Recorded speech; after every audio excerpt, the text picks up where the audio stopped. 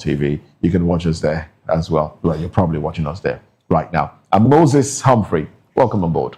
And I'm Fina Okechukwu, the channel for the SL television broadcasters 264. Just do well to, don't change the dial, be there, because believe me, we're here actually to bring you juicy stories. And all the trending stories that made us to this white table today is that American President Claudia Sheinbaum called Wednesday for making sexual harassment a criminal offense nationwide after a man, I want to say that in quotes, a man groped and tried to kiss him as she walked down the street. Kiss her, yeah. The incident occurred Tuesday as President Osinbajo walked to an event near the presidential palace, shaking hands and taking pictures with people along the way. Videos on social media also showed that too, as a very lively woman she is. But a particular man approached the president from behind, putting his arm around her shoulder and with the other hand touching her hips and chest, while attempting to kiss her neck. As a member of the presidential security detail pulled away the man who appeared to be intoxicated. Claudia Sheinbaum, the Mexican first female president, explained Wednesday that she decided to file a complaint to police when she realized that the man continued to harass other women. Authorities later reported that the man had been arrested. And also, when if you're to go through the Mexican law at a point in time before this particular incident happened, you find out that the whole state that made up the Mexican, country, they have different laws, especially when it gets to harassment and all that. The 32 federal district actually, they have their own criminal code, and also not all of them actually includes criminal penalties for such behavior like harassment, touching someone, groping someone, and all that.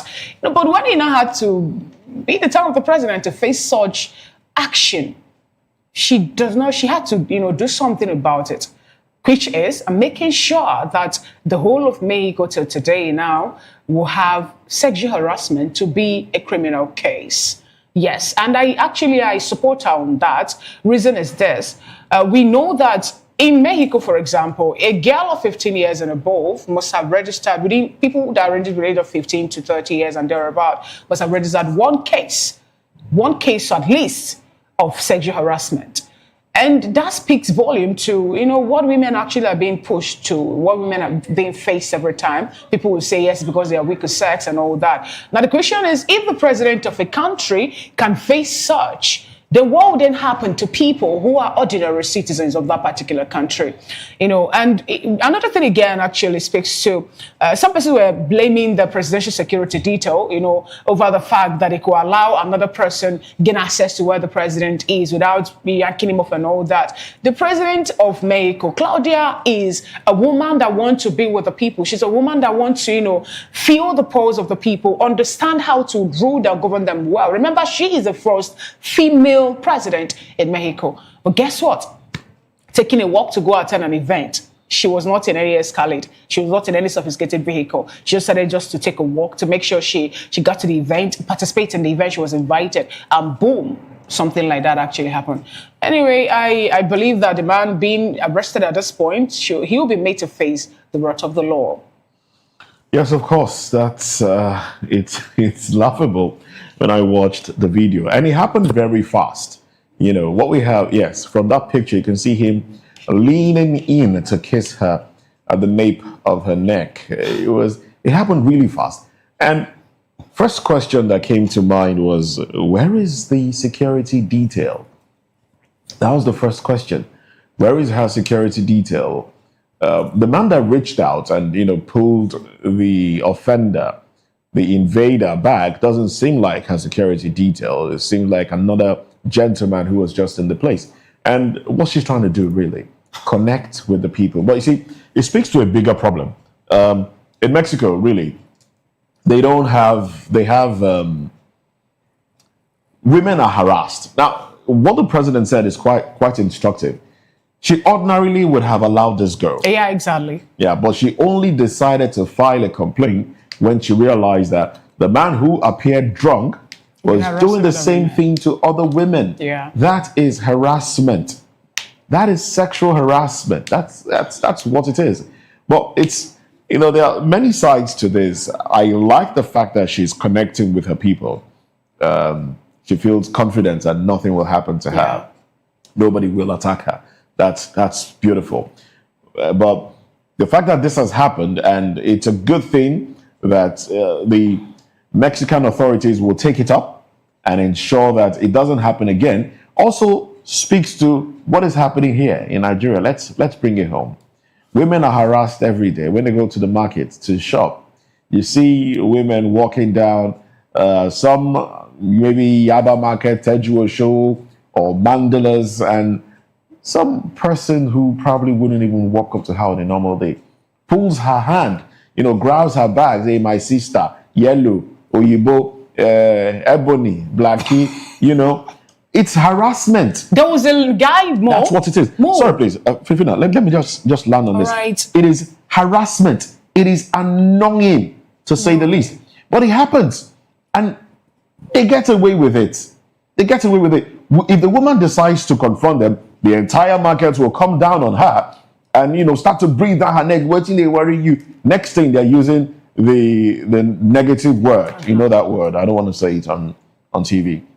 They're using that word. And then another one that really annoys me is a woman who chooses to dress whichever way she wants to.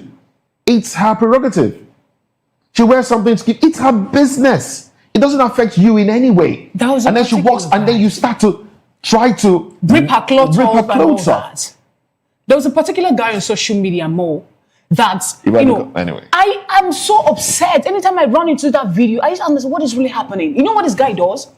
He made it to be his own content creation. Yeah, I know the guy. That he will go up and down if saying something like you're indecently dressed because of that. Go back home, pour water on the person, rip the cloth open, and I was like, who gave you the right to do such? I don't really understand. Is it and and the funny thing there, you see people supporting the same person for infringing on another person's right to start with. And I don't think they actually know the implication of such. You can choose to dress the way you want to dress. You are at liberty to do what it. You want to do. But when you start to harass people, the issue of content creators, and that's a different ballgame entirely. We'll come to that another day. There should be regulation in that area. People should be punished for some of the things they call content that they put out there that can endanger lives. I mean, we've spoken about this a number of times. But you see the issue of harassing women, and then you try to rip their clothes off, and it's appalling, to say the least. And these people should be arrested. But who will make the arrest? That's the question. Even the security personnel, the police themselves, think the same way.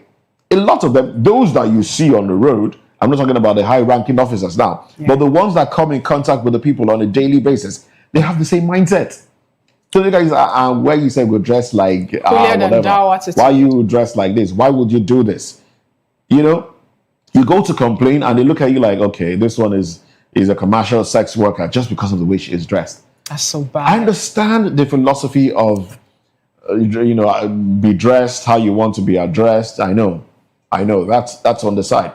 But when people decide, due to whatever reason, maybe their comfort, all right, they decide. Fina and I were having a conversation this morning about women not putting on underwears and all that. Yeah, I don't like it, but it's your choice to make. If you choose not to, if you feel you are, whatever, you choose not to carry yourself up, it's your choice to make. But I will not start castigating you for it. I look at the way no, it's not my business. Who gave you the authority to be a judge in that matter? So as we talk about the Mexican president issue, let's bring it home to Nigeria. There should be protection for women in particular who are harassed on a daily basis at the marketplace, at the street corner, and the rest of them, just because of how they choose to dress. If that's the way they want to dress, let them go. Let them dress and go to where they go. It's none of your business. Oh well.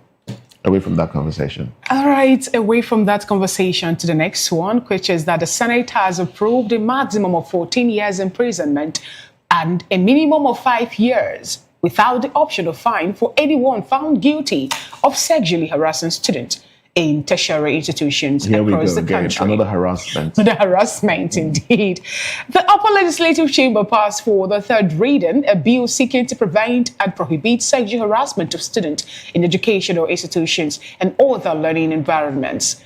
The bill, titled Sexual Harassment of Students Prevention and Prohibition Bill 2025, was presented for concurrency by the Senate leader, Senator Amy Bamidele, who actually represent Ekiti Central under the APC as a political party.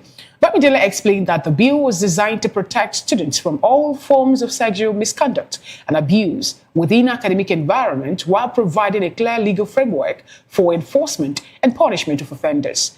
The Senate stated that any person who commits any of the offenses specified in the bill shall be guilty of a felony and upon conviction face a prison term of up to 14 years, but not less than 5 years, without the option of a fine. It also provides that offenders guilty of lesser offenses under other clauses of the bill will be liable to a jail term of up to 5 years, but not less than 2 years, also without the option of a fine. It's a good one, a wonderful one, if you ask me, a beautiful one altogether.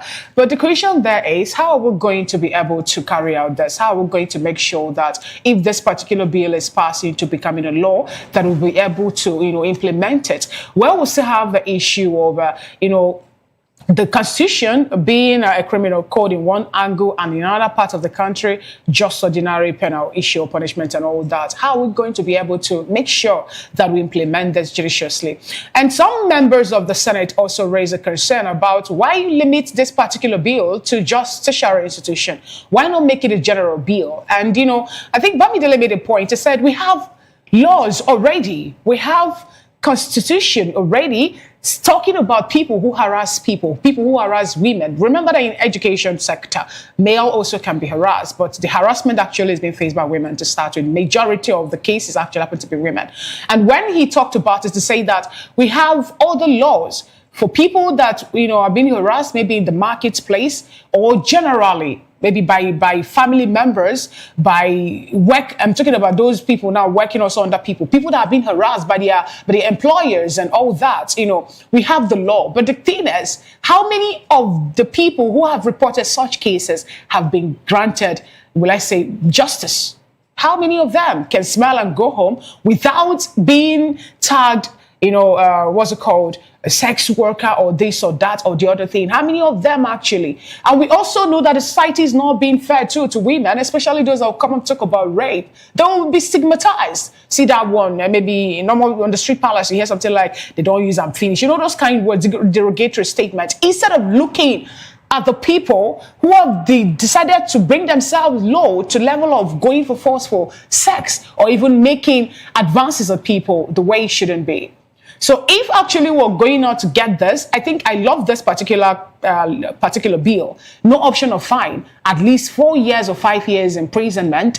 If they found you culpable of that particular case, you're going for 14 years and all that, But the thing is this, when women come up to talk about sexual harassment, I believe they should be Be supported.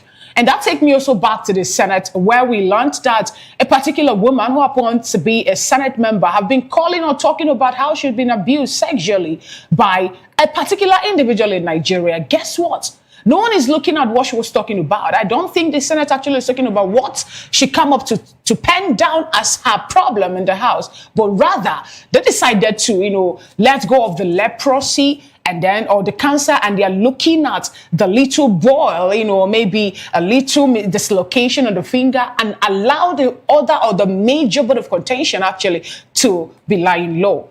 They do not want to talk about the sexual harassment she pulled up in the Senate, but they're talking about the way she presented her case, going against the Senate rule and all that. But anyway, let's see how this actually turned out. Okay, you're asking why it's in tertiary institutions. Well, it's for now, it's to protect students from lecturers that harass them. And, we know these things happen where the issue of if you don't give in to this, you will not pass my course, and then we've had female students go through a lot, some of them having carryovers because of it. So this law basically seeks to protect them within the institution. But let me put out a few information as regards this law. I think it is this bill, I beg your pardon, it's a bill, it's still a bill. The Sexual Harassment and Students Prevention and Prohibition Bill 2025. Now this is what it says. Now the key specifics there is that it applies to educators, all right? It applies to educators, including lecturers, non-faculty staff with authority, and other persons in a mentoring or evaluative role. Now, penalties. There are serious offenses and there are not so serious offenses. That's why you have 14 years to 5 years jail term. The serious offenses are those that, that are found guilty of inducing or actually carrying out sexual intercourse with a student. Now, they face an imprisonment term of up to 14 years if found guilty, but not less than 5. Now, the lesser offenses, which I think will go beyond the lecturers now, we have acts such as unwanted touching, hugging, whistling, winking, yeah, or sending sexually explicit materials. These will attract an imprisonment term of up to 5 years, but not less than 2 years, okay? Also without a fine. So if a lecturer sees a female student that he likes and he goes, "Hey, sweetheart." Problem for you, especially if you can prove it. If there's video evidence to it. If there is video evidence to it, which might be difficult to have, really. Don't worry. It's not going to be difficult. That's why I say it's not going to be difficult. Why? While I was in school, there are some lecturers who don't enter the office. Okay. And they know that students can go and learn to bring them down, especially when they have, when people actually have ideas that they love women. We have so many things. The technology in this world today is plenty. Okay. The So sunshade people are wearing can get you this. Even ordinary brooch. We have cameras everywhere. Okay. So we can, even ball pen too can be used as a way to secure evidence when need be. So that's not an issue. Now, another set of offenders are those that have aided or induced another person to commit sexual harassment. Now, that also carries criminal sanctions. All right. So these are the things. Those that have aided or induced, that might involve the students themselves. So yeah. So that I think that seems to protect the lecturers. That might be set up. Those that have aided or induced a person. Oh well. Well, it's a bill being proposed, and I know it's long overdue, but I hope this one will be passed. But let the gray areas be touched on, so we don't have a situation whereby people will be falsely accused of offenses that they did not commit, and then be made to serve jail terms. That would be bad. That's what they're suffering in the Western world, where because they know that law exists, some people that have scores to settle or bones to pick with other people decide to frame them, and then you have people go to jail, spend years in prison for offense that they did not even commit. There's a particular footballer who went to jail. He lost all his endorsement. He lost his wife, and at the end of the day, the lady that accused him of rape come up to tell the judge, "Sorry, he didn't do it." He didn't do it, and that's years after suffering the mental torture and the rest. Oh well, but let's see how this one plays out. Exactly. All right. Well, we'll be going to the papers shortly, but before then, there's been a petition. A petition has surfaced online calling for an investigation into what it described as a troubling pattern of abuse of power by Nigerian lawmakers. Okay. Oh yeah, my producer is a woman. So today the focus is on, I get it. Well, this petition that surfaced online is targeted at politician, businessman, Senator Ned Nwoko. Now the petition has been signed by 17,412 persons as of the time of filing of the report making it to social media. Well, according to the petition, Ned Nwoko is, of course, we know who he is, a prominent politician and the rest. And his recent actions revealed a troubling pattern of abuse of power, obstructing fundamental human rights, and intimidating his wife, Regina Daniels, and her family. That's the allegation being put against the senator. Now, this petition seeks justice and accountability. The documents allege that Senator Nwoko's conduct goes beyond private matters, posing a broader concern for justice and governance in the country. Well, Nwoko's alleged misconduct is not only an affront to Regina Daniels and her family, but also a potential threat to all Nigerians who believe in fairness, justice, and the rule of law. Well, it goes on, and the petition, it further claimed that his actions were reportedly more than just personal. Okay, I think we've stated that already. It's a husband and wife matter. Really, I know some people might get offended, but no. But I said it before. Now it's a family problem. It's a husband and wife issue. It's a family issue. Her brother has said things, revelations, things that ordinarily we should not know about, have come up. That his son died of drug overdose. Yeah. And, some of these things are really, we shouldn't know this. But it also points to the fact that you should be careful who you open up to when the times are good. Because when things go south, they might spill, your business out there.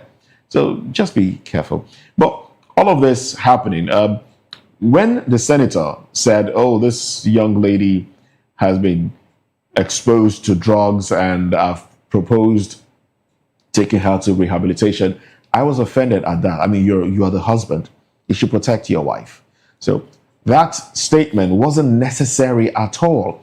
And the fact that people feel there's a need to reply to everything that makes it to the social media is laughable.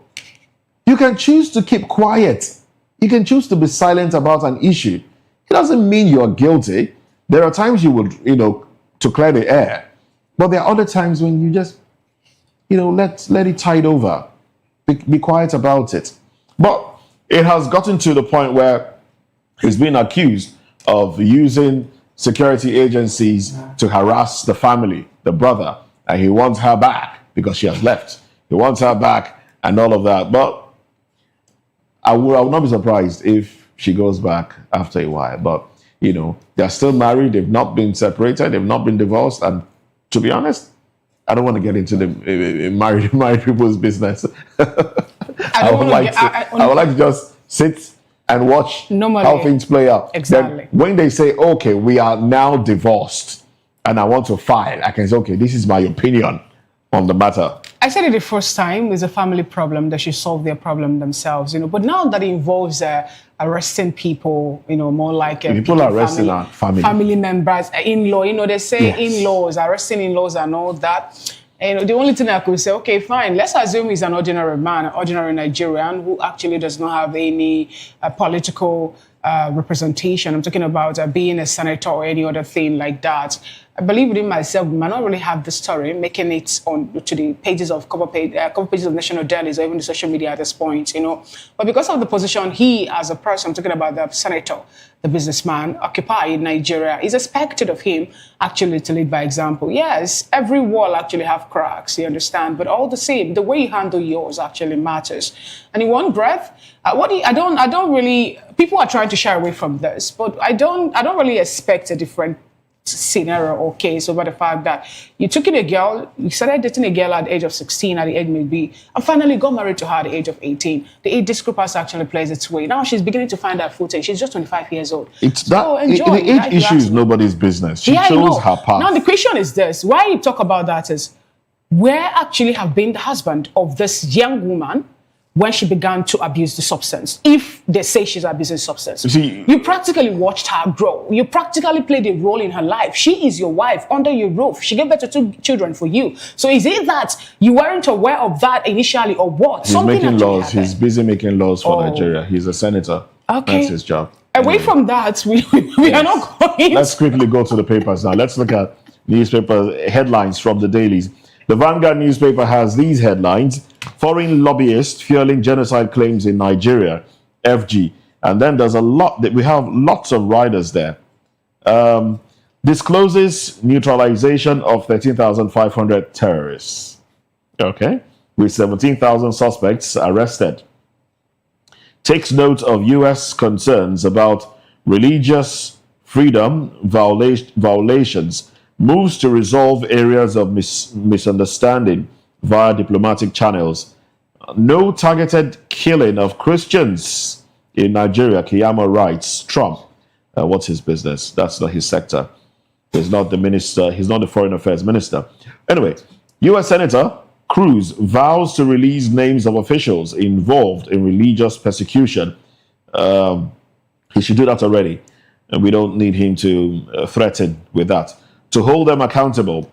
You won't dictate our foreign policy. U.S. lawmaker slams China over remarks on Nigeria. So there you have it. That's those are the riders to that story. And then Senate moves stiffer penalty for persons ripening fruits with harmful chemicals. That's a good way to go. We'll talk about that one during newspaper review. ASU accuses Minister of misleading Nigerians, threatens to resume strike. My goodness. My goodness. Okay. FG sets up approval board for PPP projects. PDP crisis. BOT stays neutral. Urges reconciliation. Mohammed-led NWC calls off convention as leadership crisis boils over. Alleged terrorism. You've last chance to defend yourself. Court tells Kanu. Tinubu, Sultan, Uzodimma, others. Headline editors confirm.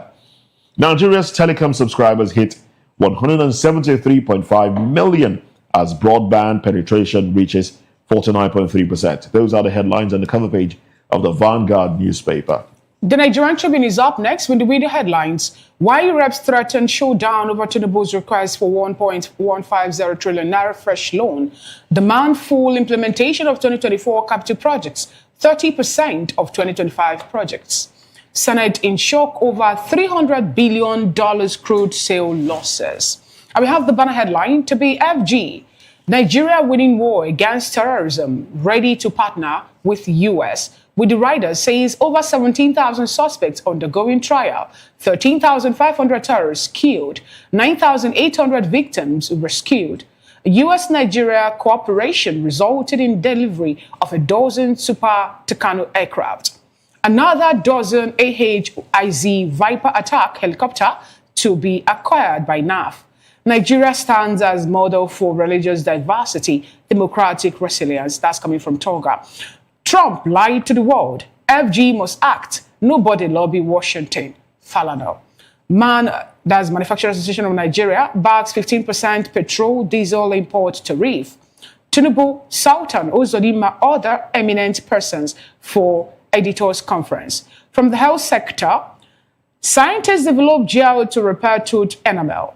And we have another headline on the cover page of the Nigerian Tribune. PDP crisis. BOT, that's Board of Trustee, appoints 6-member panel to reconcile warring groups. Right after that, BOP moves, I'll take that again. BOT moves a nullity as Iron scam, appeals Oyo High Court ruling, invasion of PDP office, direct assault on democratic value. That's coming from Bode George. And those are the stories on the cover page of the Nigerian Tribune today.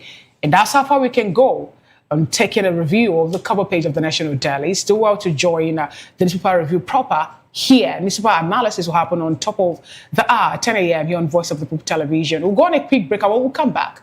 We'll extract the first topic of conversation, which is that the President Bola Ahmed Tinubu summons all foreign diplomats in Abuja over Trump's military threat.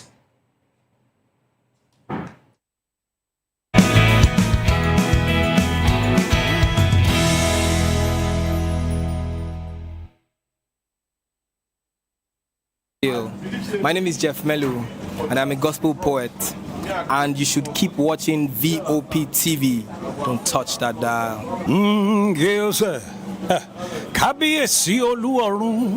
We were born to give you twale, to give you a shame. People of God, you are watching Voice of the People TV, and my name is Flo Rocker. I encourage you to listen to things of the gospel. You know, we live in very perilous times where there are some things you watch on television, you will lose faith, you will lose God.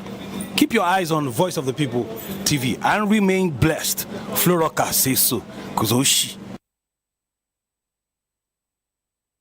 Hey guys, what's up? How you all doing? They call me Novisha Nelson One, your number one celebrity host, and you are watching Voice of the People Television, VOP. Stay tuned. Uyosite is my name. I am a friend of the microphone, Voice of the People TV. That name is unique, and the brand is very sweet. I like the packaging, picture qualities, camera qualities, and then of course, the quality of human beings that I see sometimes on your channel. I talk and get paid, and I look forward to being in your studios. Oh yes, you are on to Voice of the People TV, live here in Benin City, the cradle of black civilization. What are you waiting for? Tune in, bro. VOP TV. Now, you have more than a voice. My name is Tao Familoni, and here's to VOP TV. Keep watching, stay tuned, do not touch that dial. My name is Made Kuti, and you're watching VOP TV. Keep watching. Welcome, my name is Zika Davis. Distinguished ladies and gentlemen, boys, viewers, everybody, boys and girls. This is VOP TV. Do you know what that means? Voice of the People TV. You don't have a voice, don't come here. You better make sure your voice is heard.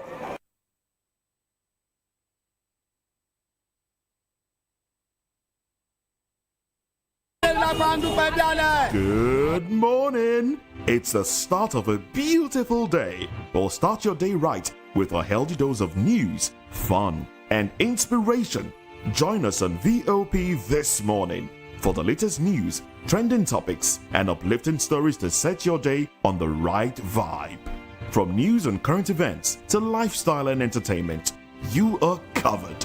VOP This Morning, 8 a.m., Monday through Friday.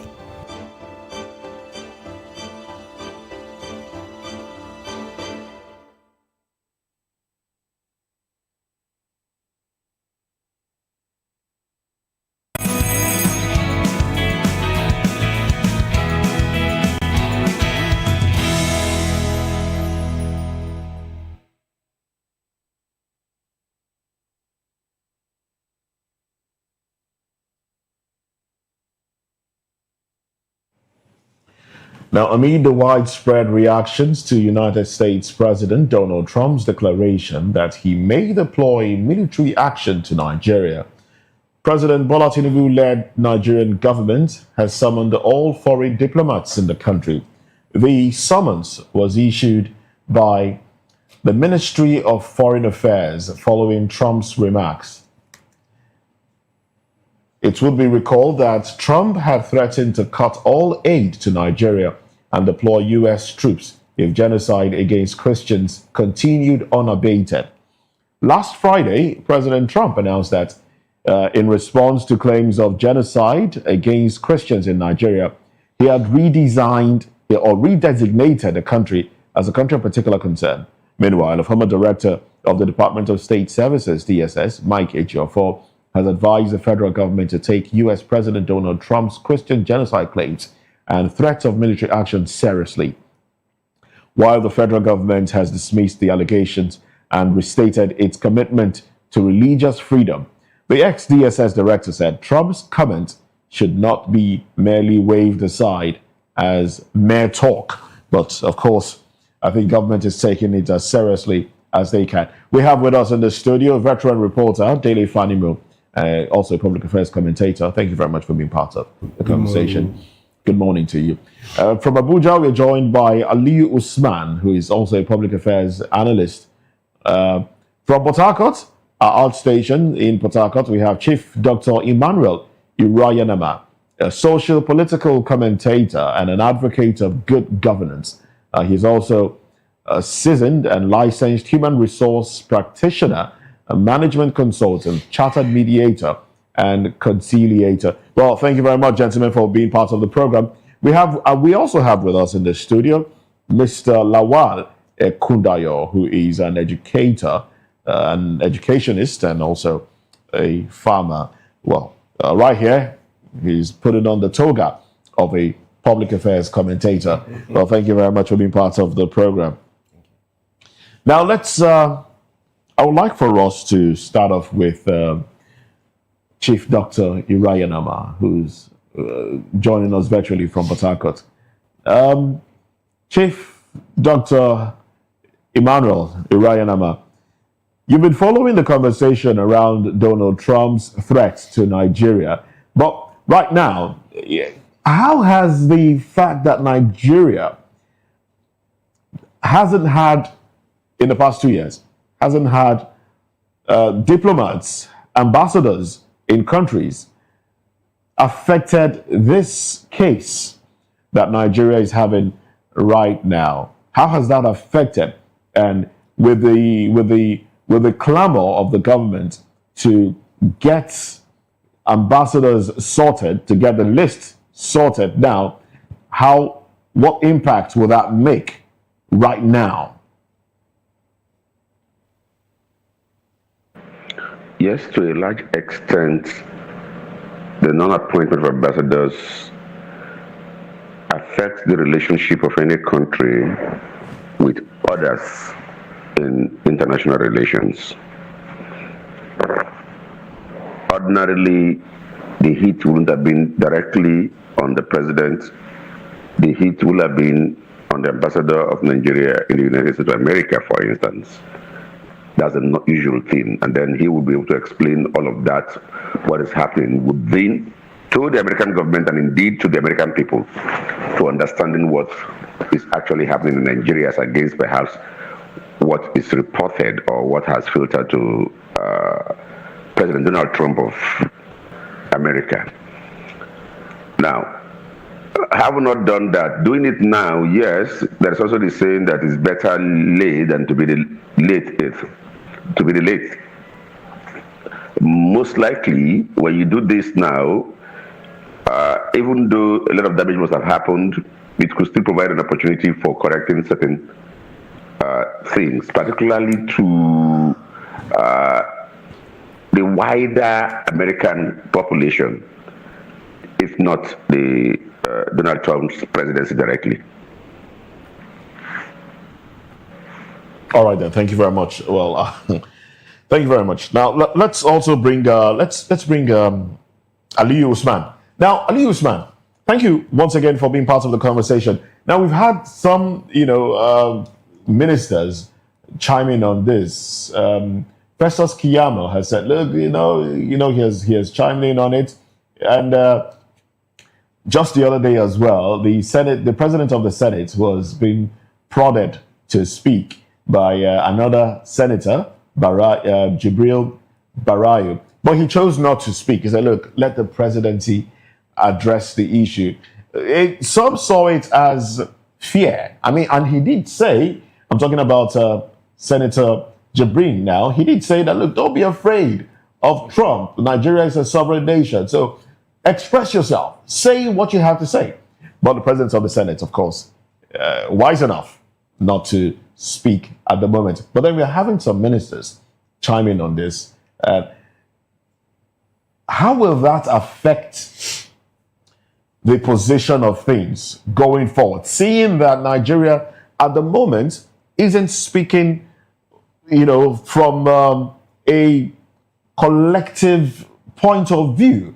Nigerians are not saying exactly the same thing, especially from the presidency down to the appointees of the presidency.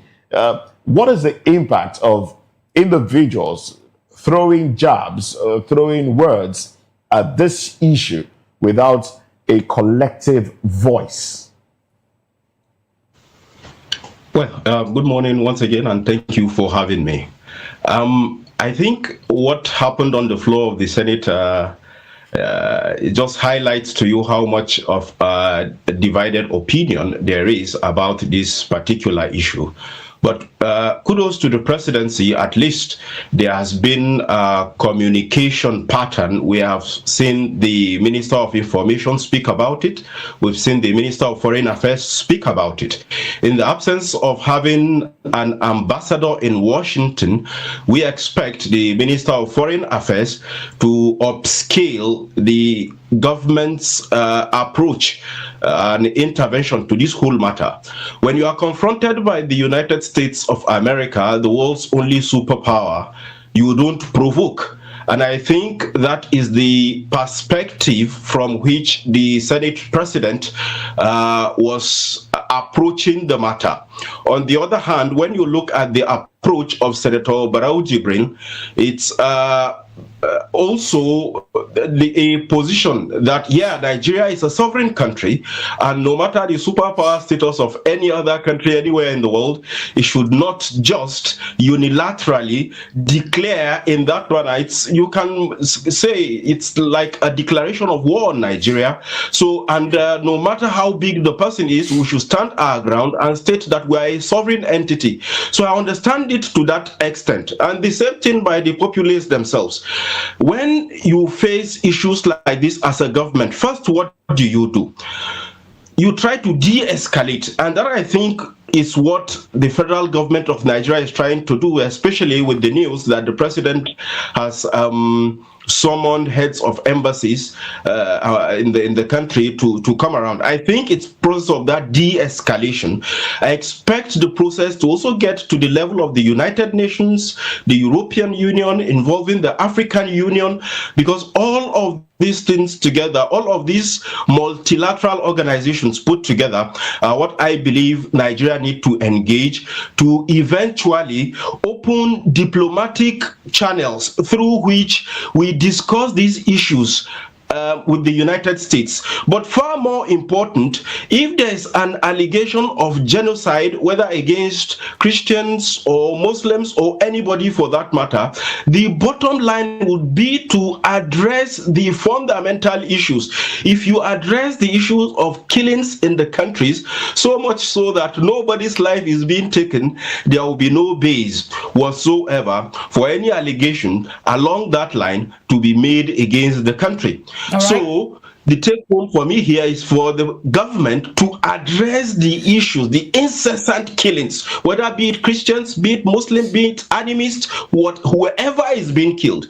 Government should address the issue frontally, squarely, and you address the matter. It's out of the window once you do that. Thank you so much, Mr. Ali. A certain individual in Nigeria was so vocal, in one of the sister station, where he was of the opinion that the threat of President Donald Trump is not going to hold water in Nigeria, given the fact that Nigerian citizens are strong and ready to withstand whatever attack or bombardment that Trump is bringing, saying that for any Marine of the U.S. that touch the soil of Nigeria, there will be a grave for the person to be buried alive. Do you share that line of thought too at this point in time? And also with the people who have been displaced because of maybe what their place of settlement and all that. I'm talking about those in IDP camps and those that have been receiving the frequent carnages. Actually, are they also part of the people who are already on ground waiting to send the U.S. Marine to their graves? All right. Thank you so much for that question. Wars sometimes, irrespective of the power that is coming, are not predictable. And I'll take you back 22 years back when the United States invaded Iraq. It thought it was going to be easy. In less than a month, Baghdad had fallen and they had declared war. They had declared victory. But what happened after that? And we have seen such patterns, whether you go back to Vietnam or you go back to the Korean War and all of these things. So wars tend not to just be this you march through and go through. There will be resistance. That's no doubt. One, the Nigerian army. Two, the Nigerian people. See, forget what you hear people saying now. By the time there is a U.S. warship on the coast of Nigeria, it's going to change. By the time there is a U.S. fighter jet flying across the airspace of Nigeria, it's going to change. change. And again, it's not something that we really should wish for. I don't even wish that it happens in the first place. Even if you have the power to fight back, it's not something you should wish because of the sheer carnage. You have seen what is happening in the Sudan. You have seen what happened in Gaza. You have seen, no matter the resilience of a people, you don't wish that you get to the point where you have to face it. Okay. We have fought a civil war in this country. Until today, the ravages of that war, the pain of that war, even though it ended almost 60 years ago, is still fresh. Exactly. People still talk about it as though it happened, just a year ago. Now, and I've given you the examples of places the US have been to. Till tomorrow in Cambodia, till tomorrow, in Vietnam, people speak about the Vietnam War as though it happened yesterday. Right. The US is still seen as the aggressor. Therefore, we should not even wish that it gets there. I would want a diplomatic channel to be open, like I have highlighted from the beginning. Thank you so Try much. to de-escalate. And de-escalate this. That's the best approach for me, and not to think that we are resilient and that we can withhold whatever firepower is coming. Okay, thank you so much, Mr. Aliyu. Let's bring it to the studio. Mr. Fanimo, what do you make of this particular call by the president, someone of all the diplomatic heads in Nigeria, to say, come, let's find a way to go about this? I recall that a spokesperson of Chinese government yesterday morning was of the opinion that they are not going to sit and fold their hands and watch US, spoil the people that they have their relationship with. And not just that, too. EU also speak to that direction, too. McGirt was of the opinion that we don't need this. Nigeria is a sovereign nation. Now, how are the people who have been in IDP camps over 10 years, because we know that this issue of killings, the insurgent group and all that actually have lasted beyond a decade, how are they going to feel, given the fact that some persons are saying, no, we are doing everything within our part to make sure we end the issue of insecurity in Nigeria, and people are still dying in their numbers? You see, the right thing for the president to do is to go the route of diplomacy. But unfortunately, why the pressure is so much on him is the fact that we don't have an ambassador in the US. Otherwise, if we had ambassador in New York, they would have been the one to first engage the officials of Pentagon and presidency in the US before it gets to the president. But because we have not appointed one, that's why the president is taking the initiative to summon envoys to show them. I'm sure what he's going to do is to show them the stride he has made in curbing insurgency, banditry, kidnapping, and all sorts.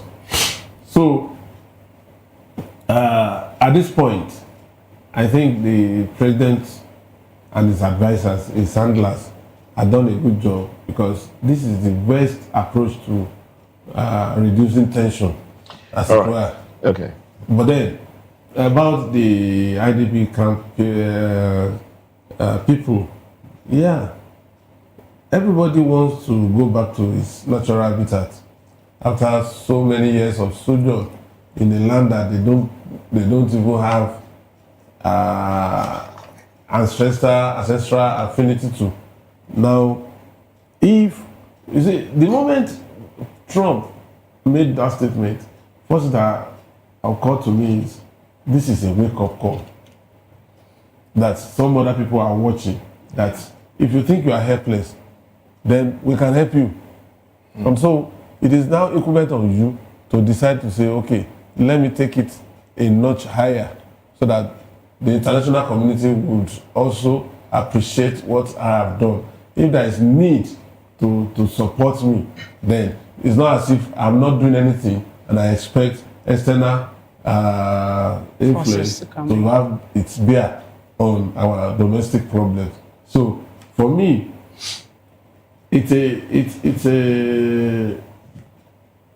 feeling to these ID camp people. Right. Now they have a hope that ultimately, if you know that about 48 hours after that pronouncement, the presidency and the president had a meeting with all the service chiefs, you know, and that is to tell you that it has so much impact on Nigeria. Right. Now, talking about having impact on Nigeria, are we going to see more like a face-off between China and US? Because today, in one of the national dailies, a particular lawmaker in the US was of the opinion that telling China that you don't dictate our foreign policy, you know, over remarks made in Nigeria. That's, you know, more like a response to Chinese government. Now, if that actually should be the case, then what actually are we going to see more like an international face-off on this particular case in one breath? Then the second question now is this: Senator Cruz, who actually happened to be the one that started the permutation about country of particular concern, Nigeria now becoming one of it already after the declaration made by Trump, he vows to release names of officials involved in religious persecution in Nigeria. Where are we heading to, Mr. Fanimo, with such information if it is being released? You see, General Sani Abacha, late General Sani Abacha, was quoted as saying that if insurgency lasts beyond 24 hours, then there must be some element of support from government. And we have seen this over and over again. So for me, if it's a shame for us in Nigeria that an external person who probably may not have visited Nigeria at all in his lifetime is now the one compiling list of those who are remotely or openly supporting insurgents. We all know this, that these elements couldn't have been so brazen if there was no support coming from somewhere. Okay. And the issue of China-Nigeria relations is not going to snowball into war. It is purely economic war, because over the years, while China was making inroads to Africa, America did not see it as a fertile ground. Now, after a while, when Trump came, you know, Trump is an expansionist. Anywhere he goes, he wants to trade your mineral resources for either protection or whatever. So, after his meeting with Xi in China, Americans that are in China would have briefed him on the level of inroads China has had in Africa. And he feels that, no, the game has to change. Okay. And the power has to change. So, and the best way to start is to start from Nigeria. Okay. With our population, with our mineral resources. But in the long run, I just hope that so basically this scramble for Nigeria. Okay, that's you took the words right out of my mouth. Yes, this so scramble for Nigeria is a scramble for Nigeria. Will not snowball into a crisis that we have witnessed over the years. Right. Now, talking about crisis, there's another question I would ask, but let's get to Lawale Kundayo now. Let's get your thoughts on this very very quickly too. Everything that's been happening so far. This is my first time having this conversation with you. Thank you. Now, one thing is this. They keep saying Trump said he wants to invade Nigeria. I didn't see any word of invasion there. He said he wants to come gun ablaze against. Gun ablazing, that's invasion. No, wait, you come to a country now. You start to shoot. That's an invasion. He said, no, that's not invasion. He said, what is an invasion? Wait, now let me finish. He said, against these terrorists. See, he made his word specifically. He has a choice of. He said, gun ablaze against these terrorists and take them Christians out. So he's not saying against Nigeria. He's not saying war with Nigeria. He's not saying. He said gun ablaze against these terrorists. So wait, I'm coming. So he may be saying this based on the fact that he wants to assist Nigeria. He has some loopholes that he believes he can fill militarily to assist Nigeria to stop this terrorism. You get? So he said gun ablaze against the terrorists to wipe them out. That is one. So we should stop twisting this thing in another direction. Second, Nigerians actually called for Trump's help. Have you forgotten that? Trump didn't just wake up in the morning and say, okay, Nigeria, there's genocide in Nigeria.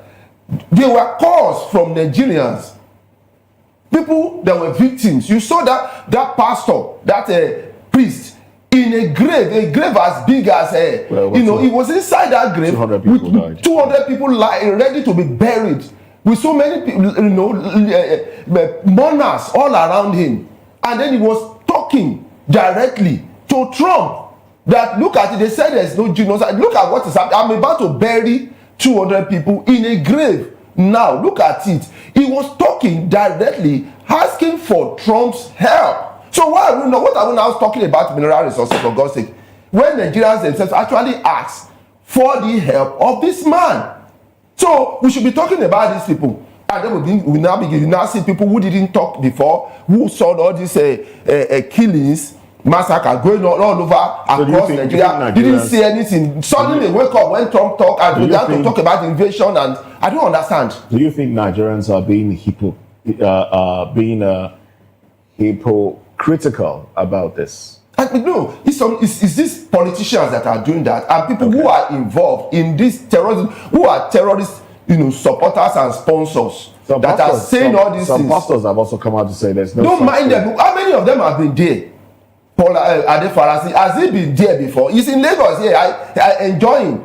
Has he been there before? A priest, not even a priest. So across board, you go to Kwara, Niger State, Kogi, Benue, Jos Plateau, go to some other states in there, go to Borno, you see, go across, you see all this, and people bring videos. There was a woman. Let me ask you this very quickly. I would also like Aliyu Usman to respond to this question, and also Chief Rayanama to respond to this question I want to ask. Now,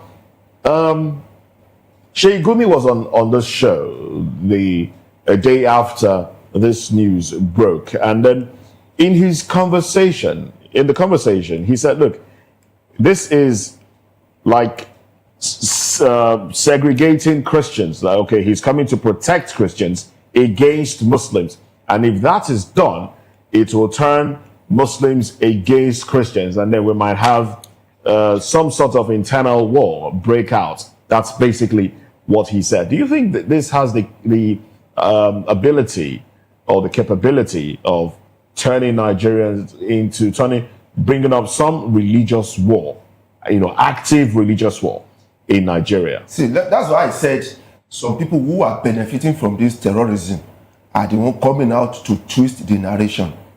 They are coming out. If somebody says he got an information that genocide is against Christians, and they say, okay, he wants to come and protect Christians. When you see that, okay, the genocide is not only against Christians, it's also affects some other area. You brief the person, you give the person information, evidence that, no, it's not about Christians. So this thing is a holistic thing that we need to deal with too. So if you are coming to help us, this is what we need you to help us about. Right. Okay. I will not Gumi is fingered to be working with these terrorists. Even there was a lawyer even called for him to be prosecuted, to be investigated by DSS. All right, then. Let's, Chief Dr. Rayanama, please, react to the same question. Is there a possibility that if care is not taken, this will cause internal religious war between Christians and Muslims?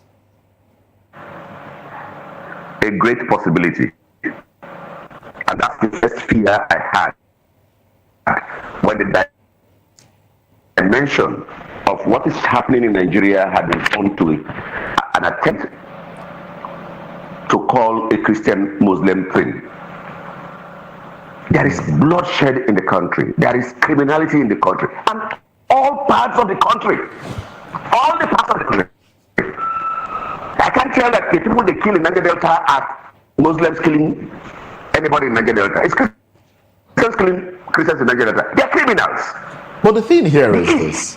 The thing here is, sorry to interrupt you. Those that are killing, those that are dying in the East, those that are killing them are Christians. Those that are killing them are Christians. Sorry to interrupt you. Let me remind you of something, Chief Dr. Rayanama. Let me remind you of something. Now, genocide, as the definition says, are people being killed for their religion, because of their religion. We have people being killed in parts of the country, and nobody is saying anything. I mean, in the southeast, for example, people are being killed, but it wasn't an issue at some point up until a lady and her children were killed, Harira. Harira, who was formerly called Fatima, was killed and her children, and then it became a big issue, especially in the north. Uromi 16 also became a big issue when we know that before Uromi 16, I'm talking about the alleged hunters that were killed there were killings going on around there. So it wasn't an issue. Nobody called it a genocide until people from another religion or another part of the country were killed there. It became an issue. So don't you think those that are calling it, a genocidal act know exactly what they are saying? I'm not sure they know what they are saying. A criminal everywhere is a criminal. And that's why we seem to have a problem with this continually increasing. An attempt to ethnicize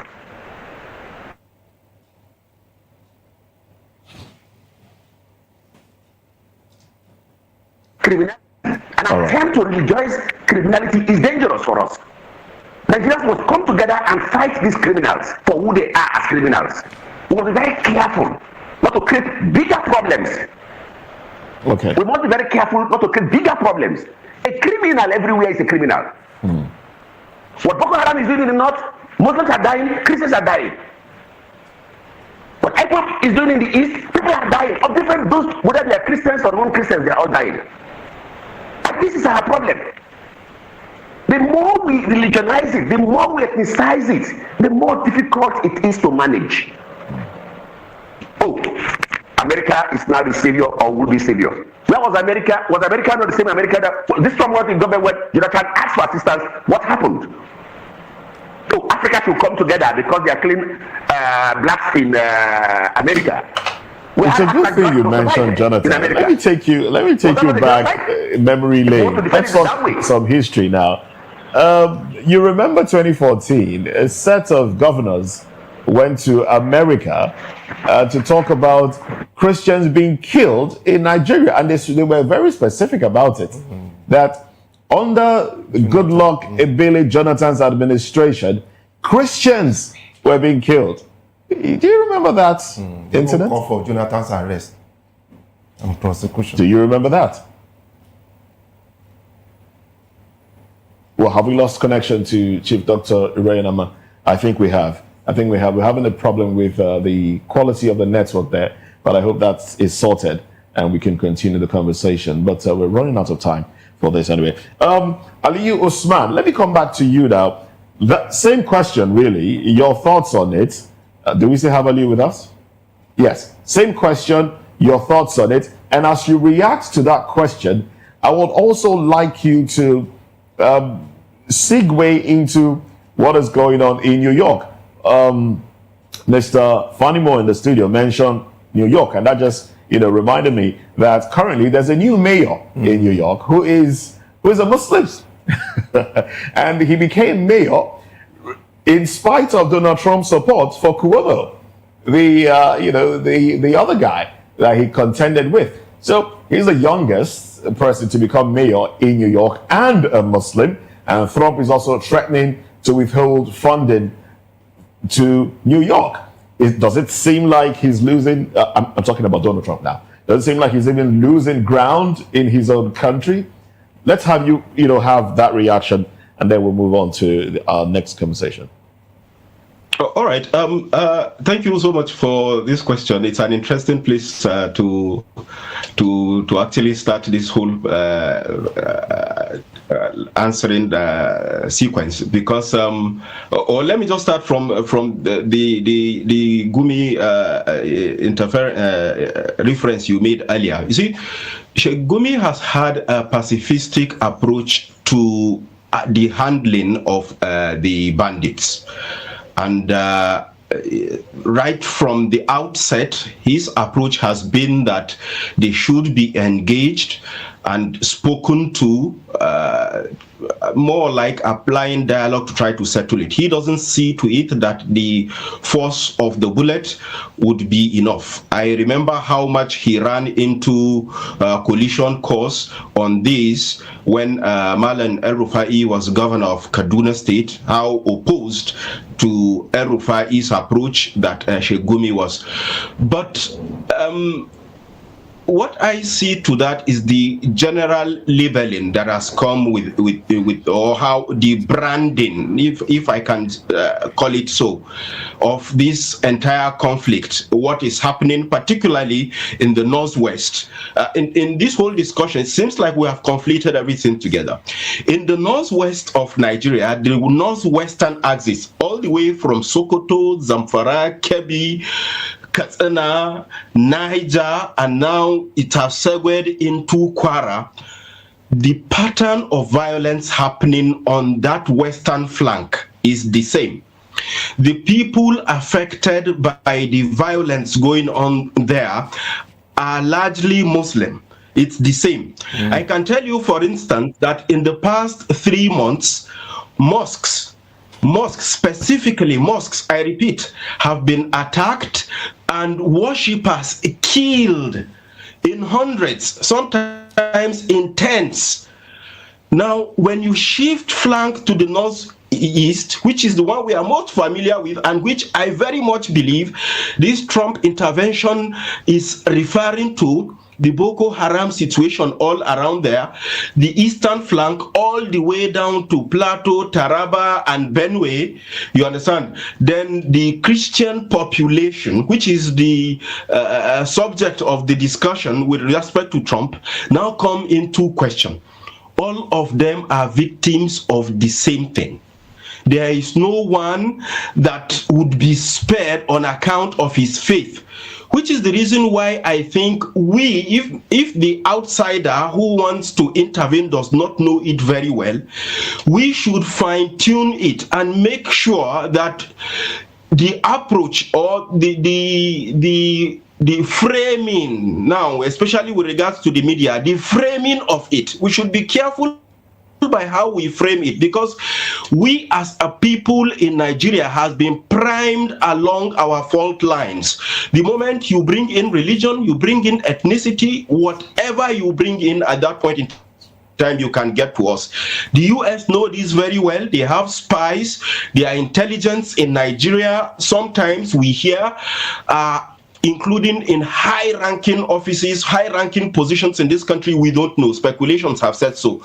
Therefore, when we hear things like that, we need the presence of mind to distill it and make sure that we don't allow their framing to exacerbate these very fault lines that we have. All right. Now, I'm happy you made a statement. Malam Nasiru, you said something. You said that if you check the layers of the attack, the killings happening, the northeast, the northwest, the north central, that they are all the same thing. Now, the question is this: who are the people carrying out these killings?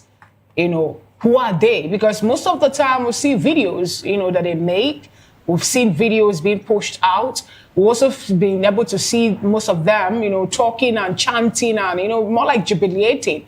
Take it further also to the point whereby we've also seen people, some local government or some clerics decided to go in to negotiate with all the, some of the terrorists and some of the bandits. So the question is, who are they? And then when someone says we are here to take out the jihadists that have been killing Nigerians, displacing them from their home, are we going to say that such a statement is also, not being the way it should be? Because you're saying the media, the world is more like trying to bring up a wrong narrative that sometimes will help in exacerbating the issue of religious war at this point. Well, thank you so much for this question. We are very much happy with anybody who wants to help Nigeria end this crisis. For so long, the Nigerian government tried to get the United States of America to sell weapons to us to fight these criminal groups. Yet the US did not budge. You remember the issue of the Leahy law, which was finally, painstakingly under the Biden administration. Somehow we got a leeway to purchase some of those weapons from the United United States of America. So if the US is coming to help us with our problems, we are very much happy. What people are saying, and part of what I alluded to at the beginning of this discussion when I was looking at the, the interaction between the Senate President and the Deputy Senate President, where I said while the Senate President was trying not to provoke, the Deputy Senate President was trying to say, no, Nigeria is a sovereign country. And that's where it comes in. We are a sovereign country. We are not a banana republic. We are not a Somalia, however bad our systems are. If we want to get any kind of help from anybody, it should not be the type that will tell you we are coming gun ablaze without consulting our country, without opening any diplomatic channels. It leaves room for suspicion when anybody comes to help you in that manner in this day and world, when we know what the United States have done elsewhere in around the world, when they have told us they were going to get WMDs from somewhere and they spent 20 years there, no WMDs, and they came out until today, they have not apologized to the world. 1 million people lost their lives in Iraq. You can't also quantify other kinds of damage. We saw it in Syria, we saw it in Afghanistan. We are not saying we don't want help. It is on record that our government has approached the United States of America for help. With respect to this, if the United States has finally accepted to help Nigeria, we don't expect it to be a commando style, coming gun ablazing in the manner that President Donald Trump has said it. That's that about that. And when you asked about who these people are, we all know them. They are bandits. The bandits operating in the Northwest. There's a scholar, Professor Rufai from the Osinbajo University, who had done a research on them in something titled "I Am a Bandit." It's available on the net. You can go and check "I Am a Bandit." He details the history of all of these bandits groups from Sokoto to Zamfara, their history, their biography. All of these things are there. They are known. Their locations are known. Bello Turuji, for instance, has a knack for making videos, coming and even challenging authorities, clerics who come out to attack them. For instance, maybe some of you in the studio do not know, maybe Sheikh Lukwa, or maybe other clerics in Sokoto and in Zamfara who have head-on challenging these people, and in a lot of way that many people do not know, challenging them to the fact that what they are doing is genocidal, what they are doing is criminal.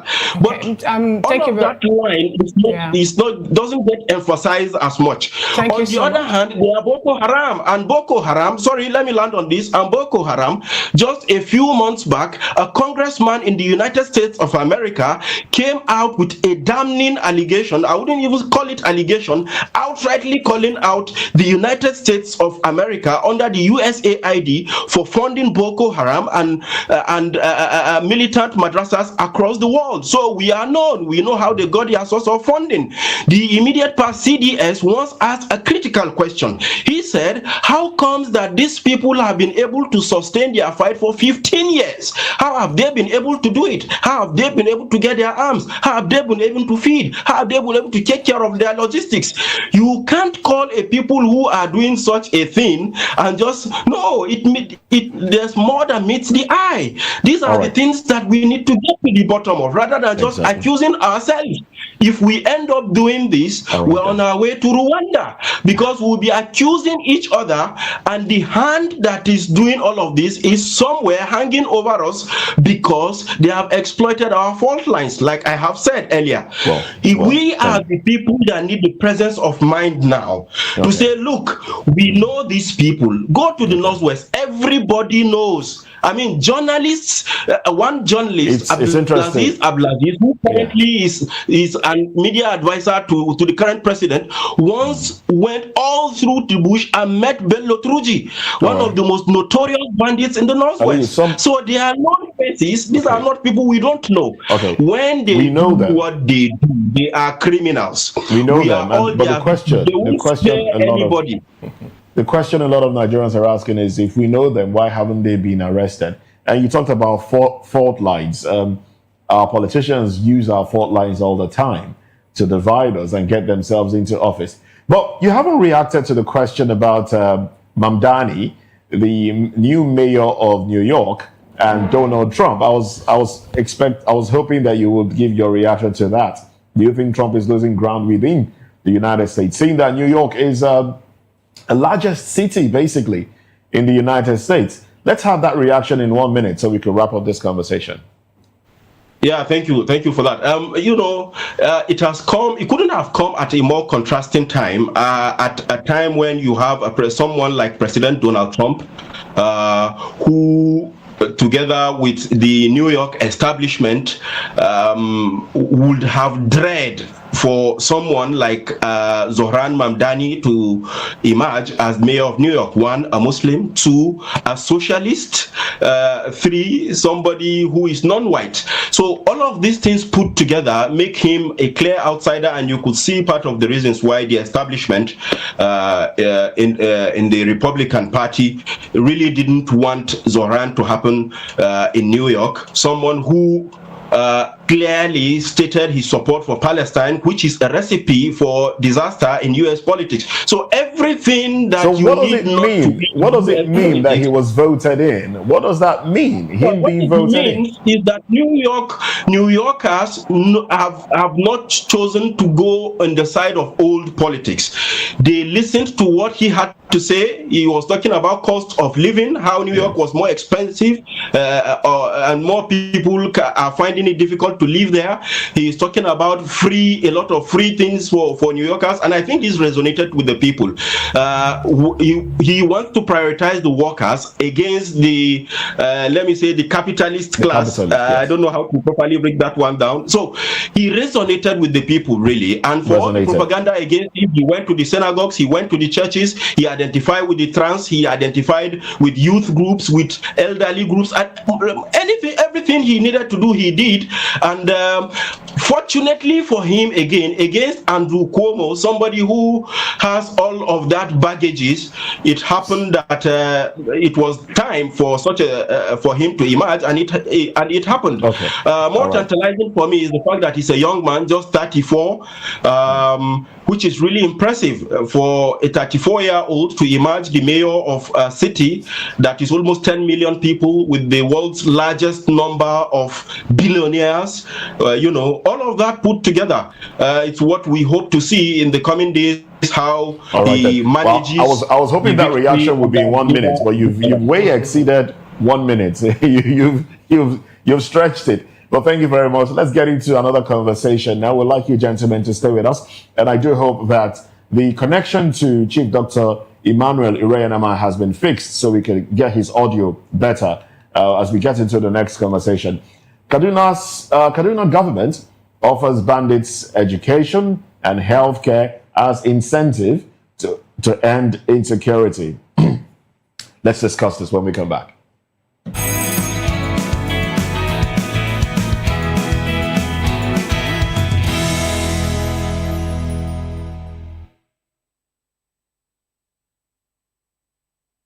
Join us on People's Voice, where we amplify the voice of those that matters the most. Join the conversation. Share your thoughts with me. I am Xavier Udo. Weekdays, Monday through Friday, from 4 p.m. to 5. Don't forget, our voice matters the most. Let us come together and share our concerns. Thank you.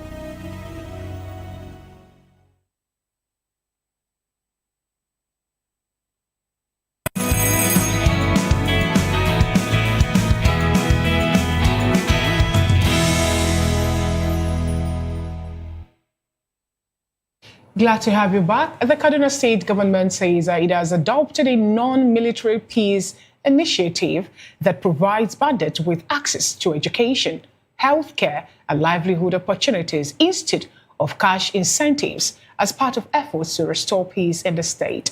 The State Commissioner for Information, Abad Meyaki, disclosed this during a one-day workshop on peace journalism organized by the correspondent chapel of the Nigerian Union of Journalists, Kaduna State chapter of the NUJ.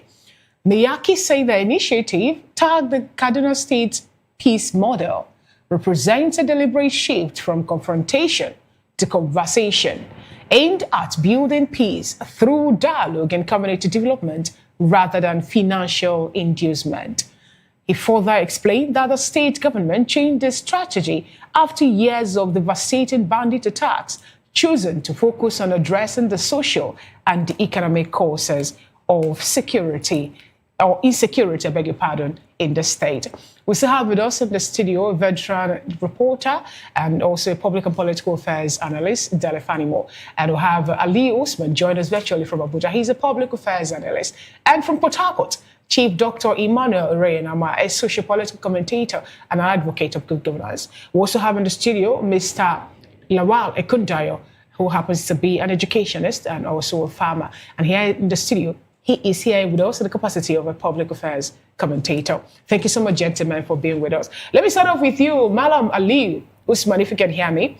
What do you make of this particular statement, by the Kaduna State government, or rather this particular initiative by the Kaduna State government to now have free education and healthcare also for bandits, who actually are in the state have caused more mayhem than other. For example, we'd like to take it because when Miyaki was talking, she went further to reveal that from 2015 to 2023, Kaduna State recorded 1,160 security incidents, resulting to the death of 4,876 people, and also abduction of thousands too. By 2021 alone, 1,192 people were killed, and 3,348 were abducted. And also, this particular move led to the closure of 142 schools and 192 health facilities across local government areas in the state. And yet, in one breath, we're seeing the government saying, we're not going to confront these people. Rather, we want to have a conversation with them. The likes of Sheikh Ahmed Gumi was calling that terrorists in Nigeria should be given amnesty. Let's get your opinion on this, please. Well, I think Sheikh Ahmed Gumi is probably the most prominent, but there is also Sheikh Musa Asadu Soda, who also advocates for non-violence, or let me say non-kinetic measures towards solving the problem. But I think probably the most widely recognized is Sheikh Gumi. I don't want to outrightly, just dismiss what the Kaduna State government is doing. But you see, the nature of the problem, even though, yeah, it is commendable to give them education, to give healthcare and all that, but you don't invest in education as a matter of a quick win. No. Education usually takes time. You can't say you are educating people today because there is banditry and you want to end it. When you are investing in education, it's a long-term investment. So if it was a non-kinetic component of their intervention that they were doing this for, I would have expected something that's a quick win. Say, for instance, you look at the demography that is carrying out this particular case and look at their economic situation. If you ask them today that, okay, you are living as a non-kinetic measure to leave banditry, what do they fall back to? What are they doing banditry for? People who are used to taking ransoms of millions, you want to ask them to just go to school and give them free healthcare, and you think that's enough? No. Education is good, free healthcare is good, but that should be for their children, just so that you cut off the recruitment chain, that in the next 10, 20 years, we are not battling with the same situation. If that is approach, then it is commendable. But if it is to deal with the immediate problem that we have today with respect to banditry or the insecurity that is going on in Kaduna State, what I would want to see, what I would have preferred to see, is an economic situation, an economic empowerment for these people, such a way that you get them away from what they are doing now and then engage them. Because we have seen situations in the past, sometimes, I think that was in Zamfara also, when a bandit leader repented and he was brought back into the city and given a house, and shortly after that, he felt, no, he's not getting as much as he thought he would get from government. These people have become insatiable by the kinds of amounts of money they are getting. Malam El-Rufai once made one allusion one time.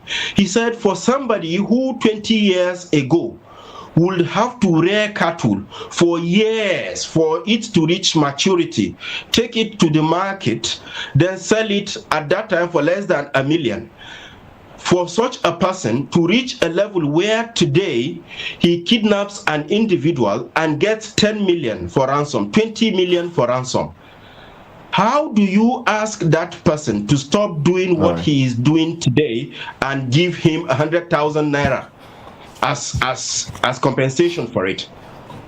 So if there are two approaches, if you are not taking them out, if you want to do non-kinetic approach, then look for economic empowerment as the mode to do it, and not to say you are putting them in schools. All right, then. Thank you very much for your thoughts there. Thank you very much, Aliyu Usman. Let's bring it back to the studio now. We have Daily Fanimo. Let's get your thoughts on this one. Provide education, provide healthcare to bandits, Boko Haram, as a way of, taking them away from that act. Will that work? Saying that a lot of them even speak against Western education. What sort of education are we talking about here in the first place? It's not going to work. That's the simple fact. And why it will not work is the fact that these guys are steeped in enjoying free money. And to what end will that education serve at the long run? Are they going to look for white-collar job or blue-collar job when they pass out of that school? The same mistake Jonathan did when he said he was going to create a nomadic education and all the rest of the north, which also was used against him. Is the direction this government is going now. What would somebody who can kidnap and make 100 million go back to school to do and do? Does he want to become a professor or a doctor? I don't really know. So it's not going to work. When you negotiate with your transgressor, he feels you are weak and you continue to come back for more. It's just like a blackmailer. The moment you give it to a blackmailer, he feels you are vulnerable and he will keep asking for more. These people, they are enemies of the state and they should be treated as such. All right. Now, when you say they are the enemies of state and they should be treated as such, is it that the Cardinal government is not aware of that? Because from what we also gathered we learned that from that particular peace initiative, I'm talking about conversation over confrontation, that 20 to 30 trucks now, cattle trucks can easily move the road. They have been able to recover over 500,000 hectares of land from these bandits and all that. Are you saying that they are not aware that there might be a way for them to go back, to their words, even after they have enjoyed incentives from the government? You see, the best approach to some of these things is to decimate the rank of these guys. And the remnants can then be rehabilitated. But when you begin to negotiate at this level with somebody who is used to entering the forest, kidnap people, make cheap money, and live like kings and queens, and then you want to, it's just like, you recall even down south here, there is no apprentice anymore. Go to any garage. If you ask for Osinbajo that you saw last week, Osinbajo has joined those Okada riders. Once the politician buys them Okada, they don't want to learn any trade. Because everybody wants cheap, quick money. Okay. So I don't see anything that will make this thing work. You don't see anything that will make it work? Yeah, I don't see it. Oh my goodness. It's Is it a hopeless situation? In fact, it's education now. This is this is my area now. Your area. See, it's a form of encouraging more of these people to go into this terrorism and banditry. Even if it's Islamic education, no matter that will what, teach them the real tenets what of do you Islam, want to because teach Islam them? is not. See, it's not going to encourage, warfare. It doesn't encourage what they do. So maybe if they are taught properly, the tenets of Islam. I don't want to go into that one now because that's you don't know, you don't really know anything about that. Meanwhile, let me come to this one. One, it exposes these people who come up with this idea that they have hands in this banditry and terrorism. They have hands. How can you tell me that you have citizens in your state? These citizens their children, their family, their husbands were killed by terrorists and bandits. And these same bandits, you want to settle them among the people that they have killed their family, their husbands, they have made them internally displaced people. Does that make sense? If these people have killed your own children and your wife, that's the governor, you'll be telling me you'll be rehabilitating them back and give them money. That's some, it shows that these politicians have hands in this banditry. That's why when Trump said, I'm coming to attack the terrorists, they turned it into an invasion and began to condemn it every now. But you say you cannot handle this thing, you want to negotiate with them, give them, and somebody wants to assist you now turn into something else. Now, that is one. Second,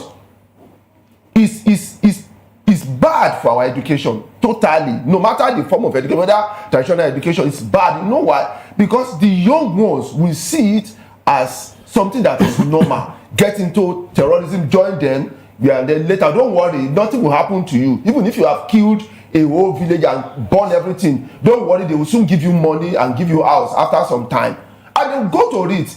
That's what is happening. Look at all this scamming that we are talking about now that's become a problem, an endemic. It's the same thing now. Okay. So this thing they are doing is totally counterproductive. It will ruin this country. It's already ruined it. Okay. Because all this thing it has not been working. How can you tell me somebody who in our law, terrorism, is a very grievous criminal offense, and the same people you now want to give them and you negotiate with them, give them out. That means you are going contrary to the constitution. You are doing something that is unconstitutional. Thank you so much, Mr. Lawale Kundayo, for your submission. Let's get your opinion on this. Mr. Emmanuel Reyenama, what do you make of this? What is different between what the Kaduna State government is doing from the federal government initiative of non-kinetic approach? I'm talking about rehabilitating and reintegration of terrorists back into society after they must have been de-radicalized. Some states actually have enjoyed, I think, the 6th phase of it and thereabouts. So what's different between what the Kaduna State is doing at this point? And also, they've pointed out some of the benefits, some of the things that have gained from it, to the point that 500,000 hectares of land have been retrieved, and trucks can easily move freely, within some state route or federal government route too.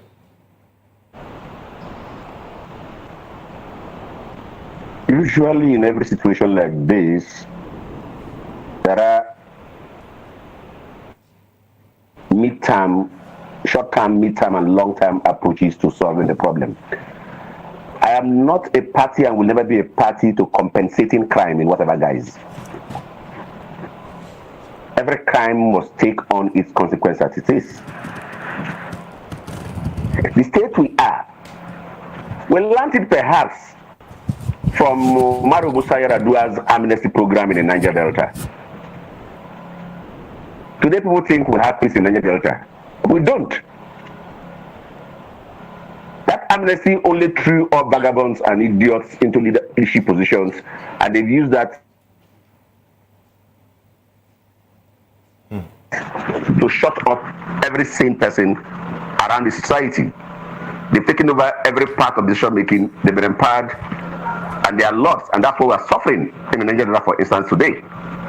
Because that same thing that gave rise to other smaller criminals in other regions to also form their strong groups, all are waiting amnesty of one sort or the other. And that's why you find the Gubis and the rest of them also talking about amnesty. The question is, if it happened in this place, why won't it happen in this other place? That's what we say we must avoid. We must call criminality what it is. Chief Dr. Emmanuel Reyenama. We must call criminality what it is and pursue it that. All right. In Niger Delta, for example, the youth of Niger Delta were talking about the oil spillage and the fact that, their land actually is no longer useful for anything because of the fact that that is where Nigeria gets its major sources of revenue generation, the oil, the crude oil. And they decided to revolt because of the fact that their lands were being, misused, and no one actually is being held accountable, responsible for that. Now, what can we say at this point in time that the terrorists from the northern part of Nigeria, or in the northern part of Nigeria, is demanding? What are they actually asking for at this point in time? I am not sure you have the complete story. The story in Nigeria was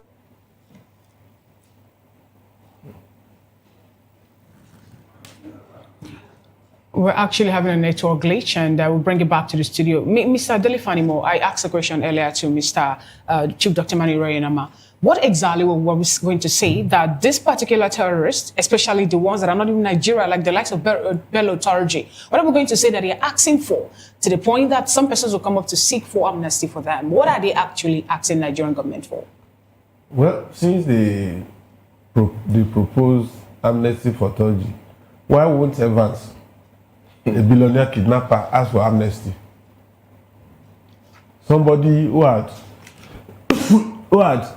been terrorizing the state, killing people at will, and then suddenly you are now asking for amnesty. Amnesty over what? If you kill, you should be killed. If you commit murder, you go for capital punishment. That is what the law says. What restitution can somebody bring to a family of somebody you have killed? These people, I don't see any reason. We indulge them to the extent that they feel they are lords of the manor. And that's why Turji will leave his country, Niger, and come and torment us here, and we acquiesce and we are ready to genuflect before him and tell him, Rakadede. It shouldn't happen. It shouldn't happen at all. And when I saw this particular Turji on television, I looked at him. Ordinarily, he was looking frail. He wasn't that kind of huge person that you want to say that is a hunk. It doesn't look like one. It was so emaciated, it was skinny, and then yet you allow that kind of miscreant to be tormenting Nigeria, and you are not talking about amnesty. Which amnesty? Amnesty my foot. And then moreover, these terrorists, what they want is different from the Niger Delta one. The Niger Delta one says that their land that they use for agriculture, economically, whatever, is being decimated, and then they are not being taken care of. So that is their own idea. They are on their land. Now these terrorists, they are not on their land. They are foreigners who came into Nigeria and then want to take over and want to, use Nigeria as a means of their economy to make money. So what do you want to negotiate? That's why they are saying give them land. That means they are not Nigerians. They are not citizens of Nigeria. So they migrated in and you say give them land. So every other miscreant can come from other countries and come to Nigeria and you give them land. Then very soon, where would the indigenes be? You chase them out of their country and then give the land of Nigeria to non-indigenes who are terrorists because you want to pacify them. It doesn't make sense. Right. It shows loophole that these leaders are complicit in this terrorism. Thank you so much, Mr. Lawale Kundayo, for your submission. It doesn't make sense, but it's happening already because some places in Benue State, the original, the indigenous people of the community have been sacked. And we'll have foreigners now occupying some people's ancestral home. We'll go on a quick break and we'll come back. We'll move straight down into political statements where we have another unfolding story from the People's Democratic Party that the, acting chairman, I'm talking about acting national chairman of PDP, Mohammed, have cancelled their national convention. Do well to stay with us.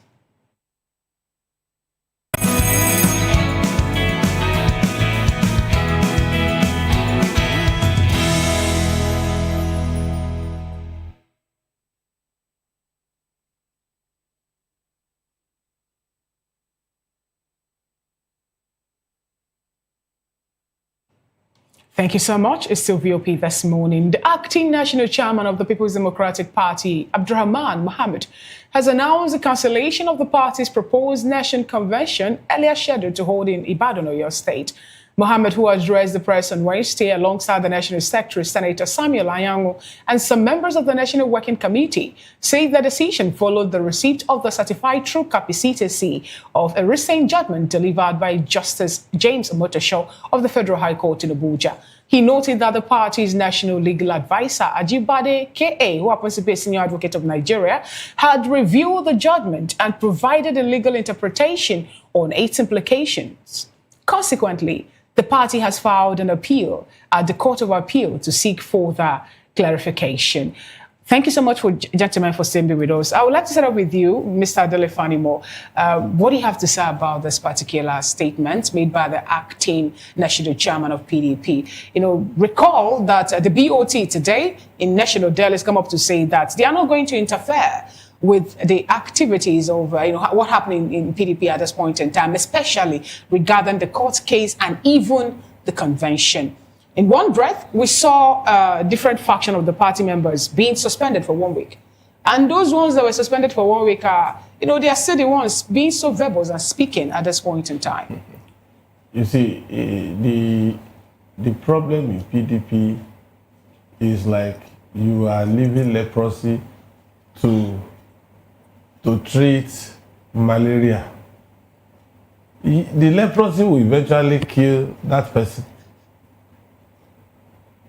Already, the rank of PDP has been decimated. The real gladiators of PDP had left PDP. Some of them are now in APC. Some of them are in ADC. Now, the remnants of the juggernauts in PDP are the ones struggling. They are not even struggling directly, but they are surrogates of those who still want to hold on to that party with vice grip. The likes of Wike. Atiku has not joined ADC, don't forget. If he finds out that the crisis in PDP is resolved, he might go back to PDP to pick PDP ticket. The only reason why he ran out of PDP is the fact that, you see, that Zamfara election has woken all politicians in this country to the realization that just one technical ground can make you lose your billions you have spent on an election. Those who lost the election in Zamfara, they had gone home to sulk. Suddenly, the judgment came, and it had bandwagon effect. Swept everybody that was endorsed by that particular party chairman and secretary. Well, let's reserve some more of your analysis for newspaper review, because I'm pretty sure this will come up during newspaper review. Aliyu, Osman, I understand that you've rejoined the conversation. Let's get your thoughts on this very quickly too.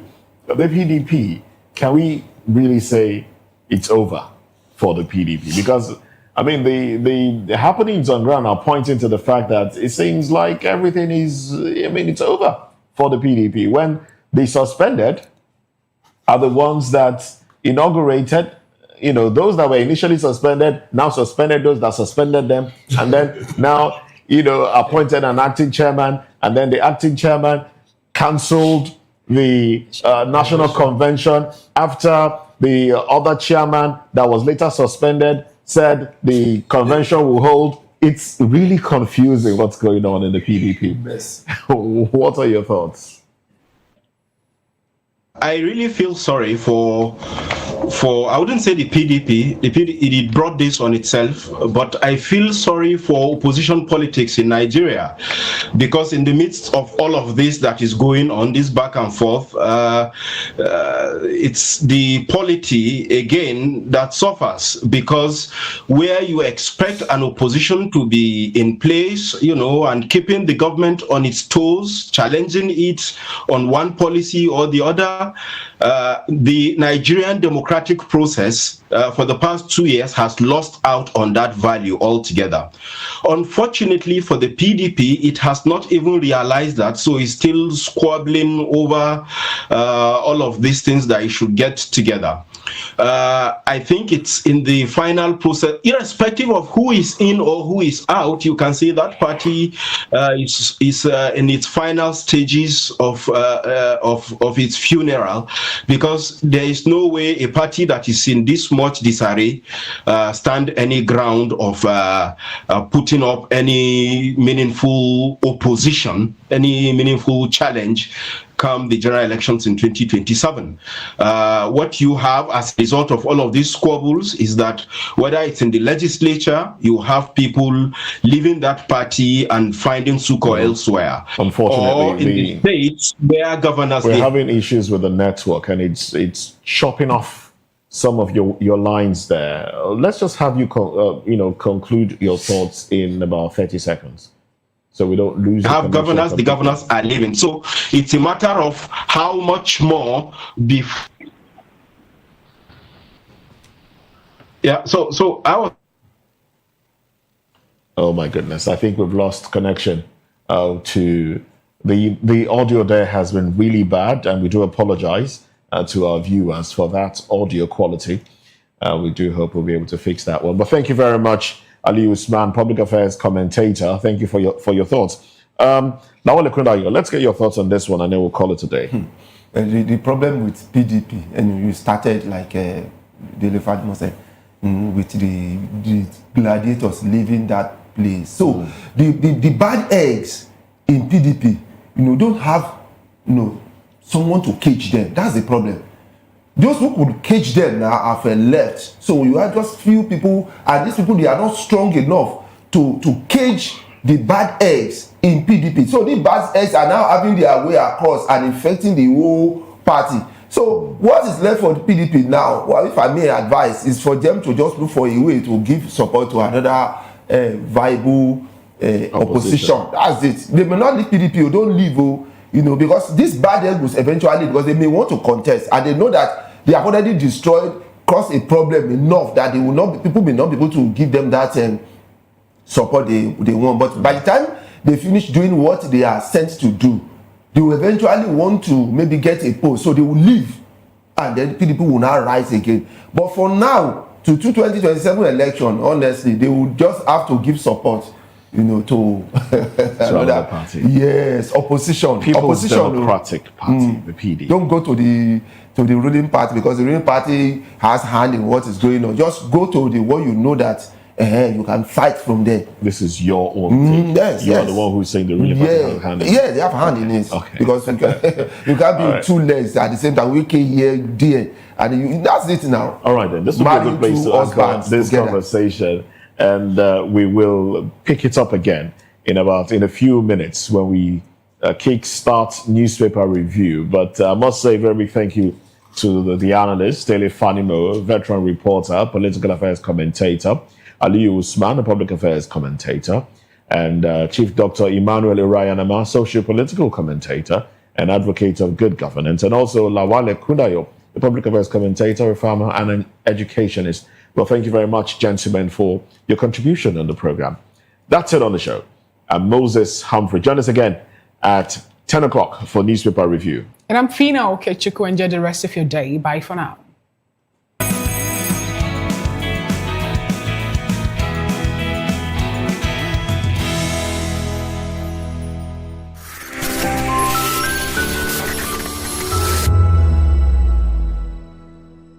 Welcome to the locker room, the home of football talk that matters. I am Jerry Ampelon. Join us every weekday, Monday to Friday at 5 p.m. Nigerian time, as we share the hot takes and hot debates in the exciting world of football. And joining me are the usual suspects, Ikechukwu and Mayowa, as we break down all the hot takes and everything that's happening in the football. Don't just watch football, live it with us. Catch us on the locker room and Voice of the People television at 5 p.m. Nigerian time. And like I always say, if not 20 minutes off, please the sport. We encourage you to click on the like button and subscribe to our YouTube channel. We are Voice of the People TV. Also follow us on all our social media platforms. We are at VOPTV Live. Visit our website www.vop.ng for fresh and trending news. Also watch us live on SLTV channel 264. VOP TV, Voice of the People Television. Behind every broken desk lies a broken promise. Education shapes the nations. But who is asking the right questions? Introducing Edu Dialogue, the show that goes beyond the surface, exposes the cracks, the corruption, and the silence in Nigeria's education system.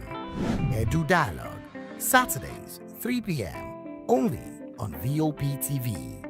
We break the biggest stories, from missing funds to policy failures. We ask the tough questions and demand real answers. Edu Dialogue, this Saturday, 3 p.m. on Voice of the People Television. This is African News on Voice of the People Television, where we don't just bring you the news, we bring you Africa's heartbeats. the policies that shapes our world, and the economy that determines our future. African News on Voice of the People Television. Stay with us. 2564 is coming up on Barney 9, right? The 2564 Atlantic Tower. What happens in the hush behind hangar doors? Who signs the papers that gamble with lives? Which truths were grounded before they even ever had wings? If you've ever buckled a seatbelt at 30,000 feet, if you've ever stared out of that tiny window and wondered who's really in control of the skies, it isn't just flight, it's power, it's politics, it's pressure sealed in steel. We're peeling back the clouds from runway risks to sky-high secrets. We're diving deep where most dare not to look. Aviation Scope, every Sunday at 7 p.m. only on Voice of the People TV. We don't just report, we reveal. We don't just ask, we uncover. Because when it comes to the skies, ignorance is turbulence. Aviation Scope, the sky isn't the limit, it's just the beginning. From the views on the street, we go to bed empty hunger, to the blaring horns of a hustling city, the loudest voices of the common man got a medium to be heard. This particular administration, they were coming unprepared. It's not a bad thing to renovate the president's lodge. Through top-notch programming, unbiased reportage of news, sports, business, entertainment, and cultural documentaries, Voice of the People 90.3 FM became a symbol for 21st century media. And now, a new baby is born. Voice of the People Television, VOP TV, youthful, full of vigor and penchant for excellence in the continent's media space, exposing the wrongs, applauding the rights, dissecting the news without fear or favor, through factual and accurate stories and contents. Corruption kills three things that makes a society. Representing the interests of the people and giving them a voice. Voice of the People TV is here to stay towards building a fair society. VOP TV, Voice of the People Television, truly a voice for the people. In a world where truth is the ultimate power and opinions scream the loudest, it's time to wade through the noise. Hunger no get tribe! Hunger no get religion! And scan the human interest and trending topics that matter. Stay tuned to The Issues, your plug to the stories making the buzz, from politics to science and technology, social justice, and more. Let's tackle the tough questions and expose the truth. The Issues on Voice of the People Television, Mondays to Fridays, 8 to 9 p.m. The Issues. Don't just react, understand. 3 years ago, we lit the spark. Today, we are blazing the trail for others to follow. VOP Media is free. 3 years of breaking boundaries. 3 years of being that bold voice that echoes the thoughts of the people. 3 years of telling stories that matter. We have experienced complete breakdown in democratic governance. We are not just a brand.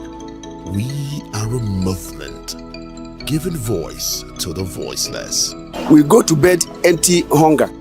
To every viewer, every voice, and everyone that has made us who we are, we say thank you. VOP Media, 3 years and still counting. VOP TV. Now you have more than a voice.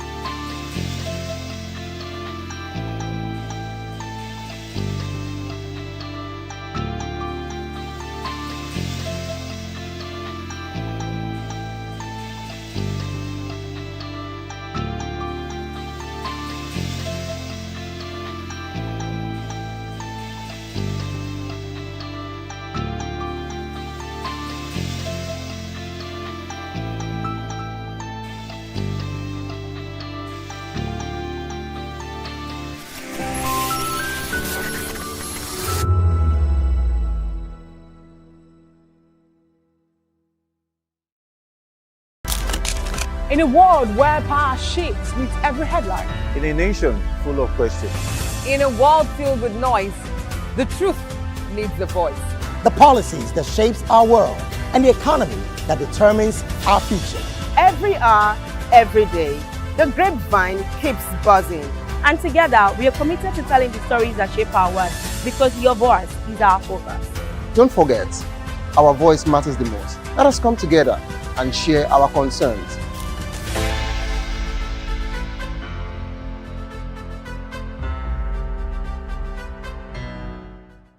In a world where truth is the ultimate power and opinions scream the loudest, it's time to wade through the noise. Hunger no get tribe. Hunger no get religion. And scan the human interest and trending topics that matter. Stay tuned to The Issues, your plug to the stories making the buzz, from politics to science and technology, social justice, and more. Let's tackle the tough questions and expose the truth. The Issues, on Voice of the People Television, Mondays to Fridays, 8 to 9 p.m. The Issues. Don't just react, understand.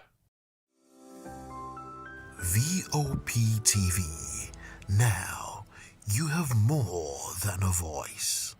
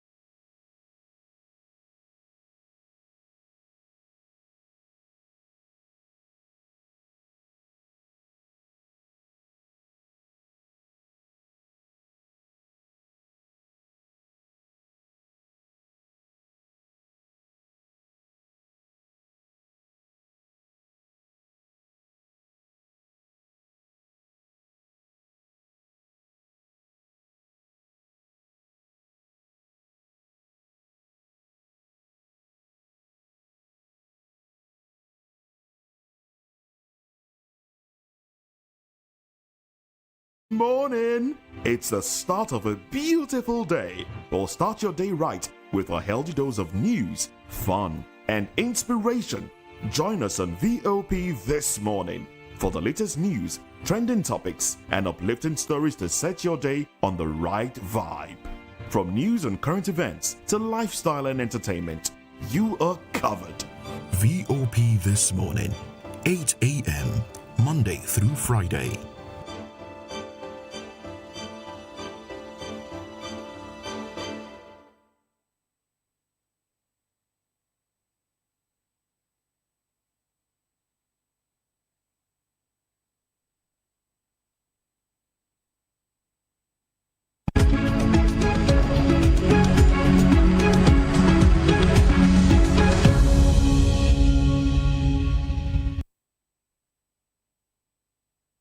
All right, then. Thank you very much. The conversation has started already, and we're looking at the papers right now. Well, thank you very much for joining us. This is Newspaper Review. I am Moses Humphrey, and I have the gentlemen from VOP this morning with me in the studio, a few of them. Lawale Kuna, you're still very much in the building. Thank you very much. We're talking about port activities already in Nigeria. Daily Fanimo also, a veteran reporter, very much in the building. Thank you very much for staying. My pleasure. With us.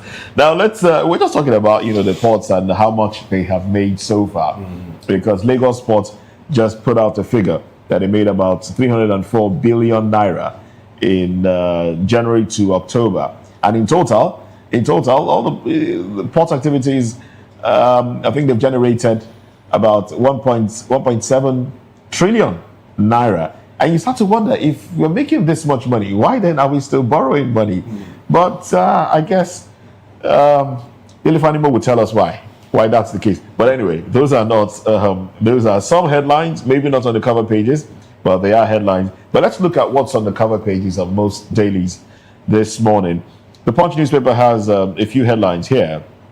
The big story, of course, is on the United States of America. It says U.S. lawmakers urge sanctions on Miyetti Allah, others over alleged religious violations. All right, that's the big story on the, well, that's a story on the cover page. Now, power shut down. Wike block defiant as PDP BOT insists on convention. PDP faction locks secretariats as Wike camp holds rival meetings. All right, that's one of the stories there on the cover page of the Punch. And then over 85 killed as flood wreaks havoc in the Philippines. You ask yourself what exactly is going on around the world with flood and those disaster. Well, anyway, other headlines here. I predicted mass US visa green card revocation. Shoyinka, did you? Oh well. Trump's threats. FG engages diplomats, rallies military commanders. 15% import tariff could make Nigeria fuel producing powerhouse. Refiners. Marwa fights for second term as 5 rivals close in. He's been doing great anyway. He's been doing great. I'm talking about Buba Marwa. He's been doing great. So will he be given a second term? And will he be taken off? If he's relieved of his duty, what will Nigerians think? Food imports soar 45% as local production falters. Truck crushes Lagos tricycle to death. Injures 2. Tinubu to open editors conference November 12. All right. Some of the headlines from the Punch newspaper still. U.S. military drafts airstrikes plan for Nigeria after Trump threats. U.S. to cancel flights as longest government shutdown drags on. Obey copyright law. NCC tells Kano bookshops. Senator Nwoko calls for inclusive leadership to lift Nigeria. All right, those are some of the headlines, not on the cover pages, but headlines that you should know. My father left behind 20 houses, 30 children. Abba Kyari. I wonder how relevant that is to the case before the gentleman. Which of the Abba Kyari, the dead one or the living? The living one. The living one. The police. The super DSP. cop. Yes, the super cop. Well, let's go to the Guardian newspaper now. Let's go to the Guardian now. There are a few headlines here. Referendum. I beg your pardon. Referendum call heightens over elitist constitution reform plots. BOT backs Damagum as Abdul Rahman-led PDP suspends convention. Presidency, manufacturers agree on privatization of PH, other refineries. I guess this is an interesting one, I must say. Presidency, manufacturers agree on privatization of Port Harcourt, other refineries. Okay, are we going somewhere? Stop celebrating worthless GDP figures. Osinbajo warns African governments. He speaks finally. He's been quiet. Professor Yemi Osinbajo finally speaks. Anyway, let's have your reaction to those window headlines, and then we'll get into the paper. Which one are we starting with? Let's talk about the agreement that truly there should be privatization for Port Harcourt refinery and the other refineries. That's it's just late in coming. It's really late in coming. Between 1999 and now, over $40 billion had been spent on turnaround maintenance of this refinery. And what has been the output? The best I could recall was when Warri Refinery was notching 54%. And what is even total capacity of a Warri Refinery? It's now up to 70,000 barrels a day. So what are we looking at? are we going to? The unfortunate part of it is NNPC is so top heavy with out of this world salaries, yet no output. I've never seen a country like Nigeria where no output, but you keep pumping money. Overhead is huge. You have general managers, deputy general managers, assistant general managers, executive directors, a lot of them doing nothing. What are they administering? It's just like a woman that goes for Omugo and the child dies. What happens next? You come back home. You don't wait to say you want to nurse. What are you going to nurse? But our own Omugo in NNPC, once the child dies, it stays put and begin to enjoy all the perks. And that is what has been happening over the years. There was a time an hairdresser was given turnaround maintenance in Nigeria to fix a refinery. It's as bad as that. The best way during military era, the best way to compensate anybody you feel good about, to give them an oil, just give that person turnaround maintenance, and boom, the person becomes a billionaire overnight. NNPC should concentrate on regulatory, and if they want to do retail at the downstream sector, it's welcome. But the point is now is they are not even a strong player in the industry. Dangote has come with 650 and is planning to raise it to 700 in the short run, and then in the long run is planning 1.4 million barrels per day.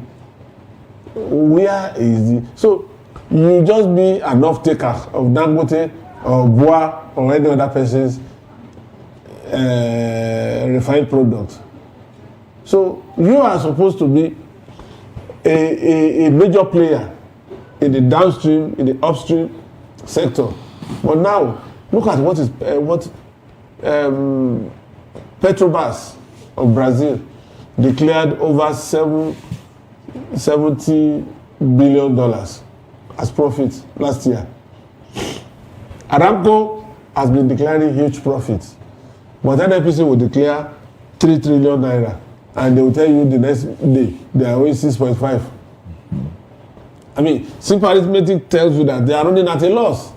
If you are owing 6.3 and then you made a profit of 1.3, that means you still have a deficit of about over 3 trillion. So let's not play the ostrich. As far as NNPC is concerned, let them answer these refineries. Another thing again is, who wants to buy a moribund refinery? There might be somebody who wants to buy. Dangote wanted to buy. That was there. Because over the years, they have been cannibalizing. Well, if he didn't think that it could work, he wouldn't even have opted to buy in the first instance. So the fact that he wanted to buy... If he can upgrade the refinery. But the reality now on ground, except there are some components that can be cannibalized. Because most people that buy government assets in Nigeria, they are not interested in making sure that that particular asset works. Look at Daily Times. Somebody bought Daily Times. The next thing he did was to start stripping Daily Times assets in London, in Paris, in New York. Today, where is Daily Times? So most of these people, they just buy to cannibalize. But I think the major problem is the fact that the government is not taking corruption seriously. I'm talking about the government in totality, whether the executive, the judiciary, the reps. They are not. And that is why it's so easy, for these things to remain the way they are. Because what you need to do is just settle. If you have these people, committee on petroleum or whatever, just settle them, and then they will just overlook all these things. And then the whole problem continues. Settle people in executive, settle that minister. That is the problem, because we are not seeing anyone who is coming in head on to take on this corruption. If it is 1 year you focus on just one area only, like you are a president now, or you come in, focus on maybe just one area or two areas, clean that area of corruption. You know you are true with that. You don't pick so many areas and then confuse us, you know. You pick, if it is this NNPC or petroleum we are picking, we'll do that throughout the year, everybody focus on it, and then it's gone. So whatever is going to be done on that area is totally done and it's forgotten. Then we'll pick another area next year, or pick 2 areas this year, clean it off. That is, as long as that corruption has come to stay in this country, nothing will really work. Now, in other countries, even in Russia, they have their own, they have refinery which is run by the government. They have their refineries and it's run by the government. So many other countries, they have their refinery and it's working. So what is different with Nigeria? Very simple, because corruption is our order of the day. We grow rich by corruption. But that is the way we live in this country, and that is why there can be solution. Even if they sell it, you divide that what they will sell it far below what's supposed to be sold. They worth. They would sell like 10% of what it's worth. That is what they will sell, 1%, and then everybody will shouting again. What happened now? That corruption. I believe that NNPC is supposed to have this refinery, because when you are regulating, you're also regulating by producing. So if you are regulating by producing, then you checkmate across board. So that is my own take. Then I want to also talk about that the books, the issue of books, that this piracy, you know, going on about books. It's a brain drain. It's not only about books. It goes across creativity in Nigeria. Anything you create, that somebody will just receive, they will just pick it, they will do copies, and then they will sell. And then your brain that you put on ground, your money you spent doing the research before you can come up with the prototype, the whole thing is gone, because there are pirates who pirated your books, pirated your research, your proposal, your whatever. So that is another problem that is underdeveloped in this country. Because if you go to this developed country, you see that many of these things that we see are people who develop them. Certain people actually develop them, and the government will give them protection, such that what you develop, you make money out of it, you feed from it, and then others are encouraged to do it. But yes, it's different. You see pirated books, three different types of pirated books. This one will print its own, this one will photocopy its own. He will flood the market with the pirated ones. The original one, people will not be able to buy it. Okay. But I'm not sure I know the headline that you are reacting to. I think it's SEC. Okay. Talking about... Okay, still talking education though. There's a headline here I'd like us to touch on. Okay, I wanted us to look at the big story on the cover page of The Guardian. Let's look at that one, and then we'll come back to what the Senate is proposing for lecturers. The Guardian tags it, Senate okays 14-year jail term for Randy lecturers. We'll look at that. But let's start off with the referendum call. Now this one reads, referendum call heightens over elitist constitution reform plots. That's how they put it. And the writers, legal luminaries question legitimacy of constitution without popular ratification. Pandef, INC, Afenifere Yoruba Ronu, decry rehash of 1999 constitution, mistakes. CSO's false National Assembly as appendage of presidency, in quote. Demand people-driven reforms. Analysts, why political elites fear referendum. That's what's your take on that one, or do I go deeper into that story? Well, go ahead, gentlemen, if you... Yes. One thing is this. It's not about reform, changing constitution. I mean, you change some part of the constitution. No. It's about this. Is this constitution what we need? That is the question. Is this constitution okay or not? Before you now say it's okay, we can make some amendment. Is the constitution okay or not? From the beginning, this constitution is not okay because it started with a decree. You can't rule with a decree. If you want to bring people that are differently together, you bring them based on the fact that mutual understanding and cooperation, interaction, each one must submit and then each one must take. Now, in 1960, the constitution we used then was based on referendum. All the parties sat down, they decided how they want to be, to coexist, and that's why they have that. That's why you see competitions were going on among them. Now you see these days, you'll be hearing, we want to create states. We want to create states. The same states in which it will be burdened to the federal government. And the federal government start borrowing money to run the rest. See, because it's the constitution. So you can, because they are not really looking at that, everybody is looking at his own pocket. But if you now look at it and say, okay, this constitution doesn't totally work for us, then let's put it aside. Then fashion out a proper constitution using a referendum. We'll go around, okay, like what is in now the Kanu is complaining about, can be resolved through referendum. Very simple. Okay, what do you think your people want?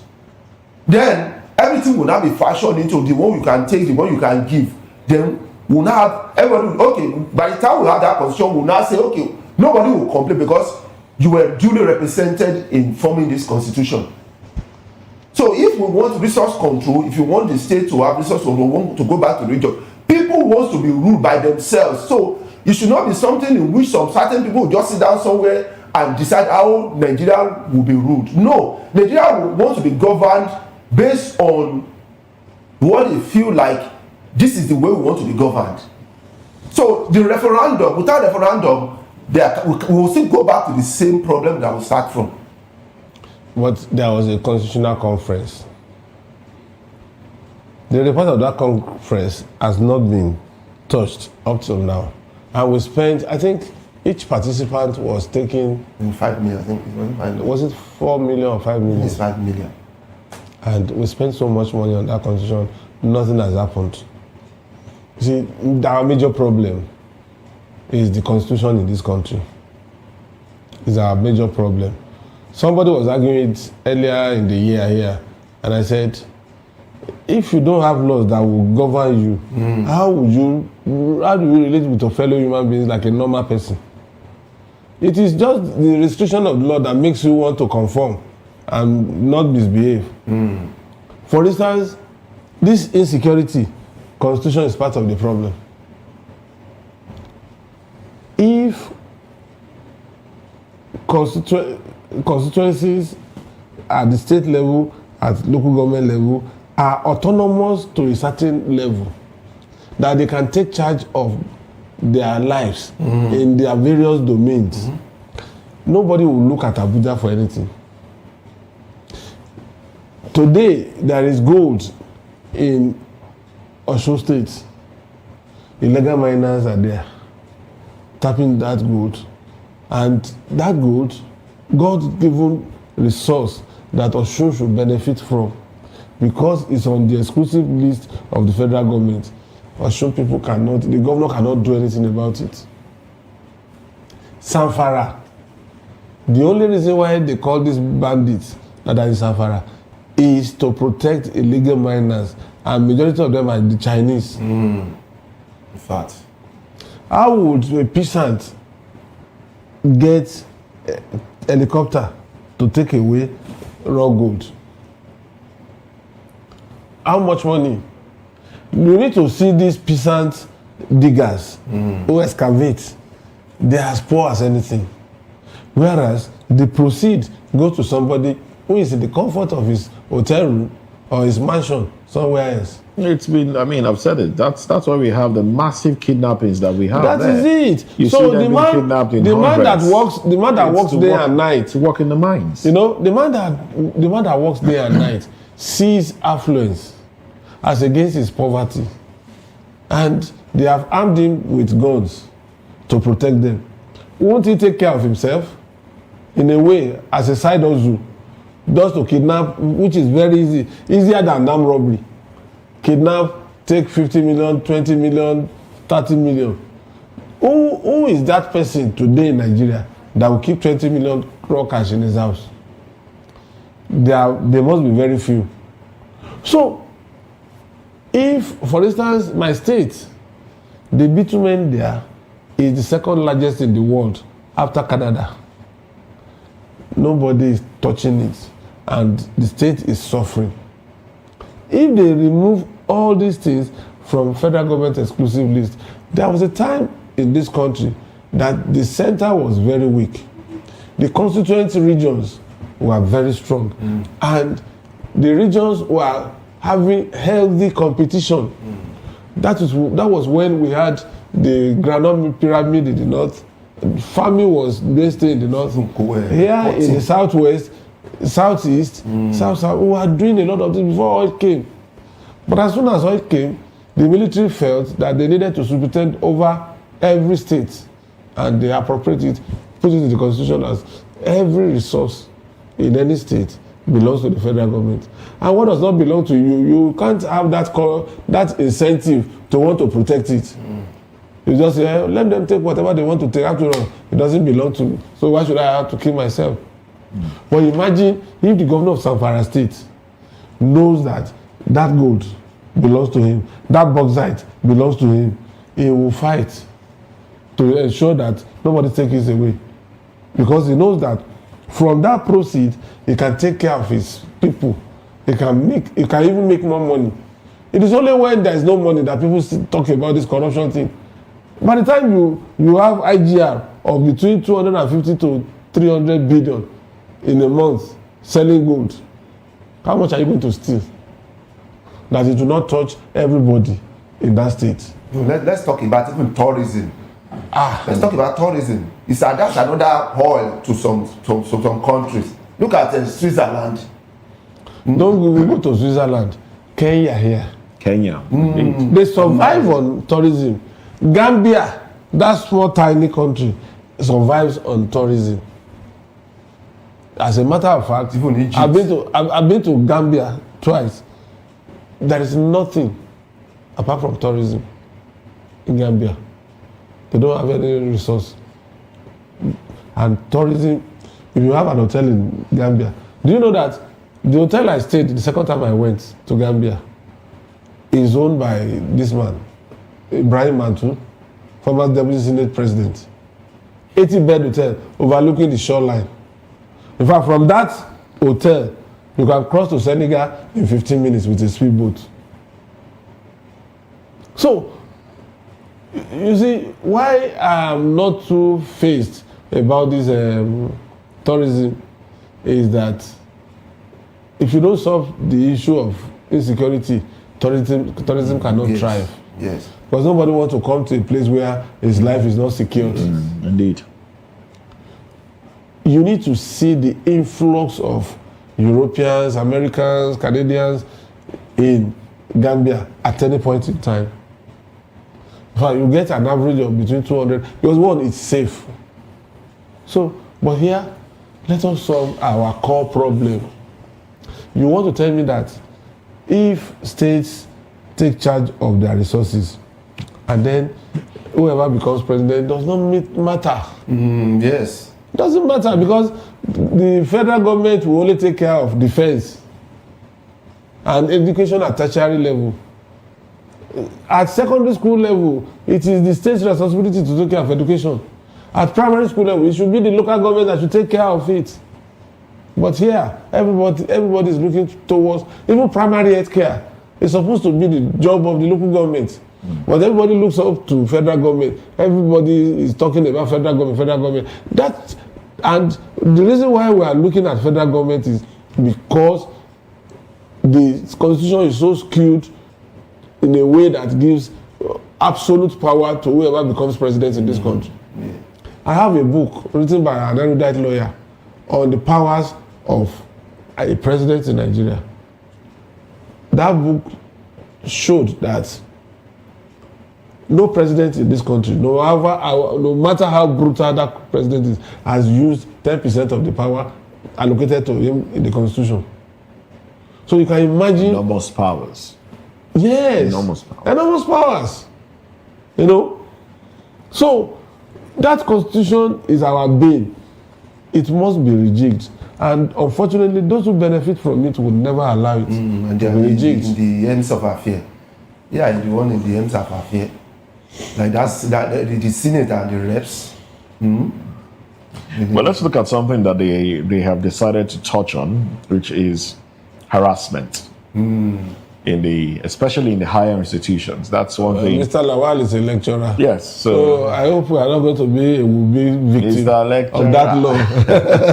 Well, it says Senate okays 14-year jail term for Randy lecturers. Now let's go a little deeper into the story. The Guardian puts it as the passage of the Sexual Harassment of Students Prevention and Prohibition Bill 2025 marked a watershed in the fight against sexual exploitation in tertiary institutions, a problem long whispered about in corridors of power but rarely confronted head-on.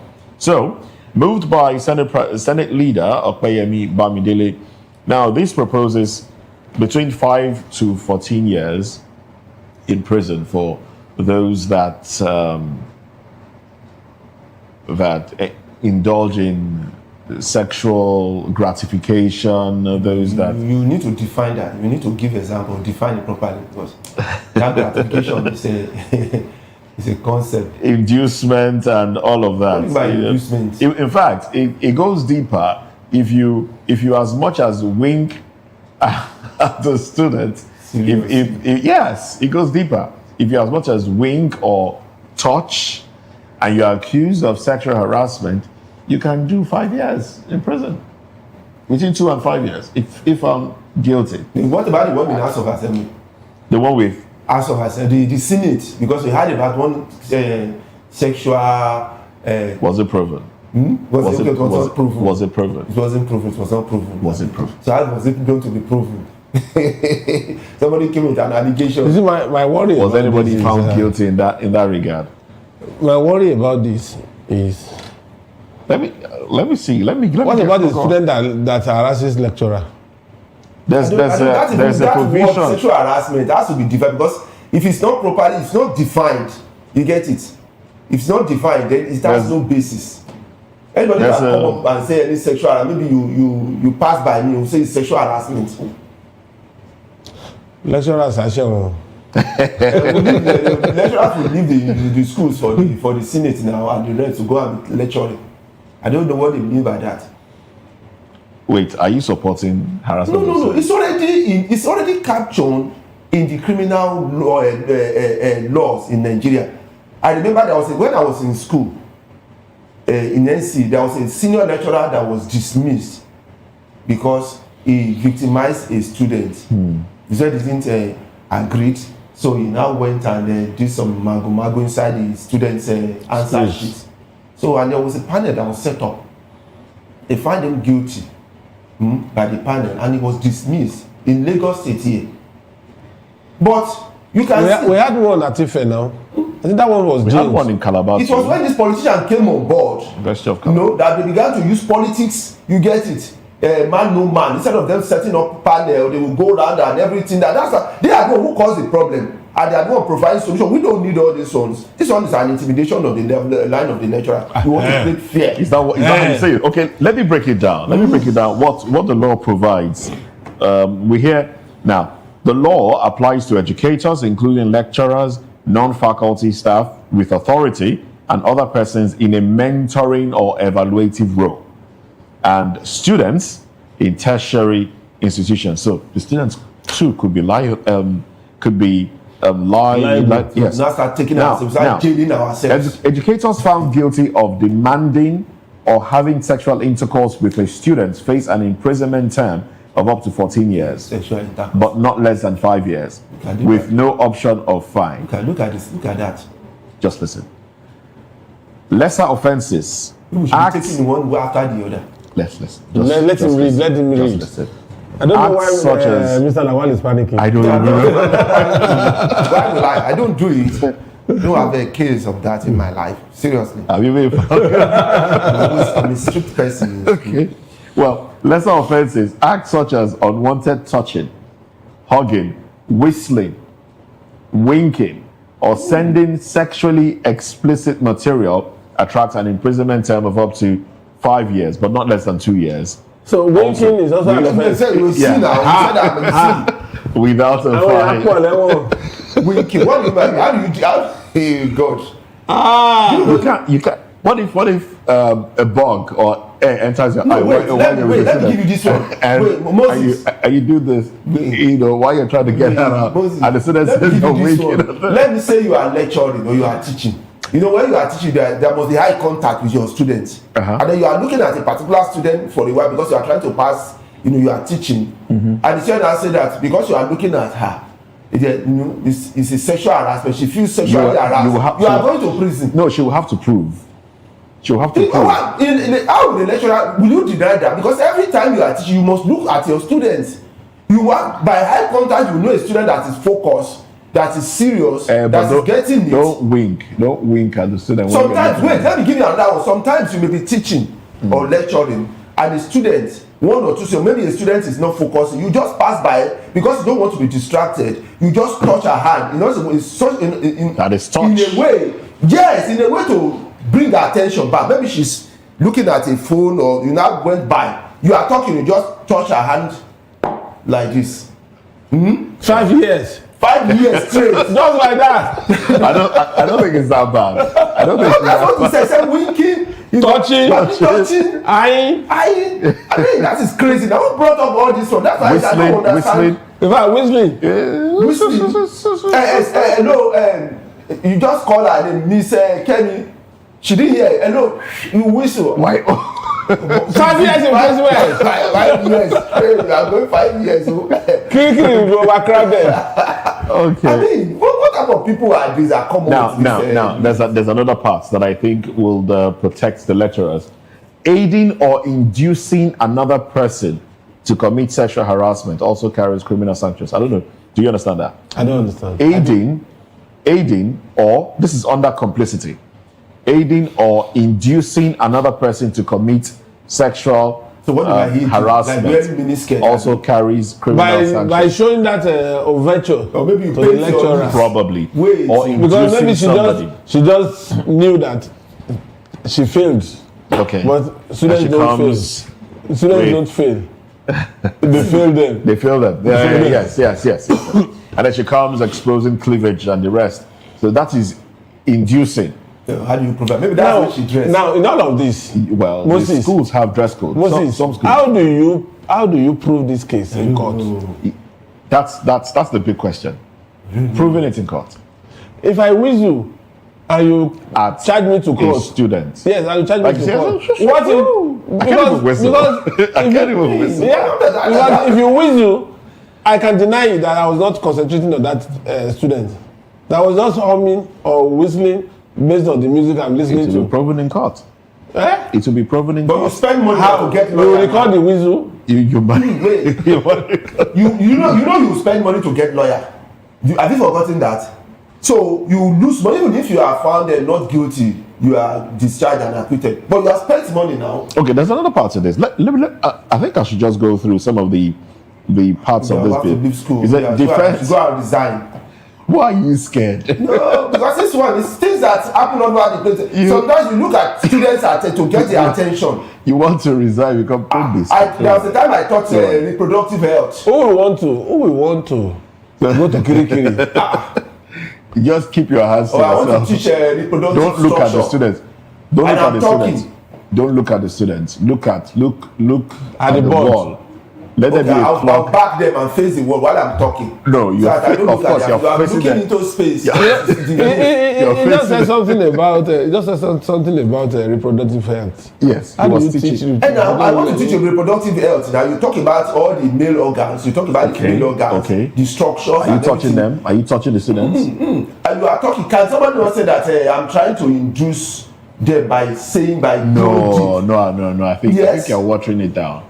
You're watching it. He said whistling. You know, students will whistle class when you are saying something very interesting. That is different. We're talking about lecturer to student now. Okay, it's not teacher to student. The student passes by. Secondary school teachers and primary school teachers. Well, not excluding really. I don't think it does. But then, like the student passes by and you whistle. Maybe I remember his song. Or the student feels, why would you remember his song? Don't remember his song. Moses, and I was whistling. I was whistles down the street. It's me you are whistling at. Don't remember a song at that time. Just make sure you forget anything that will make you whistle or wink or touch at that time. In fact, I don't understand. Well, the bill explicitly states that it is not a valid defense that the student consented to the act, acknowledging the inherent power imbalance in an educator-student relationship. And the only exception is if the educator and student are legally married. I don't even understand that. Do you understand that? Yes. He said, even if the woman consented to your virtue, the fact that she's married. The fact that she's a student and she's married. Going for it. No. The only reason it will not be an issue is if the two people are married. Let me take that again. The student and the lecturer. And look, yes. Let me take married. it again. Unless they are married. Let me they take are it not again. married. Even if she consents to the act, even if she says, okay, I like you. You know, you're not harassing me. I'm not doing this for marks or anything. I like you. You know, and then you guys have an affair. If it is reported, the lecturer will still go in for it.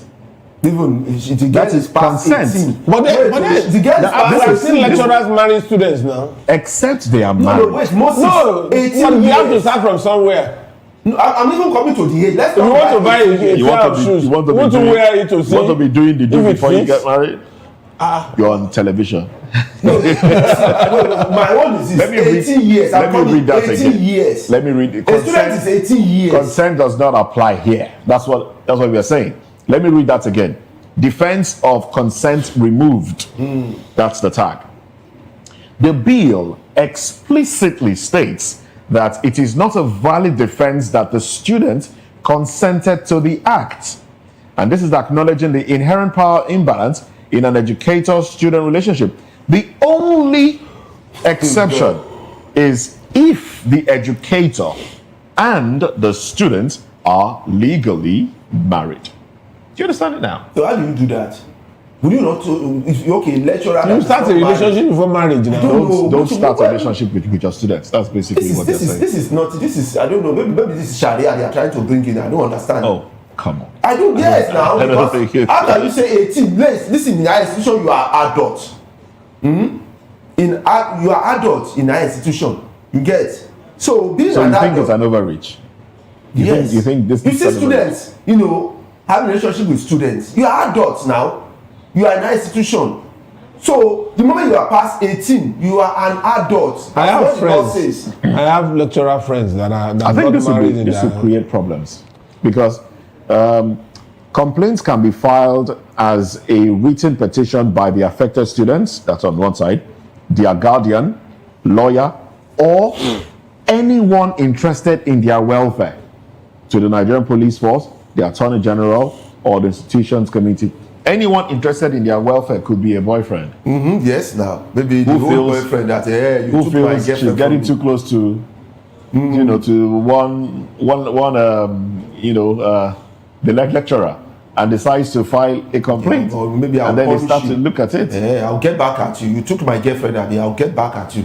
You now file And the girlfriend actually likes you. You know, just imagine she likes you. Now, You're a very handsome even man. if she come out and say, I like him now, that it has nothing to do with It that. has nothing to do with that. No, this is not. It's not That outside you. consent is removed from the matter. No. This is So if you have that student, I mean, as a lecturer that you are, you have that student that likes you. The implication of all this is that no-go area. It's not Students no-go area. are no-go area. It's not even no good. That means you should just go and resign and leave. Don't lecture again. Just leave. Because is it not the student that will come and is it not the student that is the first witness? And you are telling that the first witness has no say. Did he just exclaim? Did he just say God? No. I mean, okay, all right, okay. This is it's terrible. I mean, who are these people that normally? I mean, is this the people who make laws over us? Where did they come from? I don't know. Where did they come from? So the first witness has no say. She's the first witness, so she's the witness to come and say truly this man did this to me or not. He said no, you don't have any say. It's that person that somewhere else that just decided to come up and say will now be the, so who will now be the witness? We need to investigate you, Mr. Lawal. Need to be sure that you're not interested in a student. See, when it comes to education, let me tell you, when it comes to, if you want to teach properly, one of the things you need is for your students to accept you, your teaching. You get it? They have to like you personally, like your teaching method, like the way you do things. That is one of the things that brings them in. People don't know. So you students will automatically hate your subject if they don't like even the way you dress. On a serious note, do you think this will create a sort of rift between the lecturers and the, and the students? The teacher will just simply avoid the class. They will just know what they will do is they will just convert everything to online. They will just convert the whole class. Well, maybe you will not see me. Let's convert everything to online. They will mark your work. You will do the lecture online. You submit online. I don't know how you are going to do that when it comes to science because you can't do practical online. You can't. You still have to meet them. Like the one I told you. If you are teaching, it's one of the things we are taught. You get it. To get attention of a student, you have to look at them face, eye to eye contact. Okay, there's some sort of relief here. It says the bill includes provisions to punish students who make false and malicious sexual harassment complaints, which can result in suspension after review. Okay, after the teacher has been suspended, after he has spent money getting a cancel. Eventually you now punish. What the relief? Well, the bill as it is has been passed by both the House of Representatives and the Senate, and now awaits presidential assent. My God. the way you sounded this morning. No, because I don't know how this every teacher, every lecturer will simply go to jail. Honestly, every lecturer, every student, every teacher will simply go to jail. Oh my goodness! Because I don't know. There are times in which a student will not like you and they will just go. I've seen it before that which students went to report teacher. And they found out that it was not true when they investigated. But there's a punishment for that. Yeah. After you have been detained, and you got your bill, you got a cancel, you paid for it, and everything. After the whole thing, that is a lie. Does that bring? Are you compensated? Your wallet has been destroyed. That's one area that I faulted in that law.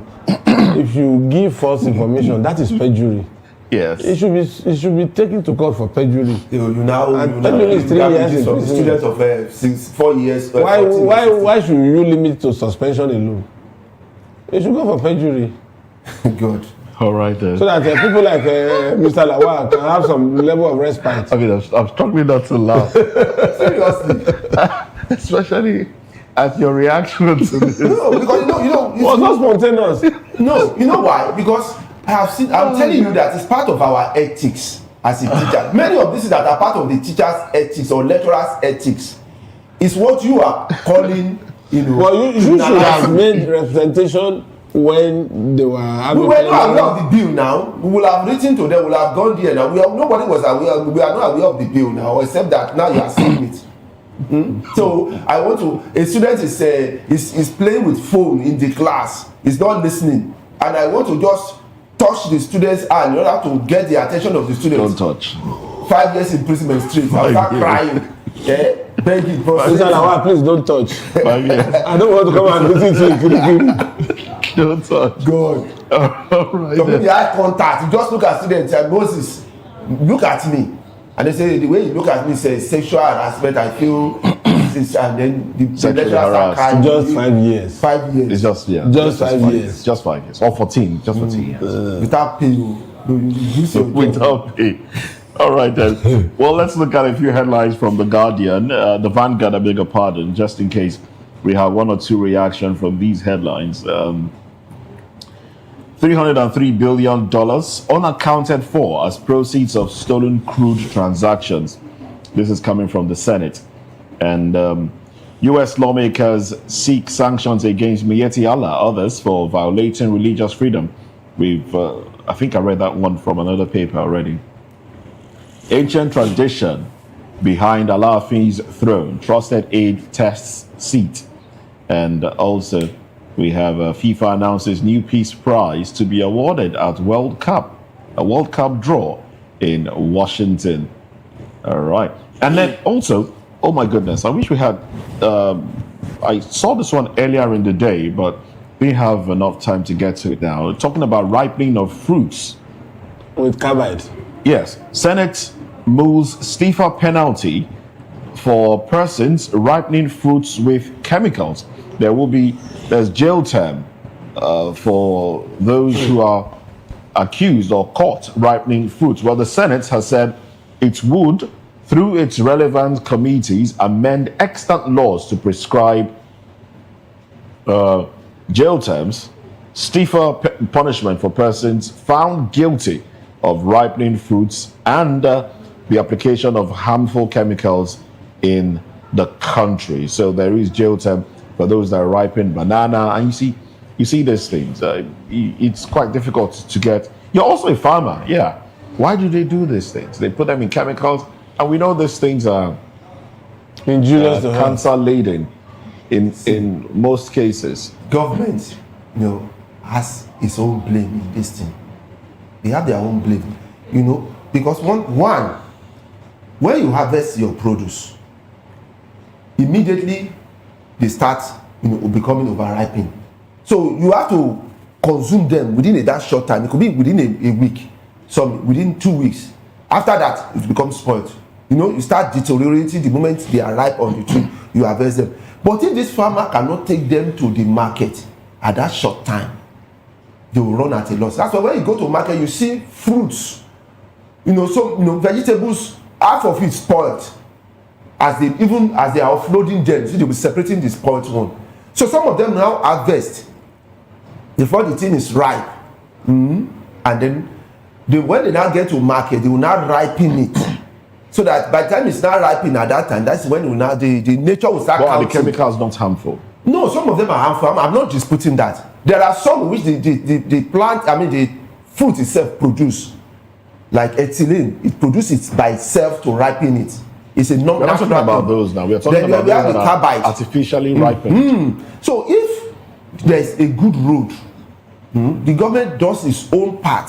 So that the moment the farmer harvests, in the next 24 hours already in the market to be purchased and eaten. Nobody will be ripening. You see that ripening with all this artificial ripening will almost die down, because you know that you don't have the reason to do that. And people even prefer the one that is that right on the tree to the one that is, because you can get the taste. Yeah. You can get the taste. Well, we are out of time. We're out of time. So this will be a good way to drop rank on the show. But thank you very much, gentlemen. Thank you very much, Dele Fanimo, a veteran reporter, for being part of the conversation. And thank you very much.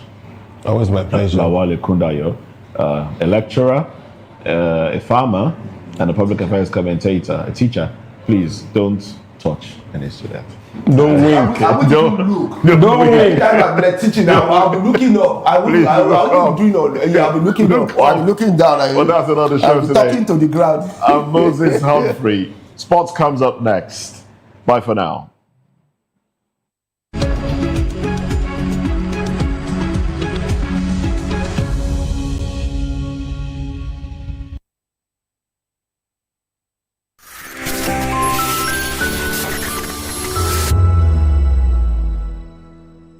In a world where truth is the ultimate power and opinions scream the loudest, it's time to wade through the noise. Hunger no get tribe! Hunger no get religion! And scan the human interest and trending topics that matter. Stay tuned to The Issues, your plug to the stories making the buzz, from politics to science and technology, social justice, and more. Let's tackle the tough questions and expose the truth. The Issues, on Voice of the People Television, Mondays to Fridays, 8 to 9 p.m. The Issues. Don't just react. Understand. This is Health Check, your weekly guide to better living, smarter choices, and trusted answers. From everyday wellness to urgent health issues, we've got you covered. Health Check, only on Voice of the People television, where your health has a voice.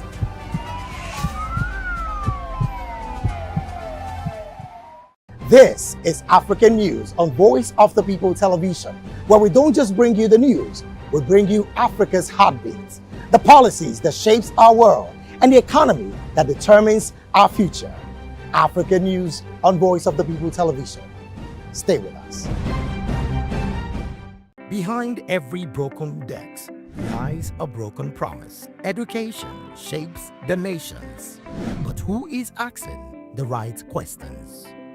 Introducing Edu Dialogue, the show that goes beyond the surface, exposes the cracks, the corruption, and the silence in Nigeria's education system. Edu Dialogue, Saturdays, 3 p.m., only on VOP TV. We break the biggest stories, from missing funds to policy failures. We ask the tough questions and demand real answers. Edu Dialogue, this Saturday, 3 p.m. on Voice of the People television.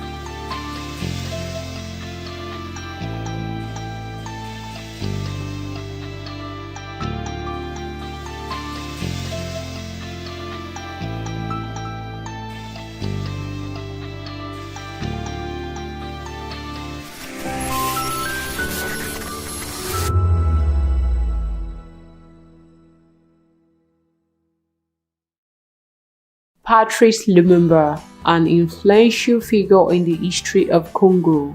He was born on July 2, 1925 in Onaloa, Belgian Congo, now the Democratic Republic of Congo, and died on January 17, 1961. Lumumba played a crucial role in the fight for independence from Belgian colonial rule. As a charismatic leader, Lumumba co-founded the Congolese National Movement (MNC) and became the first democratically elected Prime Minister of Congo in 1960. His vision was to unite the universe Congolese population and establish a strong, independent nation. Unfortunately, Lumumba's time in power was short-lived. Amid political turmoil and external pressures, he faced opposition from both internal and external forces. In 1961, Lumumba was overthrown and later assassinated, leaving behind a legacy as a symbol of African nationalism and struggle for independence. Lumumba's contribution to the decolonization movement in Africa continue to be remembered, and he remains an important figure in the history of Congo and the fight against colonialism.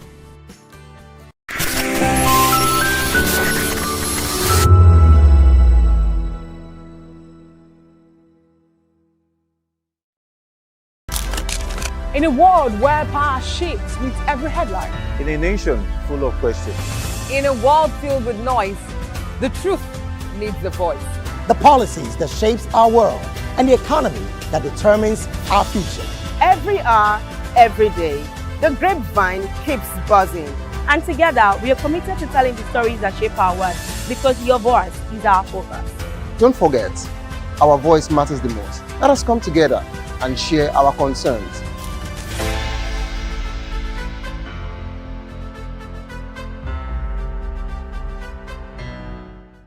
From the views on the street, we go to bed empty hunger, to the blaring horns of a hustling city, the loudest voices of the common man got a medium to be heard. This particular administration, they were coming unprepared. It's not a bad thing to renovate the president's lodge. Through top-notch programming, unbiased reportage of news, sports, business, entertainment, and cultural documentaries. Voice of the People 90.3 FM became a symbol for 21st century media. And now, a new baby is born. Voice of the People Television, VOP TV, youthful, full of vigor and penchant for excellence in the continent's media space, exposing the wrongs, applauding the rights, dissecting the news without fear or favor, through factual and accurate stories and contents. Corruption kills three things that makes a society. Representing the interests of the people and giving them a voice. Voice of the People TV is here to stay towards building a fair society. VOP TV, Voice of the People Television, truly a voice for the people. 3 years ago, we lit the spark. Today, we are blazing the trail for others to follow. VOP Media is 3 years of breaking boundaries. 3 years of being that bold voice that echoes the thoughts of the people.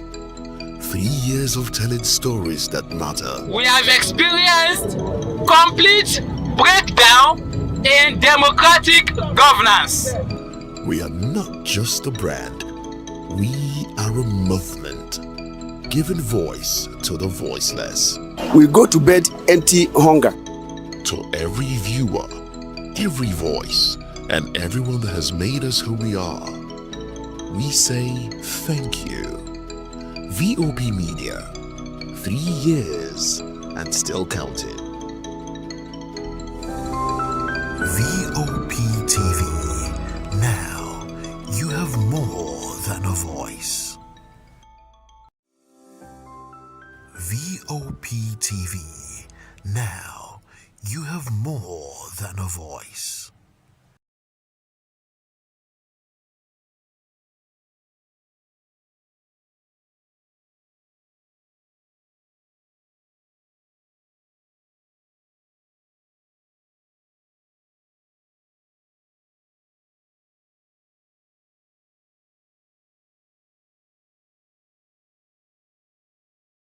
That's 2564 is coming up on Barney 9, right? The 2564 Atlantic Tower. What happens in the hush behind hangar doors? Who signs the papers that gamble with lives? Which truths were grounded before they even ever had wings? If you've ever buckled a seatbelt at 30,000 feet, if you've ever stared out of that tiny window and wondered who's really in control of the skies, it isn't just flight, it's power, it's politics, it's pressure sealed in steel. We're peeling back the clouds from runway risks to sky-high secrets. We're diving deep where most dare not to look. Aviation Scope, every Sunday at 7 p.m. only on Voice of the People TV. We don't just report, we reveal. We don't just ask, we uncover. Because when it comes to the skies, ignorance is turbulence. VOP.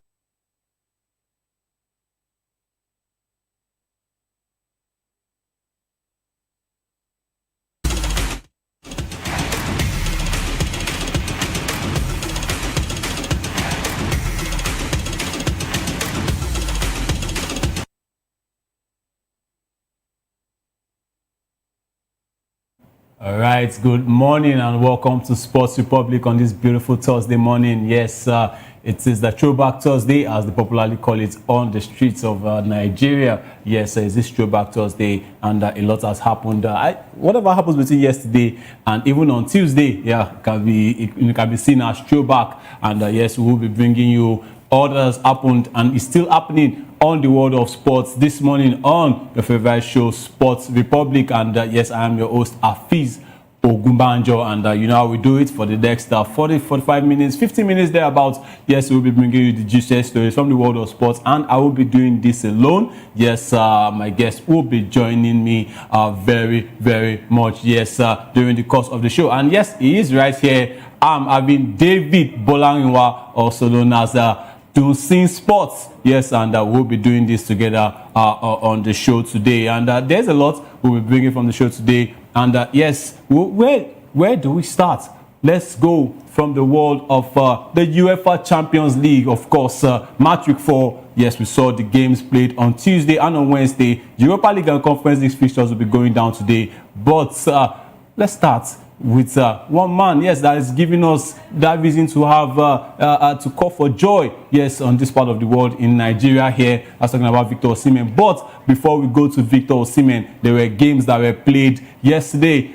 Yes, in the UEFA Champions League, the results from yesterday right there. Napoli, up against Eintracht Frankfurt. These are the games from Tuesday. Napoli up against Eintracht Frankfurt. Slavia Prague up against the Arsenal. That ended in favor of the Gunners, 3-0. Atletico Madrid 3-1 winners against Union Saint-Gilloise right there in Spain. Bodo Glimt lost narrowly despite dictating that game, dominating AS Monaco de Monegasque. They got a win 1-0 up against the Bodo Glimt right there in Norway. And Juventus, I don't know what's going on with Juventus so far this season. 1-1 draw up against Sporting CP right there. Dusan Vlahovic doing the business for Juventus. And Liverpool, the big game, arguably the biggest game of the UEFA Champions League match week.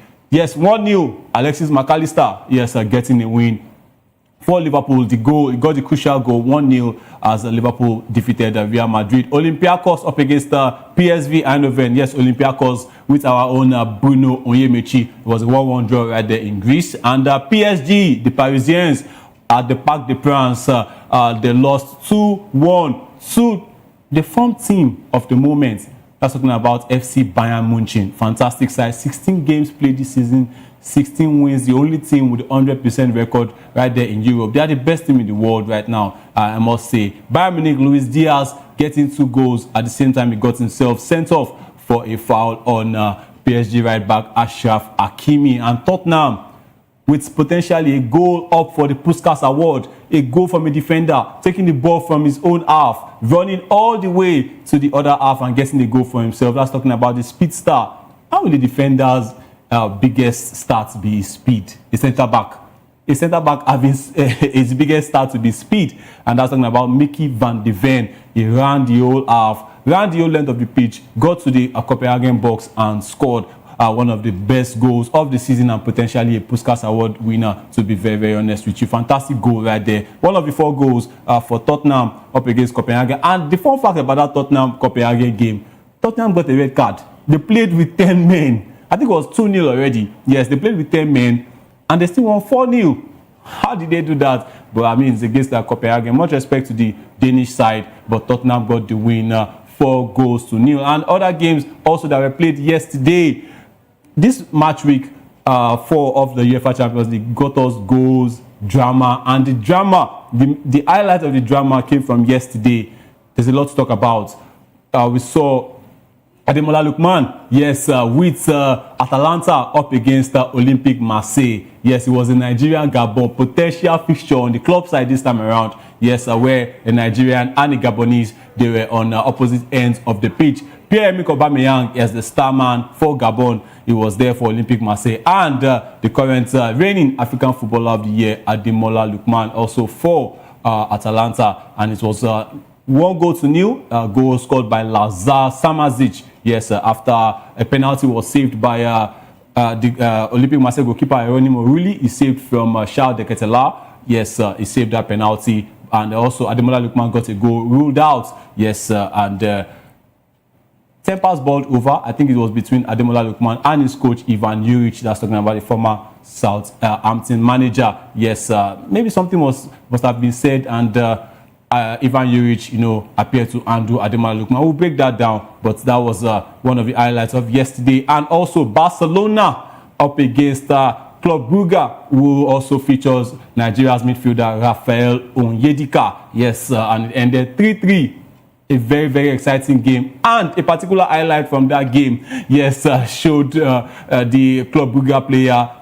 It was VAR adjudged him to foul Barcelona's goalkeeper, Uje Szczesny. And for me, I don't think there was any foul in that one. And a lot of people have been coming out to say Club Brugge, they were robbed, yes, of that win up against Football Club Barcelona. Carlos Forbes was for me the man of the match. Yes, I think it was rightly given. He scored 2 goals and an assist. This was the player that came to Wolves in England and didn't really do very, very well. And also, the highlights of yesterday was Victor Osimhen, yes, who is the current Champions League top scorer with 6 goals from 3 games. He missed the first game. They lost 5-1 to Eintracht Frankfurt, and he has gone on to score against Liverpool. Yes, he got a goal against Liverpool, then the penalty. He scored 2 goals in the next game, and also 3 goals yesterday up against Ajax Amsterdam for Galatasaray. Good job. And also in that fixture, we also saw a Nigerian and a Gabonese, this time on the same side. That's talking about Victor Osimhen and Mario Lemina. Yes, Mario Lemina, who is Galatasaray's midfielder and also plays for Gabon. Potentially, not potentially, he and Victor Osimhen, of course, in the coming days will be enemies. Yes, when Nigeria face up against Gabon. Yes, for a potential ticket to the World Cup. Yes, that's talking about the CAF playoffs. And this is where I'll be bringing David Bolariwa, yes, also known as Dunsin Sports. David, what do you see about these games? Yes, the Champions League. I was just talking about the Champions League match week 4. That has brought us a lot of drama. Yes, Barcelona. What do you think about that goal, the 4th goal of Club Brugge? Do you think that goal should have stood, or it was rightly ruled out for a foul on the goalkeeper? Good morning, David. Good morning. I hope you can hear me. Yes, of course, loud and clear. Good morning. You're welcome. All right. Thank you very much for having me on the show. It's quite a pleasure. And right down to our topic of discussion, Club Brugge versus Barcelona. First off, I would have said the match, it was quite scintillating. I mean, a lot of goals, but to the VAR decision, we've had a lot of misconceptions about VAR and their decisions lately, and we see the same thing happened against Club Brugge. For me, I think there was no contact. The contact was quite not too much to deem a foul against Wojciech Szczesny, and it's just one of those things. Again, it's just one of those things we talk about, and that's why we're here to analyze and to say all of these things. We hope it gets to the right authorities. I don't think that was too much of a foul to cancel the goal, and I think Barca, they just had that one let off because Club Brugge decided they deserved to win yesterday. They played like they really wanted to win, and points shared, but I just felt that shouldn't have been taken away. Right, and if you look at it, Club Brugge, they are one of the most exciting teams in Europe, to be honest. They play fantastic football, and they took advantage of that Barcelona eye line. And in fact, Real Madrid fans have been coming out to say, hey, that Real Madrid didn't even play well because they couldn't even take advantage of that eye line. And let's take you through the scores quickly for Wednesday. That's talking about the games yesterday. Pafos, I think they shocked me a little bit, defeating Villarreal by a 1-0. And Qarabag, yes, right there in Azerbaijan. Chelsea fans complaining about jet lag and all of that, but then they couldn't negotiate a win over Qarabag. It was 2-2. At some points, Qarabag were leading in that game. Ajax up against Galatasaray. Yes, I mentioned that. Victor Osimhen getting a hat-trick. And I'm coming to you soon, David. And also Benfica. I also want to come to you to that one as well. What is happening with Jose Mourinho? Alejandro Grimaldo returned to the club that sold him to Bayer Leverkusen, Benfica, but they lost 1-0 to Leverkusen. Patrick Schick getting the goal. Inter up against Kara Almaty. Inter got the win there. Club Brugge, for me, the most exciting game of the night. 3-3 up against the Football Club Barcelona. And just like Dunsin Sports said there, it was a goal that was incorrectly ruled out. Yes, for me and also for him for that 4th goal from Club Brugge scored by Vermont. And also Manchester City, yes, up against Borussia Dortmund. And it was 4-1. The robot himself, Erling Braut Haaland, getting a goal. Phil Foden chipping in with 2 goals. And Ryan Cherki also getting a goal for himself. Borussia Dortmund got a goal through Valdemar Anton. Yes, the defender. But they couldn't do anything at the Etihad against the Manchester City. Atalanta, yes, against Olympique Marseille. It was a 2-0 in favor of Atalanta, scored by Lazar Samazic. And Newcastle up against Athletic Club. Dan Burn, yes, getting a goal for Newcastle. And also the second goal, for Newcastle coming from Joel Linton. Yes, and David, let me come back to you. What is going on with Jose Mourinho and Benfica? 4 games, 4 losses, 0 points. They are second from bottom. Yes, also with Ajax. What is going on? I mean, this was not the plan. I know Benfica knocked out his former side. That's talking about Fenerbahce. They denied them qualification for the Champions League. But right now they are there. They hired Mourinho back to the club. I think he left in 2001. He's back to the club, but he hasn't been able to do anything in Europe. And they have decent players. What is going on? Also, Chelsea. What's happening with Chelsea up against Qarabağ? It was 2-2. I don't know what a lot of fingers have been pointed at Enzo Maresca. Do you think that was his fault? He should have started his best players to get points for the Champions League, because this is not the group stage. This is a league phase. You need to qualify, automatically, so that you won't have to be playing playoffs to qualify. So was that on Enzo Maresca? And also, what is going on with Jose Mourinho and Benfica? All right, thank you very much. Let's start with Benfica and Jose Mourinho. I have been asking myself the same question. This is not the Jose Mourinho we used to know. I mean, how do you play 4 games and you lose all 4 in the Champions League? It's something to worry about. This is not the Champions League football we used to see Jose Mourinho play. And I don't want to say age is kicking in. I don't want to say experience is dying off. But it's just like, in the group, in his league phase, right there in Benfica's league phase, they are the third on the table, but it's still not what you would expect from a Jose Mourinho side. And back to the Champions League, 4 games played, 4 games lost. Like you said, it's not what the owners would have expected from him coming in to the club, but it is what it is, and we just hope they will get something better. I don't want to say it's age kicking up on him or something like that, but then it's just what it is for Benfica at the moment. And for Chelsea, I would probably just say Maresca. He shot himself in the foot with his selections yesterday. This is a Champions League football. This is not a group phase something. This is what you need to play and you qualify. You don't need to bother yourself about players. For you to set up such players for a crucial game. I mean, Qarabağ is not something. This is not a team This is not a team you should be battling with. Right, in real sense, all respect to Qarabağ FK, but for Chelsea standard, I mean, it is not a team they should be battling with. You play in the Premier League, you should front your best 11, at least get the game done. Even if you want to give playing time to some players, or you want to make have some players taste the field of Champions League, you should do that when you are comfortable in your win. When probably you are 2-3-0 up, then you can do that. You can bring in players to test the field, but not fielding probably your second team 11 to play in the Champions League. I just feel Maresca did that to himself. Also, what about Manchester City? Yes, do you think Phil Foden is also back, because he got 2 goals, yesterday, and a lot of rumors are already coming, a lot of comparisons. They're already comparing him to Arsenal winger Bukayo Saka. They are saying Phil Foden is back, but I would say that it seems Phil Foden, gets away with everything, because I think just about 15 to 16 months ago, he was the best player in the Premier League. And so far this season, he hasn't, even last season, he hasn't resonated that form. But he got 2 goals for himself. And Ryan Cherki, who seems to be like his competition, for that attacking midfield role, also came in and got a goal for himself.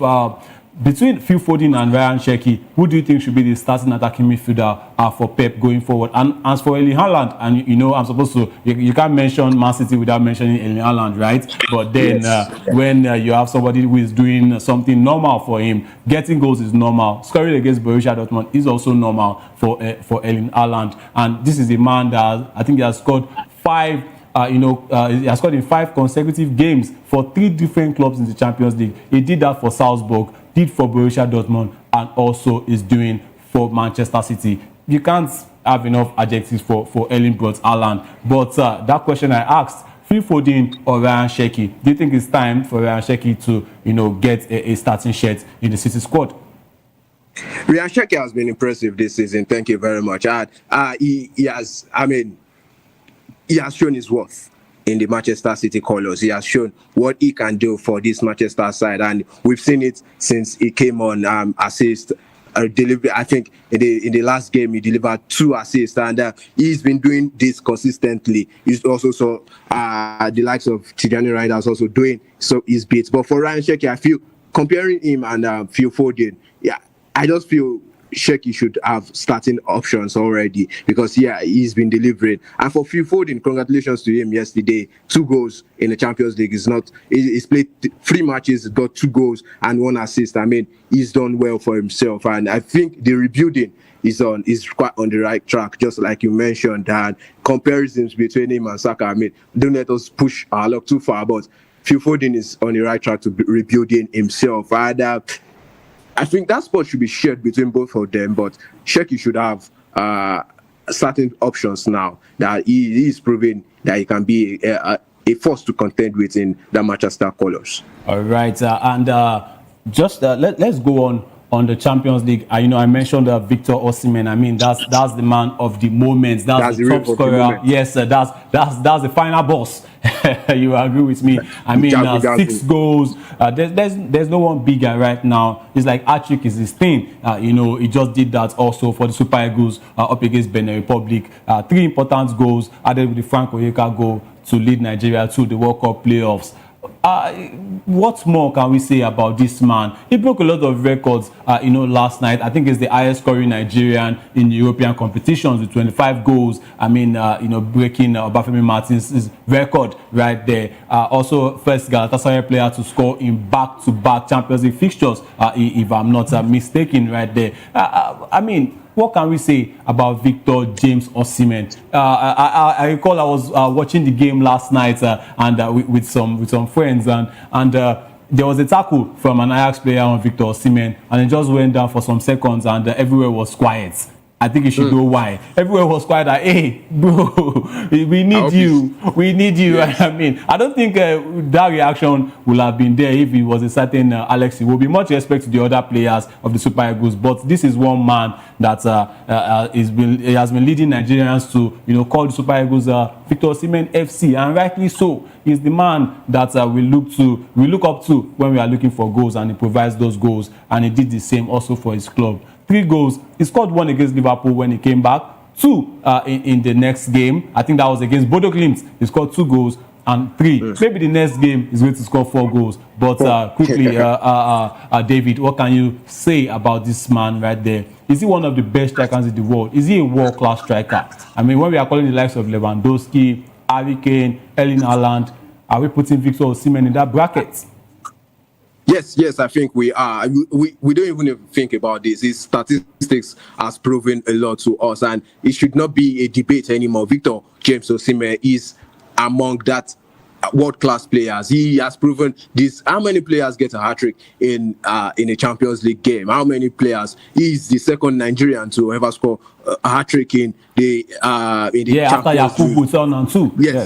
Yes, he's the second Nigerian to do that. And you can see this game in, game out. He has been turning up these numbers. He has been putting on this effort. And just like you mentioned, in the last game, 2 goals. Again, yesterday, 3 goals. He is among the top scorers. He is contending for the world-class spot, and he is among the world-class players at the moment. Absolutely. No doubt about that. Absolutely. And I mean, we really need Victor Osimhen and his goals, as I was talking about the Super Eagles of Nigeria, as they face up against Gabon right there on November 13th in Morocco. Yes, at the Prince Moulay El Hassan Stadium. And we need all hands on deck. And also, I was saying, from the last game against Bodo Glimt, he was assisted by Mario Lemina, who is Gabonese. I think after this game and maybe their game by the weekend, they will become not friends. They won't become friends because they know what they have to do for their respective countries. And David, quickly, let me just have your take on this one. What was the game that stood out for you in the Champions League? What game really stood out for you? We saw the Barcelona game. We saw the Real Madrid. We saw the Paris Saint-Germain. Were you surprised that Paris Saint-Germain lost that game, or you think they lost due to injuries? What game really stood out for you? Also, Arsenal. The question is, when are they going to face a shot on target. It's not even about when are they going to concede. When are they going to face a shot on target? I mean, that team, they are class right now. What was the game that stood out for you in the UEFA Champions League match week 4?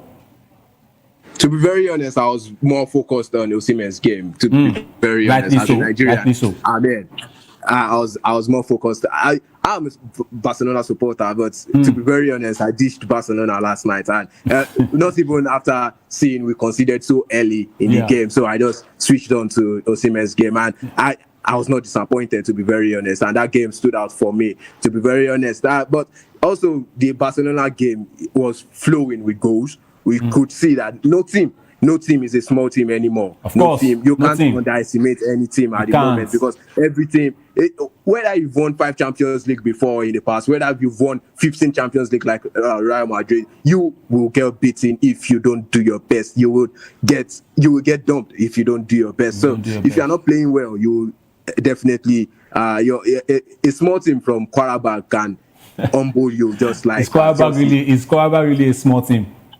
They are second in their league, but when it comes to Champions League standard, you know what I'm talking about. Yeah. When it comes to Champions League standard to Chelsea, I mean, the gap is quite far, but you get humbled. And Chelsea were quite lucky yesterday, to be very honest. Chelsea were quite lucky. If not, I really felt Qarabag were destined to win that game. Absolutely. But that's football. It doesn't really go your way all the time. And let's look at the Champions League table. Yes, as it stands right now. I mean, Arsenal are yet to concede, and they have 100% record in the Champions League, and they are sitting pretty at the top of the table. It is not looking good for Ajax Amsterdam right now, and also for Benfica. These are teams that have played 4 games and they can't even get a draw. Let's look at the Champions League table, and also we'll be looking at the Europa League fixtures. But let's look at the Champions League table first as it stands right now. The table of the UEFA Champions League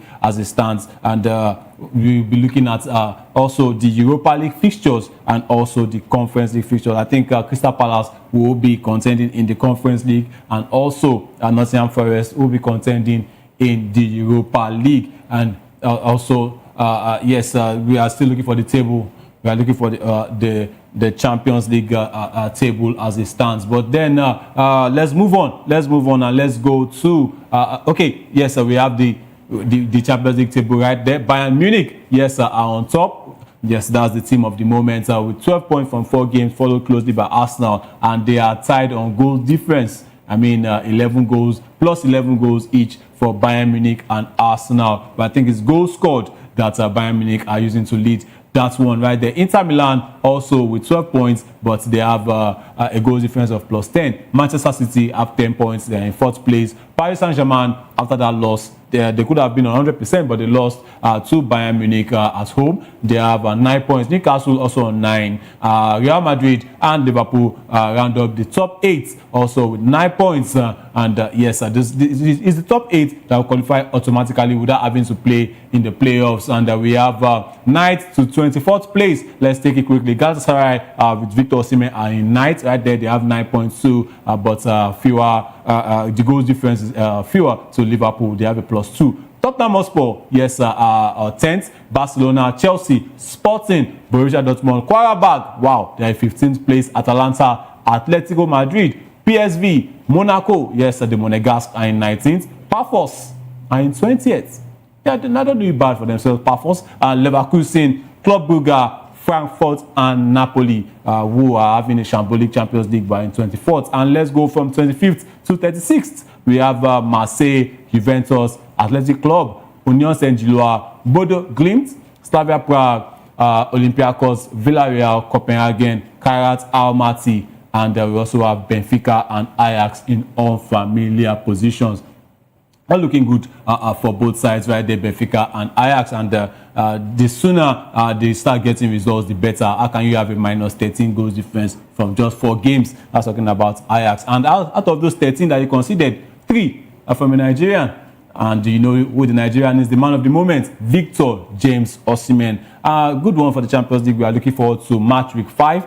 But before that, we have the international break coming up soon, as well as the club fixtures for the weekend. But let's move on and let's go talking about club fixtures. Yes, let's talk about a team right there, right here in Nigeria. Yes, Remo Stars. Yes, they've declared support for their head coach. Yes, they are denied rumors that their head coach Daniel Ogumodede has resigned, stating he remains an integral part of the team. The speculation arose after the team's poor performance in the CAF Champions League and NPFL, including a 5-1 defeat to Mamelodi Sundowns. However, the club clarified that Ogumodede's absence was due to his participation in the CAF B coaching course in Abuja. Yes, Ogumodede's future has been uncertain amid reports of strained relationships with the club management and fans questioning his tactics already. Wow. And despite this, Remo Stars expressed their support for the coach, citing his commitment to personal and professional growth. And the club also highlighted Ogumodede's crucial role in their recent successes, including their historic MPFL title win. When I was reading that, I saw that the fans are already criticizing his gameplay and everything. Like I said already, this is the defending champion. He led the team to an unprecedented title, and they won it fantastically well. Even though some people are saying it wasn't free and fair. And Daniel Ogumodede, you can't go against him. He is a fantastic manager. I think he's going through what Arne Slot is also going through right now with Liverpool right there in England, because they won the league last season, and Arne Slot is already under fire this season for his tactics and all of that. But where I'm having, let me say, a little issue with Ogumodede is, and before I would say that Remo Stars, they released a statement. Yes, they released a statement in support of Daniel Ogumodede, still saying that he is part of the team. They released a statement right there. That's talking about Remo Stars. But I want to ask David. We've seen in football, there's nothing new to being a player and a coach. We've seen it with the likes of George Weah. I think Mido did it with Egypt. We've seen it even in club football. But this time around, having, let me say, a commitment with the Super Eagles, and is also affecting your club commitments. I mean, look at that game against Sundowns. It was Thiago Conde that was in charge for both legs. I think said he couldn't get his license. He was still trying to get a license. Chasing a course in the middle of a season, and it has rubbed off on your season. I think that maybe, if I'm not mistaken, they are 16th or 17th. Remo Stars, they are not doing well in the NPFL. Their title defense has been very, very, very poor. And it has led to rumors flying around a potential exit for Daniel Ogumodede after about how many years now? Maybe 9 years or so with the club. And he's said to be leaving, but Remo Stars have come out, to deny such, and they've released a statement backing their manager, saying he went for a course. My question to you, David, is going for a course in the middle of a season, and also his commitment with the Super Eagles, being there with the coach Eric Sekuchel, do you think is rubbing off on his season with the Remo Stars? Or let me just get your take. What do you think, David? Do you think Daniel Ogumodede should just choose one, club over country? It can't be club and country. It should be either club or country. How do you see it, David Bolayiwa? Very much. Like you said, Remo Stars 17th on the table. It's not a good writing on the wall for Remo Stars right there. Defending champions currently battling with securing a space or even trying to fight for the battle. But for Daniel Ogumodede, just like you rightly said, there's a saying that says if you can't pour old wine in you can't pour a new wine in an old wine in the same jar, it's going to break off. You can't do two things at the same time. You're going to lose concentration regardless. You can't say you want to give your 100% concentration to two different things. You can't be active on the field dishing out instructions and also be in a classroom receiving instructions. No, it's not possible, and you just won't be able to do. And it's rubbing off on his season. It's the same thing. And it's not who is not even going through licensing training, is battling the same thing in Liverpool right there. Talk more of someone who is in the middle of coaching a club side, also wanting to maintain his position in the national team, and also taking a CAF B licensing program. It's going to be too much telling on an individual, which obviously we are starting to see the results. And I just feel he should pick one if he wants to settle with his CAF licensing training. He should focus on it, get the result done there, then come back. There's no crime in resigning. Yes, there's no crime in resigning to pursue your coaching course, your coaching goals. Career. It might take you out of the country. Definitely, if you get that license, I bet with you would have other offer, probably even better than Remo Stars. So why do you want to jeopardize the I mean, they are very close to relegation at the moment. 17th for a defending champion. It's not done. They are very close to relegation. So why would you want to jeopardize their own what am I going to use now? Why would you want to jeopardize their own stance as a defending champion, and you also want to get your own licensing career? So if you want to pick being a coach and stop the classes. If you want to pursue your career as a coach, focus on that. When you are done, you can come back. It's just simple. All right, David. Let me quickly go through the club statements that Remo Stars, released, and yes, they say they wish to clarify that their head coach Daniel Ogumodede remains an integral part of the technical crew and continues to serve as the head coach of Remo Stars Football Club. And Daniel is presently attending a CAF B coaching course in Abuja as part of his continuous professional development and commitment to personal and technical growth. He will also continue as his national assignments with the Nigerian national team. That one, I think, is the one that we are discussing right here that is not supposed to be so. You should choose one as the country prepares for the crucial FIFA World Cup, African playoffs, the potential Intercontinental playoff, and the African Cup of Nations later this year. We've seen that statement. He said, we firmly believe that this is a period that calls for collective national support and dedication to the success of Nigerian football. We've seen this, and the coach contract was extended until 2027, and it will continue this dual role as Remo Stars head coach and Super Eagles assistant coach. My question quickly to you, David, I need your answer quickly on this one. Eric Sekuchel came in, and I'm sure he has his own members. He has his assistant coach. What is that need, for Remo Stars coach? That's talking about Ogumodede and also Fidelis Ilechukwu. What is that need for them? They went to Chan. We saw the way Chan turned out. What is that need for them? Are they working with Eric Sekuchel's assistant coaches as well, or they have a private job they are doing? Because if they don't, they should focus on their clubs. Their clubs are not doing well in the MPFL right now. David, what do you see about that? Right, thank you very much. But I just think it's the same thing we've been talking about.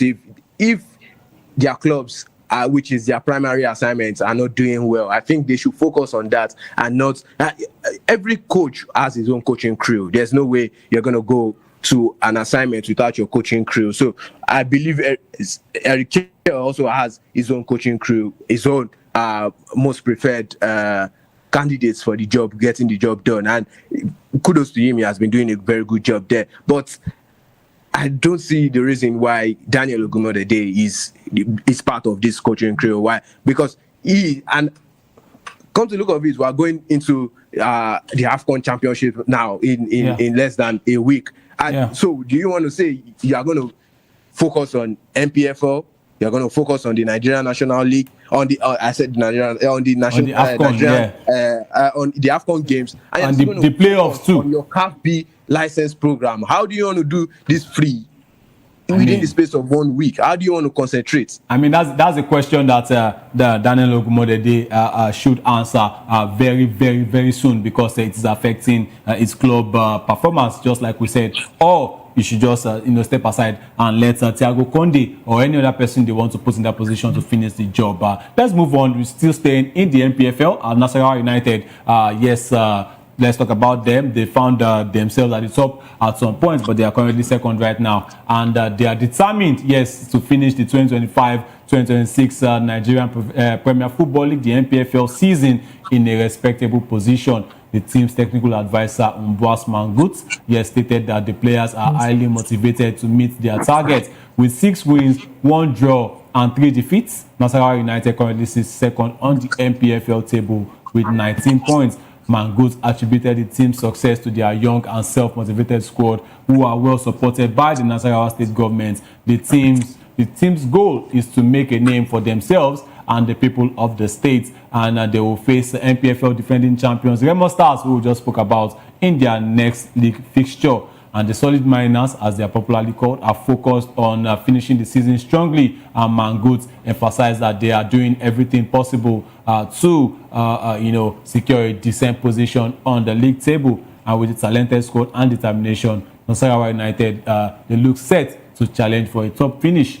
And the Nasarawa United's upcoming match against Remo Stars will be a crucial test of their title ambitions. Yes, sir, because even though Remo Stars are finding themselves in an unfamiliar position, 17th place, I think there will be a tough test because they are the defending champions, and there will be a tough test up against a team that is looking to win the championship altogether. That's talking about Nasarawa United. And the match promises to be an exciting encounter between two of the NPFL's top teams. Yes, one right now and one, with the back of what they did last season. And we hope to see a cracker right there for Nasarawa United up against Remo Stars. It's going to be an interesting game, and I'm sure David also agrees to that. And let's move on, and let's still talking about Nigerian football.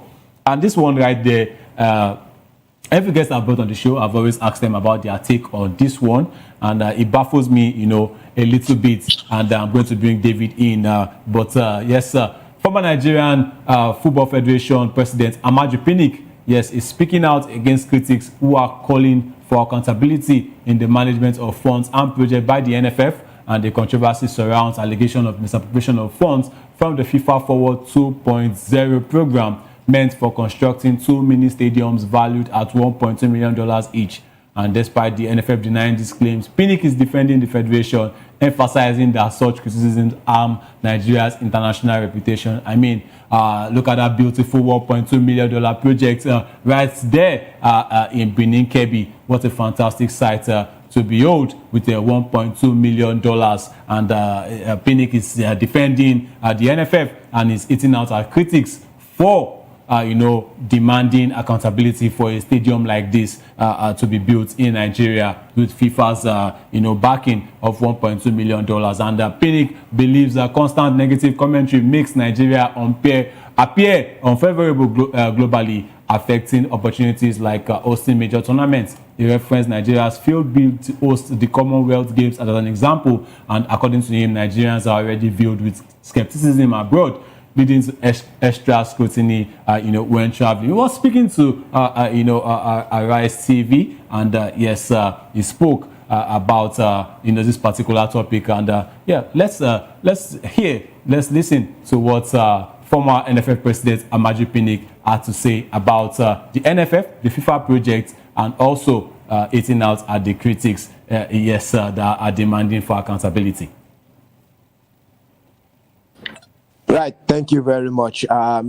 This is a topic I sometimes want to avoid because it's disheartening to see that an international body is trying to help Africa and Nigeria grow, but sometimes it's not what we see. And Pinnick trying to defend the NFF is something you would expect, right? It's he was in the system and he understands. David, let's look at the video. The Amaju Pinnick, talking about. He said they were demarketing the country. I don't understand what he meant by that. But yes, that's the man right there, Amaju Pinnick, speaking to RS TV in an interview, and also where he mentioned everything that had to do with the NFF and the project, and about that video that's circulating all around, and that video circling all around yes, about Nigerians demanding for accountability. Save Nigeria, save Nigerian football. That's what they are pushing right there. And that's Osinbajo Pinnick speaking. YZ funds, how can they account for those funds? Come. The General Secretary, the Deputy General Secretary, the Director Technical, and about between 15 to 20 other staff in the NFF are being paid by FIFA, not the government. How many people knows this? Women football. A certain amount of money is dedicated to women football. I'm not ordering fault for the Federation, but I'm an officer of the Federal Republic. I'm an OFR, and it builds on us to say the truth when we see it. We should stop maligning institutions in Nigeria. That is the A to Z of this mind. I'm just appealing because it doesn't all go well for us internationally. It demarcates this country. We just lost our bid to host the Commonwealth Games. I know what somebody told me about it. Whenever I want to host any tournament now, Nigeria is almost a red flag because we demarcate this country by the minute. If the government is even doing something appreciable good, I think we should compliment them. We should pray for them and work with them. Because we don't have another country. I keep saying it, Nigeria is the sweetest and the best country on this continent. So when I see people say things, oh, you are a thief, you are this, Jesus, that's why people like us are not enthused about going remotely close to being in government anymore. And that's the truth. You know, because the toxicity, the chaos, the bitterness, the hatred, the animosity is just too much. Without knowing the simple truth, without asking for information, people, they just go out there to malign you. You travel to various countries, you are stopped from traveling. When they Google your name, they see corruption, they say you go this way. When I go to America, you always do the secondary check. So I'm not even enthused to travel anymore. Because these are the kind of things that we face. And when you do that, now by God's grace, we're going to qualify going to the World Cup. Now we go to the World Cup. How many people can afford to get a visa to go to the World Cup? Because we keep demarcating this country. We keep demarcating this country.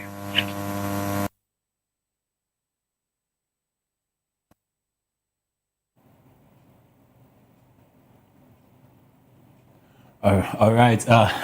You just said from the man Osinbajo Pinnick, who was a former NFF president. And David, yes, just before we wrap up on the show for today, let me hear your take on that one. Yes, you were discussing about it just before we played the video. And yes, I want to get your take on what he said. You agree with the man Osinbajo Pinnick right there, criticizing or eating out at the critics for saying that they are demarcating the country, for demanding accountability. Maybe you will see what is actually wrong in what they did. David Bolarinwa.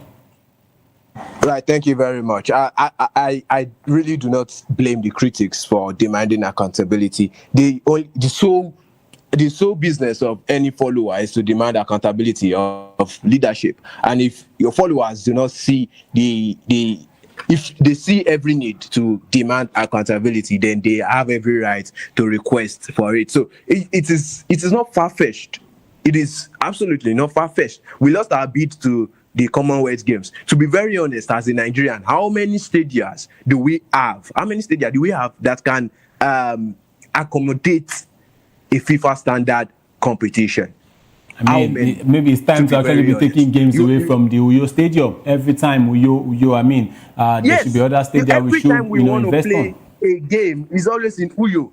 Every time Nigeria wants the Super Eagles want to play a game, it's always in Uyo. Look at the national stadium in Surulere. Look at many of these national stadiums. They are outrightly dilapidated. And what can we do to them if we are going to be losing these bids? Look at South Africa hosting the 2010 World Cup.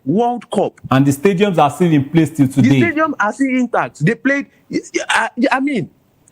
They play in their stadium week in, week out. We see these stadiums. We see how they are well maintained. But us here, and you're telling me we wouldn't lose our bid? Why won't we? Why won't followers request for accountability? I really do not want to believe that is what $1.2 million will build in Nigeria. I mean, if you look at the other one, this one's even better. That one in Delta States even looks like it's not been worked on at all. And I don't think there's anything that Amaju Pinnick, have to say that will, deter Nigerians from asking for accountability. You can't say that. I mean, look at that. Just look at that. FIFA, had to even take it up a notch, and they posted the picture, on their social media handle. I mean, that's to show the whole world that, hey, we invested in these guys, but look at what they came out with. It is not the fault of FIFA, because a lot of people were, giving FIFA, that backlash, but they had to come back and say, no, it is not in our plan. We have done our own part, and there's also a rule that, hey, if you can't meet up, at a particular cycle for reasons beyond your control, you will still be funded to go ahead with a particular project. That means there was extra funding even for that proposed stadium in Delta State, but till today nothing has been done. And during that cycle, Amaju Pinnick that was speaking was the NFF president.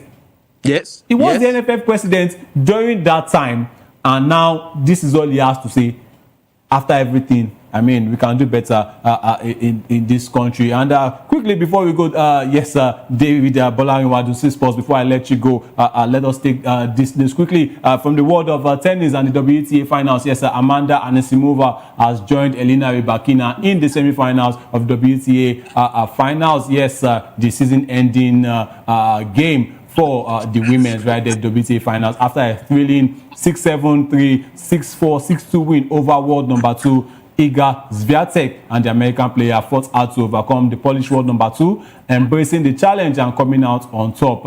And this victory marks a significant comeback after Swiatek's dominant 6-love win in the Wimbledon final earlier this year. And Simova's win sets up a semi-final match against Rybakina, who has been impressive in the tournament, winning all her matches and dropping just one set. And Rybakina sealed her spot in the semi-finals with a 6-4, 6-4 win over Ekaterina Alexandrova, who stepped in as a late replacement for the ill Madison Keys. And despite Alexandrova's valiant effort, Rybakina's powerful serve and forehand proved too much to handle. And the WTA finals are being held in Riyadh, Saudi Arabia, with the top 8 women's singles players competing for a share of $15.5 million in prize money.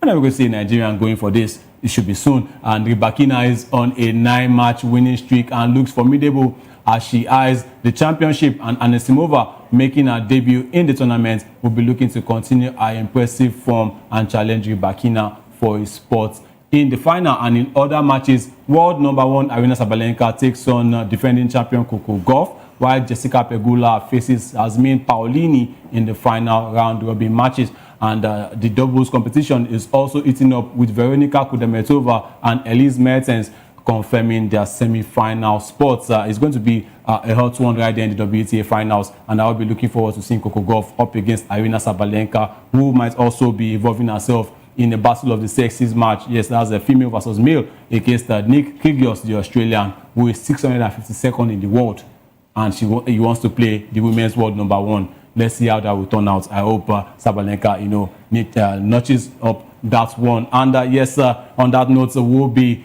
saying our byes on the show today. Sports Republica, I want to say a very, very big thank you to David Bolarinwadu, Sim Sports, yes, for, going on this journey today with me. Thank you very much, David, for coming on. Thank you very much. It's my pleasure being here. All right, anytime. And we hope to do this more times over. And the midday news is coming up next. And yes, I will be saying my byes on the show. I have been Afiz Ogunbanjo, and keep your day sporty and wonderful. Bye for now.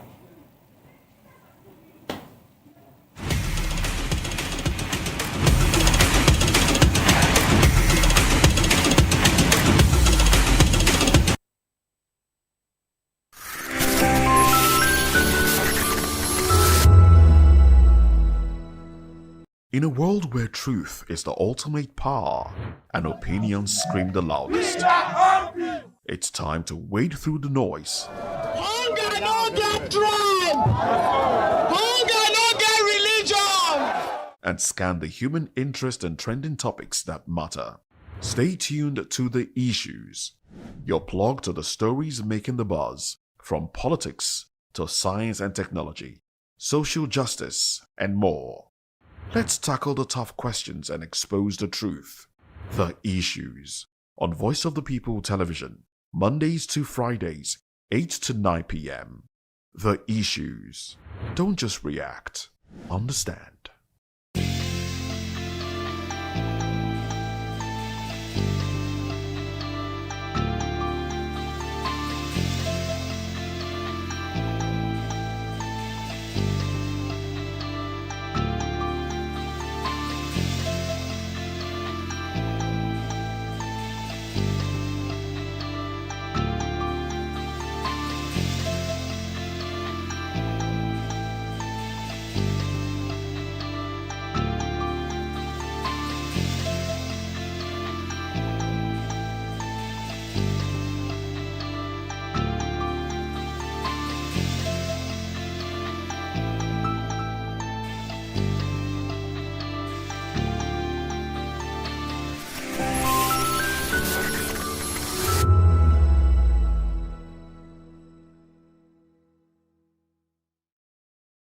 Behind every broken desk lies a broken promise. Education shapes the nations.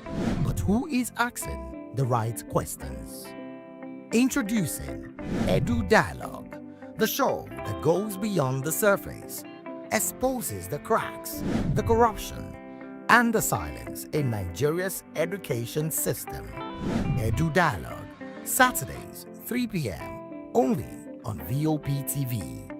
We break the biggest stories, from missing funds to policy failures. We ask the tough questions and demand real answers. Edu Dialogue, this Saturday, 3 p.m. on Voice of the People Television. The Agungu Fishing Festival, or Agungu Dance Festival, is an annual 4-day festival in Kebbi State and other northern states like Niger, in the northwestern part of northern Nigeria. The region is made up of fertile river areas of Matamfada, Mala, with much irrigation and orchards, Lambu in Hausa. The majority of the inhabitants are fishermen. They also have Kanta Museum. The museum is the main historical center in Agungu for visitors across the globe. People from around the world travel to Agungu just to witness the occasion. The main purpose of the Agungu Fishing Festival is for fishing and unity. The festival is usually a 4-day cultural event. The festival began in the year 1934 as a mark of the end of the century-old hostility between the Sokoto Caliphate and the Kebbi Kingdom. This festival has brought huge progress to the development of the state as a whole. It is usually called a fishing frenzy festival. The festival is celebrated to mark the beginning of the fishing season in Agungu, a riverside town in Kebbi State. It's celebrated between February and March every year. In 2005, the winning fish weighed 75 kilograms and needed 4 men to hoist it onto the scales. In 2006, the festival banned fishing due to safety concerns relating to the low water levels. The importance of the festival to the economy has led the government to conserve fish stock by prohibiting the use of gill nets and cast nets. The Zairo Polder project, an irrigation scheme in the Rima River floodplain to the south of Agungu, has been criticized because the reservoir threatens to flood the traditional site of the festival.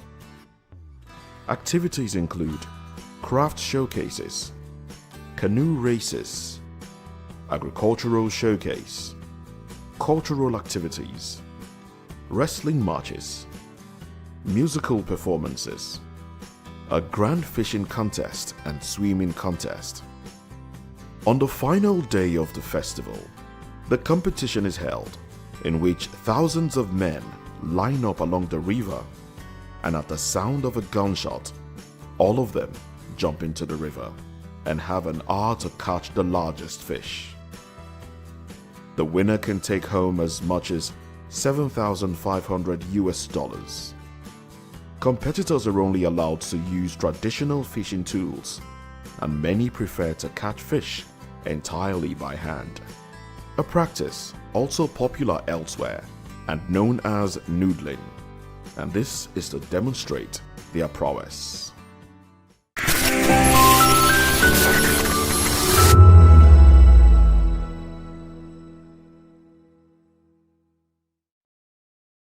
We encourage you to click on the like button and subscribe to our YouTube channel. We are Voice of the People TV. Also follow us on all our social media platforms. We are at VOPTV Live. Visit our website www.vop.ng for fresh and trending news. Also watch us live on SLTV channel 264. VOPTV, Voice of the People Television. 2564 is coming up on Barney 9, right? The 2564 Atlantic Tower. What happens in the hush behind hangar doors? Who signs the papers that gamble with lives? Which truths were grounded before they even ever had wings? If you've ever buckled a seatbelt at 30,000 feet, if you've ever stared out of that tiny window and wondered who's really in control of the skies, it isn't just flight, it's power, it's politics, it's pressure sealed in steel. We're peeling back the clouds from runway risks to sky-high secrets. We're diving deep where most dare not to look. Aviation Scope, every Sunday at 7 p.m. only on Voice of the People TV. We don't just report, we reveal. We don't just ask, we uncover. Because when it comes to the skies, ignorance is turbulence. Aviation Scope, the sky isn't the limit, it's just the beginning.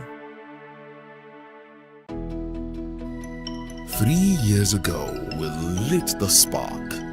Today, we are blazing the trail for others to follow. VOP Media is 3. 3 years of breaking boundaries. 3 years of being that bold voice that echoes the thoughts of the people.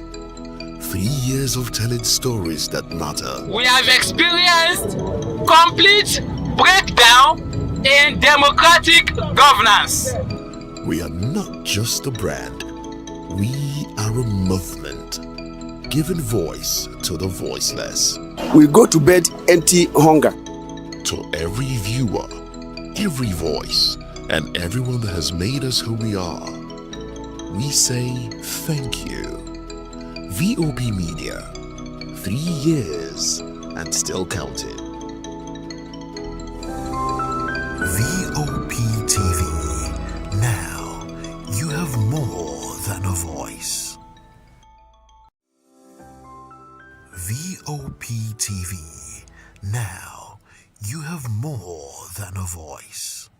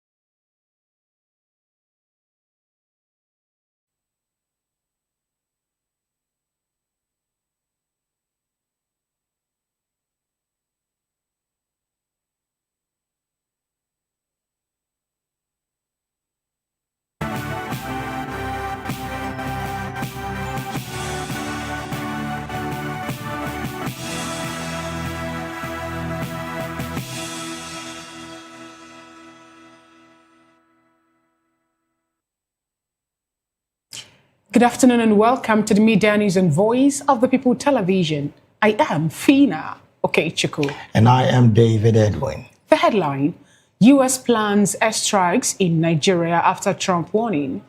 U.S. lawmaker call for sanctions on Miyetti Allah. Nigerians in U.S. reject foreign intervention.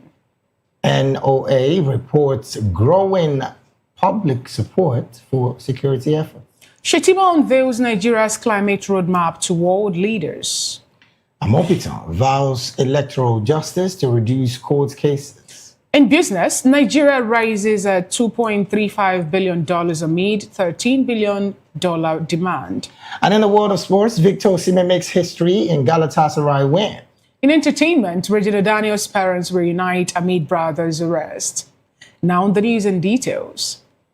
The United States military has reportedly drawn up contingency plans to possible airstrike in Nigeria after President Donald Trump directed the Pentagon to prepare to intervene to protect Christians from terrorist attacks. U.S. African Command is said to have presented several options to the Defense Department, though Pentagon officials admit limited strikes would do little to end Nigeria's insurgency without a wider campaign, something Washington is not considering. Meanwhile, China has declared support for Nigeria, opposing any foreign interference under the guise of religion or human rights. The federal government has also rejected its inclusion on the U.S. list of countries violating religious freedom, calling the designation inaccurate. Information Minister Mohammed Idris said Nigeria's challenge is terrorism, not religious persecution, stressing that both Christians and Muslims are victims of extremist violence.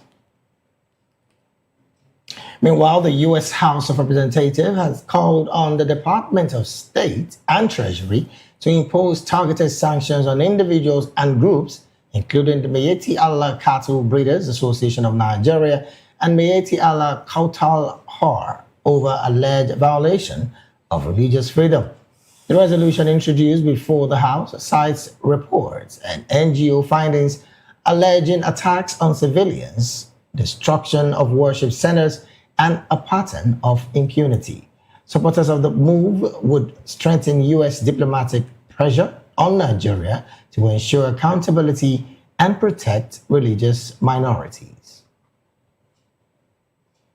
Nigerians in the United States have in the meantime rejected any suggestion of the U.S. military intervention in Nigeria under the guise of protecting Christians. In a statement from New York City, Tani Alegbeshora, president of the Organization for the Advancement of Nigerians, alongside 19 other Nigerian groups, warned that foreign military presence is not the solution. They urged the Nigerian government to take full responsibility for protecting its citizens, expressing disappointment at the failure of successive administrations to stop the growing violence across the country.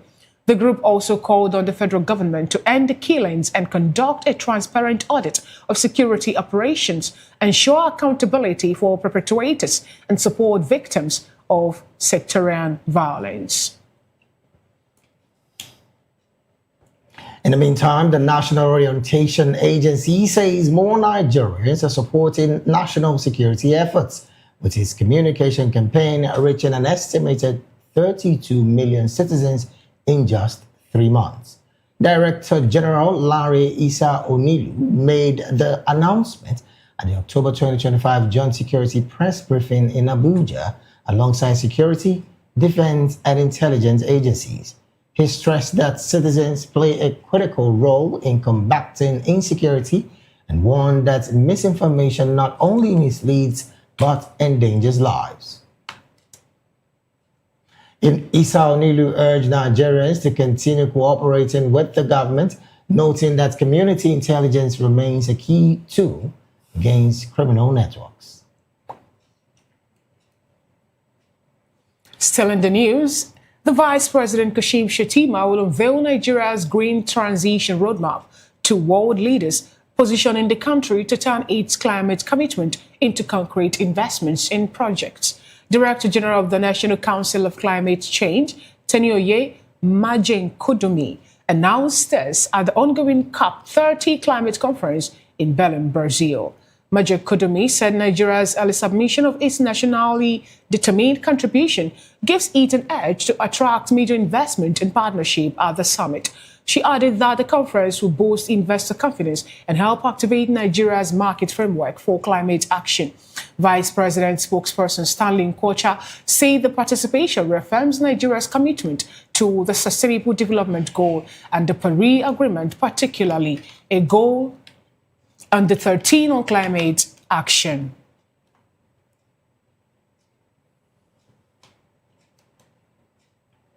Ahead of the Anambra governorship election, INEC chairman Josh Amopitan has pledged to champion electoral justice in Nigeria as a key strategy to reduce post-election litigations.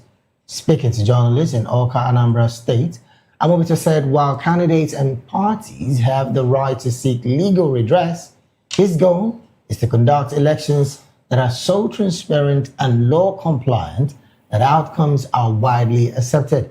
He acknowledged no election is perfect, but a near-perfect process could minimize court cases. The INEC chief stressed that achieving this requires all stakeholders to strictly follow the Constitution, the Electoral Act, and INEC regulations.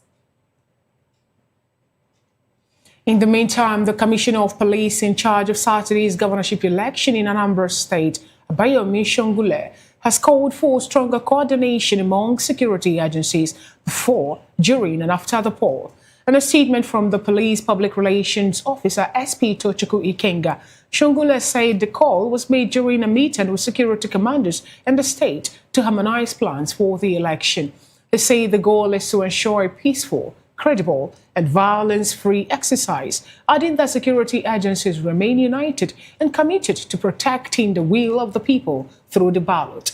The CP assured residents and political actors that security agencies have identified flashpoints, mapped out deployment strategies, and developed quick response measures to tackle any breach of peace. Still talking Anambra State coming election, former Anambra State Governor and 2023 Labour Party presidential candidate Peter Obi has urged INEC to ensure a credible governorship election in the state on Saturday. Obi made the call while speaking with journalists after visiting the College of Nursing Adazi Nuku in Anocha local government area and the University of the Niger Teaching Hospital Ogidi in Idemili North. He also warned against vote buying and other practices that could compromise the credibility of the election. You're still watching Media News on Voice of the People Television, and it's time for the Media News analysis. And joining us in the studio live to help analyze the stories that made it to the bulletin thus far is Dele Fanimo, a seasoned reporter, and virtually will be joined by me, Benjamin Ogulami, who happens to be a member of the Take It Back movement in Lagos. Good afternoon, Mr. Dele Fanimo. Good afternoon. Good to have you join today's Media News. Pleasure. All right, good afternoon, Obeyemi Ogulami, if you can hear me. All right, interestingly, we'll try to establish communication with you during the news analysis. Let me start off with you, Mr. Dele Fanimo. Now, Saturday, less than 48 hours or thereabouts, will be Anambra State gubernatorial election, governorship election. And, you know, that is one of the off-cycle elections that Nigerians do have. And we've been hearing so many people speaking, especially regarding the credibility of that particular election. In one breath, a former governor of that state and also the presidential candidate, the presidential candidate of Labour Party in the 2023 general election, Peter Obi, urged INEC to ensure a credible governorship election in the state. On the other hand, we have Joash Amopiton, who happens to be the new INEC chairman, also speaking tough that election in Anambra is going to be more like a litmus test to him and his position, saying that there will not be any malfeasance in that election. Do you think that Nigeria and the electoral umpire INEC at this point, without the legalizing of the usage of beavers and IREF, were ready actually to bring out a credible election, free or void of malfeasance or even vote buying at this point in time? Let me tell you this. Anambra, like the new INEC chairman has said, is a litmus test, no doubt. Okay. The results, the outcome of this election will determine how the electorate, how much trust electorate can invest in him going forward. That's one. Then two is the way I see it and the feelings I get from Anambra in the last few days suggests that it's like a walkover for the incumbents. And so there won't be much of violence, so to say. But then again, in spite of all that, if Soludo must win, let him win convincingly to the extent that even those who are not in Anambra on Saturday will be convinced based on reports coming out from Anambra. That is the only way, because already Nigerians are watching keenly and they are looking forward to a new man that had claimed to be an impartial umpire. Oh, well, Mr. Fadimo, I like the fact that you're very optimistic about the upcoming election in Anambra State on the part of the plans that are being put into place. But there are concerns about the fact that as to the election, there is what we would call vote buying all across, the state. And these concerns have been raised by opposition, clearly because of the fact that they strongly believe that the government in power has the wherewithal, the funding, and all of that to carry all of that out. These are allegations. But owing to the fact that the IGP also had sent about 45,000 policemen to that state, do you think it will be able to curb these level of atrocities, like we want to call it, because these are not supposed to be found in our electoral space at all? The people's vote should not be coerced by money. You see, I can tell you for free that I've covered elections in this country. A lot of the time when you cover elections, it's like the highest bidder takes it all. Okay. That I can tell you for free. But when somebody who spends 3,000 per voter now loses to somebody who spends 10,000 naira per voter, you say, this election is riddled with vote buying. He didn't have the financial muscle to buy his way through. But again, that is not to say that that is the best we can offer during the election. As a matter of fact, it's a question of both parties being guilty.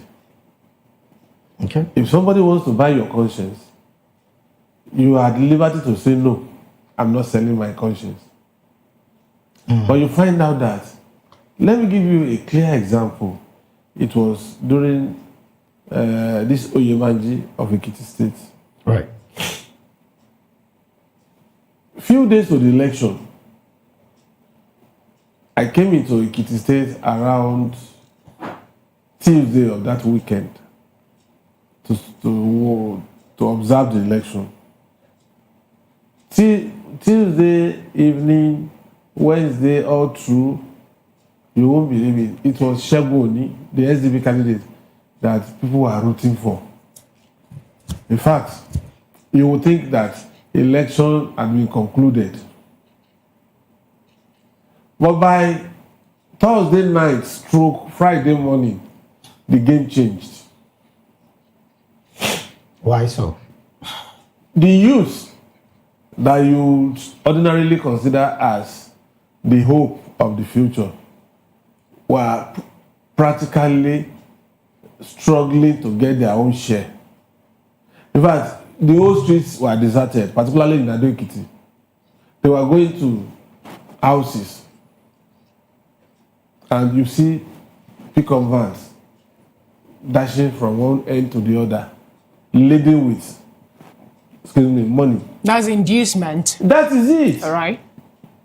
And I asked myself, I had to call some of the youths. I said, look, how much are these people going to give you? That you suddenly changed overnight and you started singing the song of somebody who said will never be governor. But as they say, The rest is history. In fact, on election day, as if there is no law in Nigeria, young boys and girls were brandishing the words of notes. Isn't this an act of carefully weaponizing poverty to making the electorate themselves be victims of these same circumstances that we speak about almost every time? Because like you said, this happened in Ekiti. There's also the tendency, like I said earlier, opposition already crying out foul that this would happen in Anambra State. Isn't this something that should be carefully looked into, even by law? And of course, the people carrying out the Nigeria is not bereft of laws. We have more than enough laws to take care of all this. As a matter of fact, there are certain limits to the cash you can be found with around polling units on election day. But you see that policemen are here, the man distributing the money is here, close to the ballot box. And you know what they do? If they want to give you 10,000, they give you 2,000. Then when you turn print, you now want to let the INEC official know that you don't want ink state to spill over to another so that your vote will not be voided. You now brandish it. So it's no longer secret ballot at this point in time. It's no longer secret ballot. So once you brandish it and the man is sure that you have done his own bidding, you turn around after dropping in the box to come and take your balance. Now, what do you think Joash Amopiton is going to do at this point to make sure that he produces, the candidate that the people of Anambra State actually want? I'm talking about making sure that the election is credible, because he just made us understand that vote buying actually is more like a behemoth, especially within our political space. And killing it or taking it out, that Leviathan is so strong that we might not be able to cut the head off at this point. So what is it going to do differently to make that work? What's his man name now? The ANEC chairman. Joash Amopiton. Amopiton as an individual cannot curb this. How can an individual fight an institutional crime? It's a difficult thing to do. So where do we take this fight from? Now, how did we get here? We got to this point because of erosion of values. On the part of the electorate? Yes! Particularly Ekiti State. My mother is from Ekiti State. When you know that the first line of any human being actually is survive. For the person to survive, hunger is there actually. People need to find a way to eat food. So what happens to survival instincts? Let me tell you. Ekiti State is renowned for damning the consequence when they want to take a stand. That was in the past. An Ekiti man or an Ondo man, we are different breeds in Yoruba land. If I have an uncle and he's a billionaire, the moment he tries to trample upon me, I will call his bluff. I'd rather go to the farm than wait for him to abuse me before he gives me that 100,000. Okay. That was the way we were brought up. Now, why I said erosion of values, this is where Noah should come in. You now ask your question. Somebody gives you 10,000, and inside of you, in your conscience, you know that this person is not going to deliver. To the extent that you, your family, your cousins will benefit from the state.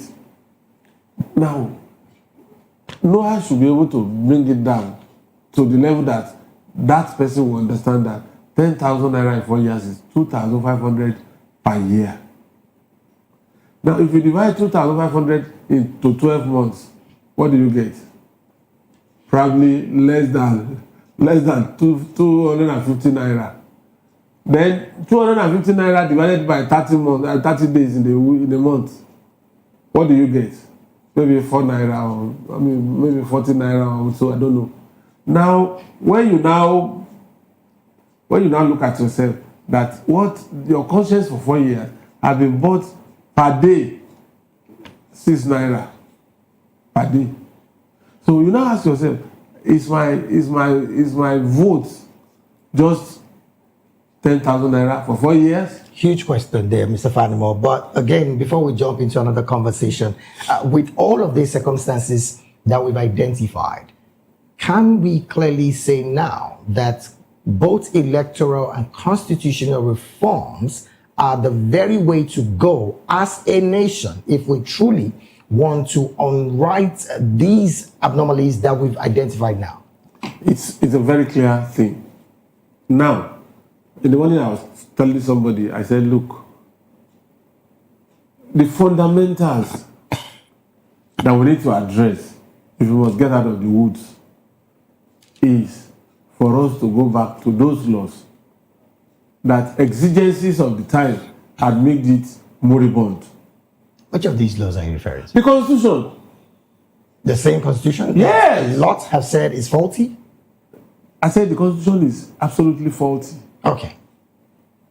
For instance, do you know that Peter Obi, Tinubu, Amechi, Atiku, nobody would have reckoned with them if the Constitution is properly written, that gives you, as the governor of a state, absolute rights over your resource. And then, out of your own magnanimity, you are now giving just a percentage to that person that is struggling to be president. So you said Who wants to become president? we don't practice true federalism. No, it's not true federalism. Because you know within yourself problem. that even the resource control you're talking about today still lies within the federal government. Yes. Most of the resources that lie at your backyard, my backyard, are on the exclusive list of the federal government. But then concerns are being raised, before we really jump out, concerns are being raised about the fact that these same governors who at the moment are receiving what they're receiving and yet not doing what they're supposed to do will still be the same governors who will be in charge should the resource control management be in their care directly. Let me tell you, today, if you go back to your state and you want to question the governor, somebody will call you aside and say, what is your problem? This is free money from Abuja. Either we do anything or we don't do anything, this money will come. But now imagine that your state, you have like iron ore and it's being mined under the supervision of your governor. You want to be interested in how the proceed is used. That's when we can now begin to call our governors to order. Anything that belongs to all does not belong to anybody. Exactly. Thank you so much, Mr. Fanimo, for that. Now, let's move slightly away from that to another interesting story where we learned that the Vice President, Shettima, represented Nigeria during the COP30, where he actually gave the world, Nigeria's green transition roadmap, making the world leaders to understand that Nigeria is set to position this country to turn the climate commitment into a concrete investment and also a project. Now, first of all, we're battling the issue of non-degradable to start with, to the point that, I think in Lagos actually placed a ban on the single-use xylophone, the single-use, and then it raised an eyebrow. Xylophone. Some person was saying, why will you do that? Some was saying that's more like taking people out of job. But we know that all this is actually causes litter.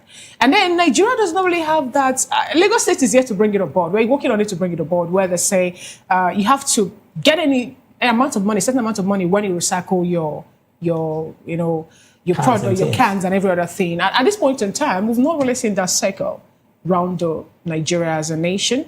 What are the things you think at this point that the Vice President is positioning to the world leaders about Nigeria championing a greener path to the climate change? You see, when you talk about climate change,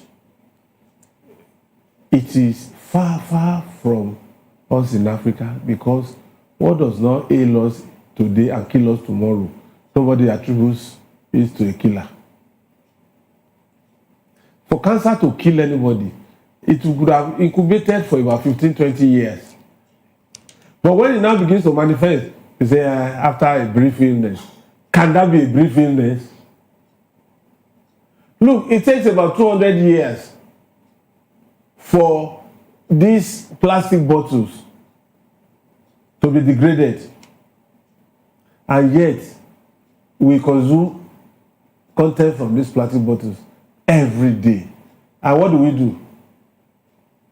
We send them through our sewages, our drainage system, to the rivers, from the river tributaries to the ocean. There are so many things that we need to consider. But because we never die in Africa, but they kill us. Somebody who has a place near his house where they recycle batteries, old batteries, peel them off, take out the lead, burn them, and then package them for reuse. That film coming out of that factory is pure lead. Over a period of time, if you inhale it, it's death certificate. But it will take about 20-25 years before that person dies.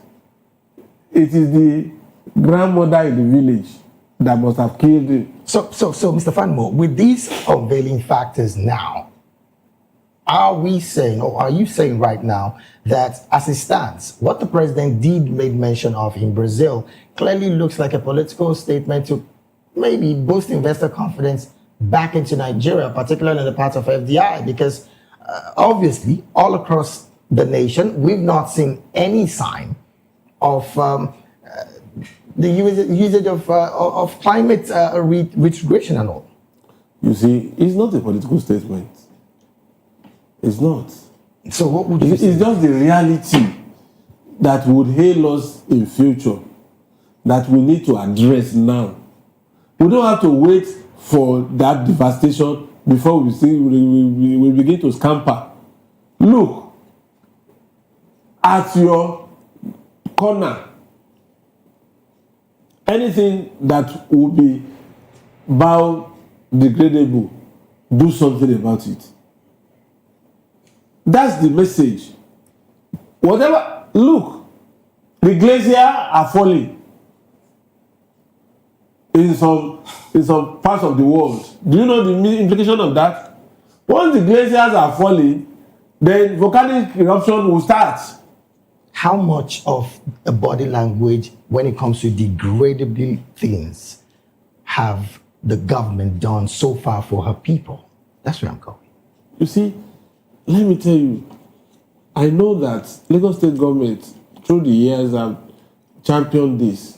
Mr. Fanimo, Lagos is 1 out of 36 states in Nigeria. Including FCT. Including the FCT. Do you know one thing? It starts from somewhere. And besides, Mr. Fanimo, there are also concerns about the fact that these are private individuals that clearly partner with the government of Lagos State to do these things. So why are we not having it all across the states in Nigeria? We have left these governors on their own. We don't challenge them. We don't tell them that this is the way to go. I'll give you an example. Between 1999 and 2001, Lagos State government, under the current president, automated tax regime. When Marwa was living in 1999, Marwa was speaking at 600 million revenue a month, and he was a poster boy. But another government came, automated this, and it rose to 3.5 billion within 9 months. What does that tell you? It's just simply that doing the right thing at the right time. No, Lagos State has not stopped, Lagos State government has not stopped any state from going this direction. Do you know that up to today, taxes are collected in some states manually, which allows for stealing, massive stealing. You will see a tax man that is on level 8 building 12 houses. Where is the money coming from? Yet it's still being allowed everywhere. Because I told you, I can remember I had a conversation with Tinubu when I said the first Yoruba island, when I left, after coming down from the north to these places, Owomida. That was the first thing. And, I was like, what does that mean? And they say, it means exactly. And we're like, how come? Are you in there? And it went on to, finally, this is part of it. No one actually is talking about how these monies are being remitted and all that, but I see individuals collecting money. But now let's take it back to this COP 30, were in jubilation because Nigeria happened to be the only or the first West African state to submit their own review. And being happy and elated and all that, Majid Kudumi said something. He said that this is going to be a way for us to boost our investor confidence. And he went for that to say that Nigeria, a few days ago, Nigerian government approved the National Carbon Market Framework and also moved for the operationalization of National Climate Change Fund. And they say it is not more like a political statement, but where are we seeing all this? Because he went for that to say something about Nigeria is open for high integrity carbon investment, which in turn, I believe, will deliver real mitigation and community benefits. So are we looking at just what the government will benefit from this against what the people actually will have? Many people are moving away from the carbon. Whatever government benefits from this still comes back to the people. Yes. Because, for instance, if you have a clean environment, it's an incentive for FDI. It's an incentive for people to come in because they know that their investment will not be jeopardized. And the byproduct of that is employment. Whoever is coming to invest in Nigeria will not bring his family wholesale. I don't think the people of Ijoland will actually accept such, because when you say whatever thing, the government benefits from gets to the people. For example, we have Ogoniland today. People are still calling for it to be cleaned. And we know some persons lost their life over the agitation of clean Ogoniland up until today. We also learned that the foreign directors that come to invest in Nigeria using their, infrastructure to make sure they do the oil drilling and all that, were able to submit a certain amount of money being asked them to bring by the international body. And Nigerian government are yet to, keep to their own part of the bargain. Funding. Exactly. You see, if you continue to look at the rot, we will not move forward. The question is, will you keep talking? One day, somebody will listen. But if you keep quiet, you are giving room for impunity. Somebody lost his life, or some people lost their lives as a result of the cleanup agitation. But it has not stopped. Some oil corporations are moving down to that place. And the condition was that they had to clean up before they start operation. So do you think Nigeria can stop the emission of carbon gas and every other thing by 2035? Because that is what one of the things they presented. They say that by 2035, we'll be able to reduce it by 32% or even bigger. It is even to our advantage. Yeah, I know it's, but do we have what it takes? Do we have what it takes? Because what you are flaring is what you use as LPG.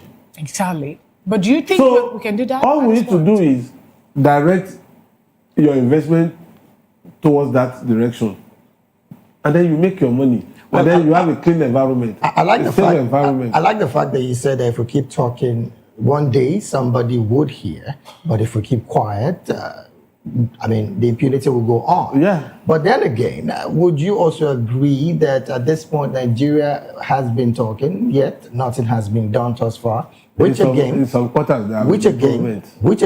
the reason why a U.S. Congress bill has been passed and recommended targeting sanctions on the likes of the bill named the Miyetti Allah Cattle Breeders Association of Nigeria and the Miyetti Allah Cultural Hall as erring entities. So looking at these identification, even from the U.S. government, something our own government is not doing, something our own legislators are not doing, the U.S. government is doing. Help Nigerians juxtapose and balance this. You know that the U.S. government is a detached umpire. There is no emotional attachment to any group in Nigeria. All they want is that the killing must stop. Because these are crimes where they value human life. Just because some Americans were kidnapped, are you aware some years back that they came into this country, rescued them, and when they go back to America, you know what they said? We killed those insurgents like chicken. That was the language they used. So if somebody can come all the way from America to rescue their citizens and kill those who are assailing them, whereas in Nigeria, we know them, we dine with them, We help them to buy groceries in the market. Yet, we are saying no to terrorism. Then we are fooling ourselves. Mietiala had crossed the Rubicon several times, owing up to so many heinous crimes, and nobody is touching them. And even when they want to touch them, in fact, they become vicious. They will rather even attack us for even daring them. Now that President Donald Trump have directed the Pentagon to prepare to intervene to protect, Nigerians, especially those who are victims of this terrorist attack and all that, do you think anything actually can dissuade them from that move? Because China actually is talking about supporting Nigeria to make sure that there's no be any international interference. We have the EU also speaking against Trump and his move and his statement. We have the ECOWAS also speaking against that. Do you think at this point in time that the president have given the directive to Pentagon to say, get ready, prepare for either airstrike or bombardment of Nigeria, that nothing can dissuade them? If U.S. government can help us exterminate the likes of Toji, so be it. I support it. And the Chinese jumping into the fray is for economic reasons. It's not as if they like us. All right, then. Well, that submission there should, of course, do it for us, because this is where we have to draw anchor on the analysis segment of the Midday News. We've been talking with Mr. Dele Fanimo, a seasoned reporter and, of course, a public and political affairs analyst. Once again, thank you so very much, Mr. Fanimo. We'll take a quick break right now. When we return, federal government build up strategic food reserve. These and more we'll be talking about after this quick break. Please do stay with us.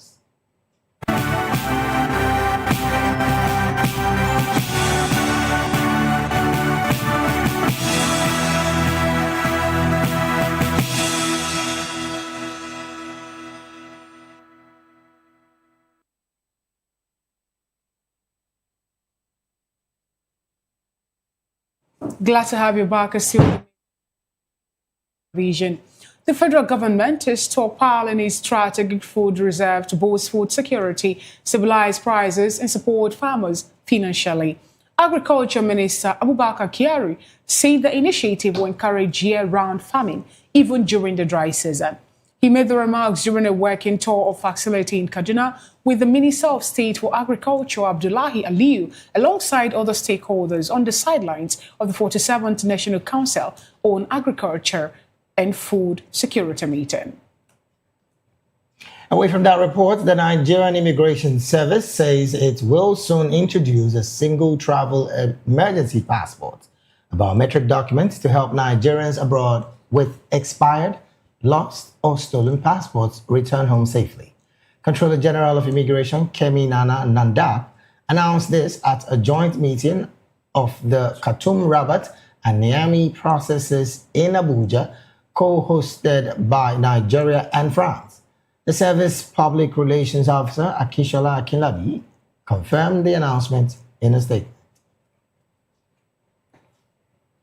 Moving on to the National Assembly, the Senate has approved a bill prescribing up to 14 years imprisonment for educators convicted for sexual harassment or harassing students in tertiary institutions. The move comes amid recurring reports of lecturers coercing students to grades, admission advantages, and other academic favors, a problem widely documented in Nigeria's universities over the years, including the 2019 Sex for Grades undercover investigation that exposed systemic abuse across some institutions. The bill titled Sexual Harassment of Students Prevention and Prohibition Bill 2025 was presented for concurrence by the Senate leader, Senator Bamidele. Bamidele explained that the bill is designed to protect students from all forms of sexual misconduct and abuse within academic environments while providing clear legal framework for the enforcement and punishment of offenders.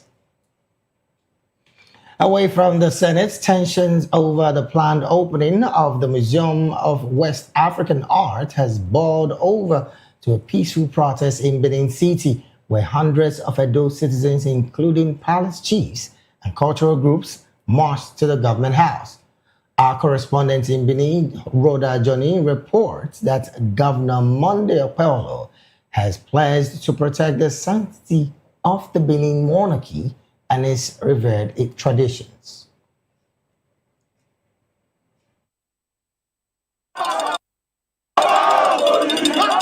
Hundreds of protesters, including palace chiefs, civil society groups and youths, marched peacefully to the Edo State Government House in Benin City, demanding a halt to the planned opening of the Museum of West African Art, known as MOA. The protesters described the planned inauguration as disrespectful and illegal, insisting that the project was originally conceived as a royal museum before being altered under a previous administration. Speaking on behalf of the group, Comrade Osaze Edibo said the protest was aimed at protecting what belongs to the Oba of Benin and preserving the kingdom's heritage. This protest to meet you and sort of appeal to you that there's a need for you to please use your good office to put a stop to that opening until all investigation about the process is done. We know the museum was fraudulently built, I would say, because the funds that were used for the museum were funds that were supposed to be used to build the Benin Museum. It is true that existing hospital was built 18 or thereabout. It was supposed to be celebrated. The best it can do is to renew or renovate, make it standard. But he destroyed it with so self-end. And again, we would like to make the government know that that ground in question was a palace ground. The Oba Cultural Complex was actually the bedroom of Oba Aburana, where most artifacts were depicted, including the first attack. And where the so-called museum is built was the harem, His Majesty's stock of Oba Aburana. So, in response, Governor Monday Okpebholo reaffirmed his administration's commitment to safeguarding the sanctity of Benin culture and tradition. He assured the demonstrators that no action under his watch would undermine the authority of the Benin Kingdom or its revered monarch. This bronze, we all know where it was taken from. And now they are back to our land. The best thing is take it first back to where it was taken from. Then the Oba, the custodian of our culture, will now decide. I will meet with the Oba. I will meet with him this afternoon to discuss with him. And also, the Minister for Tourism and Culture placed a call to me, and I told her, I said, Madam, you need to calm down. The governor commended the protesters for their civility and discipline, promising to handle the matter with fairness and loyalty to the Benin's cultural sovereignty. In Benin, Brother Johnny, BOP TV News. Thank you so very much, Rhoda Johnny, for that report. You're still watching the Midday News right here on Voice of the People Television. We'll go straight for a quick break right now. When we return, more stories in business, sports, and entertainment will be up next. Please stay with us.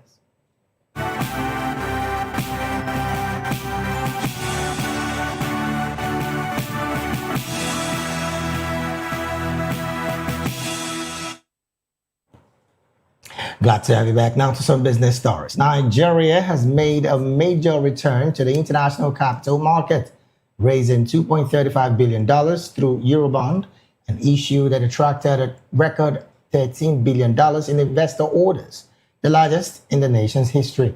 The Debt Management Office described the issuance as a landmark success, reflecting strong global confidence in Nigeria's economic reforms and fiscal discipline. Despite global tensions and recent U.S. political concerns, investor demand remains robust with an oversubscription rate of 477%. The offer includes a $1.25 billion 10-year bond due in 2036 and a $1.10 billion 20-year note maturing in 2046, priced at yields of 8.63% and 9.13% respectively. The DMO said the bond drew wide participation from investors across the UK, North America, Europe, Asia, and the Middle East, and Nigeria, describing the response as a vote of confidence in the country's sound macroeconomy policies.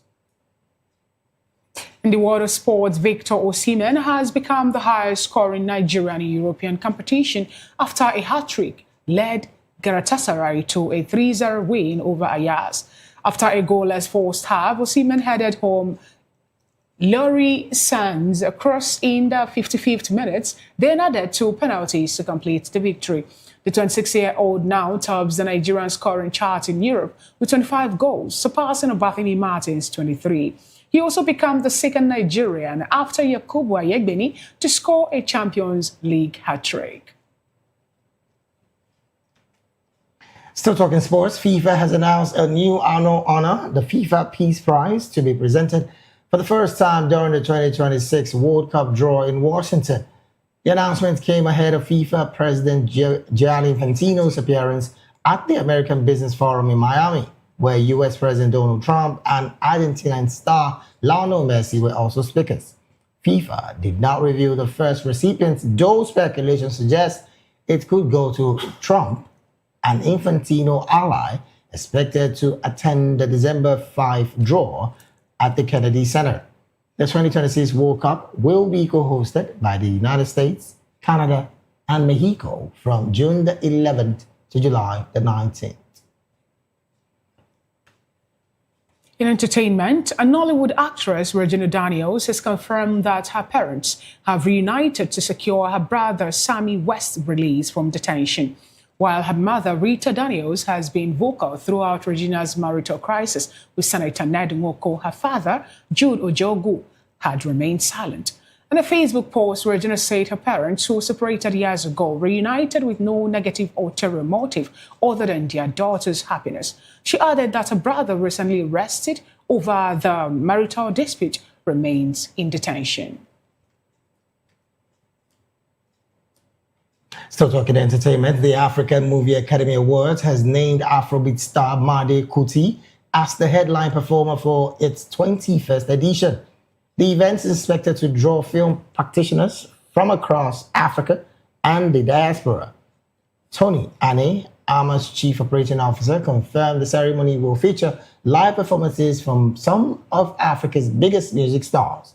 Kingsley James, the award technical director, promised an unforgettable night. The musical lineup also includes DJ Kencello with the Ebony Band providing live music throughout the event.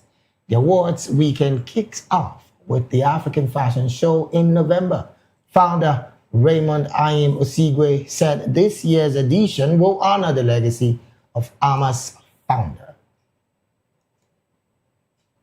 That is it on the media news on Voice of the People television. But before we go, let's take a quick look at the headlines. U.S. plans airstrikes in Nigeria after Trump warning. United States lawmakers call for sanctions on Mayati Allah. Nigerians in United States reject foreign intervention. NOA reports growing public support for security efforts. We also told you that the Vice President Shetima has unveiled Nigeria's climate roadmap to world leaders. And in the Anambra election, electoral justice, Amopiton vows to reduce court cases. And business, Nigeria raises $2.35 billion amid $13 billion demand. And in the world of sports, Nigeria's striker Victor Osimhen makes history in Galatasaray's win. In entertainment, Regina Daniels' parents unite amid brother's arrest. Do also subscribe to our YouTube channel. On YouTube, we are at Voice of the People TV, and on all the social media platforms, we are at VOP TV Live. Up next on the schedule of Voice of the People television is a spotlight show with Precious Agumanu. I am Fina Chiku. And I am David Edwin. Good afternoon.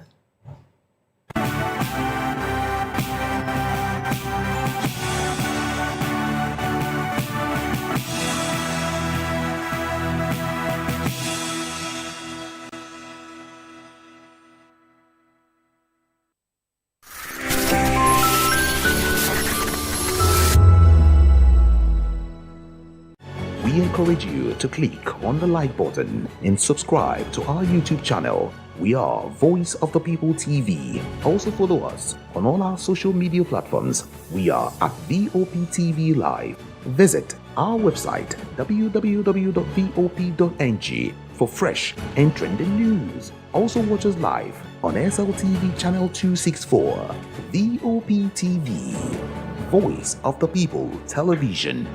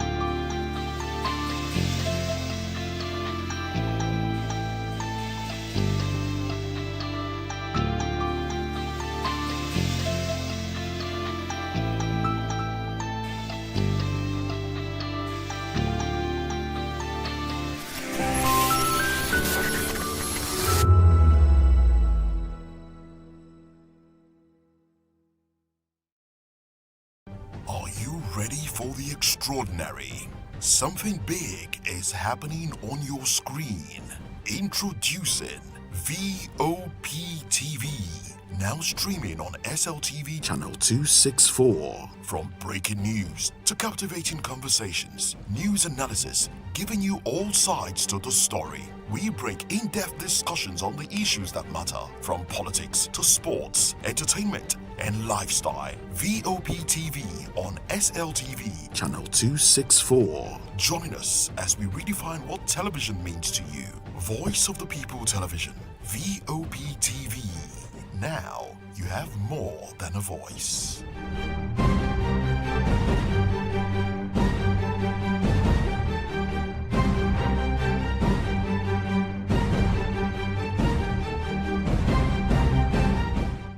From the views on the street, we go to bed empty hunger, to the blaring horns of a hustling city. The loudest voices of the common man got a medium to be heard. This particular administration, they were coming unprepared. It's not a bad thing to renovate the president's lodge. Through top-notch programming, unbiased reportage of news, sports, business, entertainment, and cultural documentaries, Voice of the People 90.3 FM became a symbol for 21st century media.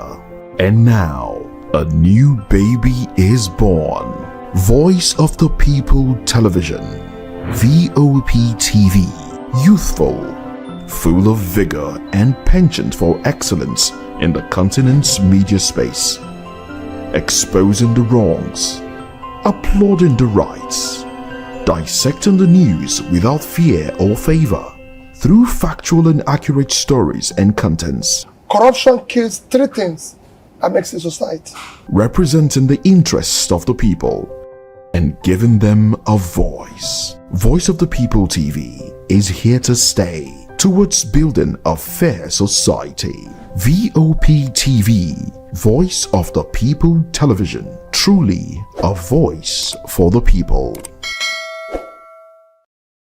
The red carpets, awards, the razzmatazz, music, fashion, interviews, and more. Spotlight on Voice of the People Television. Let's feed you with all the juicy stories in the global entertainment space, bringing you the glitz and glamour as it is hot. Stay tuned to Spotlight, 1 p.m. Monday to Friday. Spotlight on VOPTV. Entertainment like never before.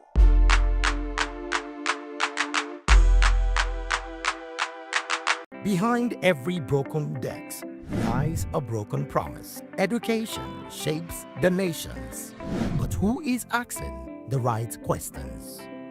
Introducing Edu Dialogue, the show that goes beyond the surface, exposes the cracks, the corruption, and the silence in Nigeria's education system. Edu Dialogue, Saturdays, 3 p.m., only on VOPTV. We break the biggest stories, from missing funds to policy failures. We ask the tough questions and demand real answers. Edu Dialogue, this Saturday, 3 p.m. on Voice of the People Television.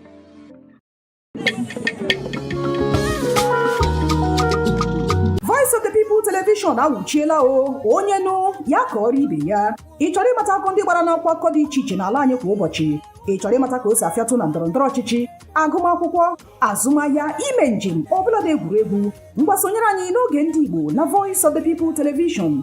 Anyị nwere ndị ọbịa bụ ọkachamara, bụkwa ndị ga-enye aka tapịa isiokwu ndị anyị jiri bịa kwa ụbọchị. Anyị ga-eji ka o siri gbaa n'akwụkwọ akụkọ dị iche iche wee malite tupu anyị akọzie n'uju n'ubi onye anyị bịara na nke ya. Ịgbamụrụ nzem ọzọ kedụkosi ya gaziere onye ukwu ma gaziere onye nta. Mkparịta ụka tọrọ atọ ka anyị ga-ewetara gị bụkwa nke ga-eme ka ịmata ka ihe si aga n'ala anyị bụ Naịjirịa, ọbụladị na mba ofesi. Oge ndị Igbo na Voice of the People Television ga na-abịara gị site n'ụbọchị Mọnde ruo Fraịde na SLTV Channel 264. Ekwekwala ka akọrọ gị ya akọrọ. Chetakwa na ọ bụ na SLTV Channel 264 ka ị ga-ekiri Voice of the People Television. Voice of the People Television, ugbu a ị nwere karịa olu. Join us as we drive into the world of politics through insightful interviews with prominent political figures, both serving and former governors, ministers, senators, legislators, party chieftains, activists, and analysts. Get first-hand information into the decision-making processes that affect our daily lives. Highly engaging one-hour program that brings political discourse into focus. I am Chukwuma Okoro. Political Lens, Monday through Friday, 6 to 7 p.m. Join us. In a world where truth is the ultimate power and opinions scream the loudest, it's time to wade through the noise. Hunger no get tribe. Hunger no get religion. And scan the human interest and trending topics that matter. Stay tuned to The Issues, your plug to the stories making the buzz, from politics to science and technology, social justice, and more. Let's tackle the tough questions and expose the truth. The Issues, on Voice of the People Television, Mondays to Fridays, 8 to 9 p.m. The Issues. Don't just react, understand. Voice of the people, you can hear me now. My name is Patrick Doyle, and I wish that you continue to echo the voices of the people. Big up VOP TV. My name is Suibifa Dokubo. Please keep watching VOP TV. Hi, my name is Kwekumali Ikenda Onyekwena, and I am with the Voice of the People TV. Now, if you're looking for the veritable channel for information, politics, robust discussions, you don't need to go far. VOP has you. VOP will always have you. Thank you. Hi, my name is Patrick Diabwa, aka Ibani Chuka, Amayanabo the Eagle King, and you are watching VOP TV. Stay with us. My name is Esther. They call me the Oga of them and the general overseer of them all. Every man, every woman has got a voice where integrity is the volume. So this is Voice of the People's TV. Voice of the People's TV. So this is the people's voice. And the people's voice is the voice of God. That's the voice populi in Latin. The people's voice is the voice of God. So keep watching Voice of the People. In fact, my name is Voice of the People. Keep watching MC Adobe King. Hi guys, my name is Kagan. I am Nigeria's biggest tech content creator. And I just wanted to give a quick shout out to Voice of the People TV.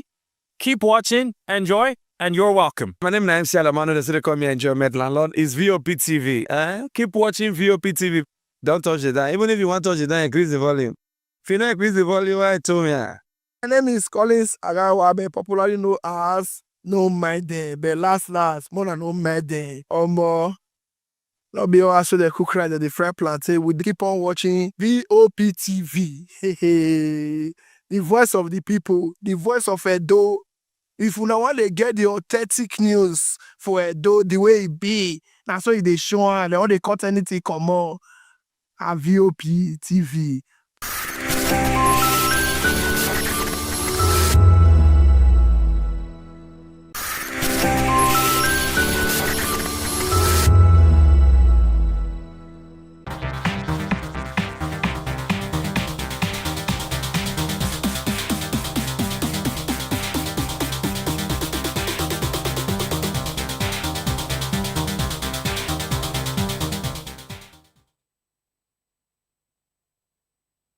Hello, beautiful people. Welcome back welcome to the show Spotlight on VOP TV, your favorite hub, where we shine the light on creativity, culture, style, music, and purpose-driven people. And yes, I'm your special girl, Precious Akumani, aka Call Me Prezi.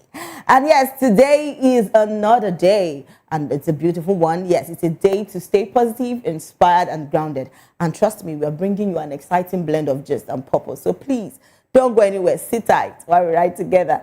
And trust me, I know that today has started well with you. And trust me, you don't need to go anywhere because what we talk about today is it's going to be a lot.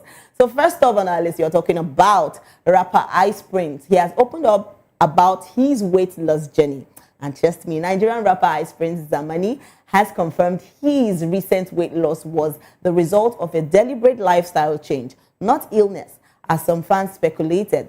So taken to social media, the Oleku hitmaker revealed that he decided to shed excess weight after realizing his habits were becoming unhealthy. So got so good in my life and was literally about to explode. No sickness, bless God. That was what he said. So just bad habits and choices. He wrote adding that close friends, chopsticks, and dummy inspired him to start walking regularly and making better food choices. So Ice Prince emphasized that his transformation stemmed from discipline and consistency rather than drastic measures, reinforcing that health is wealth. So the rapper's new look has sparked praise from fans, with many lauding his openness and commitment to self-care. Though he hasn't shared exact figures or timelines, his visible change and reflections highlight a broader message about wellness and intentional living in the entertainment industry. But seriously, talking about wellness, you know, healthy lifestyle, it's very good that we as human, you understand, try to live a healthy life. Trust me, because what is not there? See how he's looking. He's looking okay and better. You know, with all this bloated stomach. See, bloated stomach is not life new. You know, a lot of people feel that when they have big tummy, you know, they will call you sugar daddy or dogu. I pity you because you just they eat, they go. So if you live healthy, yes, you'll be healthy. Health is wealth. That's what people say. And yes, we trust me, looking at this picture, it's actually motivating me. Like I'm just seeing everything and I'm like motivated. Like everything. See the tummy, within months. You exercise, you rest, you get to eat well, you get to exercise and stuff like that. Trust me, it's good. And when you do this kind of things, I prefer you working out naturally than going for, you know, there's plenty surgery and the rest of them, because trust me, a lot of people that actually go for this surgery, I'm like scared for them, but then it's their choices, you understand. A lot of people like Uchegodo, they've gone for their, you know, BBL, for them, BBL and the rest of them. I'm like, why? But then it's their choice. Because if you ask me, you just be where you be. I don't know why you're trying. People just want to go on that because of the pressure of what people are going to say. And you cannot do things because people are telling you that you are this and you want to go on. But then it's their choice. But if you ask me, I don't think I even support anything surgery to make your body okay. Because what if you go, because you're 50-50 something. I always say that. It's 50-50. You can't go, no come out again. What you will call do? Is well, you go and tell your maker in heaven. But all right, a lot of fans have actually come out to say, yes, that this is really good, though, that this is really motivating. And yes, rapper Ice Prince really did well, because other people, where they even far, when they see this picture, they go get mine, say, I need to work out, you understand? And working out, eating well, it's always a healthy life. And trust me, health is wealth. So a lot of fans have actually come out to say things concerning what rapper Ice Prince has gone through, his weight loss journey. So please, let's take some comments. A lot of people have talked about this. And Deceiving said walking did not counting calories. Is not counting calories. All right. Another person saying going to the gym, calorie deficit, sleeping well, and reducing sugar are the best things that can happen to one's body. Yes, that's true. Very, very true. You know, walking, early morning walk, jogging, the rest of them, you know, try to eat healthy, try to sleep, because sleep is very important. I don't know how you just walk. Oh, you work, you will not rest. Your body sometimes needs those rest. And yes, another person said, bro took his name too personal. It's the ice for me. But like I say, just audio. I get what you're trying to say. The guy, be like I said, the ice, just ice, chop all the fat, finish, you remove them. But then he's looking amazing. Trust me, because that was not there to love. You know, when you're fit, you can able to, you know, shift your. Once you're heavy, you can. There are some things you cannot just do. To lift yourself is going to be very hard. So people that, you know, work out a lot and try to exercise their body, they feel more flexible, you get? So another person said, what is happening with celebrities and weight loss? Seriously, you get? A lot of people are actually doing this weight loss journey, and it's actually, it's interesting. A lot of people want to go to do the BBL, they just want to look perfect. But then, see, when it's no surgery, I prefer that one. this BBS itself, they fear me past, you understand? But then if you try to work out on your own personal self, like doing the workout, going to the gym and hitting the gym and the rest of them, it's better than the surgery thing. Me, I cannot, if you ask me, I no support that one. Yes, we have a lot of comments. Let's take more comments. A lot of people actually coming out to say, yes, Ice Prince is looking good. And yes, another person said, my crush that year, good to see you. And when you're seeing him in a better way. And it's interesting. Come to think of it, you even need to see that picture, like the way his face just reduced. The journey is really, I think the way he was just saying, maybe it wasn't that tough, but then he said, well, it's okay, but I feel that's something to celebrate about. He's actually looking good. And Ami Rebel said, this one, everyone just they lose weight. I beg, make una give us the tea, share, na injection or what exactly? Actually, even Messi Johnson, everybody just trying to lose weight and the rest of them. But yes, looking healthy is better. Do you get? So another person said, God, please. All right, another person said, if I begin trek, who wants this with me? is how Ice Prince said, Dami helped him, during his weight loss journey, taking the walks and gisting with him.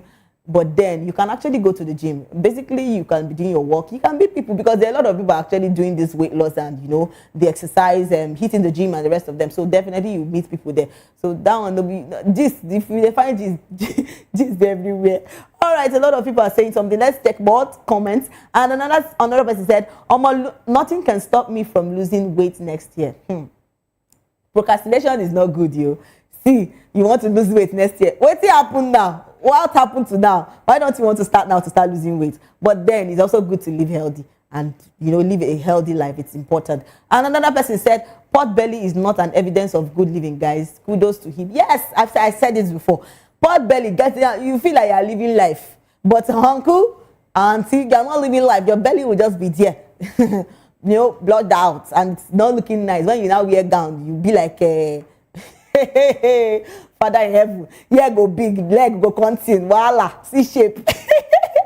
All right, we have a lot of comments. Let's take more comments because see, it's actually looking amazing, and that's what I'm so happy. Like when I'm talking about this, I'm not basically saying that to be, be a big size person is not, understand. But then, if you even want to be a big person, you can still live healthy. Know the kind of things you eat.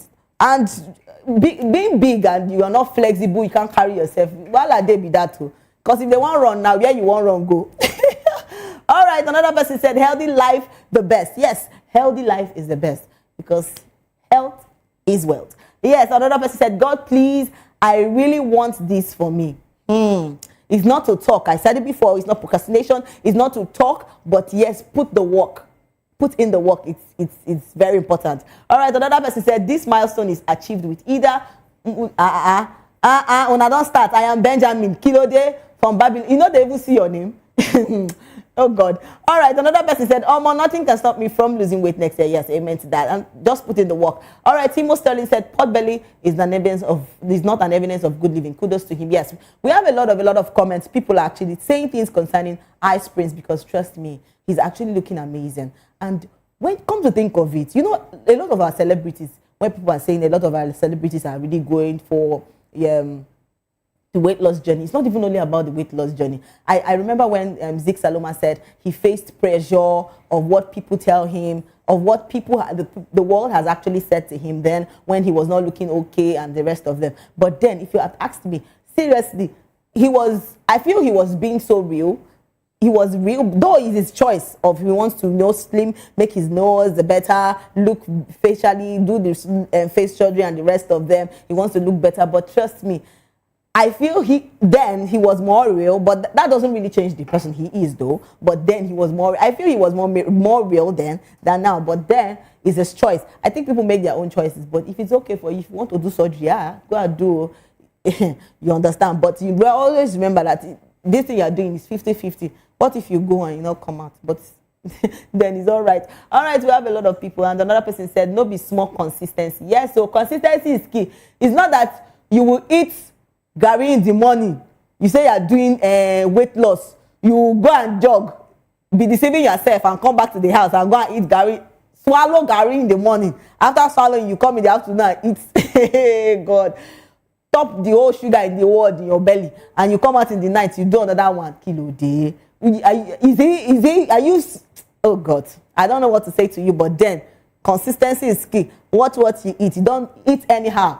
When you go, you see okpa, you buy. You see orange, you lick. You see this one, you buy. Hey, one stomach. Why won't the belly be big? Why won't you have pot belly? All right, a lot of comments are actually coming. Let's take more comments. Another person said, make I go register for gym. I beg, help my belly too. Not be me go help your belly. Now you go help yourself. At the Ankara. Now you go help yourself. If you have decided that you want to work on your stomach, you will help yourself. Go to the gym near you, register, and always put the work. You will not stay in your house and say you want to go to gym. It's not me you're going to tell. All right, another person said, look what a hot body, look what a hot body can do. That song, I like what you said. I lost those flower. Thank you. All right, wickedest Dino said, he no easy.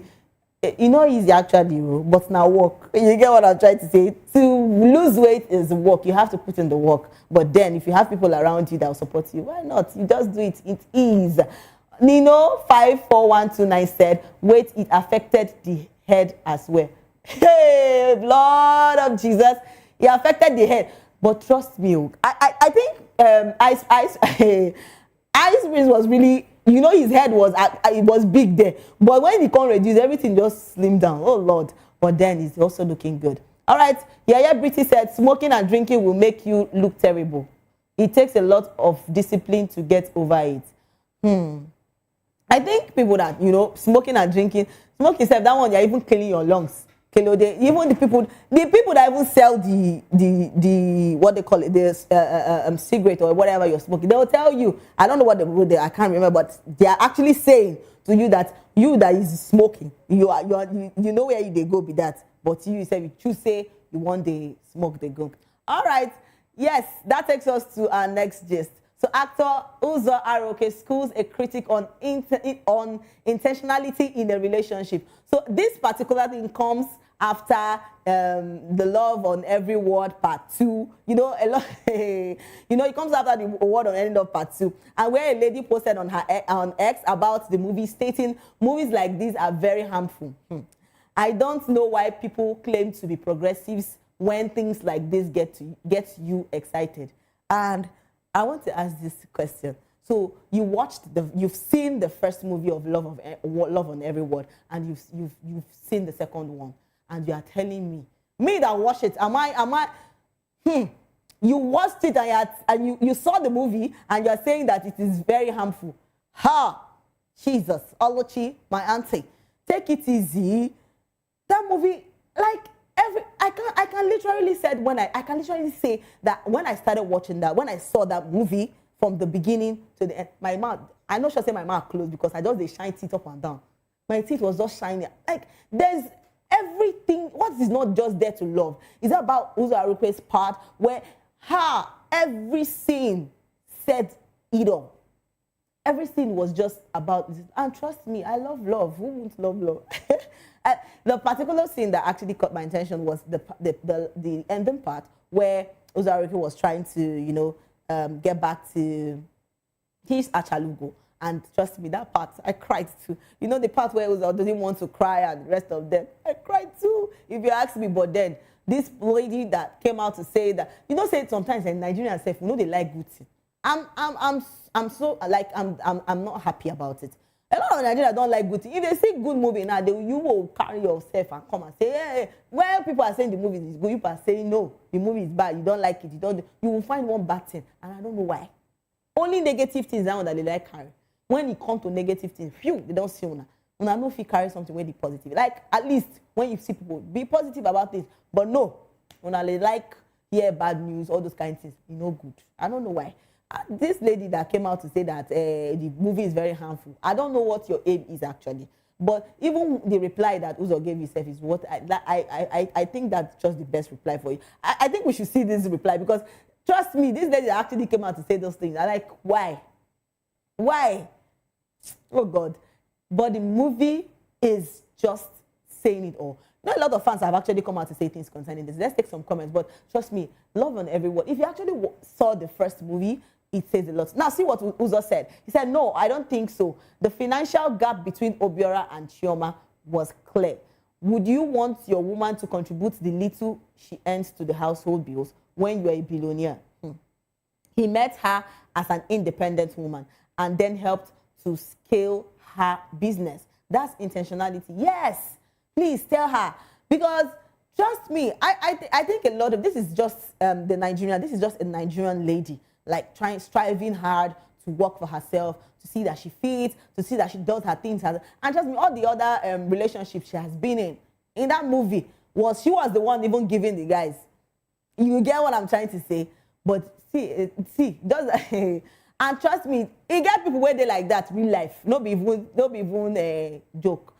Where they sit down, the only woman go they give them. You will come up, open your mouth, they insult people. But then, trust me, that movie really said a lot. I loved every bit of it from the beginning to the end of the movie. It actually says a lot. You know, a lot of fans have actually come out to say things concerning the one the lady has said concerning the movie. And I don't know what your thought is, but then my thought is, if I should rate this movie, I'm giving it a 10. Like, do you get what I'm trying to say?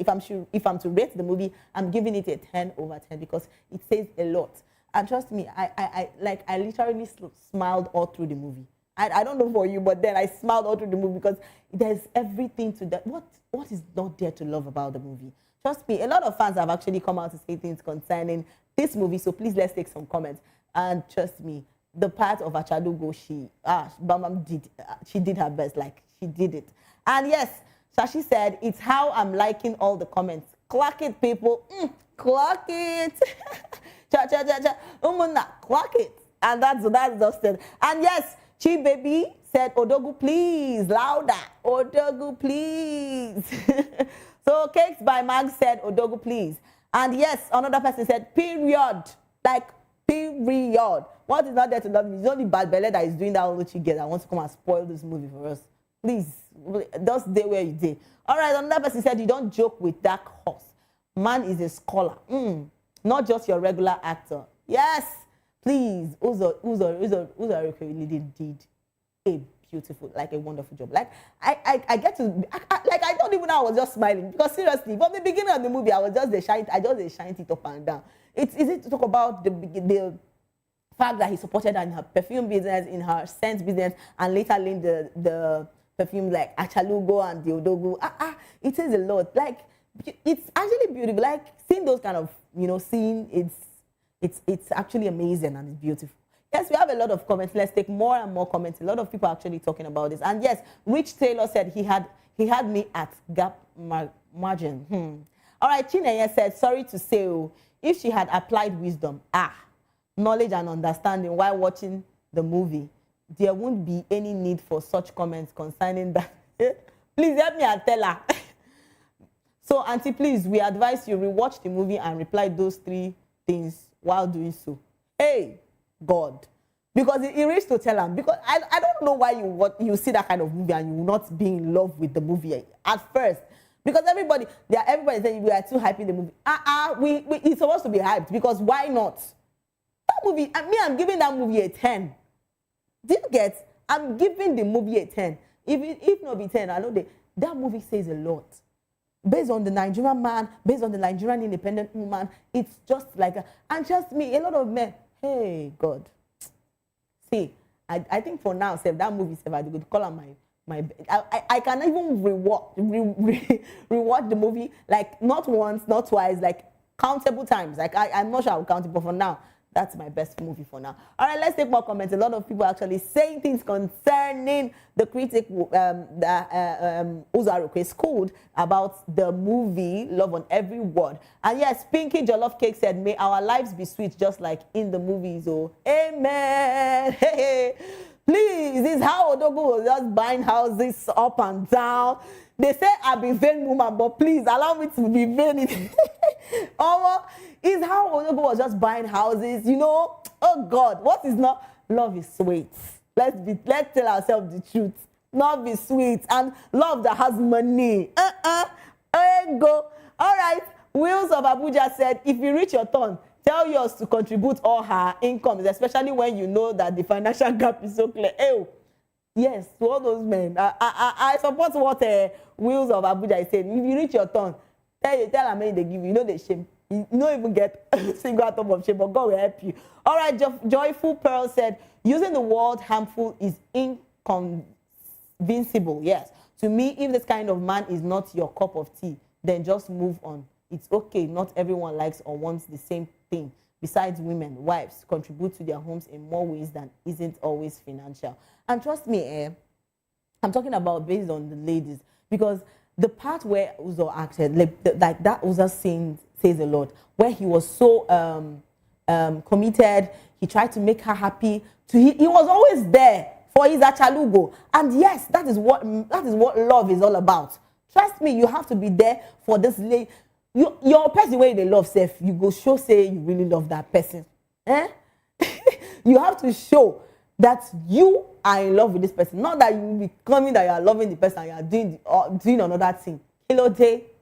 Please, we have a lot of comments. Let's take more comments. We have a lot of people talking about this. And yes, another person said, even with his money, he still went for an ambitious woman. Clock that. Yes. All right, another person said, okay, clock it. So another person said, real, my wife no fit stress when I become billionaire. Just sabi cook. Oh, please, to all the odogus, well done, because this movie says a lot. And please, whatever Oliti has to say about the movie, no consign us again. Then they carry her while and be going. All right, we will take a short break, and when we come back, we have a virtual guest joining us today. I'm sure you don't want to go anywhere. Please stay tuned till when we come back.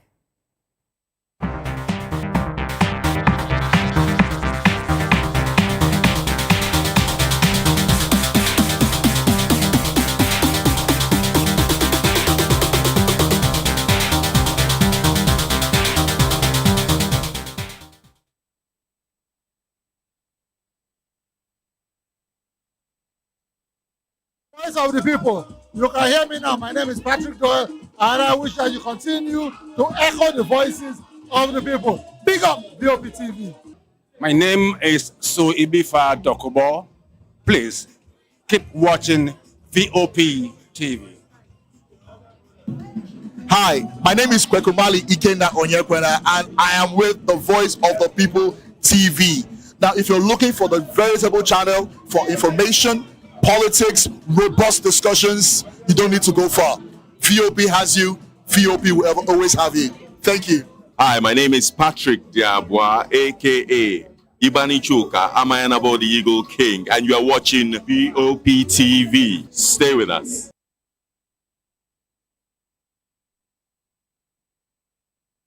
Hi, my name is Tosin Mohammed. I'm a gospel artist. Keep watching VOP TV. Almighty Father, you are the mighty Redeemer.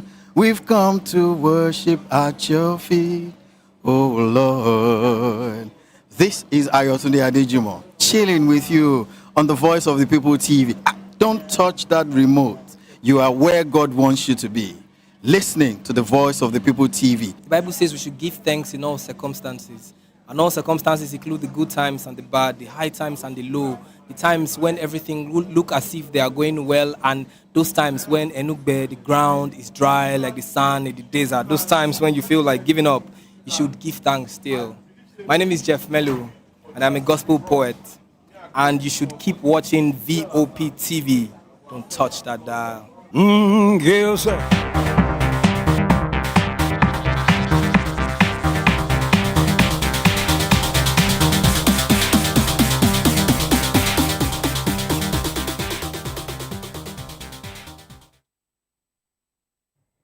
Hello, beautiful people. Yes, welcome back to the show Spotlight. And yes, don't you forget, I'm your girl, Precious Agmanu, a.k.a. Call Me Prezi. And trust me, I've been enjoying myself since we started, and I'm sure you are also enjoying yourself. And yes, we've been talking about a lot of things. And this is the time where we have our guest joining us today. And trust me, joining us today virtually is a Nigerian music minister and a Nigerian gospel musician and a songwriter. And his songs as so deep-rooted in the scriptures. And trust me, he is no other person than Victory Ozor. Welcome to the show. I don't know if he's online yet. Welcome to the show, Victory. Yeah, thank you so much. Oh, see the ways. This tease and composure says a lot. How are you feeling today? I'm doing well. How are you doing? Fine, thank you. So how's it been, how's it been today and yesterday? How's yesterday been? Has it been so busy? The week just started and it has been everything. So how has it been for you? Well, mom would definitely still have to work now. So what is my... All right, I think we just lost them. Thank God, it hasn't been bad anyways. All right. So Victory, I'd like to ask this question based on. Hello, can you hear me? Yeah, I can hear you clearly. So before we go into what we have today, I would like to ask this question. A lot of people still have this bond with their parents and stuff like that. So, but then, when last, I want to just ask this question, when last you start to collect, some little cash from your mom C and pop C? Have you seen the chop? Thank you, sir. Thank you, ma alpha. Oh, they collect from me now even before I left. So. Oh my. All right, that's amazing. But actually, it's actually good that we still have that bond with our parents, and it's beautiful. So yes, we're going into the music. What was your journey like? Can you tell us, please? Okay. Thanks so much. I appreciate it. So, my journey. Well, I would say there is nothing really conventional about my journey into the music, the gospel music as it were.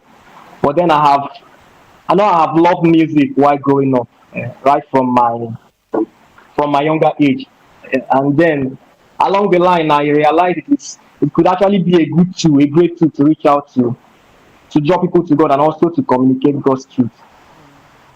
Wow, that's beautiful. So because you talked about doing music when you were little.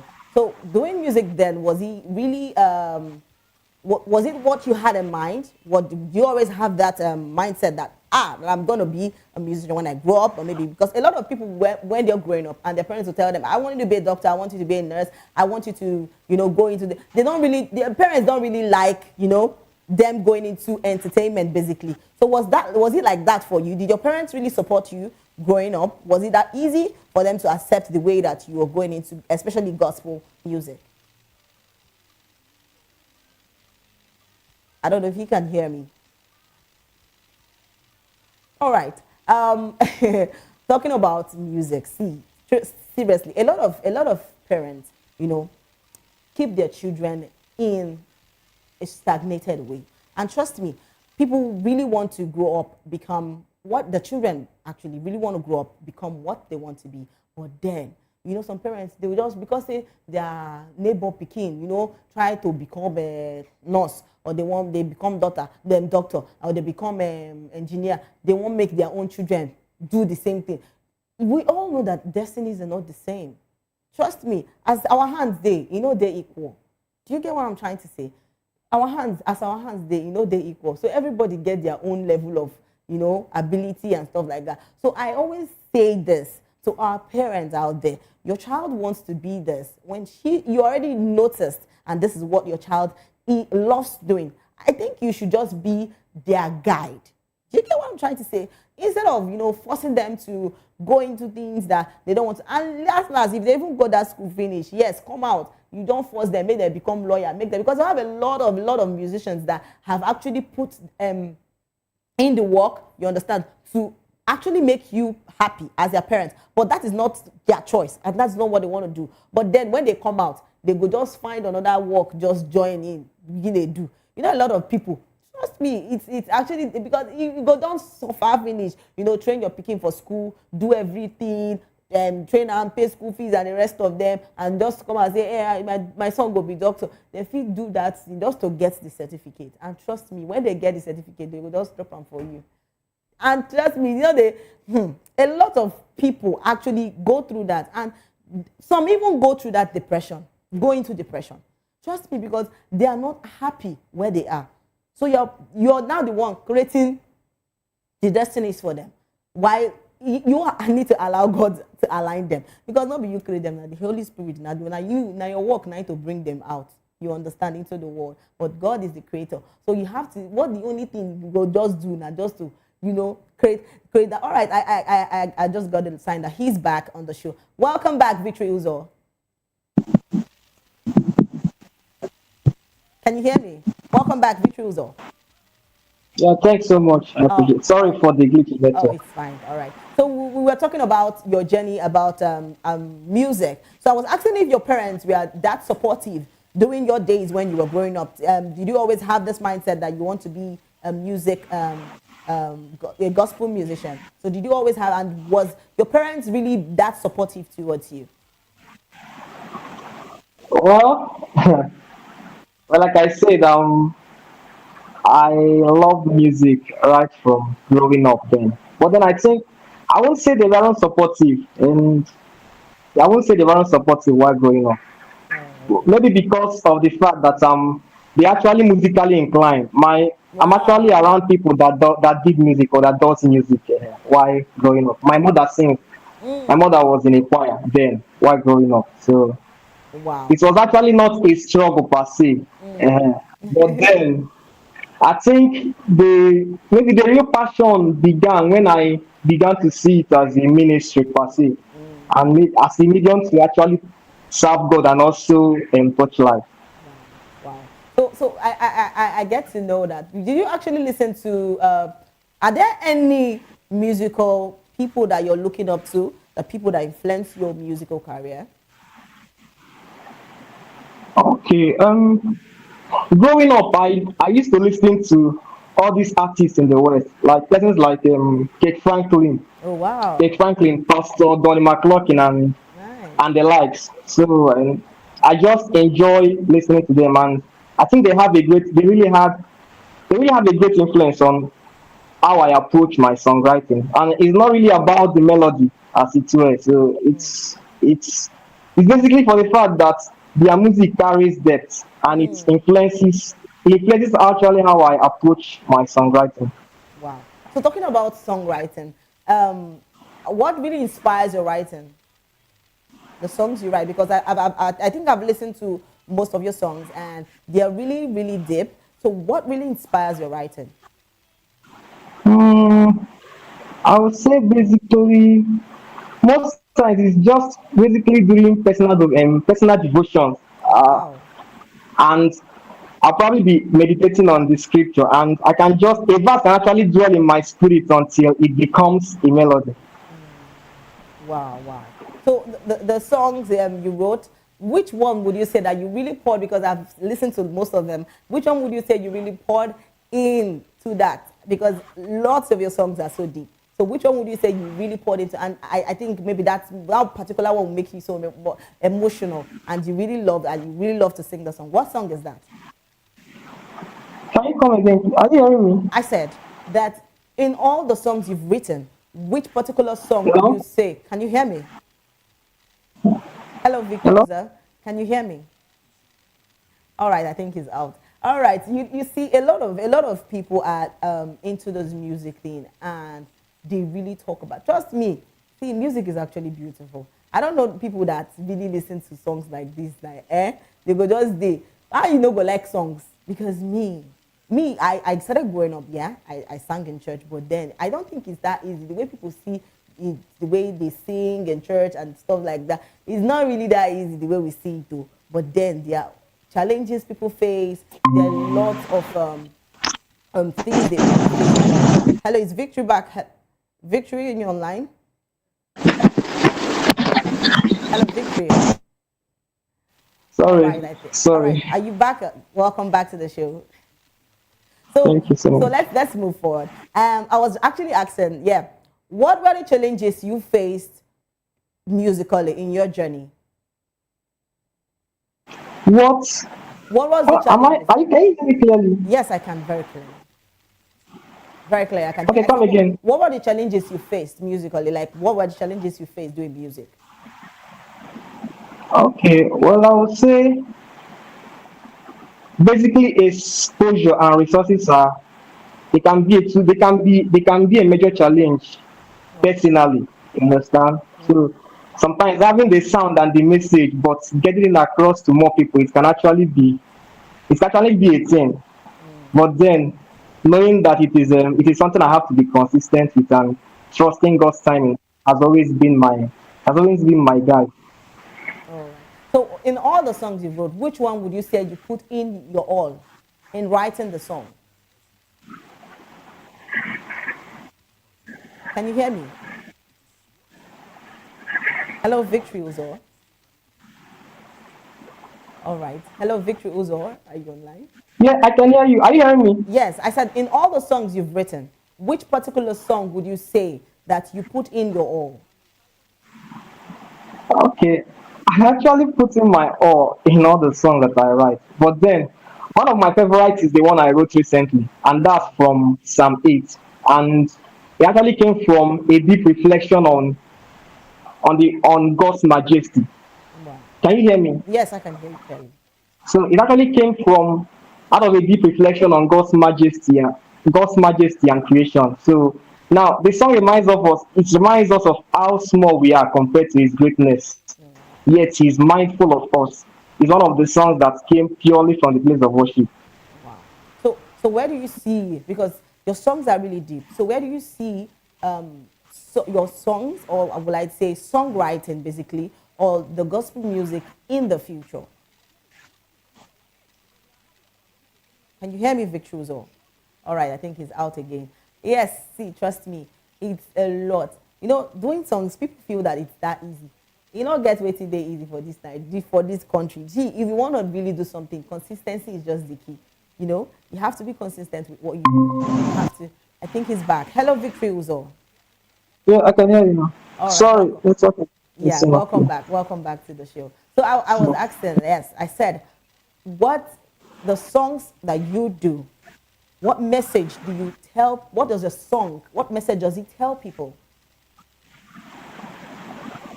Can you hear me? I didn't get you. Comment. The songs you do, the songs you do, what message does it give out? Yeah. Okay, it's been like now I sing scripture basically. So and I can hear you. Can you hear me? Yes, I can hear you clearly. I can hear you clearly.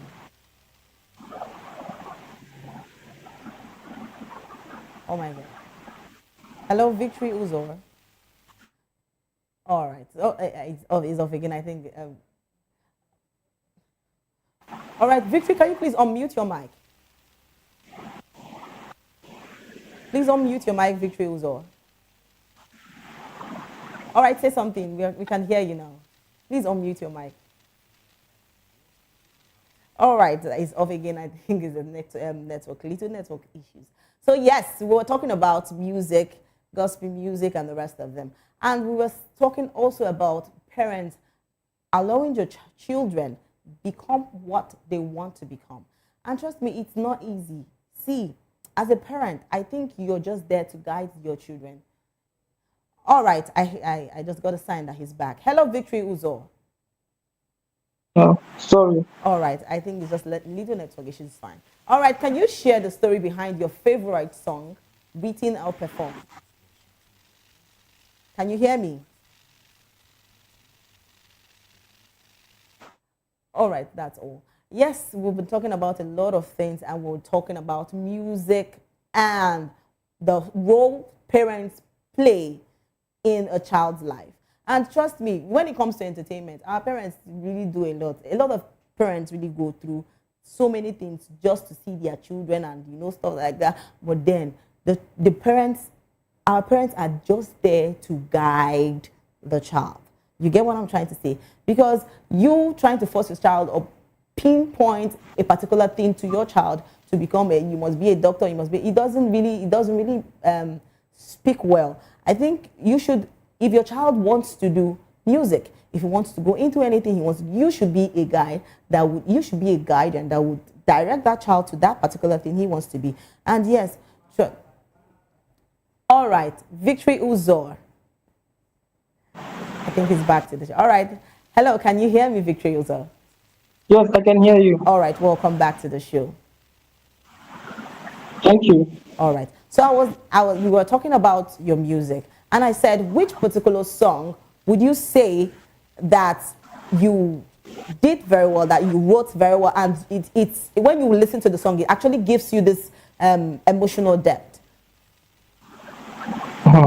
Okay, so like I was saying before now, Yes. I actually try to put in my best in any of the song I'm putting out there. So, but then one of my favorite songs is my recent release, and that's Psalm 8. And I was saying it came from the place of deep reflection and meditation on God's word, on how majestic He is, and so it's from Psalm 8, and basically the song reminds us of how small we are compared to His greatness. But despite that, He's so mindful of us, not minding His majesty. So in all the in all the places you've performed, what was the reaction of your audience? Were they really into the song, and how do you feel about it? Can you hear me, Victory Uzo? Hello, can you hear me? Can you hear me? Please unmute your mic if you can hear me. All right. Can you hear me? Yes, I can hear you. I said that in your songs, that what was the first place you performed? That what was it like to your audience? That did your audience welcome the fact that you were doing me? Okay, I think it's off again. All right. It's a little bit of network issues, but then it's gonna be okay. So we are talking about music on generally, and trust me, it's actually good seeing your child become that which God has actually destined for that child. Because a lot of children really go astray.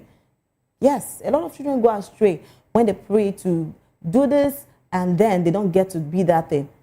Trust me, in the nearest future, alongside, they might just, get angry and they'll be so pissed out with their parents and the rest of them. So I'm sure that parents don't really like seeing their children, doing bad and stuff like that. So, but then it's also good that you guide your child, direct your child. You are just there to guide them, not to force them.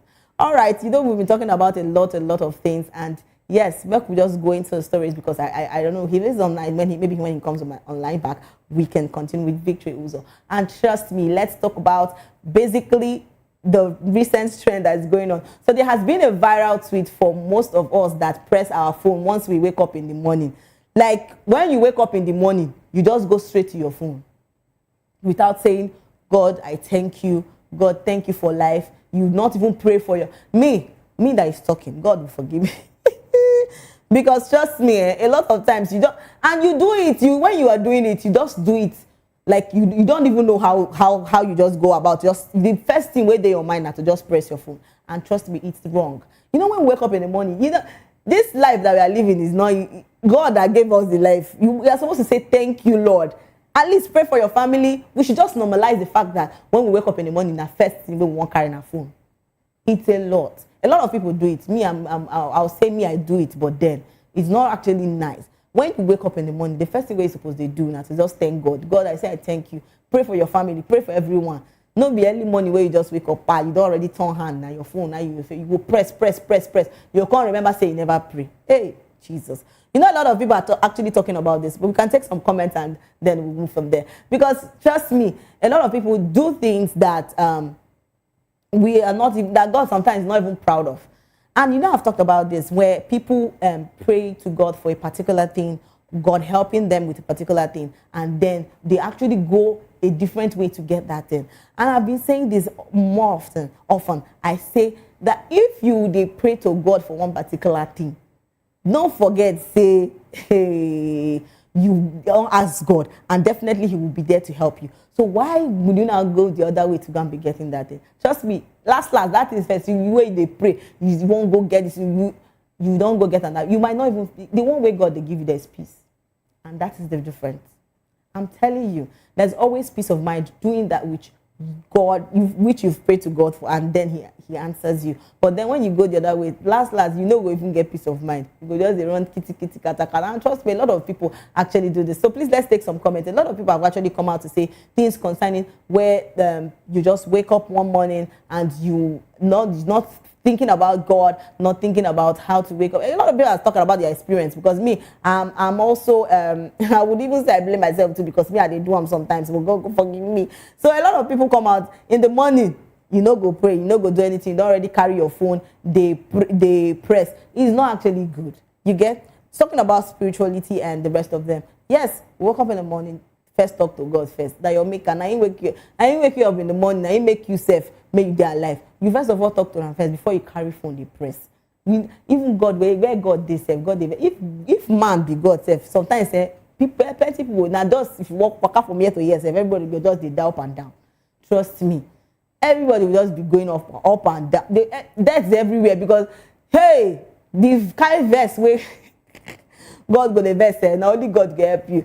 All right, you know, we'll be talking about a lot of things, and I'm sure that you really enjoyed yourself. And me too, I also enjoyed myself too. All right, and yes, we have a lot of comments, and somebody said, very important, yes, pray before anything. First thing in the morning, prayer. Prayerful words for yourself are powerful. And yes, you speak into your day. You get what I'm trying to say? You speak into your day, you tell yourself, I'm going to be great. All those bad things, person they tell you, say, no. You speak into your day, you have the words in your hand. So you speak out those things you want your day to be like. And yes, another person say, easy like that, but I did fight them. Please, I think I saw the real, be like, because it's not easy, yes, but then it's also important. And one Billy said, we don't pray, we manifest. All right.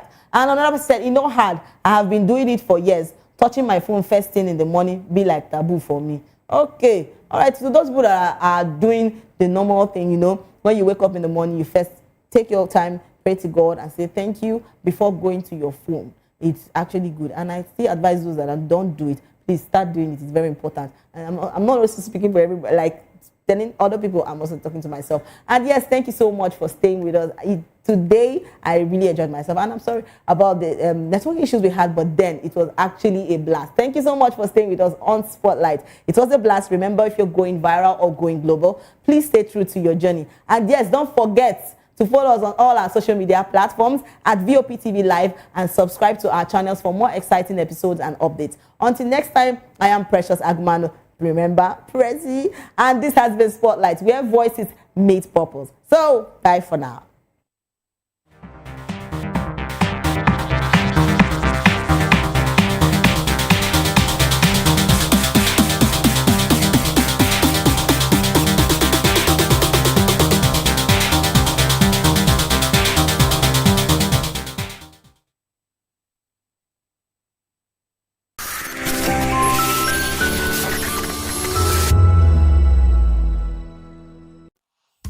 Welcome to Kitty's Corner. Every weekend is a new journey. Join Auntie Oni as she embarks on thrilling adventures. Each episode takes the young explorers to a different fantastical world filled with exciting challenges, making new friends and learning valuable life lessons. The show begins with lots of excitement in a cozy storytelling mood. Fairies teach the importance of kindness, honesty, bravery, teamwork, or curiosity. Kitty's Corner is a delightful blend of fun, education, and imagination with catchy songs, interactive games, and heartwarming stories. Join Auntie Oni every Saturday, 10 a.m. to 10:30 a.m. on Voice of the People Television. Kitty's Corner, perfect destination for curious minds. 2564 is coming up on Burning 9, right? 2564 Atlantic Tower. What happens in the hush behind hangar doors? Who signs the papers that gamble with lives? Which truths were grounded before they even ever had wings? If you've ever buckled a seatbelt at 30,000 feet, if you've ever stared out of that tiny window and wondered who's really in control of the skies, it isn't just flight, it's power, it's politics, it's pressure sealed in steel. We're peeling back the clouds from runway risks to sky-high secrets. We're diving deep where most dare not to look. Aviation Scope, every Sunday at 7 p.m. only on Voice of the People TV. We don't just report, we reveal. We don't just ask, we uncover. Because when it comes to the skies, ignorance is turbulence. Aviation Scope, the sky isn't the limit, it's just the beginning. Join us on People's Voice, where we amplify the voice of those that matters the most. Join the conversation. Share your thoughts with me. I am Savior Udo. Weekdays, Monday through Friday, from 4 p.m. to 5. Don't forget, our voice matters the most. Let us come together and share our concerns. Thank you. In a world where power shifts with every headline, In a nation full of questions. in a world filled with noise, the truth needs the voice. The policies that shapes our world and the economy that determines our future. Every hour, every day, the grapevine keeps buzzing. And together, we are committed to telling the stories that shape our world, because your voice is our focus. Don't forget, our voice matters the most. Let us come together and share our concerns.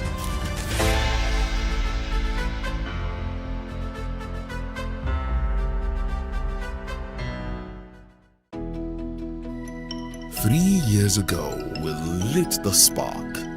Today, we are blazing the trail for others to follow. VOP Media is 3. 3 years of breaking boundaries. 3 years of being that bold voice that echoes the thoughts of the people. 3 years of telling stories that matter. We have experienced complete breakdown in democratic governance. We are not just a brand. We are a movement, giving voice to the voiceless. We go to bed empty hunger. To every viewer, every voice, and everyone that has made us who we are, we say thank you. VOP Media, 3 years and still counting. VOP TV. Now, you have more than a voice. Aliko Dangote is a Nigerian businessman and industrialist. He is best known as the founder, chairman, and CEO of the Dangote Group, the largest industrial conglomerate in West Africa.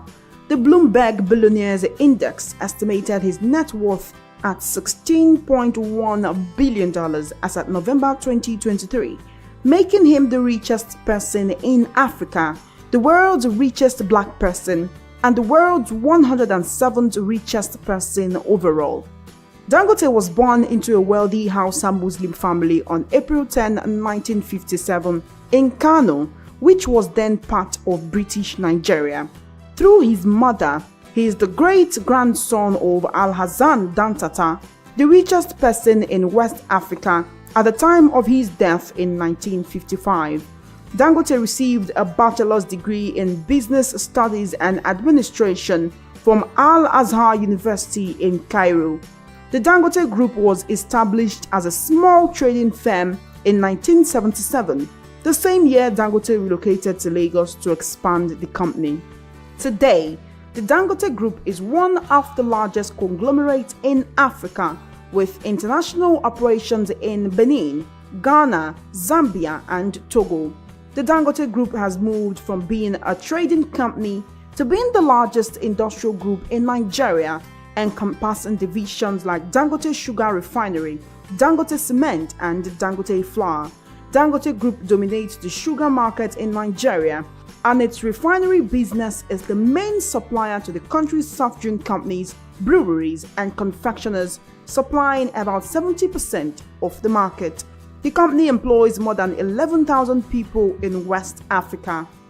In July 2012, Dangote approached the Nigerian Ports Authority to lease an abandoned piece of land at the Apapa port, which was approved. It is now the largest refinery in Africa and the third largest in the world, producing 800,000 metric tons of sugar annually.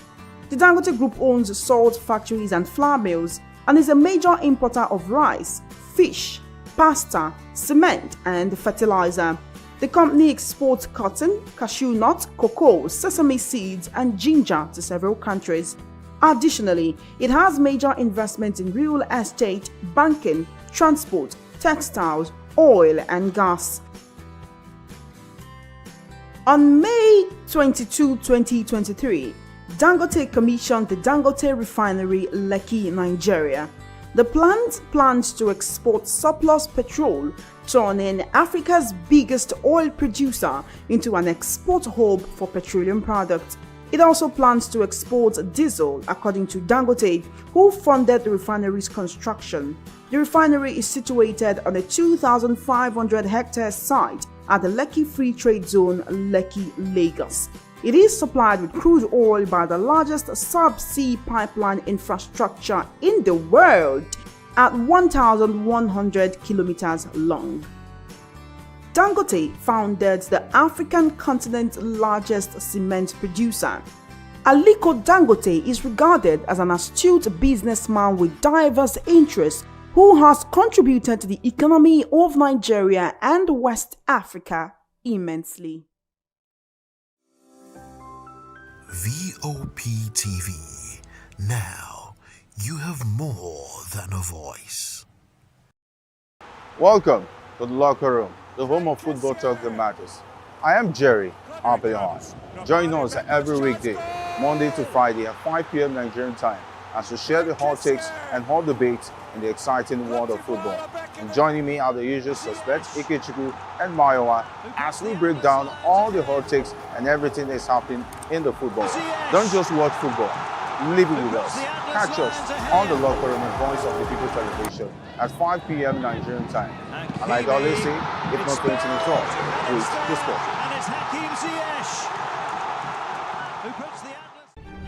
In a world where power shifts with every headlines, news breaks and events happens, we bring you unbiased and explicit information on politics, economy, and state of the nation.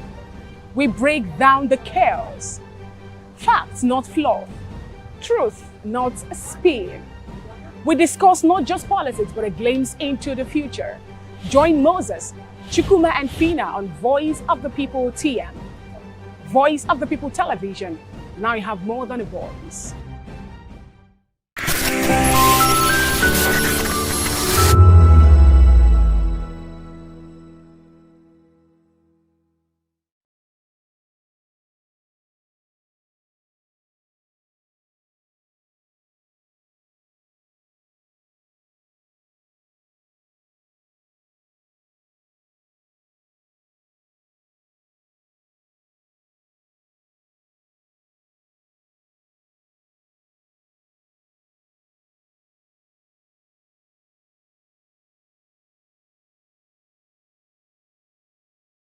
This is African News on Voice of the People Television, where we don't just bring you the news, we bring you Africa's heartbeats, the policies that shapes our world, and the economy that determines our future. African News on Voice of the People Television. Stay with us. This is Health Check, your weekly guide to better living, smarter choices, and trusted answers. From everyday wellness to urgent health issues, we've got you covered. Health Check only on Voice of the People Television, where your health has a voice.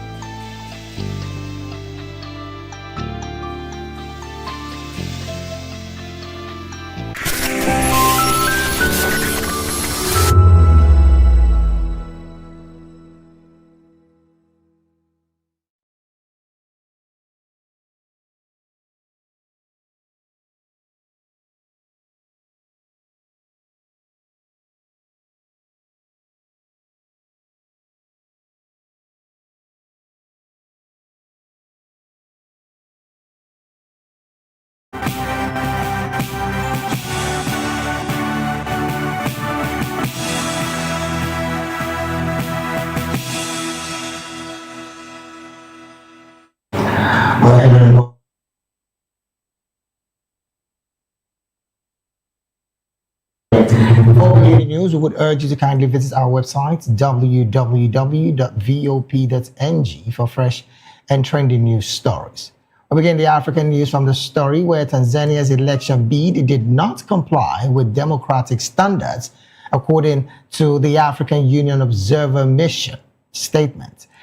President Samia Suluhu Hassan was declared, the landslide winner of the October 29 vote, but opponents accused the government of fraud and there were protests over the exclusion of her main challengers. According to the AU mission, the 2025 Tanzania general elections did not comply with AU principles, normative framework, and other international obligations and standards for democratic elections. The mission said its observers saw ballot stuffing at several polling stations, with people being issued multiple papers to vote, and noted an absence of political parties' agents. It added that during counting, some observers were asked to leave the station. However, the Tanzanian government maintains the election was fair and transparent. Meanwhile, John Heche, the deputy leader of Tanzania's main opposition party, that's the Chadema party, is facing terrorism charges a few weeks after his arrest in the capital, Dodoma. This is according to a statement by his lawyers. Heche is now being held in the main city, Dar es Salaam, where he was informed of the charges. His lawyer, Hekima Mpunsipo, told newsmen, "It is unclear when he will appear in court. He was arrested ahead of last week's election, denounced by the opposition as a sham." President Samia Suluhu Hassan was sworn in on Monday after being declared the winner of 98% of the vote. Chadema's chairman, Tundu Lissu, remains in detention on treason charges, which he denies.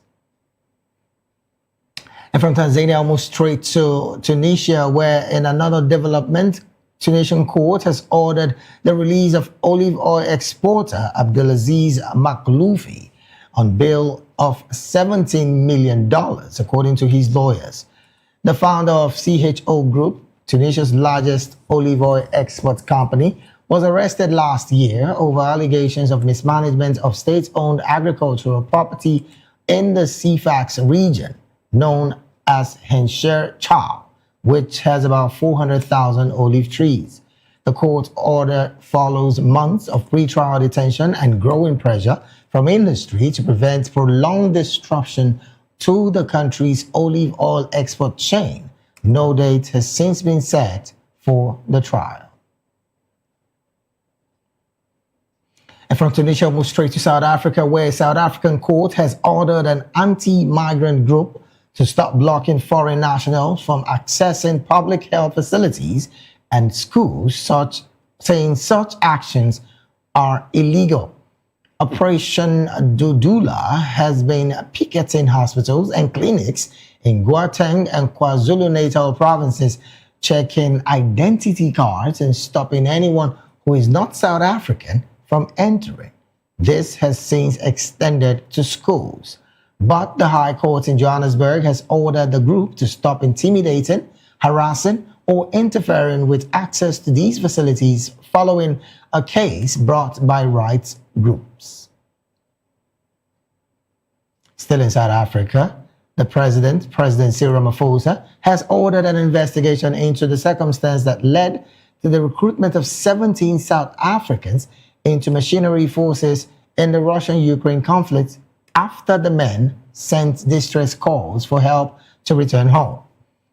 A statement by South Africa's president disclosed this, saying the men were lured into fighting under the pretext of lucrative employment contracts. All are reportedly between the ages of 20 and 39 years of age and are trapped in Ukraine's Donbas region. The statement further stated that the government was working to bring them home. The presidency statement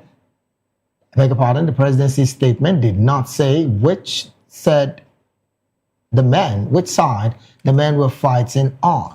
Most of Ukraine's Donbas region, where the 17 were said to be trapped, is under Russian military control, and Moscow has been accused in the past by developing countries of recruiting their citizens to fight on its behalf under false pretense.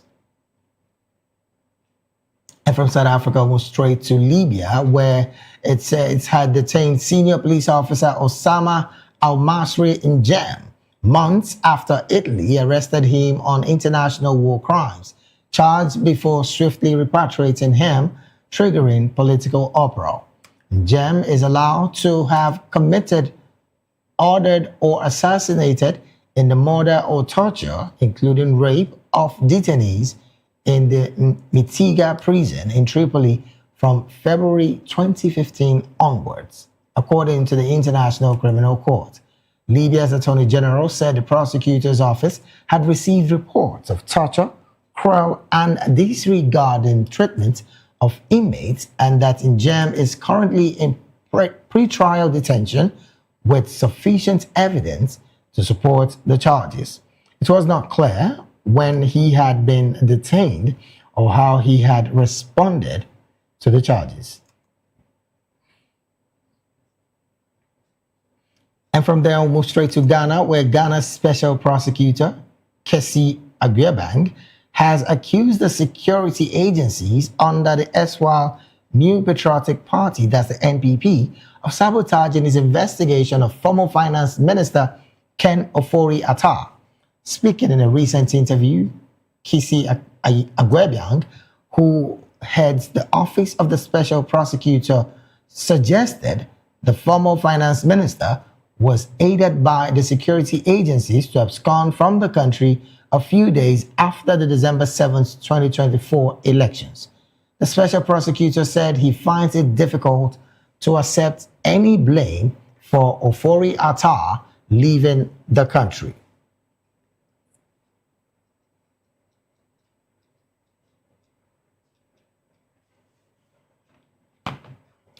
You're still watching the African news right here on Voice of the People Television. We'll go straight to the analysis segment of the news.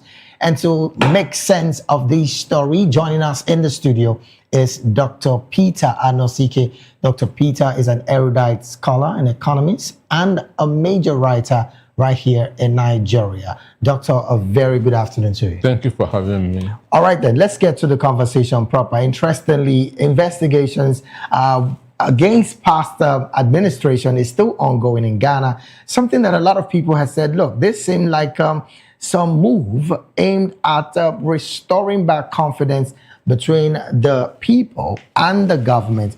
These conversations steered through the last election, really, which again, they said the former finance minister has escaped as a result of being aided by security agencies and, of course, them helping, to making sure that he leaves the country. But the question now is Ghana's anti-corruption fight just a political theater where elites truly are involved, just like you find across Africa, basically? Well, government is a continuum. Government is a continuum, and this present administration of John Mahama has every right to investigate the conduct of his predecessor. Right. And so he has every right to do it. And one thing is that crime does not grow old. Crime does not. So there's nothing like this crime was committed 10 years ago, 20 years ago. It could still be refreshed in court. Crime does not grow old. Okay. So where I quarrel with all these things is if it's been done as a witch hunt. Understand? That's where I'll be against it. But if due process are followed and it's been done in the interest of the people, that's of the people, right? And not just to kind of silence the opposition. For me, it should be carried on. And if the person has escaped, we have so many anti-graft agencies. Which is one of the statement that some oppositions are saying. Look, if you say this guy has escaped, why are you not using the Interpol to try to find him? Yes. So Interpol can look for him wherever he is and bring him, and they can also search for wherever he indulged all the proceeds of corruption. It could be in America, it could be in Britain or anywhere. It can also be freezed. Understand? Okay. Because what these people are doing, they are joining Europeans, stealing our money and banking it abroad. And it will be adding value to them over there instead of adding value to us. Now, Doctor, let's look at the complex part of this conversation. The complexity in elite impunity and, of course, being shielded by security agencies. What exactly would be the implication of these kind of crime? Should security agencies consistently shield the elites when they commit these kind of crime, particularly financial crimes? Well, one, it depends on the relationship between them and the elites. Understand? Okay. Let me use a particular example. In 1992, when Gideon Oka and his people struck, right? It was the security men at the Dodam barracks that helped Madam Babangida to escape. Okay. Understand? Okay. Because according to information, he was taking good care of them. He was giving them food and all those things. So when that happened, no, our madam must not die. So they helped her to escape. So maybe this one was being futuristic, knowing that tomorrow he might need all these people and might have been doing one or two things in their favor. Because if they don't like you, there's no way they will help you to escape unless you bribe them. Okay, now again, Ken Ofori-Atta, back in the formal administration, was judged to be one that has, switched up, I beg your pardon, the economic space of Ghana to the point where the Ghanaian cities had a bit of closeness when it comes to evaluation. Should that same man, who is now being investigated now, and of course not in the country anymore, should his economic legacies be re-evaluated in light of these developments coming from the prosecutional council in the Ghanaian system? Well, John Mahama was returned based on the life of the people, the life of Ghanaians were better under his administration than it was under the person that succeeded him. Yes. That was the reason why he was returned to office. And when he was returned, Ghana was almost going into a recession. So that was why he implemented those policies of dissolving 7 ministries, cutting down on cost of government. Right. So I don't know what Atta did that helped the economy of Ghana under his own time, but success is a teamwork. No individual can succeed alone. That's me. So success is a teamwork.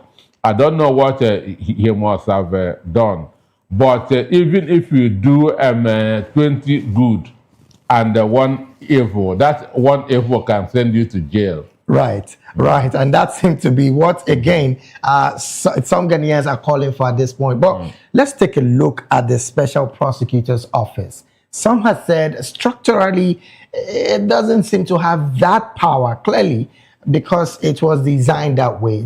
Do you think it was designed that way deliberately? Because yes, the prosecutor's office is just to get these findings, but cannot initiate the much arrest up until security agencies are involved.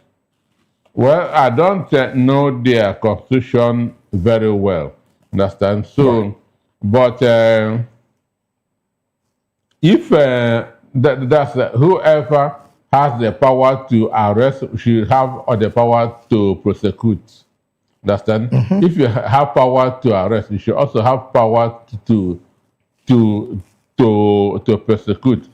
Maybe what they might be talking about is a kind of the investigative body, okay, which after their investigation will now turn their file to the security agencies for arrest, okay, and prosecution. Okay. Maybe the body that is investigating just have power to investigate, but they don't have power to arrest.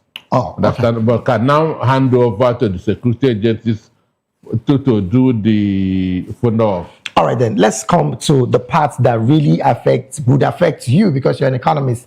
Again, the concern now would be prosecuting a former finance minister and, of course, allegations of fraud, as it were. Do you think this would destabilize investors' confidence going into the economy now, or would it boost investor confidence? For me, it will strengthen it. How? It will strengthen it because it will show that this government practices transparency, accountability, and due process. Understand? Okay. No investor will go to a country where the government is not transparent.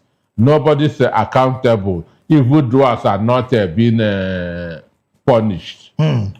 Because whoever is going to invest has one thing in mind: return on his investment. Okay. Understand? But if the country is riddled in corruption, or corrupt people are not being punished, it will kill their spirit. Understand? Just like in going to a country where there's a legal system but no justice system. Understand? Where the justice system is under cash and carry. It means that if something happens to your own business, you cannot get justice in the court. Okay. So all these are the things that matters before an investor decides that to go to put his money in another country. All right, then. Let's move from that story to another. And of course, still talking security. Some interesting conversations here where Libya has detained a former senior police officer that was repatriated from Italy. Of course, as a result of the fact that he was being charged, by the ICC. Interestingly, Doctor, the question I want to find out of this whole conversation is, did Italy in any way violate international law by repatriating a war crime suspect to a fragile justice system like Libya? Well, for me, right now, there's no sovereignty in Libya. Maybe a lot of people are not aware of this. Which is the reason why I said a fragile justice system like Libya. So in Libya now... Is Italy complicit in all of this, really? Well, I don't know why they decide to do it, because there are 3 governments in Libya as we speak. 3 different governments in Libya, because Libya is a very large country. In landmass, is bigger than Nigeria. Right. Understand me? Right. So, and since the death of Gaddafi, there has not been any UN recognized government, because people are ruling on the part of the country that they are in. So I don't know who Italy has to send this person to, because ICC headquarters is in Hague, Yes. Netherlands. Yes. So if he's really an ICCM candidate, he shouldn't be brought to where they sent him. And of course, to think that the government in Tripoli and that in Benghazi and the other third one that you mentioned are yet to have a strong judicial system.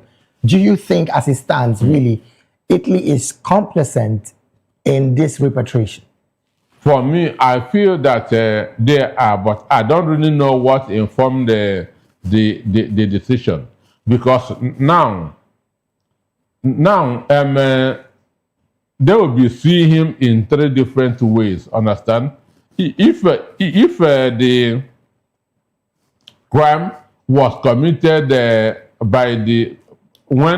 if he's in support of the government in the state capital. Yes. Understand? Which means they are going to protect him. Do you understand me? Well, but he's been arrested in the capital, Tripoli, as we speak. And again, some quarters have said that as it stands, this looks like the detention looks like a small screen, clearly in the aim of deeper militias having stronger strongholds in Tripoli. That's what I mean, because the purpose of the repatriation may be even to help him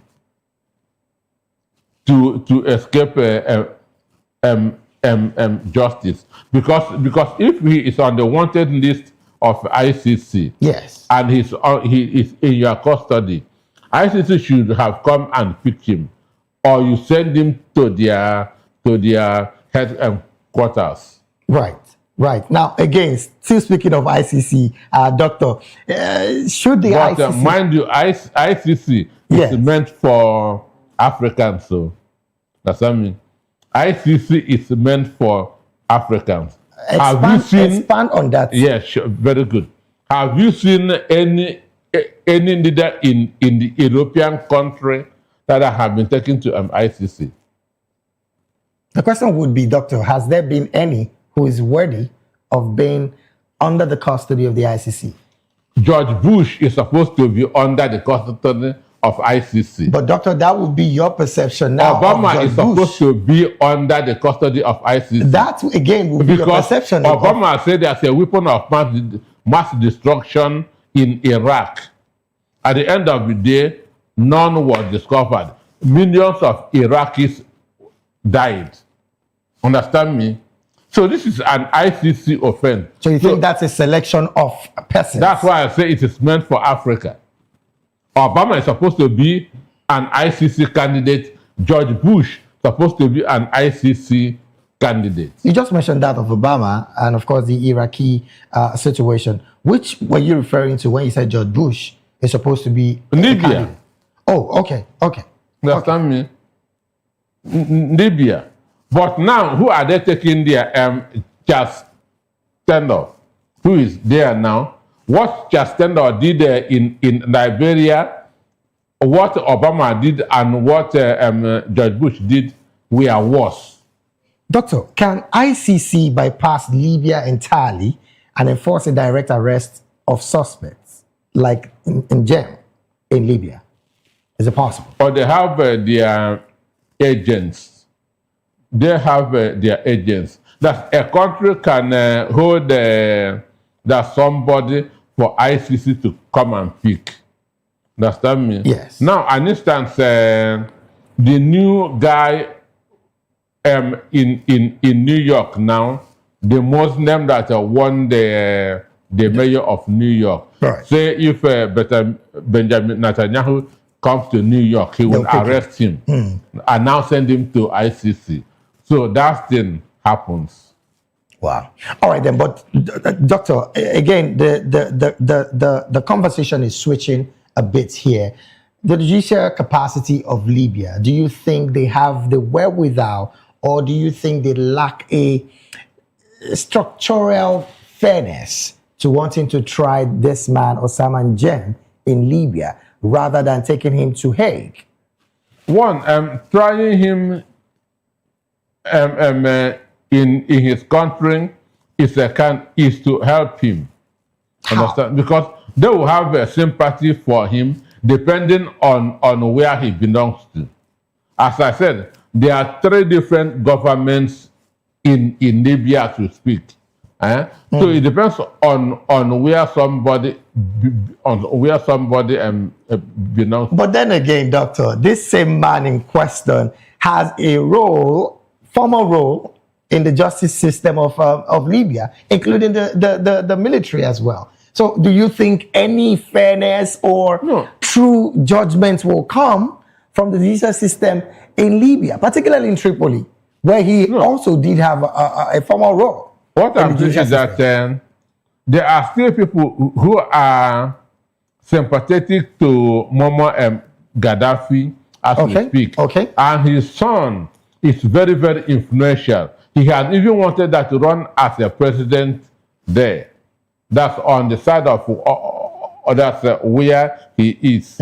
So I say it depends on the side that this person is. If he's among those that work for Gaddafi, understand, and he is in the detention camp of those who are sympathetic to Gaddafi, they will absolve him of every allegations. Okay, now let me still, because I'm still going to, I like to come on your part of the table, that's the economic part of it. You know, with this kind of war crime and impunity flying all the place in both Tripoli, Benghazi, and the likes in Libya, do you think at this point investment will be prolonged? I mean, stability of economy will be prolonged in Libya, or the conversation between the US and Egypt trying to mediate all bodies and factions together in Libya might work, and maybe we'll see an economic recovery in Libya? No, they say where there's no peace, there will not be development. So for there to be development in the country, in Libya, there must be peace. Okay. So the first step should be to unite the different factions. Understand? Yes. Bring them together, achieve peace. When there's peace, development follows. All right, then let's move from there on and, of course, turn our attention to South Africa, where, again, South Africa seems to want to be probing the recruitment of her citizens as mercenaries in Russia-Ukraine conflict. Well, Doctor, this seemed to come a bit fresh to some Africans who are not aware of how the Russian mercenaries get these other nationals to join them. But from your perspective, Doctor, this kind of probe, or call for probe, as it were, by the South African government, do you think is going to see the light of the day? And what do you think will be the outcome afterwards? Well, for me, maybe the people assuming that they did not know where they are going. Are the promises that were made for them? Okay. Has become a kind of a mirage. Right. Understand? Right. Maybe they were not properly informed that they are going to fight. Understand? It happens. This child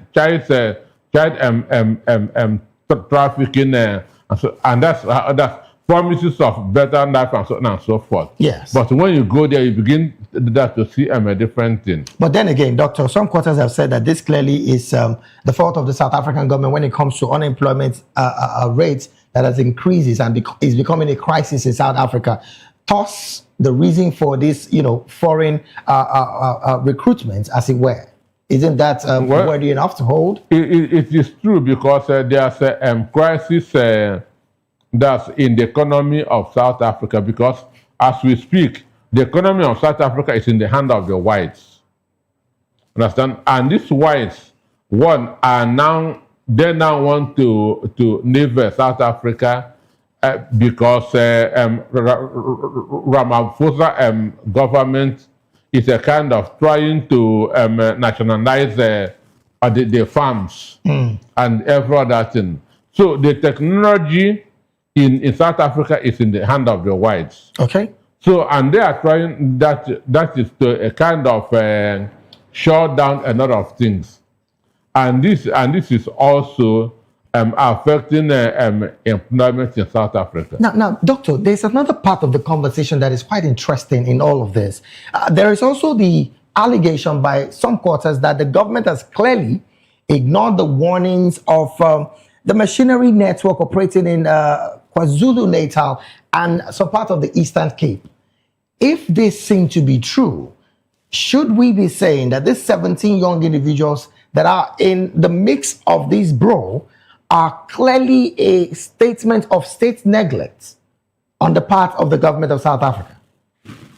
Sure, that assuming that what they were looking for, what took them outside South Africa is in South Africa, they would not have gone to either Russia or Ukraine. Understand? So it's simply the better life that they are looking for is not in South Africa. But then again, in KwaZulu-Natal and the Eastern Cape, like I said earlier, Doctor, some machineries have been recruiting these young people in the name of jobs, which they have said they have called the attention of the government, but there has not been response to that allegation, as it were, because the government did not take it serious in the first place. Well, that it is possible. It is very, very possible because these people have their network. I wonder why they don't even have in this country, or maybe it is in Nigeria, but we've not seen it. Understand? Right. Maybe, because when it was announced that Ukraine is looking for machineries, I read on Facebook of many Nigerians who indicated interest. Interest in ones you already materials. Yeah. So where they are now, I don't know.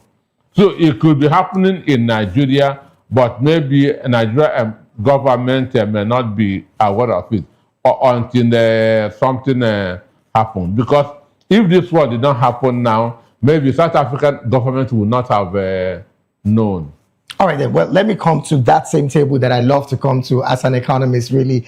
Is there the possibility that the high unemployment rate among the youths in South Africa that has risen to about 60% in some provinces, aside being the reason for this situation that's making the young people jump ship to wanting to get greener pastures in these countries, should the government clearly look into creation of direct jobs, and how can they do it with all of the increase in tax and tariff, I beg your pardon, by the US government hitting hard on South Africa? For me, it is looking inwards. It is looking inwards. Agriculture in South Africa is well developed. Understand? The British government, that the British in South Africa, what they are into is agriculture. The Indians in South Africa, what they are into is agriculture. But the thing is this: they prefer other people from other countries than the indigenous of South Africa, because they feel that people from other countries are more hardworking than South Africans. Okay. So, and that's where this problem is. You think agriculture is going to really help boost more of the economy in South Africa? Most of the things in South Africa is basically agriculture, because agriculture is well developed in South Africa. So why do you think, again, the government is not clearly looking at that direction, but rather consistently wants to keep asking for arms from the Washington, as it were?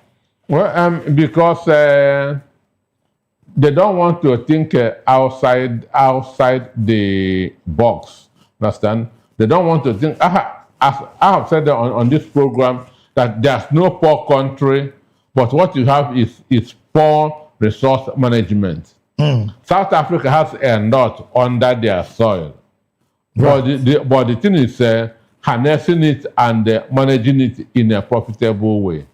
Oh, well, let me take you finally before I let you go on Tanzania. And of course, the statement by the AU saying that election was marred. And well, again, AU is saying the observer mission has said Tanzania's vote violated democratic values. I'm using their words now.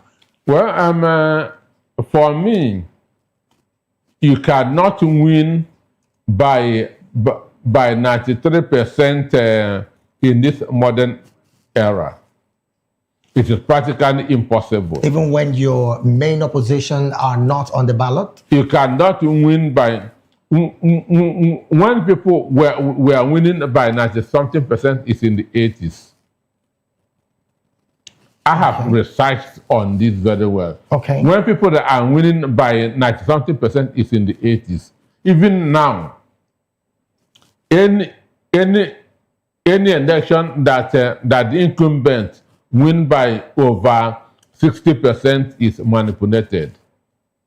Understand? Because of what is known as incumbency bias.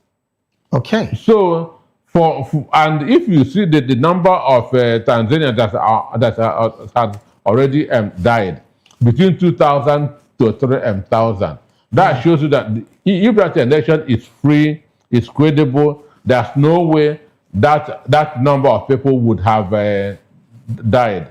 So it is a mass protest rejecting the election. And my concern is that it is a woman, not even a man. Yes. So, and for the woman that to have the stony heart to send soldiers out to go and start killing people. So that is my worry. South African observer group. South African observer group that monitored the election condemned it. Okay. AU has also condemned it. And I want to appreciate the AU because for the first time, they are being on their own.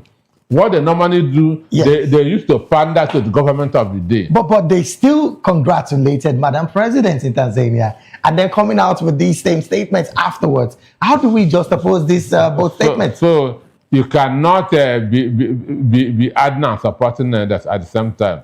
So if you feel that the election is manipulated, you don't have to condemn, you don't have to congratulate her. Now, Doctor, some have said that if these kind of reports have been gotten, and of course the AU identifying that there are so much irregularities in that election, why do you think the AU is not clearly putting up stronger sanctions against these kind of candidates who emerge into office? Do you think at this point is needed? You know, one, I've told you that having respect starts from how somebody come into office. Okay. This kind of a woman now, there's nowhere other presidents will have respect for her. Understand? Somebody, William Ruto may be one of may be among the first to congratulate her. Because both of them have the same thing in common. Okay. That coming into power through the back door. But somebody who his people voted and came into office with a credible, free, fair election will not want to be doing anything with her. Unfortunately, this is about where we have to draw anchor. But I want to find out from you again, Doctor. As it stands, Madam President Suluhu is returning back to office for the second time. She was, of course... Through a manipulated election.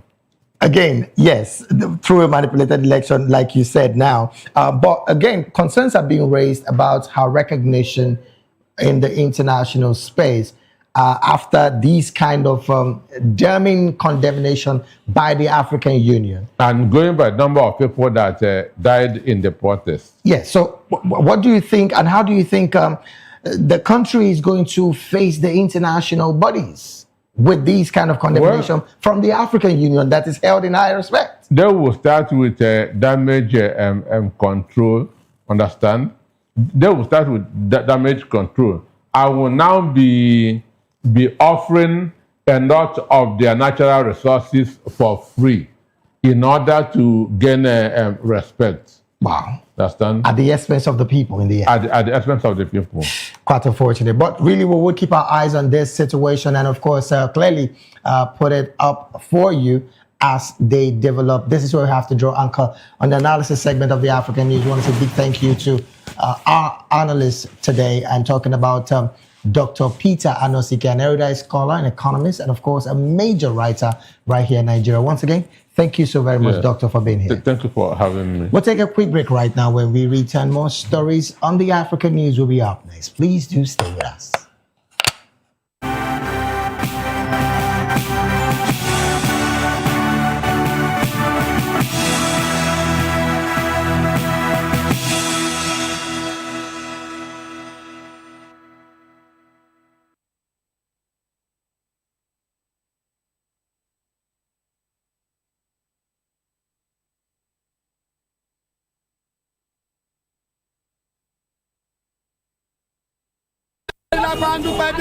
Good morning. It's the start of a beautiful day. Or start your day right with a healthy dose of news, fun, and inspiration. Join us on VOP this morning for the latest news, trending topics, and uplifting stories to set your day on the right vibe. From news and current events to lifestyle and entertainment, you are covered. VOP This Morning, 8 a.m., Monday through Friday.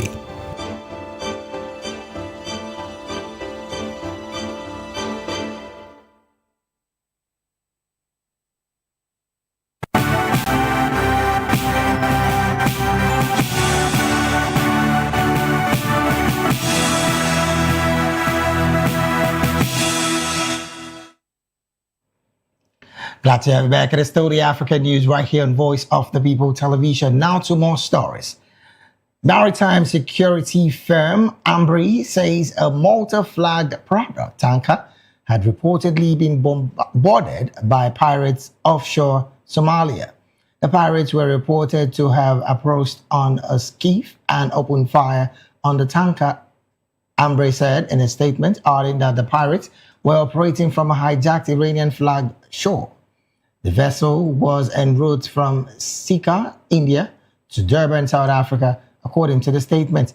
In a separate statement, the United Kingdom Maritime Trade Operations Agency said authorized persons had boarded a vessel southeast of Ale, Somalia.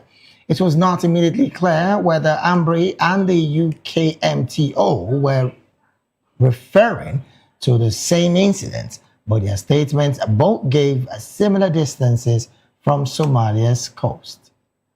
And from that story, move to another story in Egypt, where Egypt and Qatar signed a partnership deal on Thursday to develop luxury real estate and tourism projects on Egypt's Mediterranean coast, part of Doha's $7.5 billion investment pledge to Cairo.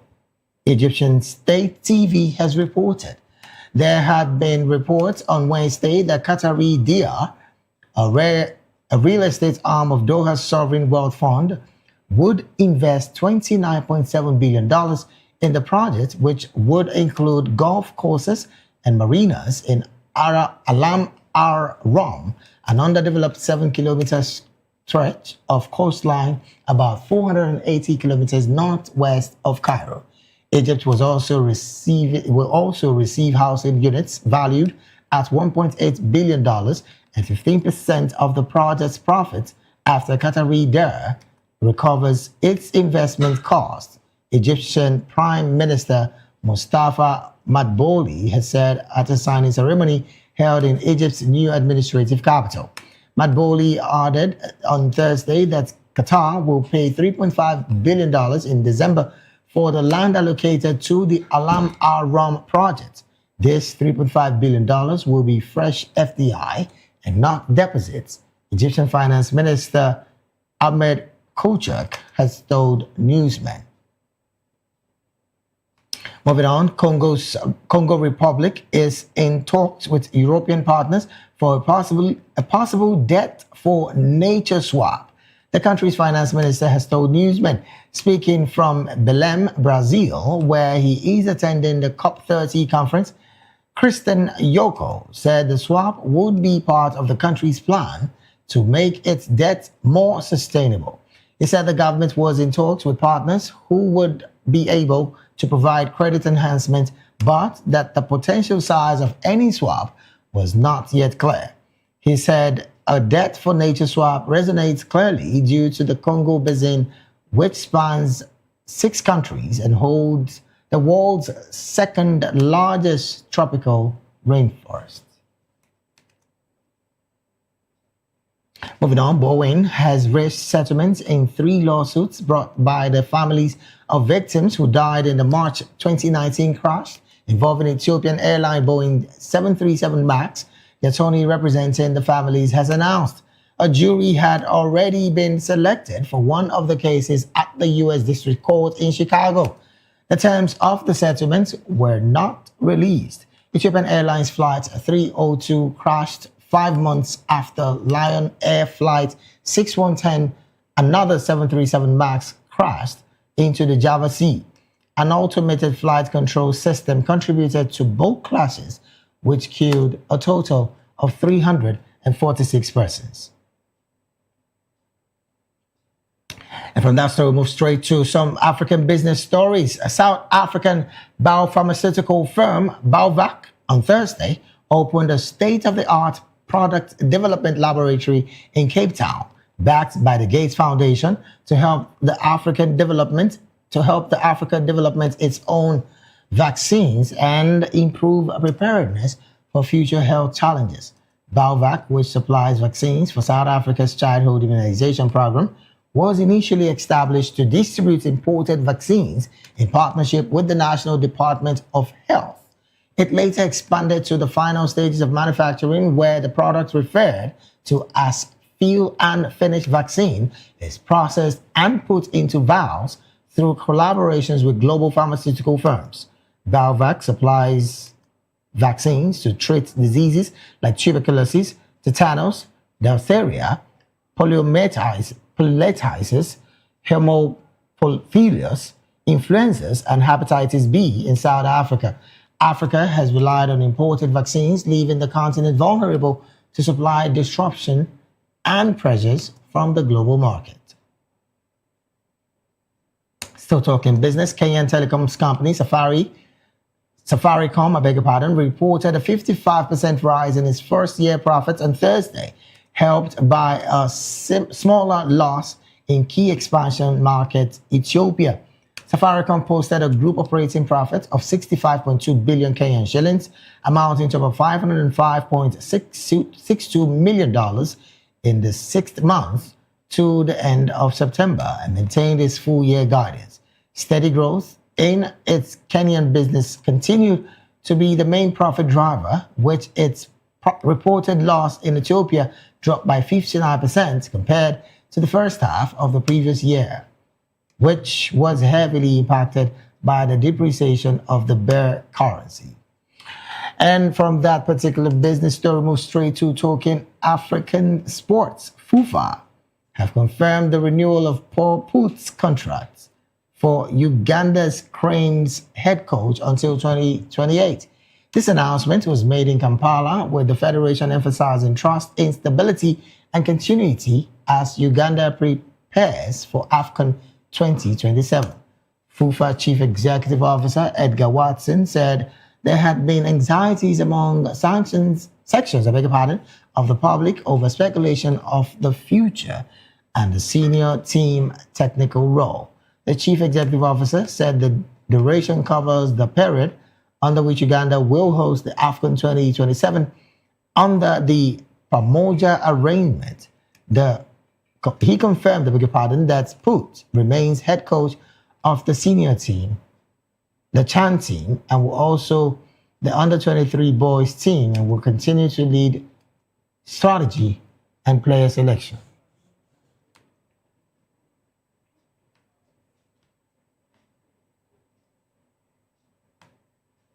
And with that particular sports story, we've come to the end of African News right here on Voice of the People Television. Do well to subscribe to our YouTube channel. On YouTube, we're at Voice of the People TV, and on all other social media platforms, we are at VOPTV Live. Thank you so very much for being a part of this broadcast. I am David Edwin. Do have a good afternoon.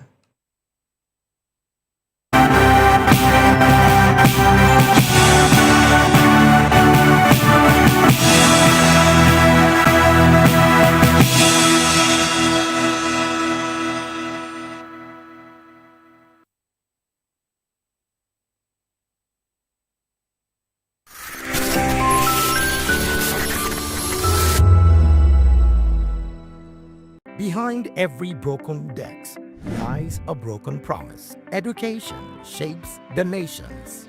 But who is asking the right questions? Introducing Edu Dialogue, the show that goes beyond the surface, exposes the cracks, the corruption, and the silence in Nigeria's education system. Edu Dialogue, Saturdays, 3 p.m., only on VOP TV. We break the biggest stories, from missing funds to policy failures. We ask the tough questions and demand real answers. Edu Dialogue, this Saturday, 3 p.m. on Voice of the People Television. Join us as we drive into the world of politics through insightful interviews with prominent political figures, both serving and former governors, ministers, senators, legislators, party chieftains, activists, and analysts. Get first-hand information into the decision-making processes that affect our daily lives. Highly engaging one-hour program that brings political discourse into focus. I am Chukwuma Okoro. Political Lens, Monday through Friday, 6 to 7 p.m. Join us. Welcome to the locker room, the home of football talk that matters. I am Jerry Arpillon. Join us every weekday, Monday to Friday at 5 p.m. Nigerian time, as we share the hot takes and hot debates in the exciting world of football. And joining me are the usual suspects, Ikechukwu and Mayowa, as we break down all the hot takes and everything that's happening in the football. Don't just watch football, live it with us. Catch us on the locker room and Voice of the People Television at 5 p.m. Nigerian time. And like I always say, if not 20 minutes off, please discuss. In a world where truth is the ultimate power and opinions scream the loudest, it's time to wade through the noise. Hunger no get tribe! Hunger no get religion! And scan the human interest and trending topics that matter. Stay tuned to The Issues, your plug to the stories making the buzz, from politics to science and technology, social justice, and more. Let's tackle the tough questions and expose the truth. The Issues, on Voice of the People Television, Mondays to Fridays, 8 to 9 p.m. The Issues. Don't just react, understand. We encourage you to click on the like button and subscribe to our YouTube channel. We are Voice of the People TV. Also follow us on all our social media platforms. We are at VOP TV Live. Visit our website www.vop.ng for fresh and trending news. Also watch us live on SLTV channel 264. VOP TV, Voice of the People Television.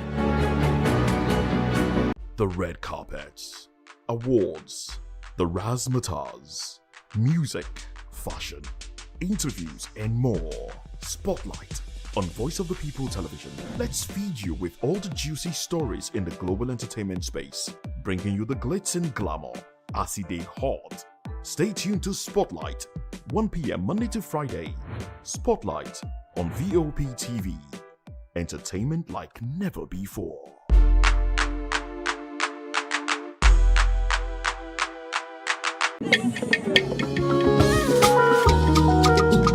Voice of the People Television awuchiela o onye nụ ya ka ọrụ ibe ya. Ị chọrọ ịmata akụkọ ndị gbara n'akwụkwọ akụkọ dị iche iche n'ala anyị kwa ụbọchị. Ị chọrọ ịmata ka o si afịatụ na ndọrọndọrọ ọchịchị, agụmakwụkwọ, azụmahịa, ime njem, ọbụla dị egwuregwu. Ngwa sonyere anyị n'oge ndị Igbo na Voice of the People Television. Anyị nwere ndị ọbịa bụ ọkachamara, bụkwa ndị ga-enye aka tapịa isiokwu ndị anyị jiri bịa kwa ụbọchị. Anyị ga-eji ka o siri gbaa n'akwụkwọ akụkọ dị iche iche wee malite tupu anyị akọzie n'uju n'ubi onye anyị bịara na nke ya. Ibamuru nze m ọzọ kedukosi ya gazere onye ukwu ma gazere onye nta. Mkparịta ụka tọrọ atọ ka anyị ga-ewetara gị bụkwa nke ga-eme ka ị mata ka ihe si aga n'ala anyị bụ Naịjirịa ọbụla dị na mba ofesi. Oge ndị Igbo na Voice of the People Television ga na-abịara gị site n'ụbọchị Mọnde ruo Fraịde na SLTV Channel 264. Ekwekwala ka akọrọ gị ya akọrọ. Chetakwa na ọ bụ na SLTV Channel 264 ka ị ga-ekiri Voice of the People Television.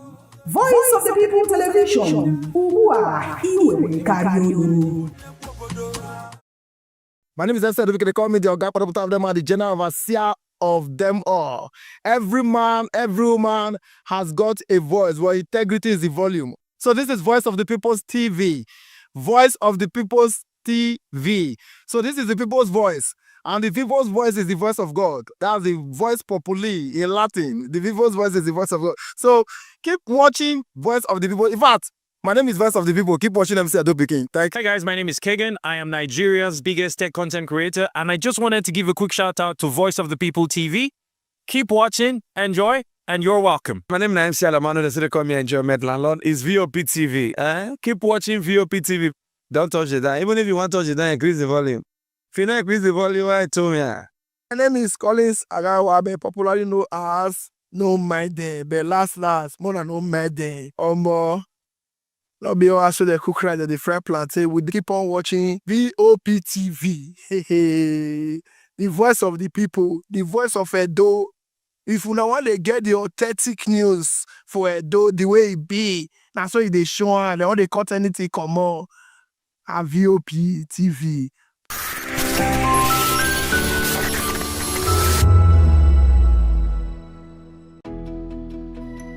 3 years ago, we lit the spark. Today, we are blazing the trail for others to follow. VOP Media is free. 3 years of breaking boundaries. 3 years of being that bold voice that echoes the thoughts of the people. 3 years of telling stories that matter. We have experienced complete breakdown in democratic governance. We are not just a brand. We are a movement, giving voice to the voiceless. We go to bed empty hunger. To every viewer, every voice, and everyone that has made us who we are, we say thank you. VOP Media, 3 years and still counting. VOP TV. Now you have more than a voice.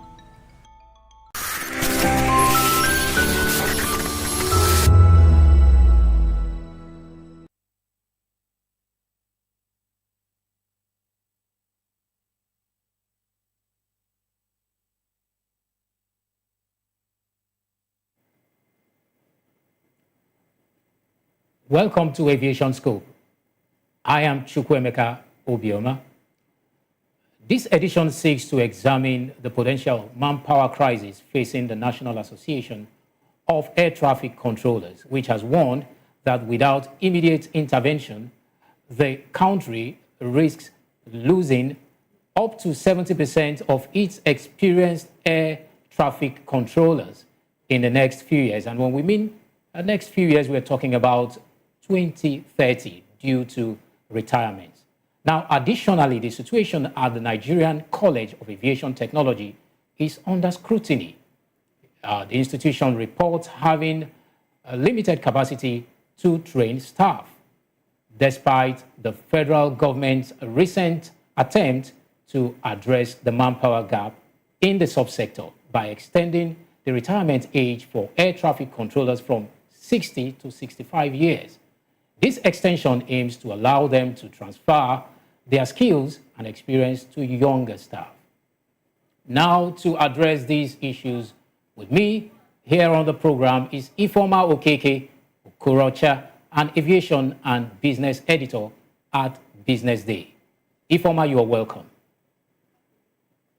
For having me. All right. So we are looking at the potential manpower crisis facing the National Association of Air Traffic Controllers.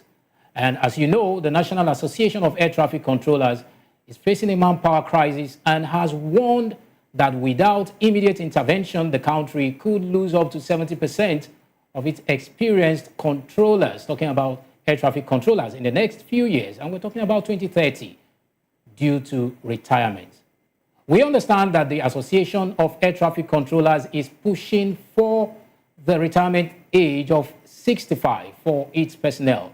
Now, the Minister of Aviation and Aerospace Development, Festus Keyamo, has assured that he will sit with the permanent secretary in the ministry to study and discuss the possibility of an upward review of the retirement age, say from 60 to 65. He indeed noted that if pilots can fly at the age of 65 years, there is no reason for the air traffic controllers not to push for that retirement age of 65. Now, the minister's reason is hinged on the fact that he wants to extend, that this extension could actually allow older generation of air traffic controllers to transfer their skills and experience to younger staff. But the challenge now is that the situation at the Nigerian College of Aviation Technology is under scrutiny. The institution reports having limited capacity to train staff despite the federal government's recent attempt to address the manpower gap in the subsector. Now I am asking, what are your thoughts on the potential manpower crisis facing the National Association of Air Traffic Controllers, particularly with regards to the retirement age of 60 years, and the fact that they are saying that if nothing is done, 70% of its experienced controllers would retire in the next 3 or 4 years from now? Okay, thank you very much for having me once again. You're welcome. Yeah, it's a potential crisis we have in our hands, right? And I'm quite surprised that it's coming to the public notice right now, and it's happening because very soon a lot of them will be retiring. Like you heard, 7% of the air traffic controllers would retire in 2030. 70%, that's a lot. And in the midst of this 70%, in the midst of this crisis, we still have new airports that are springing up, right?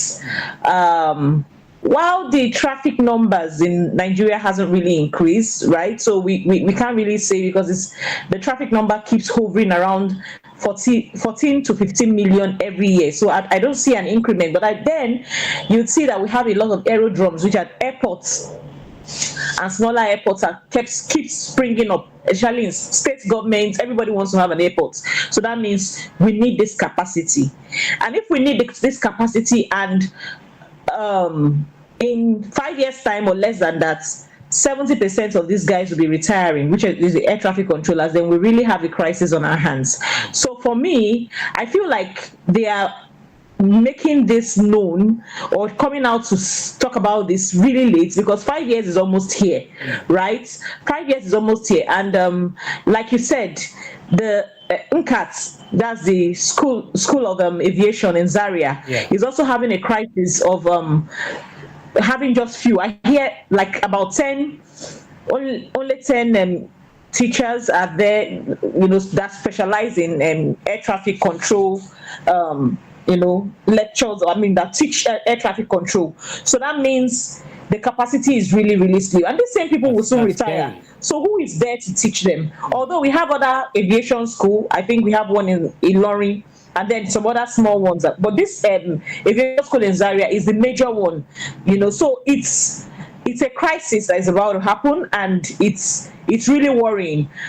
First of all, extending the years to 65 is not the ultimate solution. Well, that is a temporary solution that would maybe help fix a little things. For example, having if we have young aspiring air traffic controllers coming on board, these guys will still have time to teach them.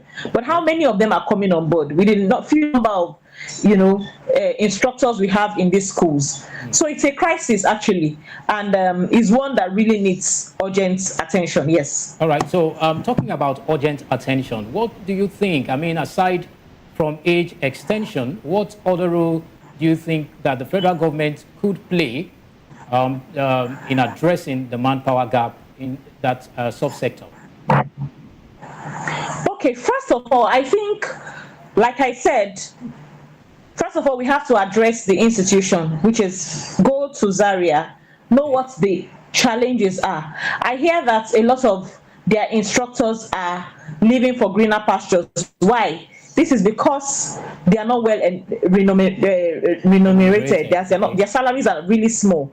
So that's why they are leaving. And if they are living in that numbers, and some of them are even living to sister organizations. So it's not like a lot of them are going out of the country. Yes, some of them are going out of the country, but some of them are also moving to sister organizations because I hear that sister organizations pay better than what they pay in Zaria, at the institution in Zaria. So a lot of them are moving. So first of all, it's bridge that gap.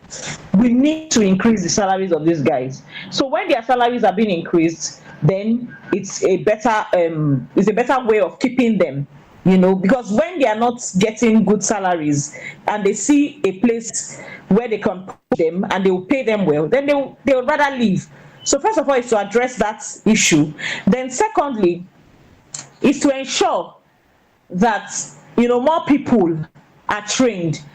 And it then calls my attention to a statement that Mike Achimogu, of the public relations officer of the director of NCA the Nigeria Civil Aviation Authority had come out to say that beyond pilots and beyond cabin crew, which is, a lot of people see these pilots and cabin crew as the only profession in aviation, but it's way beyond that. We have flight dispatchers, we have those that work as ground handling agents, we have the air traffic controllers too. So a lot of people need to be informed that beyond pilots and beyond you being a cabin crew, there are a lot more professions that that even have gap. There's a gap in the aviation sector.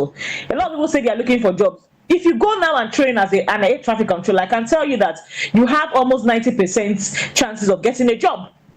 Rather than everybody going into to study being a pilot. A lot of people go there after studying, even to get type-rated on the aircraft. It's another problem. So as it is now, you have more chances of being employed as an air traffic controller than being employed as a pilot, because a lot of people flock there just to because they have the dreams of being a pilot. So these are other channels. But then the federal government too, because if people are going to go and study, pay a lot of money to study to be air traffic controllers, then you have to pay them well. So there should be some encouragement from your side that if I'm going to finish as an air traffic controller, then you're going to really pay me well. So that's part of the challenges, that's part of the gaps that we have. First of all, like I mentioned, payment of salaries need to be increased. Their work conditions too need to be taken care of. I'll give you an instance.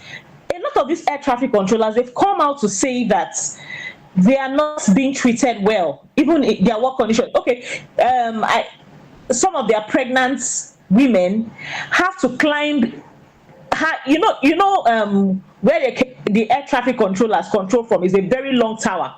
So they have to climb that long tower because there are no escalators to take them up. So and some of them, I hear that some of them even get miscarriage from it. So the work condition is very, very, very poor.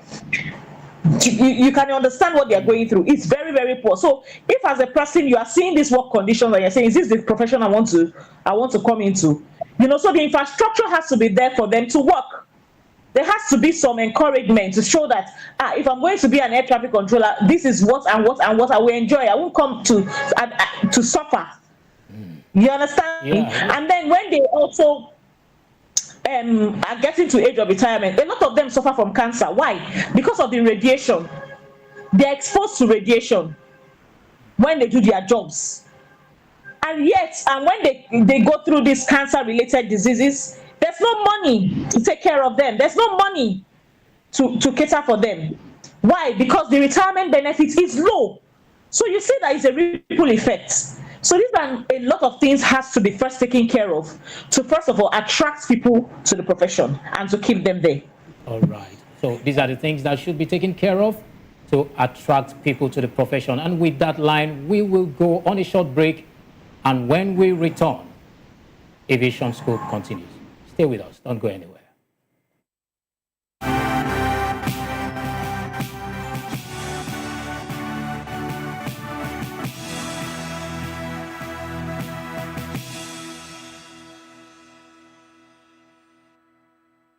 Every Sunday at 2564 is coming up on running 9, right? the 2564 Atlantic Tower.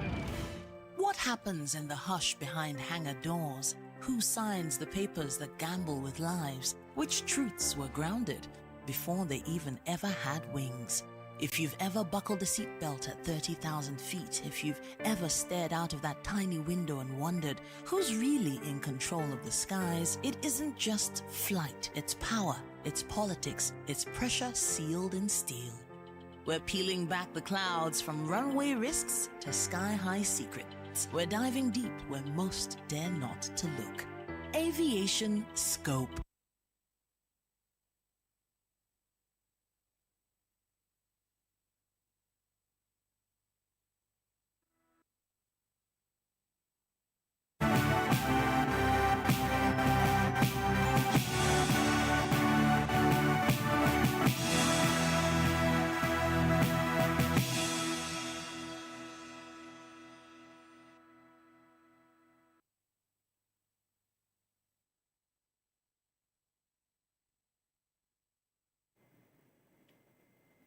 Welcome to Aviation Scoop. Welcome back from the break. You're still watching Aviation Scoop on Voice of the People television.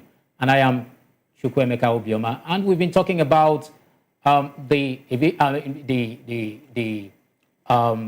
manpower gap crisis facing the Association of Air Traffic Controllers in the aviation sector. Air traffic controllers happen to belong to a subsector within the aviation industry. And they have warned that 70% of their members could leave the subsector due to retirement. And we are asking, what can government do to actually, salvage this situation that we have on our hands? And with me to dissect this issue, and the fact we have been doing justice to it, is a business and aviation editor at the Business Day Media, Ifeoma Okeke Okorocha. Now, Ifeoma, I would like to find out what policies or initiatives you would actually propose to attract and retain talent in the air and traffic control profession. I know you have mentioned you've talked about improvements in remuneration packages and welfare as well. But aside from these items that you have reeled out, what other measures do you think government could actually adopt in terms of policy formulation to actually retain or attract, not just retain. You retain the ones you have and also attract, fresh talent in the air traffic control profession. Okay, thank you very much for the question again. Like I said, thank God you mentioned that. I also mentioned about the salary. First of all, in Nigeria, things are difficult. So first of all, Nigerians are more about how much are they going to earn. Some of them, not everybody, is more about how much are they going to earn before they love for the profession anyway. So first of all, like I said, there has to be a welfare package that encourages these guys to stay. A welfare package that encourages them to stay, salary increments, and then also retirement benefits right? So if they are going to retire, what are some of the things that they will benefit as retirees in the air traffic control profession? So that's one thing that the government really has to look at to attract new ones coming in and also to keep those ones that are staying. And peradventure, the government has done all this and still people who want to still leave the country have greener pastures or want to still get greener pastures outside Nigeria. There's something the government can also do is to maybe, if they can, train some of them. You could give them a package that says, okay, government is going to pay for 50% your career, and then the remaining 50%, government would offset 50% of the of what they are supposed to pay in the institution for them. And when the government does this, they should sign a bond. That's my thinking. They should.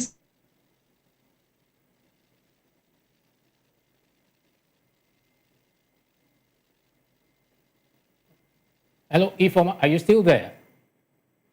Number of years, I have to stay in the country. Okay.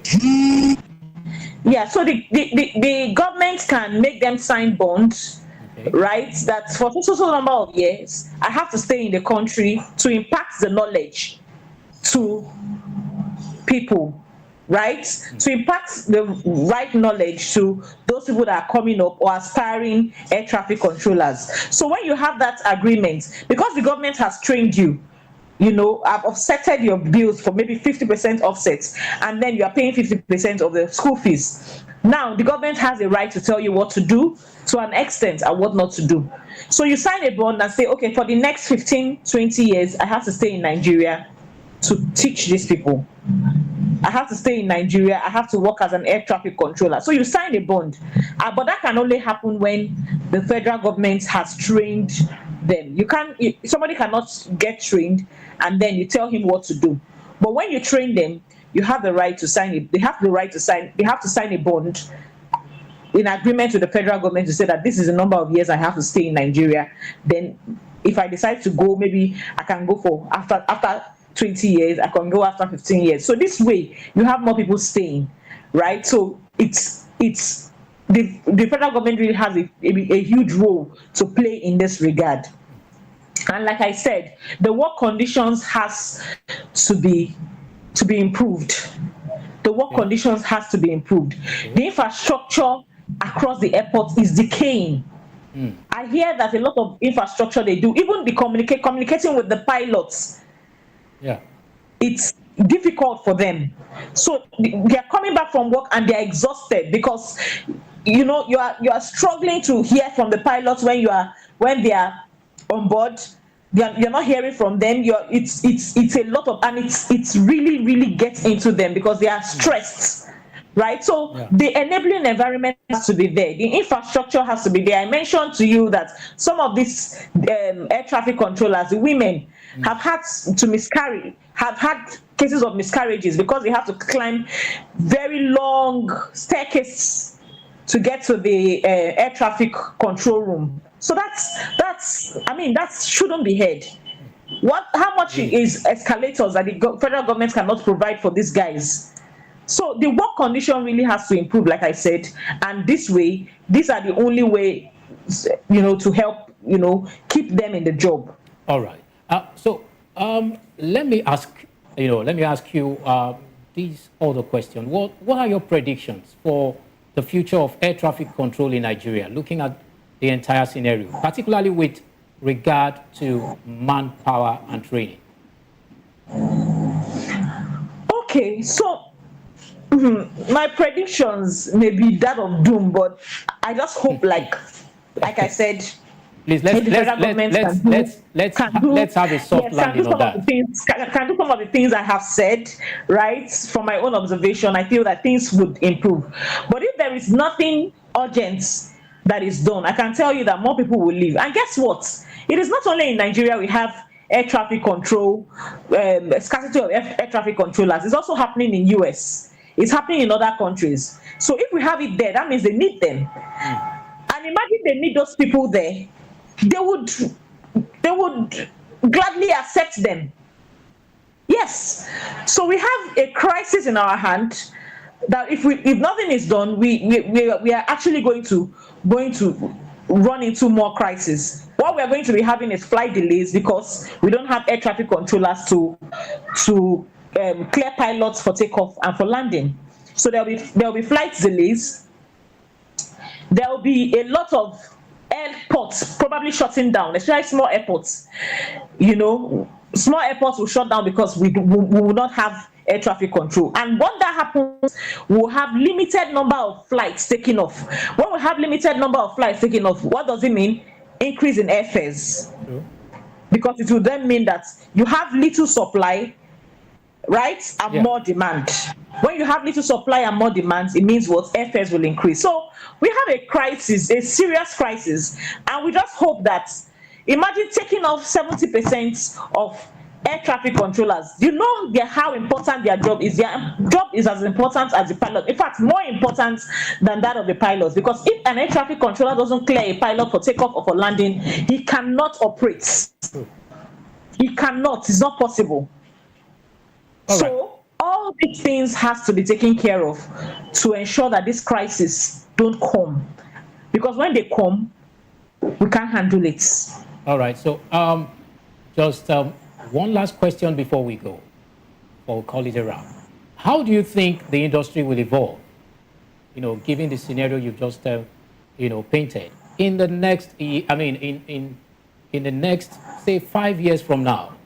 And what steps can be taken to actually prepare for these challenges?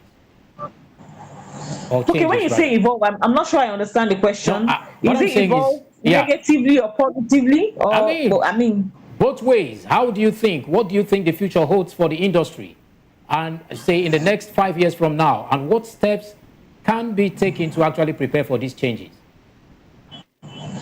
Okay, yeah. So, I mean, if you want to predict, like I said before, if you are going to predict it's going to be a doom for the industry if steps are not being taken to address this surging manpower gap that we have in Nigeria. For the air traffic controllers, like I said, the job of these guys are very, very important, just as important as that of the pilots, right? Insecurity is huge in Nigeria, and that's why sometimes I tell people that aviation is not actually for the rich. It is gradually becoming. Yes, it is gradually but should it be that way? Should it be that way? No, of course it shouldn't be that way. Like I said, it is not supposed to be for the rich, but because of the airfares, right? A lot of people should be able to. If you go to the US, an average US person, European, can easily board a flight. It's an essential means of transportation, but in Nigeria, it's looking like it is not essential because a lot of people cannot afford it. But then we are getting to a stage where people would really need to get on board an aircraft, right? To do business, to go on meetings and a lot of things. So we need these guys. If they are not available, it's a doom for us in the industry. What you'll be having may be charter flights, because when you say 70% of the workforce leaving, it means that we just have 30%. So how do you want 30% of that to handle an annual passenger traffic of almost 15 million every year? That's crisis about to happen. Really? So like I said, increase in salary, better work remunerations, increase in salaries, better work conditions, upgrade in infrastructure for these guys to really work, So all these things put together should be able to address the issue that we have. If they are not, if this issue is not being addressed, like I told you, we are going to have scarcity of aircrafts, because aircrafts will just be on ground, nobody to operate them. The air traffic controller will tell you that we are not available. The pilots would have to wait. So we'll just have a lot of pilots just waiting, and they will be at the mercy of these guys, the mercy of the few air traffic controllers that we have. And like I said, this is just to Nigerians now. Please and please, pilots profession and cabin crew is not the only profession in aviation. we have a lot more profession. We have the ground handlers, people who handle, baggage, people who handle cargo, air cargo part of the sector. We have the air traffic controllers, like I said. We have the air marshals. You understand? We have the engineers, and engineering in aviation is huge. There are people who just repair the wheels, brakes. There are people who, so it's a broad profession. And I can tell you, while I'm not the government, I hope that the government can listen to this. Whoever is watching this can listen to this and ensure that the work conditions are better, and ensure that you pay these people well, so that a lot of people can see this as a noble profession, can see this as an honorable profession. People don't want to just go train their children and they're out of school and you're giving them stipends as salary. It doesn't work. So let us put all this together to, keep these guys and to make the industry a better one in future. Thank you very much. Thank you very much, Ifeoma Okeke Okorocha. Yeah, I hope the relevant authorities can hear you and do something in this regard. Ladies and gentlemen, I have been talking with Ifeoma Okeke Okorocha, an aviation and business editor at Business Day. We have been looking at the manpower gap crisis in the aviation sector with regard to the Association of Air Traffic Controllers. And we have been looking at ways government can actually salvage this situation before it gets out of hand. And with that, we have come to the end of this week's edition of Aviation School. Keep a date with us again, same time next week for your darling program, Aviation School.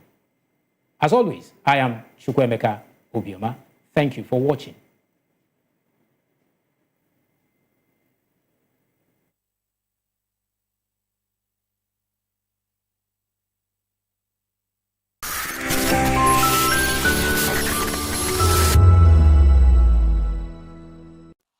Welcome to Kitty's Corner. Every weekend is a new journey.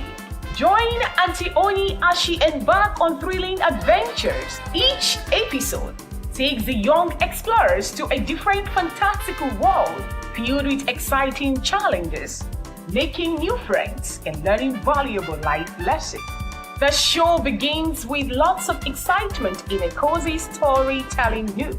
Fairies teach the importance of kindness, honesty, bravery, teamwork, or curiosity. Kitty's Corner is a delightful blend of fun, education, and imagination with catchy songs, interactive games, and heartwarming stories. Join Auntie Oni every Saturday, 10 a.m. to 10:30 a.m. on Voice of the People Television. Kitty's Corner, perfect destination for curious minds.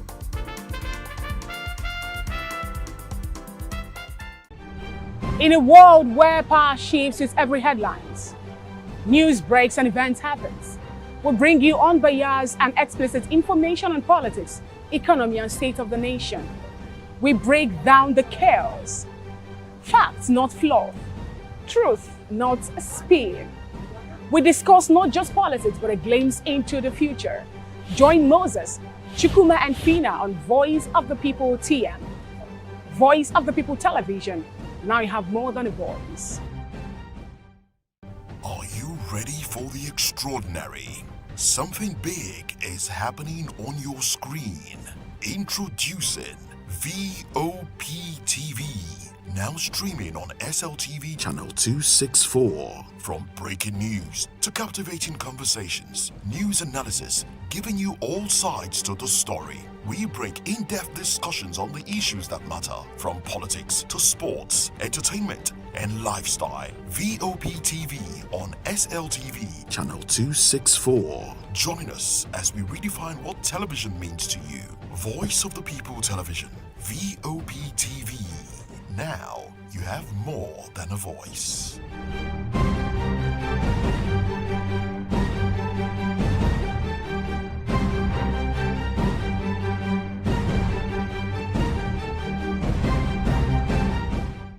L 2564 is coming up on Barney 9, right? The 2564 Atlantic Tower. What happens in the hush behind hangar doors? Who signs the papers that gamble with lives? Which truths were grounded before they even ever had wings? If you've ever buckled a seatbelt at 30,000 feet, if you've ever stared out of that tiny window and wondered who's really in control of the skies, it isn't just flight, it's power, it's politics, it's pressure sealed in steel. We're peeling back the clouds from runway risks to sky-high secrets. We're diving deep where most dare not to look. Aviation Scope, every Sunday at 7 p.m. only on Voice of the People TV. We don't just report, we reveal. We don't just ask, we uncover. Because when it comes to the skies, ignorance is turbulence. Aviation Scope, the sky isn't the limit, it's just the beginning. Join us on People's Voice, where we amplify the voice of those that matters the most. Join the conversation. Share your thoughts with me. I am Xavier Udo. Weekdays, Monday through Friday, from 4 p.m. to 5.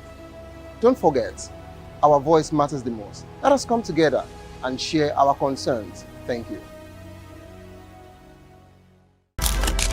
In a world where power shifts with every headline, In a nation full of questions, In a world filled with noise, the truth needs a voice.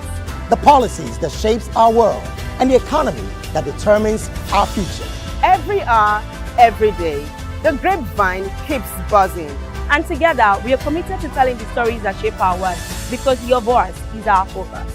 Don't forget, our voice matters the most. Let us come together and share our concerns.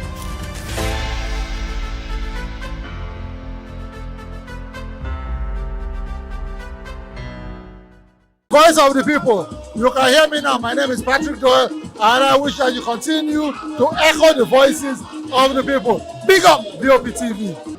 My name is Soibifa Dokobo. Please keep watching VOP TV. Hi, my name is Kwekumali Ikenda Onyekwena, and I am with the Voice of the People TV. Now, if you're looking for the veritable channel for information, politics, robust discussions, you don't need to go far. VOP has you. VOP will always have you. Thank you. Hi, my name is Patrick Diabwa, aka Ibani Chuka. I'm Ayanabo the Eagle King, and you are watching VOP TV. Stay with us.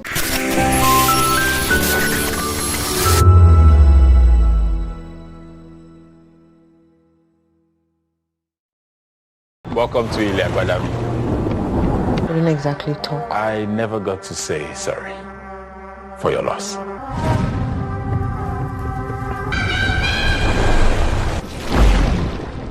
You're where? My sister's apartment. So you haven't seen that? Hello everyone, yes, we are live at the movie premiere of Thicker Than Water. Here in Iliagbadami, we practice our own religion. This movie and story tells of the deep things that binds us together. And yes, the movie is directed by Yomi E. Adejumo and is produced by Joshua Enakahere. And trust me, it's a beautiful evening. And we have a lot of cast like Bimbo and Demoye and the rest of them. I'm sure you don't want to miss this. Stay tuned.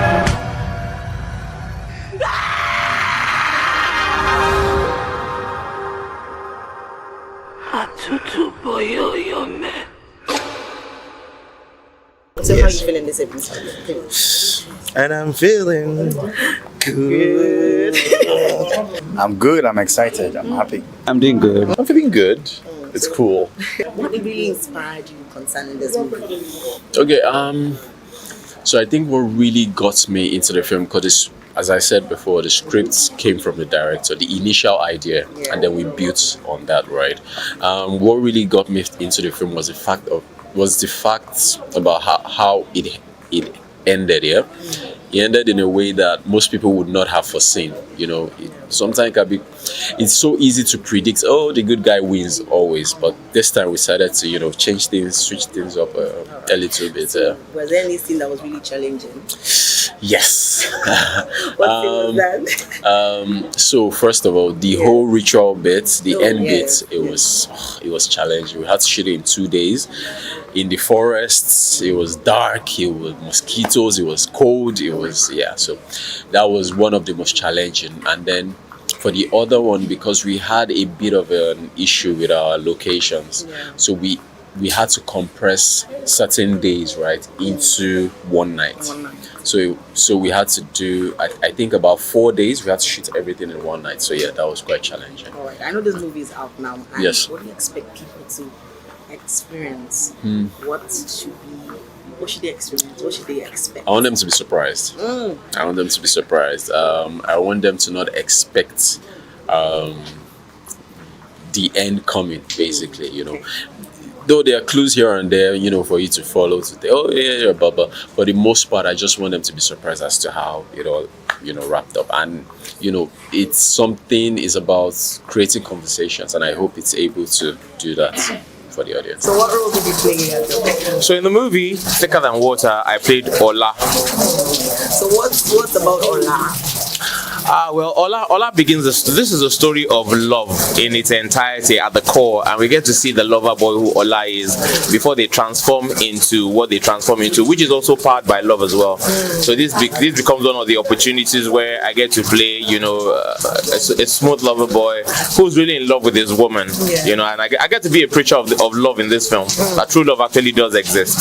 So was there any challenging scene for you? Well, basically, yes. I mean, as an actor, the scenes are always challenging because you're not playing yourself, you're playing a character.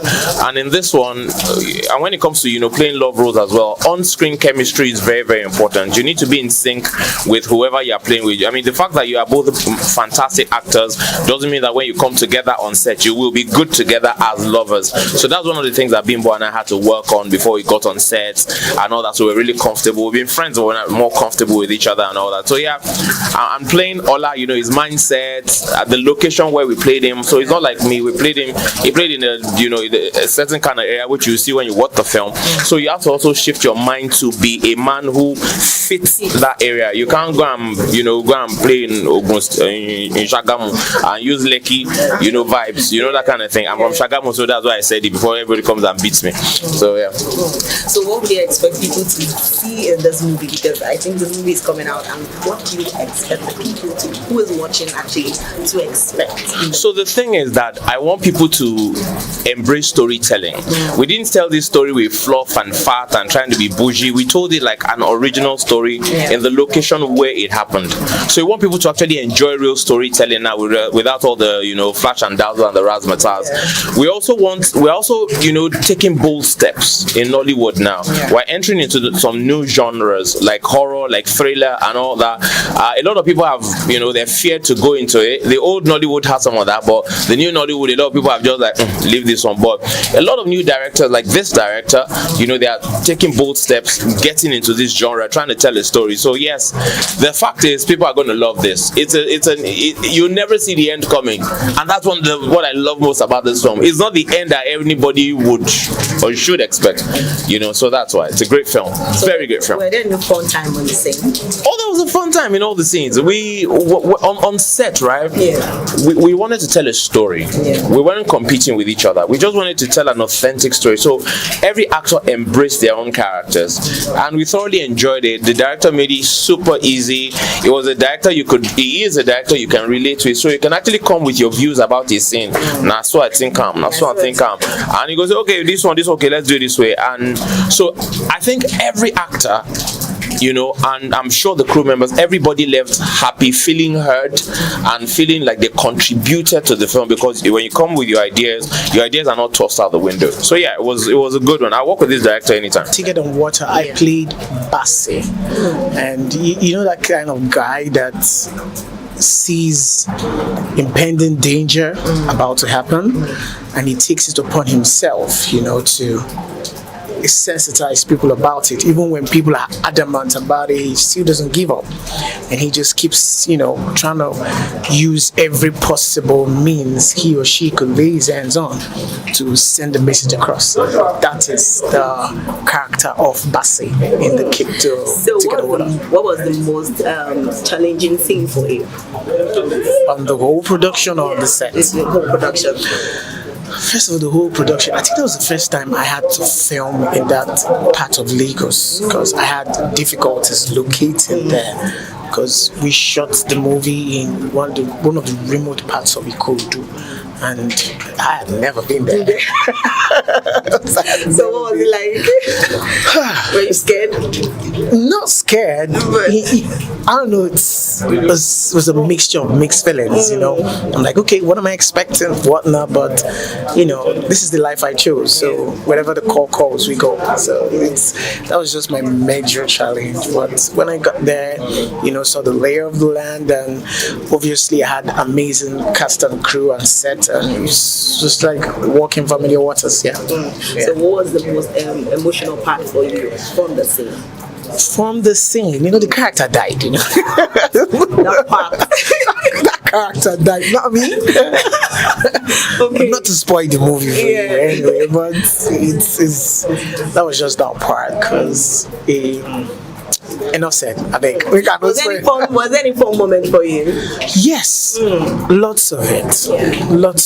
From the cast, the crew. You know when the director yells "cut." Yes. Gerald, you know, just leads you can't really explain it. You can't really put it into words. But those were my fun moments. I actually live for such moments.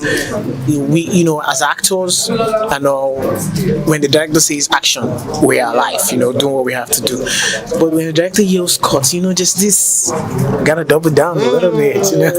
So what would you say to people that haven't actually watched this movie and they want to watch? So what would you say to them? First of all, I don't know why you have not seen this movie. I'm telling you.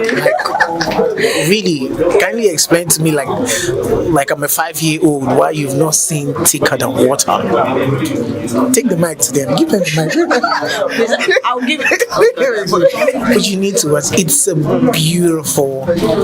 How am I going to explain this? Like, think about your favorite, you know, smoothie. You know, just think about it, and just imagine yourself, you know, after a very long hot day, you're sipping it in. That's thicker than water. Enough said. I liked it. It was enjoyable, fun to watch, a bit of intrigue, mystery, and the end was a bit surprising. Was it emotional for you? I wouldn't say emotional, but I liked the way it ended. Thicker Than Water is a thick film. It's emotionally thick, let me put it that way. It's something that you watch and it puts you the edge of your seat while you're watching it. At the same time, it also brings about your understanding of culture, because I saw a lot of culture themes that were expressed in the film, and which is a very good thing for us as African storytellers. We are looking for how to tell authentic stories about our culture and our environment, and that is one of the things that you get to find in Thicker Than Water.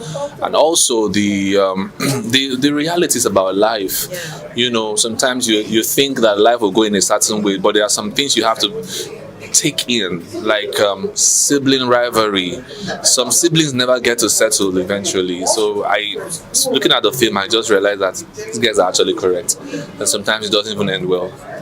Evil technically seems to win, but ultimately good wins anyway. So with the genre of this movie, how do you see the movies in the future? Say that again. With the way this movie actually went, the way the shooting, the scenes, how do you see the movies in the future? You mean African movies, Nigeria? Well, African movies. Yeah, this is a glimmer of hope for us. Like I've always said, Nemsia Studios, Joshua Inakahire, the Carvard Company Studios, these guys are people that believe not just in quality, not just in quantity, but in quality. And so this gives us the signal towards the future that we should expect more quality productions like this and authentic stories like this one. So it's a very good sign for us. Yeah. So were there any challenging scene that you actually saw? Challenging. I wouldn't say there was any challenging scene.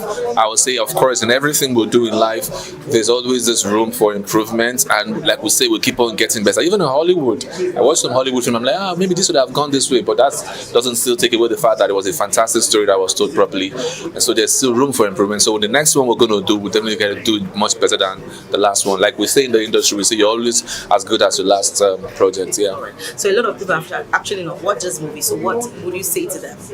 To those that have not seen this film, I will say to you, what are you waiting for?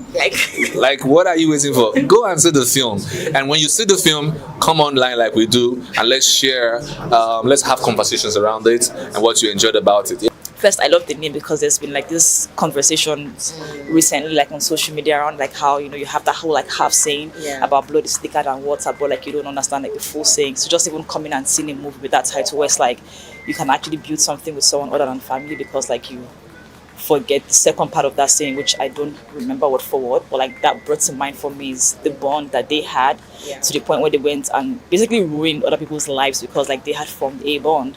And they wanted to carry that on. So I thought that was like an interesting concept for the movie. What particular scene would you say that was very interesting for you?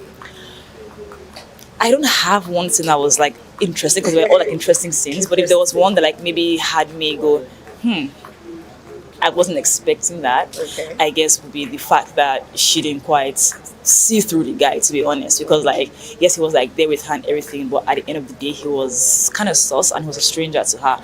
But I guess that's coming from someone like me who maybe I watch movies a lot, and it's like I can see through this person and that person, and like at very least I would suspect you. So it was the one thing I was like, maybe girl, you should have probably like paid a bit more attention to this guy. But yeah, everything else was interesting. So as an actor in the movie Thicker Than Water, what would you say? It's thicker than water. Please tell us. Tell us what is thicker than water. Blood is thicker than water. Well, I mean, the movie is really good, to be honest. From the script, when you read the script, you will never get to read it. But it's a lot. It's a lot. But I remember getting it.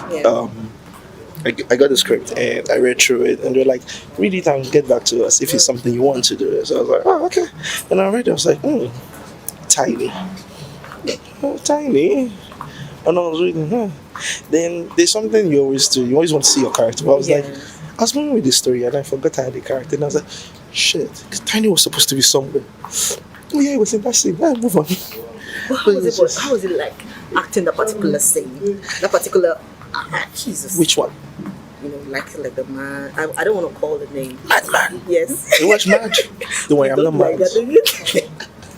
I'm not mad. Don't worry. My mother had me tested, so I'm not mad. Yeah. Actually, he's actually fit. But anyways, it was will I say explorative? It was a good moment to also delve into that kind of character, because you see people around you all the time who are most times quiet. They just walk around the streets and like you ignore them. You tend to ignore them or you avoid them if they're coming too close. But trying to be into that space and trying to figure out, okay, what's going through this guy's mind. Yeah, he wants to say a lot, but because of no spoilers, can't watch it. Oh my God. It was quite it was an experience doing that. I remember talking with the director. He was very open because I was like, oh, I'm doing this one. I was like, chill, relax, chop rice. This is what the script says. If you want to do it this way, you can check this. Look at this nuance of this character from this movie. And he sent me like a list of movies I had to go and watch. And I watched them and I was like, so I built my character based on this and added my own thing to it. And we had Tiny. Tiny was born. So were there any fun moments? Fun moment. What's a fun moment, I see? One fun moment is when they're putting makeup on me. I think it was annoying. You know, no, but I was wearing myself. I'm putting makeup. I'm a guy. I was saying like, oh, Tiny, bring your tea. Then they're not putting their. You people are proving at least buy me lunch first. You have to buy a guy dinner before you take the guy. But I mean, it was all good. But those were like fun moments, and like there was so many, and because I was kind of always away. It was a personal thing from all the other characters. Not like I was trying to be this thing shy. I was shy. Yes. I was so shy. Yeah. All right. But I just had to, because Tiny is someone that is a socially awkward character. Yeah. So I had to be away from them. Personally, I just went away from each of these characters, and that's one thing I did to try and get the best of this character. What would you say about Thicker Than Water? Ticket and Water was is a really great film. I really enjoyed editing it. I was the editor for this film. And through the process, first of all, I read the script and I loved the story. When the producer told me about the film, sent me the script, I loved it. I also loved the fact that the film ended the way it ended. Yeah, it was really exciting. Interesting fact is I didn't really get the ending until I was editing. So I was just watching my cut and I was like, oh wow, it's the sister that's in this body. And I was like, I blew my mind because I didn't get it, all along. So and then I loved working with all the guys in the post-production team, the sound designer, the colorists, the VFX guys, and it was amazing. And I loved the thoroughness from the director, and he's very intentional about everything he wanted, and I just have to do everything I can to achieve everything, which was really good. And then I loved the cinematography. It was really amazing. I had a lot of materials to work with. That's the joy of any editor. So during the process of your editing, were there any scene that was challenging for you, that you felt that was challenging? The ritual scene. Oh my God. This is what happened. I edited every scene and I left that one. And that scene, I think they shot it in 2 days or so, 2 nights or so. So it was a lot of materials, And what I did was I just finished editing every other thing, and then I took some days off to calm my head, and then I went back to that scene. And it took me, I can't remember how long, but it took me a while to cut that scene. And then after that, I sat with the director, and then we now fine-tuned everything. Nice. So people that have actually not watched this movie, what will you say to them? You need to watch it. You need to watch this film. Go to Amazon Prime now and watch this film. This is I would say it's the best horror film from Nollywood. And yes, this is where we draw the curtain for the movie premiere, Thicker Than Water. Trust me, it was a beautiful evening, and it was a beautiful movie. Trust me, this movie didn't just talk about the sacrifice. It talked about the love. It talked about the bond. It talked about the sacrifice that family, the ties that family shares together. And trust me, it was a beautiful movie. I'm sure you don't want to miss this. You have to watch this. And yes, this is VOP TV. Don't forget to follow us on all our social media handle and subscribe to our channel for more inspiring updates. Until next time, I am Precious Agumanu, aka Call Me Prezi. VOP TV. Now you have more than a voice. This is Health Check, your weekly guide to better living, smarter choices, and trusted answers. From everyday wellness to urgent health issues, we've got you covered. Health Check, only on Voice of the People television, where your health has a voice.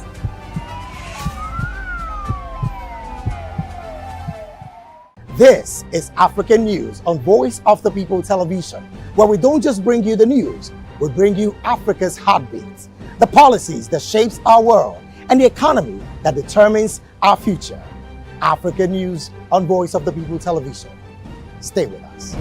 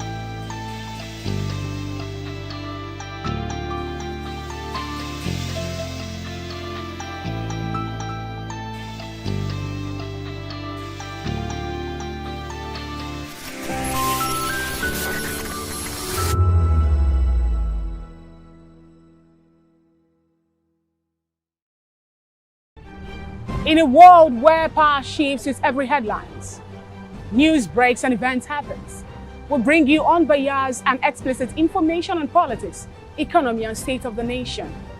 We break down the chaos. Facts, not fluff. Truth, not spin. We discuss not just politics, but a glimpse into the future. Join Moses, Chukuma, and Fina on Voice of the People TM. Voice of the People Television. Now you have more than a voice. Hey guys, what's up? How you all doing? They call me Lovisha Nelson One, your number one celebrity host, and you are watching Voice of the People Television, VOP. Stay tuned. Uyi Osarite is my name. I am a friend of the microphone, Voice of the People TV. That name is unique, and the brand is very sweet. I like the packaging. Picture qualities, camera qualities, and then of course, the quality of human beings that I see sometimes on your channel. I talk and get paid, and I look forward to being in your studios. Oh yes, you are on to Voice of the People TV, live here in Benin City, the cradle of black civilization. What are you waiting for? Tune in, bro. VOP TV. Now, you have more than a voice. In a world where truth is the ultimate power and opinions scream the loudest, it's time to wade through the noise. Hunger no get tribe! Hunger no get religion! And scan the human interest and trending topics that matter. Stay tuned to The Issues, your plug to the stories making the buzz. From politics to science and technology, social justice, and more. Let's tackle the tough questions and expose the truth. The Issues on Voice of the People Television, Mondays to Fridays, 8 to 9 p.m. The Issues. Don't just react, understand. From the views on the street, we go to bed empty hunger, to the blaring horns of a hustling city. The loudest voices of the common man got a medium to be heard. This particular administration, they were coming unprepared. It's not a bad thing to renovate the president's lodge. Through top-notch programming, unbiased reportage of news, sports, business, entertainment, and cultural documentaries, Voice of the People 90.3 FM became a symbol for 21st century media. And now, a new baby is born. Voice of the People Television, VOP TV, youthful, full of vigor and penchant for excellence in the continent's media space, exposing the wrongs, applauding the rights, dissecting the news without fear or favor, through factual and accurate stories and contents. Corruption kills three things that makes a society. Representing the interests of the people and giving them a voice. Voice of the People TV is here to stay towards building a fair society. VOP TV, Voice of the People Television, truly a voice for the people. VOP TV, now you have more than a voice.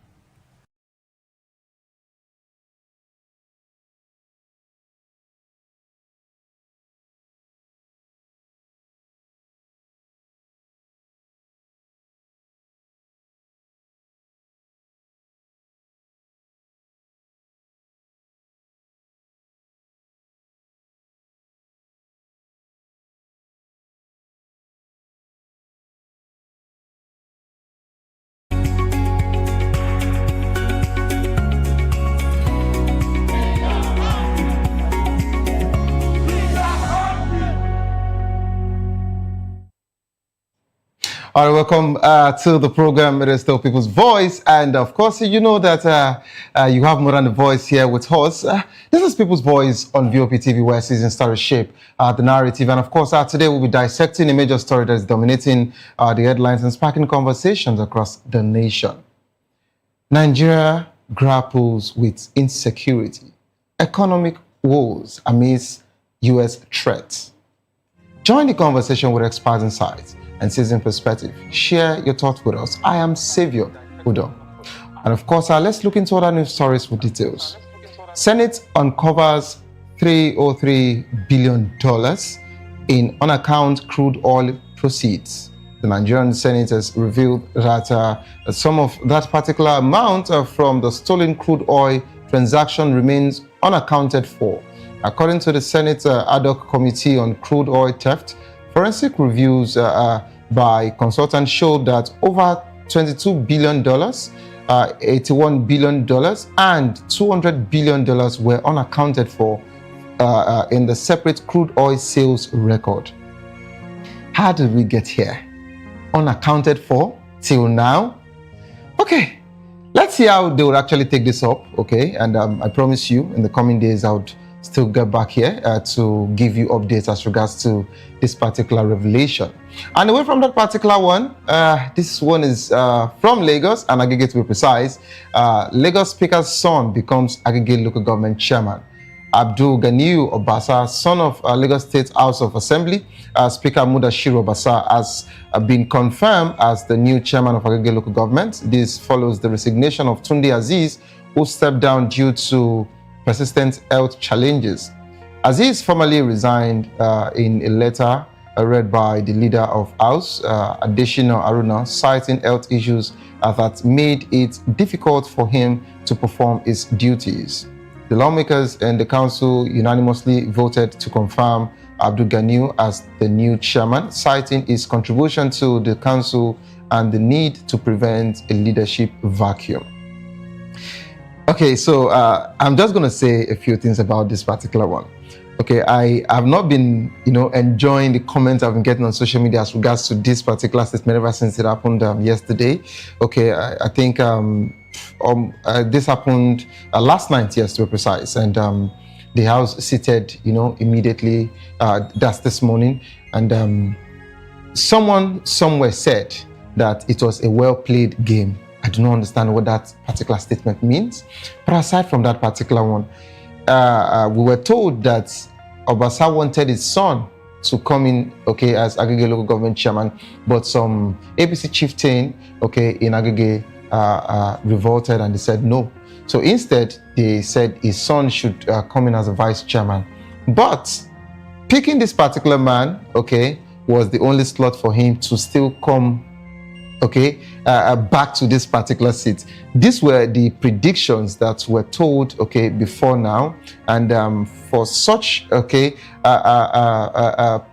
for such a drama to unfold, since I think this has been happening since July till date. The chairman went on health leave since July, and Obasa's son has been, acting, okay, as the chairman for that particular period of time. And for this man to come now to say he's resigning, what else do you expect?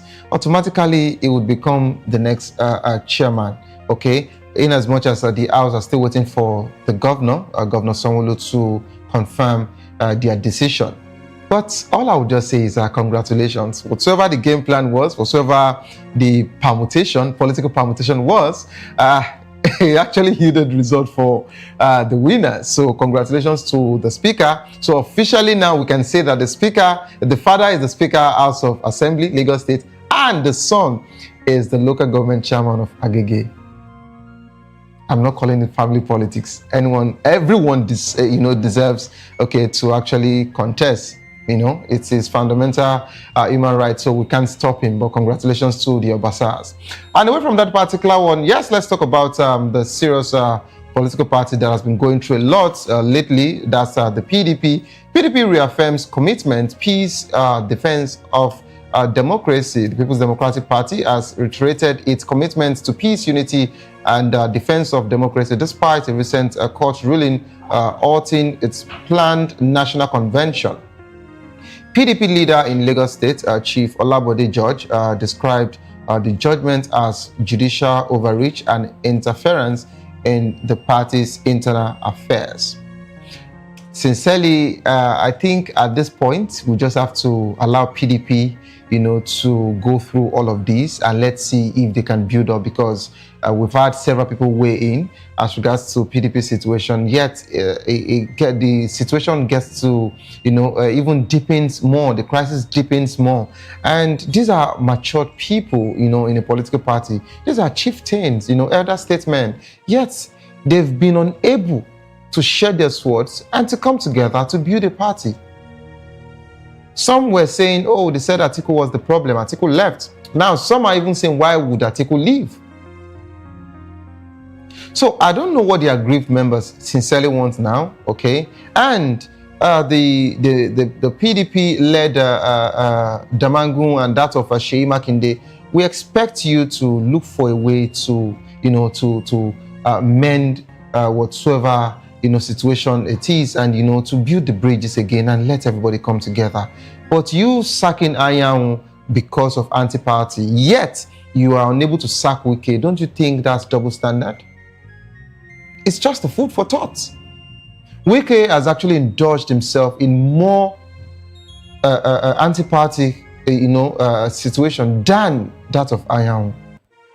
But why are you selecting some people to actually go down for Wike? And Wike is still looking untouchable.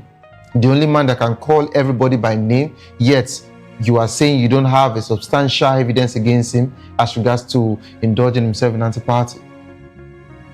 I think very soon the PDP would realize how bad their situation is. I know you're still giving yourself hope, but it is better that you fix this once and for all. Whosoever you need to take out or to kick out, you do it. Whosoever that you need to keep, you keep. If you want to settle, you settle. Okay, because if the PDP continues like this, 2027 is not sure. This is just my prediction, okay? I'm not saying this in totality, but this is what you are actually showing us. This is what we're seeing today. Now you have two factions, which was what they were looking for, and now you've given them the opportunity to. Now nobody's even using the secretariat anymore. So you know what that means. So I think at this point, PDP should do something about this whole issue instead of everyone, living in their ego, instead of everyone trying to feel that they are God and all of that, not wanting to, come together to just allow peace to reign. But I wish you the very best. Okay, I wish you the very best. But for now, if we have to say this, the APC does not really have a strong opposition party. That's just the truth. Well, let's go straight to the federal government.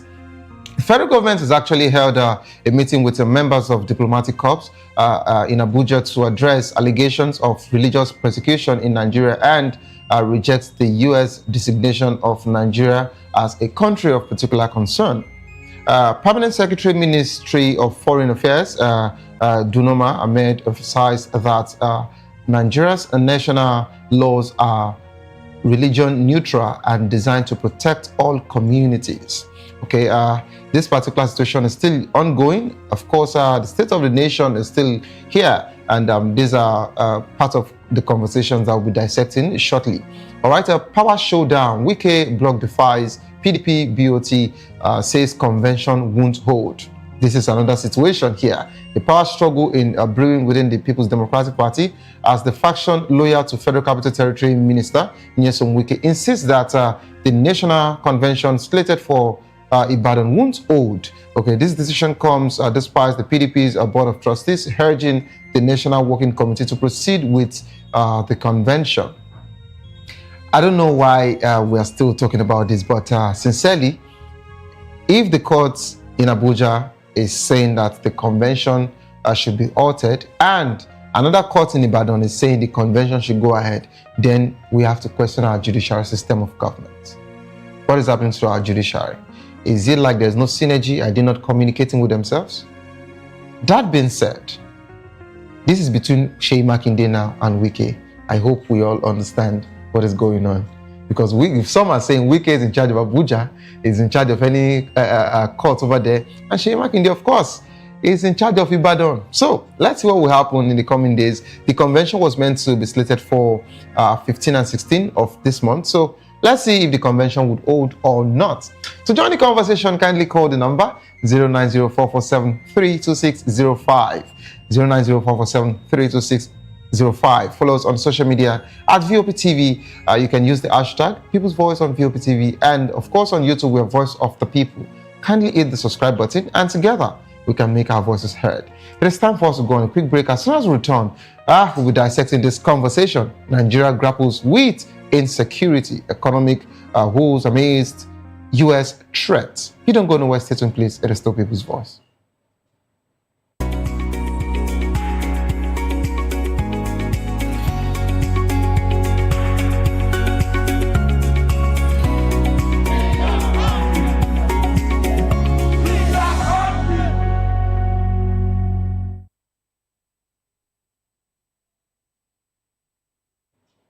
All right, welcome back to the program. It's still People's Voice on VOP TV.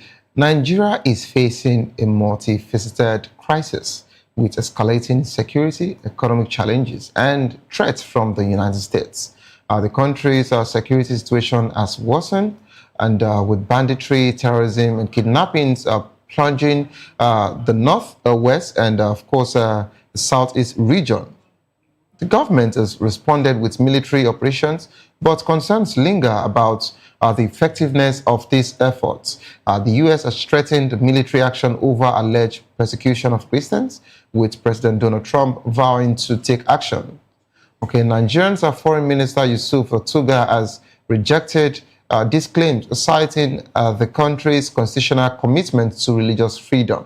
The Nigerian government has expressed willingness to work with the U.S. to combat terrorism while maintaining its sovereignty. We're now being joined by Comrade Eze Okosplendor, 2023 Labour Party governorship candidate of Ebonyi State. Good afternoon, Comrade. Comrade, please, can you unmute your mic? Can you hear me? Good afternoon. Yeah, again. Hello, Comrade, can you hear me? Can you hear me? Can you hear me? Loud and clear, I can hear you loud and clear. Good afternoon to you. My pleasure being here again. All right, Comrade, I remember you told me, you said you'd be in transit while the show will be on, so I believe you're on the move.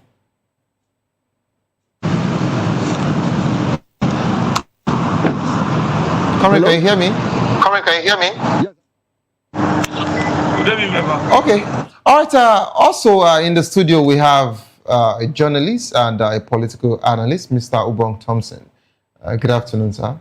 Good afternoon, Savio. Good to be here. You're welcome on board. And this is actually happening, simultaneously. That it's looking like we're half Zafari, half South, as if it was planned. Yeah, it's good time to be Nigerian. So we must represent the culture. Okay.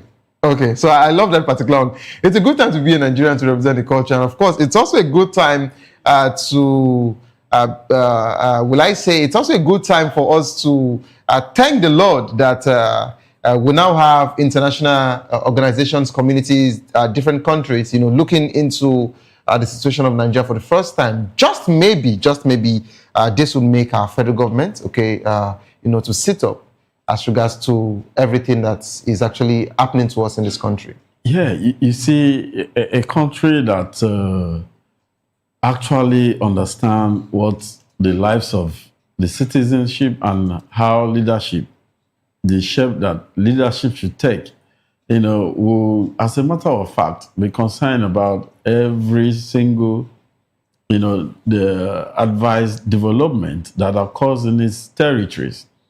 And, the situation in Nigeria has gone on for so long, unabated, and the leadership has shown nonchalant attitude or carelessness about resolving the issue. And even the community leaders, because when we talk about the situation that Nigeria finds itself today, we are talking about terrorism, we are talking about banditry, we are talking about kidnapping, we are talking about insurrection. We're talking about separatism, and all whatnot. So the communities that all these issues emanate from has leadership structure, beginning from the paramount rulers to the community chiefs to the local government chairman, and the earlier this issue would have been tamed, the better it would have become for Nigeria. But you see, everybody has sat back and allowed the issue to go unabated. And you see why it's now looking as if it's coming to overwhelm the country.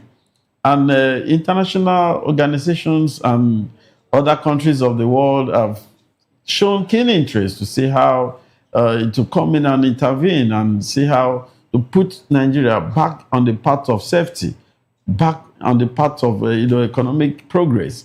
So I think in the whole, I have heard so many views where people said America is coming because of the oil that Nigeria is blessed with. But what has Nigeria done with this oil over 65 years now? Has it become a source of the gains for Nigerians? Or in the name of producing oil, we've suffered, Nigerians have suffered from south to west to north to to the east because of the issue of oil and total dependency on the oil. Nigeria is blessed with vast mineral resources beginning from Zamfara to other parts of the country. But what has these resources added? What value has it added to the lives of Nigerians? So if for once we have the US coming to intervene in the situation in the country, I think the leadership should have a framework, modalities, draft out, okay, these are the area we need your intervention to come in. It's not an issue of debunking the issue that is very preeminent on ground.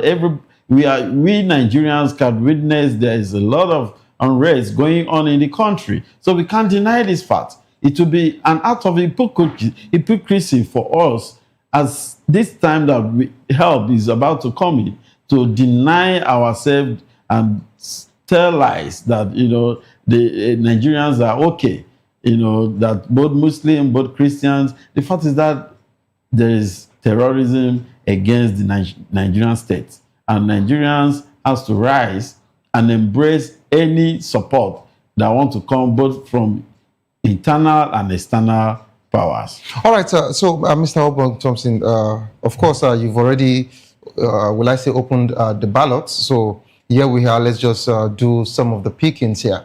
So if we're talking about the insecurity situation in Nigeria, some people or a group of people are only talking back to the United States as regards to them saying that they only care for the Christian. They're actually saying that this situation or these killings is not just about the Christians, but of course the Muslims also have their own share, okay? But the other phase of this conversation is that the government has actually said over time that they've been in control of this situation and they've been doing something about it, okay? And there is no unrest, okay, as regards to this. So they don't also need the assistance of the United States to come and do anything. Instead, if they want to partner with us to help, no problem. But if they're saying that they want to come in to just come and start destroying anywhere that they feel that the bandits might be or the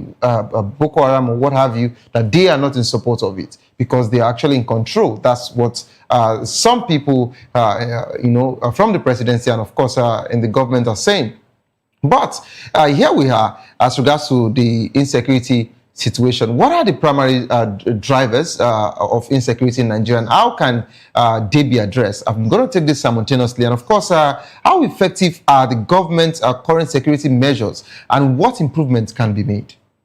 Yeah, I think from what we have witnessed so far, the Nigerian government must also be giving kudos for the little attempt that has been made.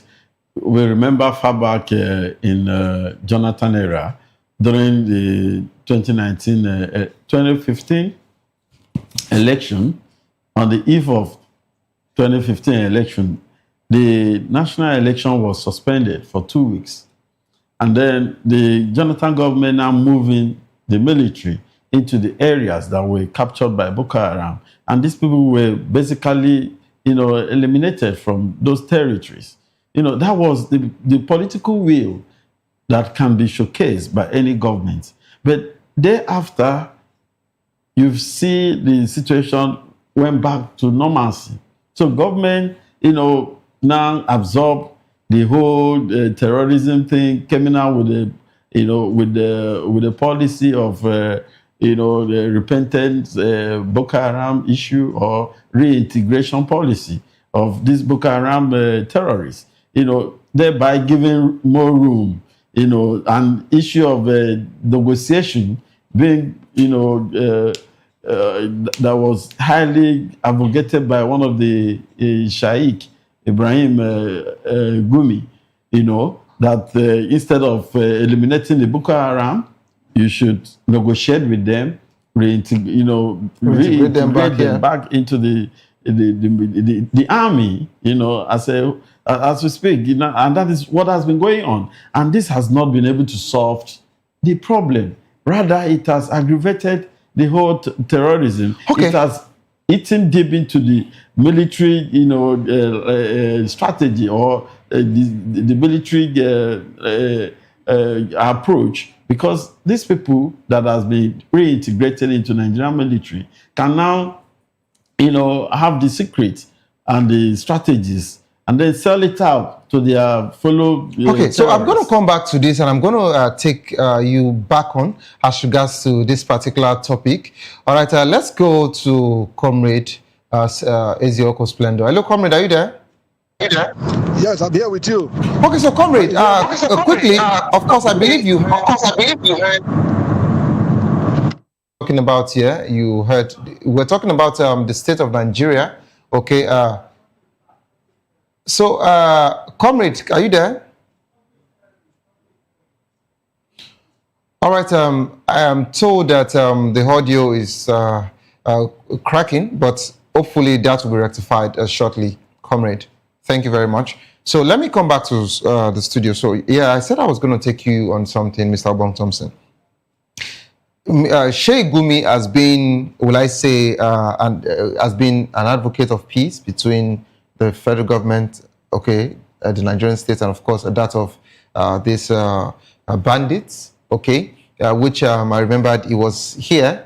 He joined us virtually on Monday to also talk about the state of the nation. And not only that, I remembered about 2 weeks ago, 2 weeks ago, some group of Nigerian army, the infantry to be precise, they actually cried out, talking about them being sent to go back to, will I call it war front, or to face other bandits with the repented bandits that have been integrated, to their team. Okay, so it will now become a JTF, a Joint Task Force. But they were crying out as regards to them not being comfortable, because these are the same people that they've actually been on opposite sides firing at each other. In any way, whichever ways you actually did it for them to, drop their arms, and you brought them into the community, and after a while you feel they are good, after you take them through some rehabilitation process, so you feel they are fine to join, the military to help, fight their brothers in the bush. It's quite disturbing. Very difficult task. I understand the fact that the Nigerian army, the infantry, about those sets, they actually cried out and they were not comfortable, as regards to that particular one. But is there a good logic as regards to this particular situation? And don't you think that just maybe, so that, and allegedly, so that it won't be said that this was what Saviour mentioned, don't you think that this set of bandits could have been, told as a strategy, as a deployment of solution, for them to actually drop their arms, go into the government, try to get more information, bring this army back into the bush, and for them to be overpowered?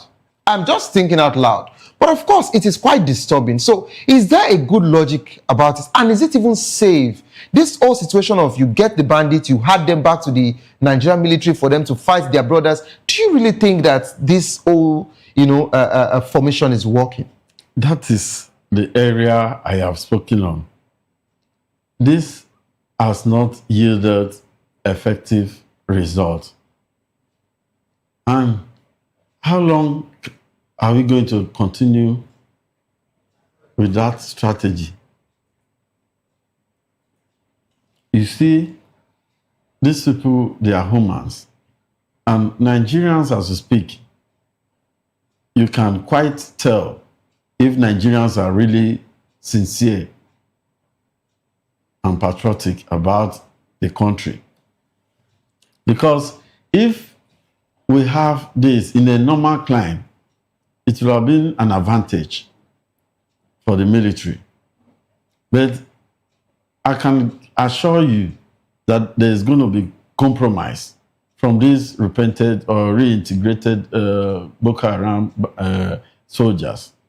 So they are bound to have that mental attachment to their former colleagues in the bandit industry.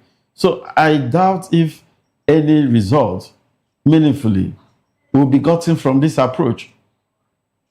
I would have preferred a situation where they are being housed for information sharing or for intelligence purposes and not to be put hand in hand with Nigerian soldiers to go into the battleground.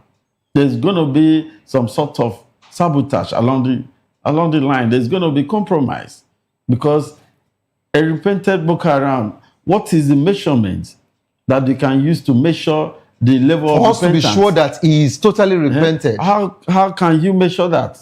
It's not visible. It's really the disturbing. Heart of the man is desperately wicked. Wicked, and who can know it? Of course. Measure the level of repentedness that this Boko Haram has repented. So you cannot, fuse them in between the army and ask them to go to the battlefield. And you are endangering the lives of these patriotic military officers. Okay, so sir, since you talked about that of Gumi's submission, so let me also take you on this.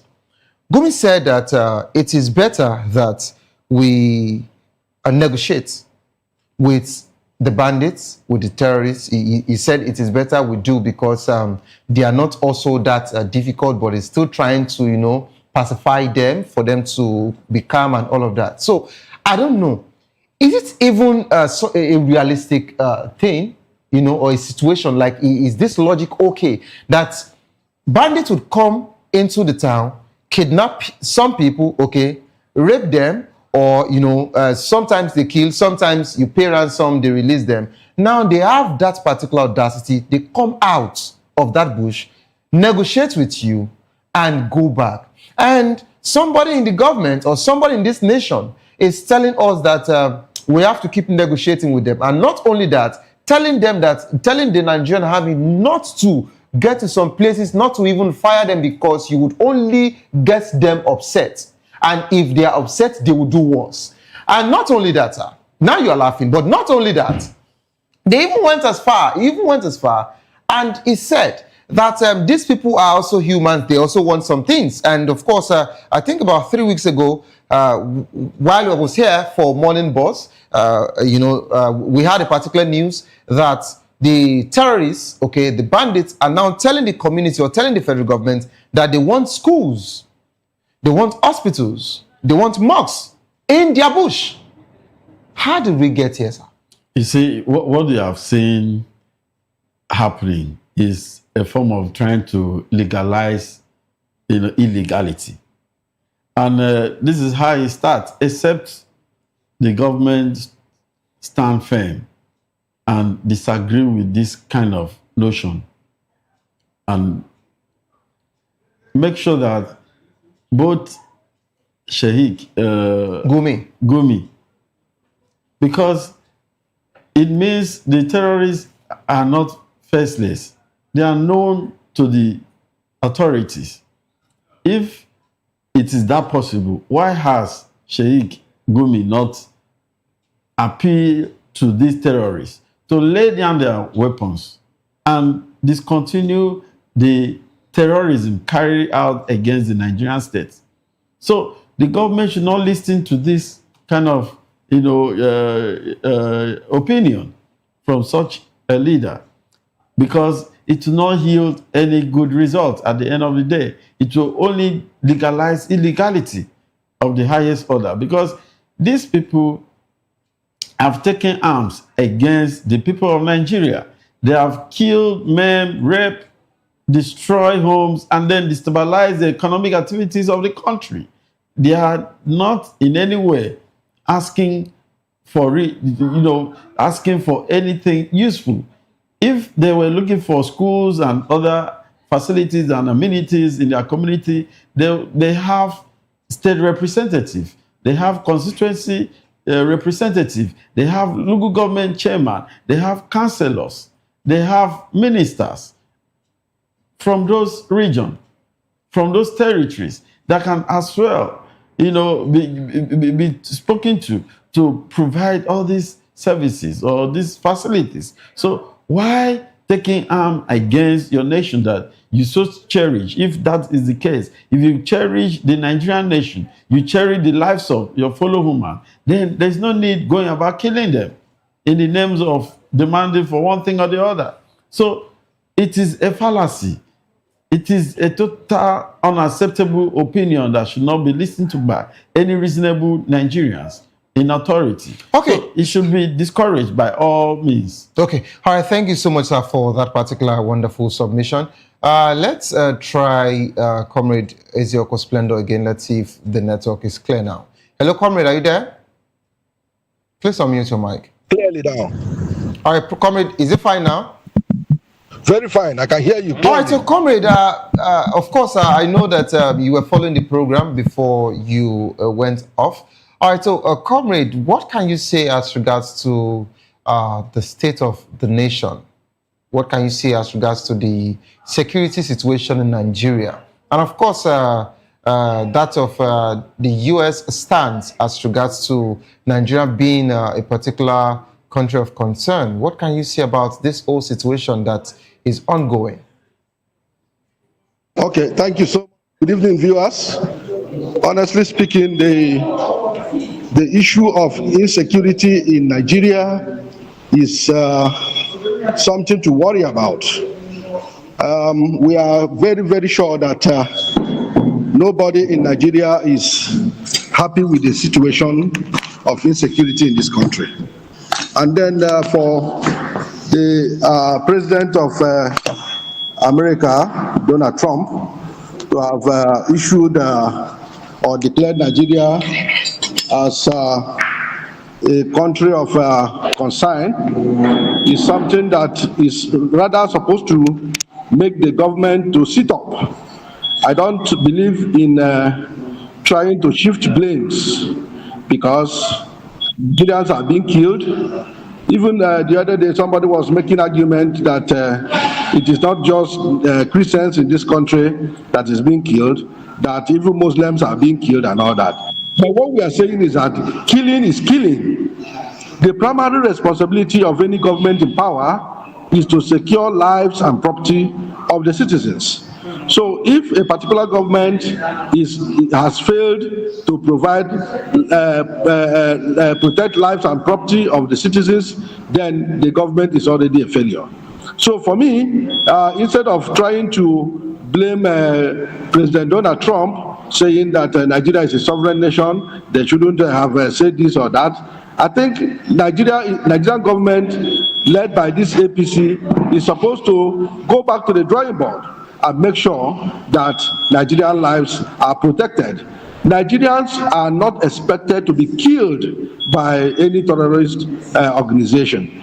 Terrorism is something that is worrisome. No country is supposed to welcome the idea of terrorism. And for those of them who are saying it is better we reconcile with the terrorists and then reintegrate them back to the country, for me, you can never ever, any responsible government can never ever, reconcile with terrorism or terrorists. You can't reconcile with terrorists because terrorist is terrorist. There is no way they can, come back to say they want to begin to live normal life, because some of them, they use that terrorist act to earn their own living. So the more you want to negotiate with them, the more they are planning more evil. Take for instance, some time ago, the Chegumi you talked about went and negotiated with them, does it mean that the terrorism has stopped or the terrorist activities in the country have stopped? They will, if you negotiate with them, you give them money to lay down their arms. At the end, when the money finishes, they will start up their terrorist activities again, so that you can come and give them money. So as for me, the only solution to terrorism is to kill those terrorists anywhere they are found.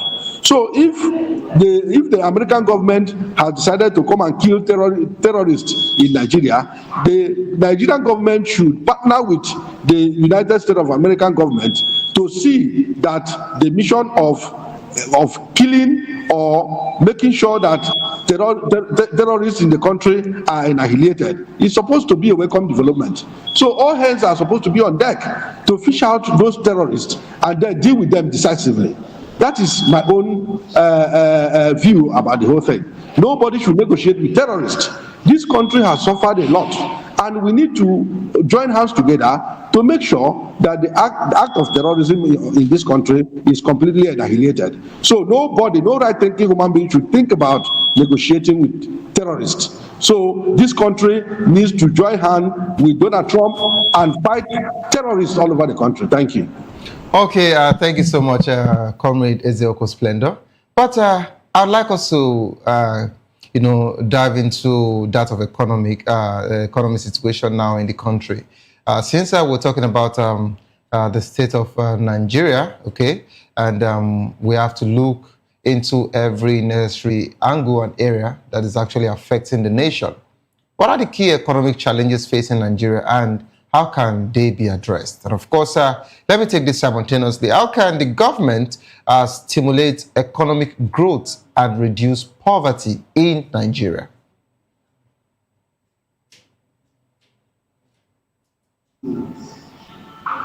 Hello, Sylvia, can you hear me? Loud and clear. Yes, please. I didn't get the next question, please. Yes, so I said, what are the key economic challenges facing Nigeria, and how can they be addressed? And of course, how can the government stimulate economic growth and reduce poverty in Nigeria? Thank you so much. Just like we pointed out here, first of all, one of the factors that is militating against the economic growth of this country is terrorism. Just any foreign investor that wishes to invest in the country, by hearing that there is insecurity in the country, the person will begin to be afraid to invest his or her money. So Nigerians should first of all, Nigerian government should first of all deal with the issue of insecurity, so that the foreign investors can have confidence to come into the country and invest. And nothing is the issue of power. You know, when you want to grow the economy of a particular country, you should first of all make sure that there is power stability. It is through power stability that the economy of the country can develop. You see, when you look at companies, factories, they all depend on this power to generate power and then they go into production. There is no country that has this type of epileptic power system that we do have in Nigeria that will be effectively producing something for export. So the government should focus on the power sector and make sure that this power is stable, and also make sure that the bills paid to this power company is drastically reduced. Thirdly, Nigeria should look at internal roads. When we don't have roads that connects the rural areas with the urban areas, you will see that the products from the rural area will be very difficult to be transported to the urban area. So what we are saying in essence is that the issue of bad roads in this country should be fixed, so that production can be something that investors will be interested to invest, so that they will begin to produce goods and services to Nigerians. There are so many factors. When you talk about this issue of, the foreign investors coming into the country to invest, and there is no protection. There is no protection. There is no supply of power. You see that all of these factors will work against the economic development of this country. So we should first of all focus on eradicating this fear associated with insecurity. Secondly, we should make sure that we invest more in our power sector to make power to be stable. Lastly, we should fix our dilapidated internal roads so that products from rural areas can be transported to the urban area, so that even our farmers who are investing their time and resources in their farms can have confidence to go back to farm and begin to plant and produce crops for the country. Right now, insecurity has made our farmers to be afraid of going back to the farm. So when this issue of insecurity is tackled, I think the economic situation of this country will be improved. Thank you so much. All right, Comrade Splendor, before I leave you, before I come back to the studio, yes, since we're talking about economy with you, so let me just finish it up here. So you would agree with me that the federal government, the presidency have been talking about different reforms that they've actually implemented, and they've been doing so much lately as regards to policy reform. So what impact will the recent policy reforms have on Nigerian's economy? Is it really working or it's not? I'd like to get a take as regards to the general reform that the federal government has been doing, ever since they took over power.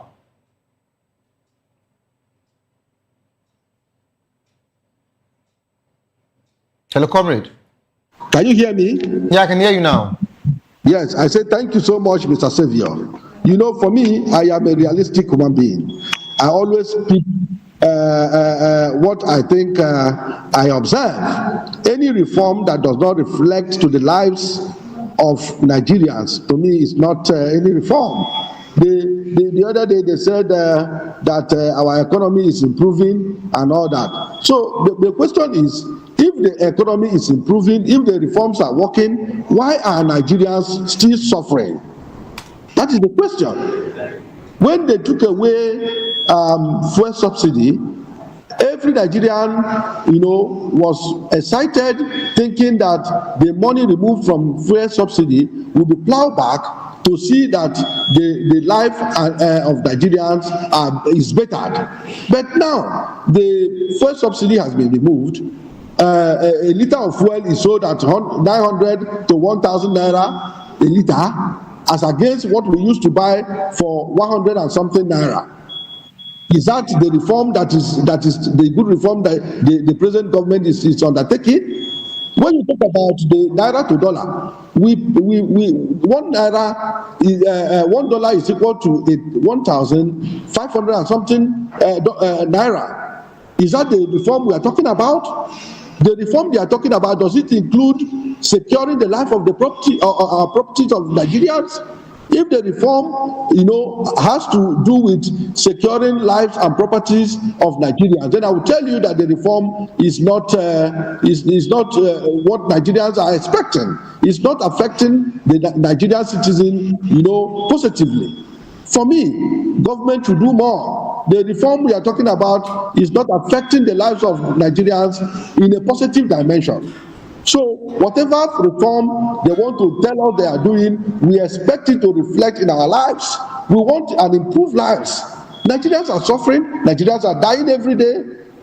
So do you know how many numbers that have been killed out of insecurity? Look at every day we keep on having different names. The other day it was Boko Haram.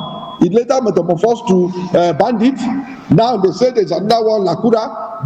Then we have unknown gunmen.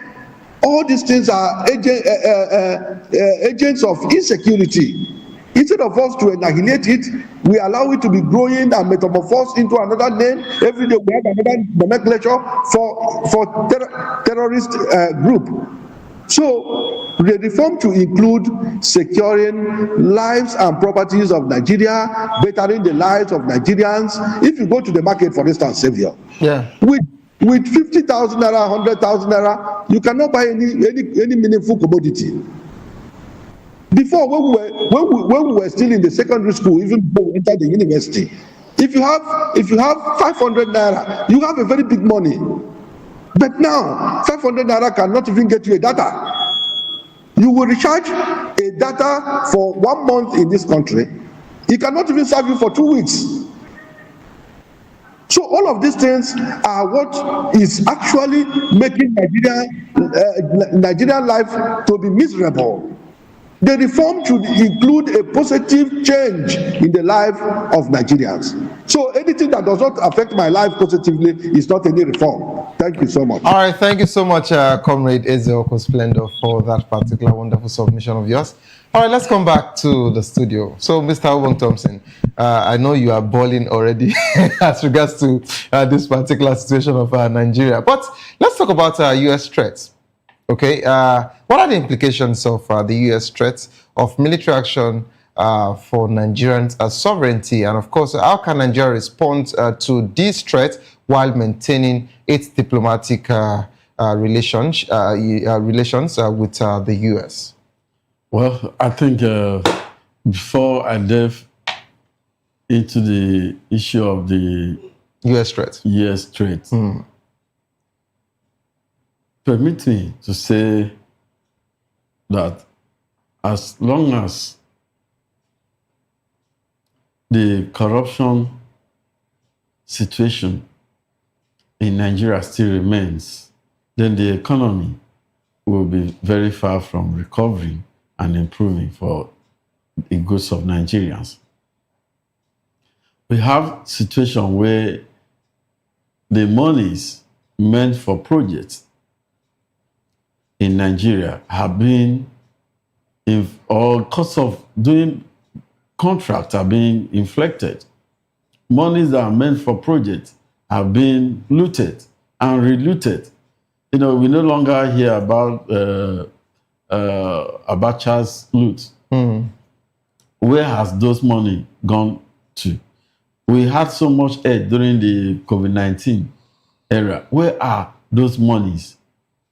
We have spent so much money in NNPC, revamping the NNPC facilities, yet nothing is being spoken of. So we have a lot of wastages in Nigeria, which has affected our economy. It has built up over the years, and this has given us, the challenges that we are facing in our economy today. So reforms being carried out by the present government probably might have healed, but one of the ways has to be to stem out corruption from the system totally and live by the means and not above the means, because all the monies that comes from Nigerian ports has to be accountable and transparently used. So in the aspect of President Trump's pronouncement, the threat, rather the way Nigerians and the Nigerian authority should take up this matter should not be taken as a threat.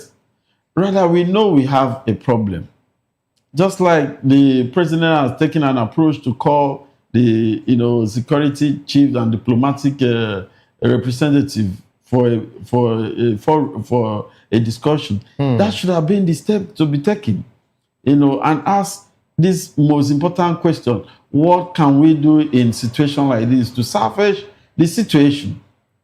Because if you allowed yourself to be messed up, don't expect somebody outside there to come and dust you up. If you allow the security situation to prevail, insecurity to prevail in the country, and there's other outside world that believe in securing, because what happened in Nigeria today will spread to other countries if it's not tamed. So Donald Trump understands what is going to happen in the nearest future. If this is allowed, the terrorism is allowed to get footage in Nigeria, it will spread to other African countries. It will become, the West African country and African country will become ungovernable, continents, in the nearest future. So a stitch in time saves 9. So whatsoever Nigeria are talking about, sovereignty, number one, has to do with, should be, to my best understanding, apart from it's not territorial only, but should be in the consciousness of your fellow citizen. How sovereign are we truly in the area of economic improvement and the safety of lives and property? That is where sovereignty should begin, not as per the territorial context of Nigeria. We are talking about the US invading the country. It will have serious consequences for us as Nigerians. All right. Thank you so much, sir, for that particular final submission. This is how far we can actually go on the show. Of course, just like I said yesterday, and I will still say it today, the situation of the state of Nigeria would still be adjourned, till tomorrow. I have decided to give this week to us looking into our Nigerian situation, of course, to see how we can actually dissect different situations, disturbing the nation, and how we can prefer solution from us here, because the show is people's voice. But don't forget that the views and opinion expressed by our analysts are solely their own and do not reflect that of VOP media. We're all entitled to our opinion. And of course, I'm going to leave you with this. Don't give up, because it is not over. Tough time doesn't last, but tough will do last. Whatsoever you're facing will soon be over, and you will definitely smile again. My name remains Savior Udo. Have a good evening rest.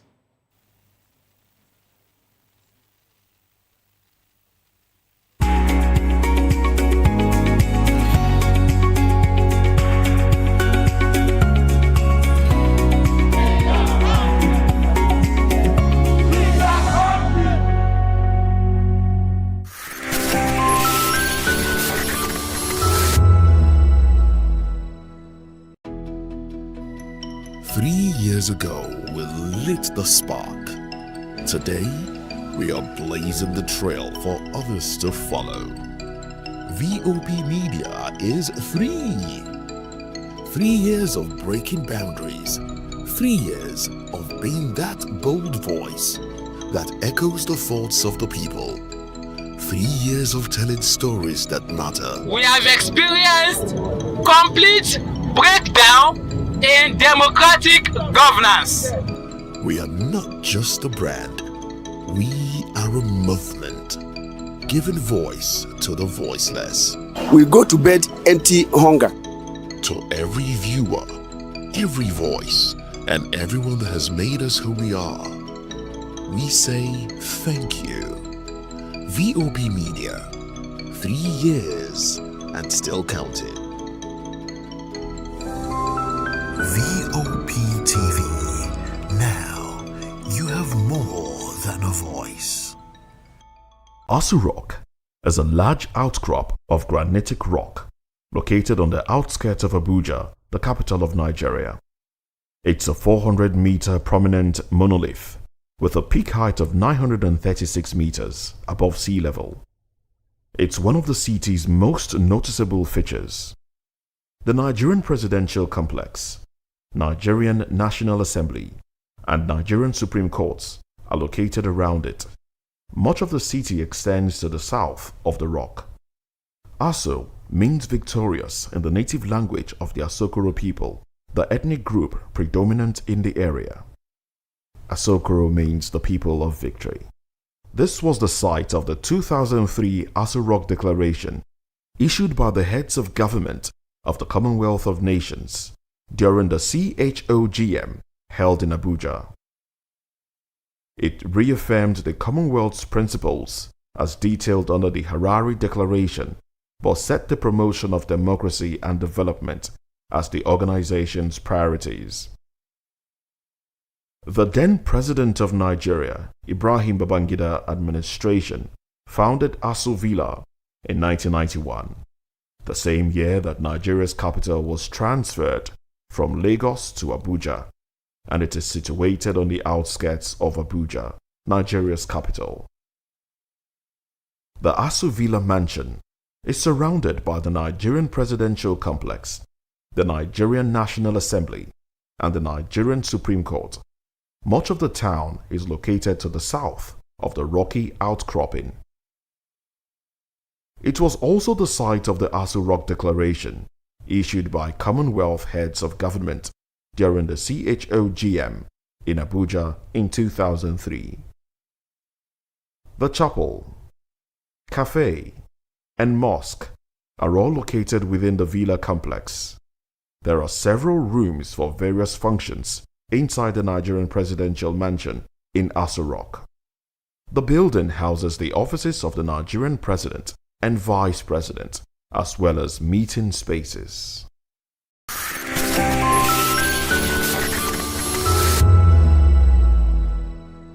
Hey guys, what's up? How you all doing? They call me Ovisha Nelson One, your number one celebrity host, and you are watching Voice of the People Television, VOP. Stay tuned. Uyi Osarate is my name. I am a friend of the microphone, Voice of the People TV.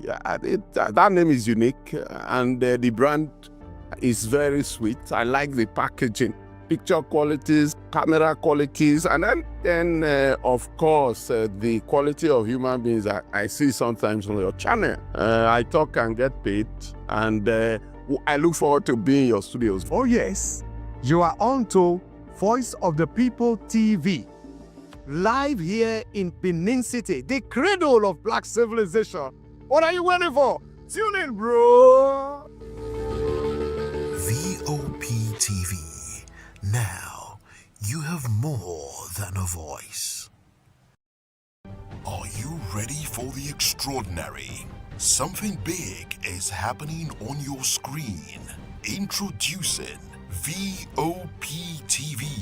Now streaming on SLTV channel 264. From breaking news to captivating conversations, news analysis, giving you all sides to the story. We break in-depth discussions on the issues that matter, from politics to sports, entertainment, and lifestyle. VOP TV on SLTV channel 264. Join us as we redefine what television means to you.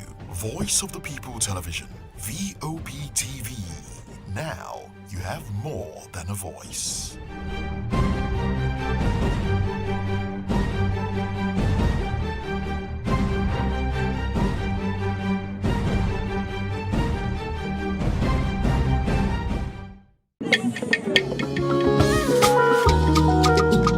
Voice of the People Television awuchiela onye nụ ya ka ọrụ ibe ya. Ị chọrọ ịmata akụkọ ndị gbara n'akwụkwọ akụkọ dị iche iche n'ala anyị kwa ụbọchị. Ị chọrọ ịmata ka o si afịatụ na ndọrọndọrọ ọchịchị, agụmakwụkwọ, azụmahịa, ime njem, ọbụladị egwuregwu. Mgbasonyere anyị n'oge ndị Igbo na Voice of the People Television. Anyị nwere ndị ọbịa bụ ọkachamara, bụkwa ndị ga-enye aka tapịa isiokwu ndị anyị jiri bịa kwa ụbọchị. Anyị ga-eji ka o siri gbaa n'akwụkwọ akụkọ dị iche iche wee malite tupu anyị akọzie n'uju n'ubi onye anyị bịara na nke ya. Nzem ọzọ kerikosi ya gaziere onye ukwu ma gaziere onye nta. Mkparịta ụka tọrọ atọ ka anyị ga-ewetara gị bụkwa nke ga-eme ka ị mata ka ihe si aga n'ala anyị bụ Naịjirịa, ọbụladị na mba ofesi. Oge ndị Igbo na Voice of the People Television ga na-abịara gị site n'ụbọchị Mọnde ruo Fraịde na SLTV channel 264. Ekwekwala ka akọrọ gị ya akọrọ. Chetakwa na ọ bụ na SLTV channel 264 ka ị ga-ekiri Voice of the People Television. Voice of the People Television. Ugbu a iwere karịa olu. VOP TV. Now, you have more. We encourage you to click on the like button and subscribe to our YouTube channel. We are Voice of the People TV. Also follow us on all our social media platforms. We are at VOP TV Live. Visit our website www.vop.ng for fresh and trending news. Also watch us live on SLTV channel 264. VOP TV, Voice of the People Television. VOP TV. Now, you have more than a voice.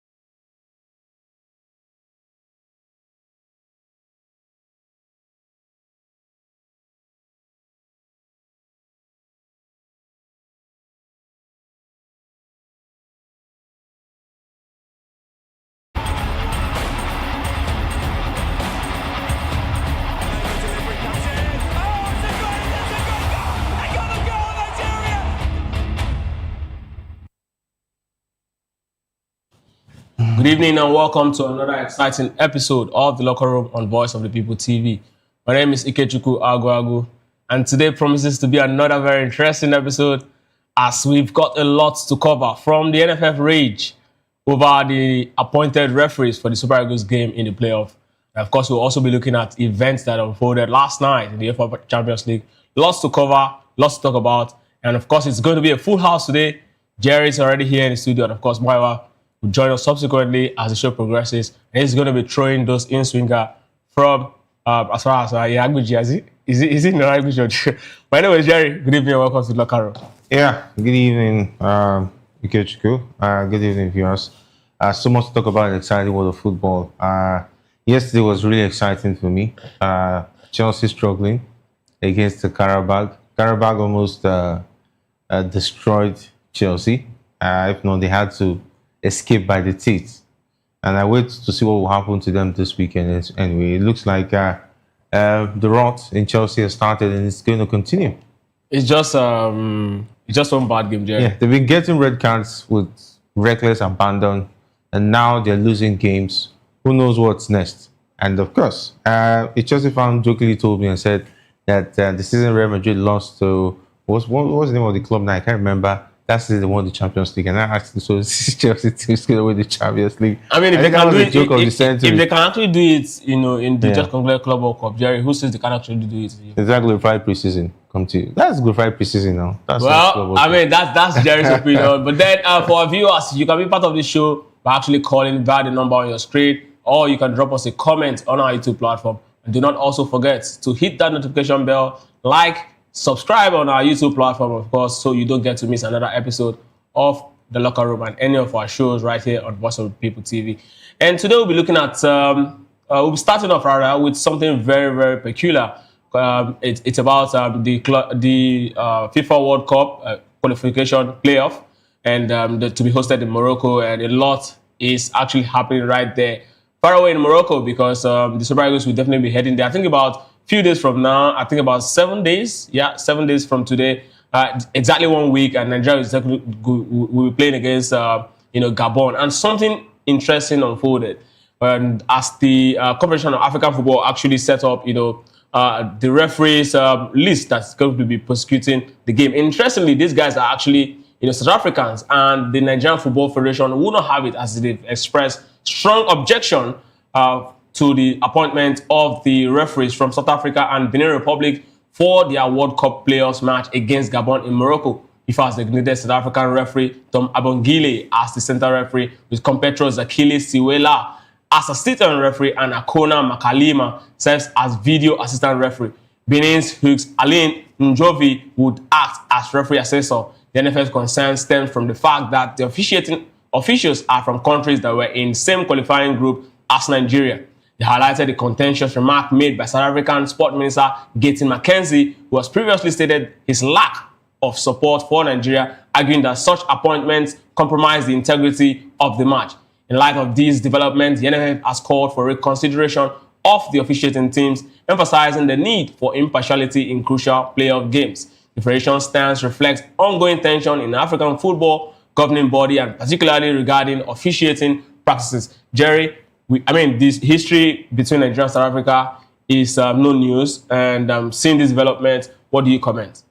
Yeah, the fact that CAF was given the responsibility of allocating referees for these playoff games, it already makes me worried, because normally it's supposed to be CAF.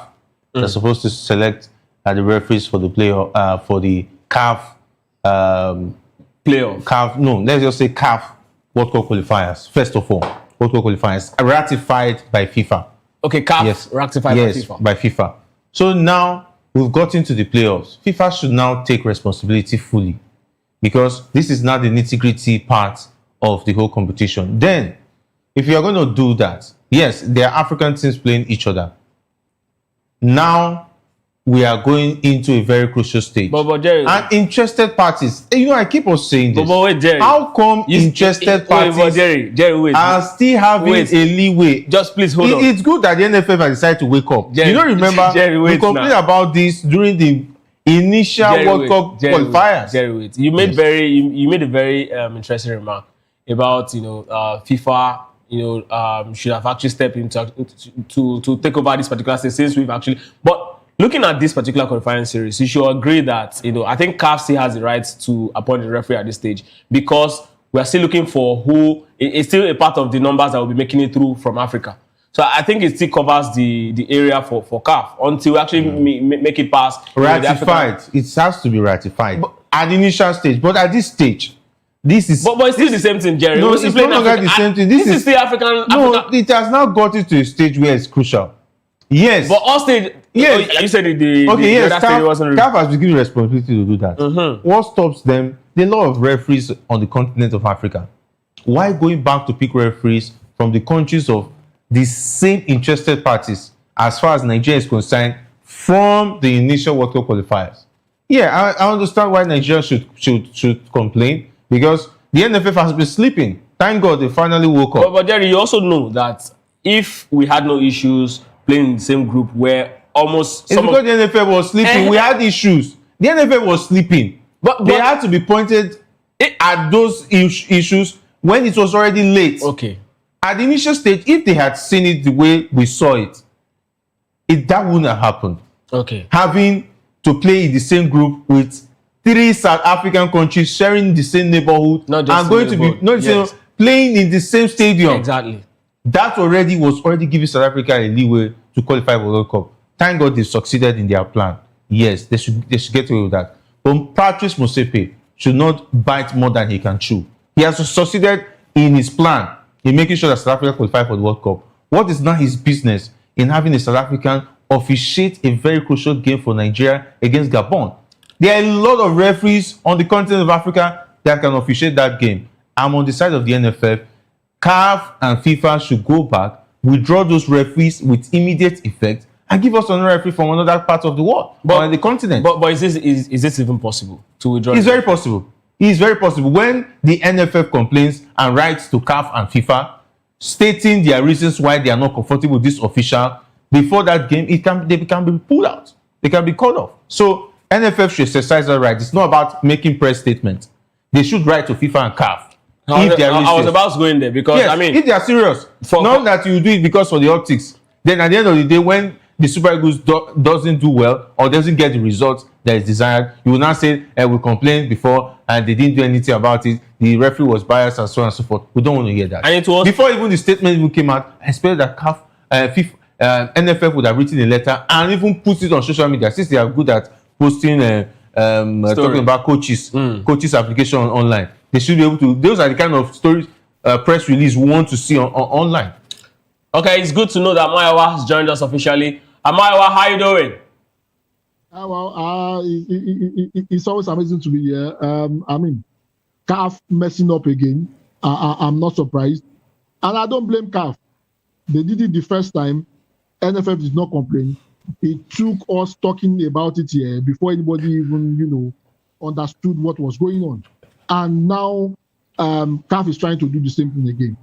It shows, that CAF lacks integrity and organization. One of the top referees, majority of the top referees in Africa, they come from North African countries, especially Egypt and Morocco.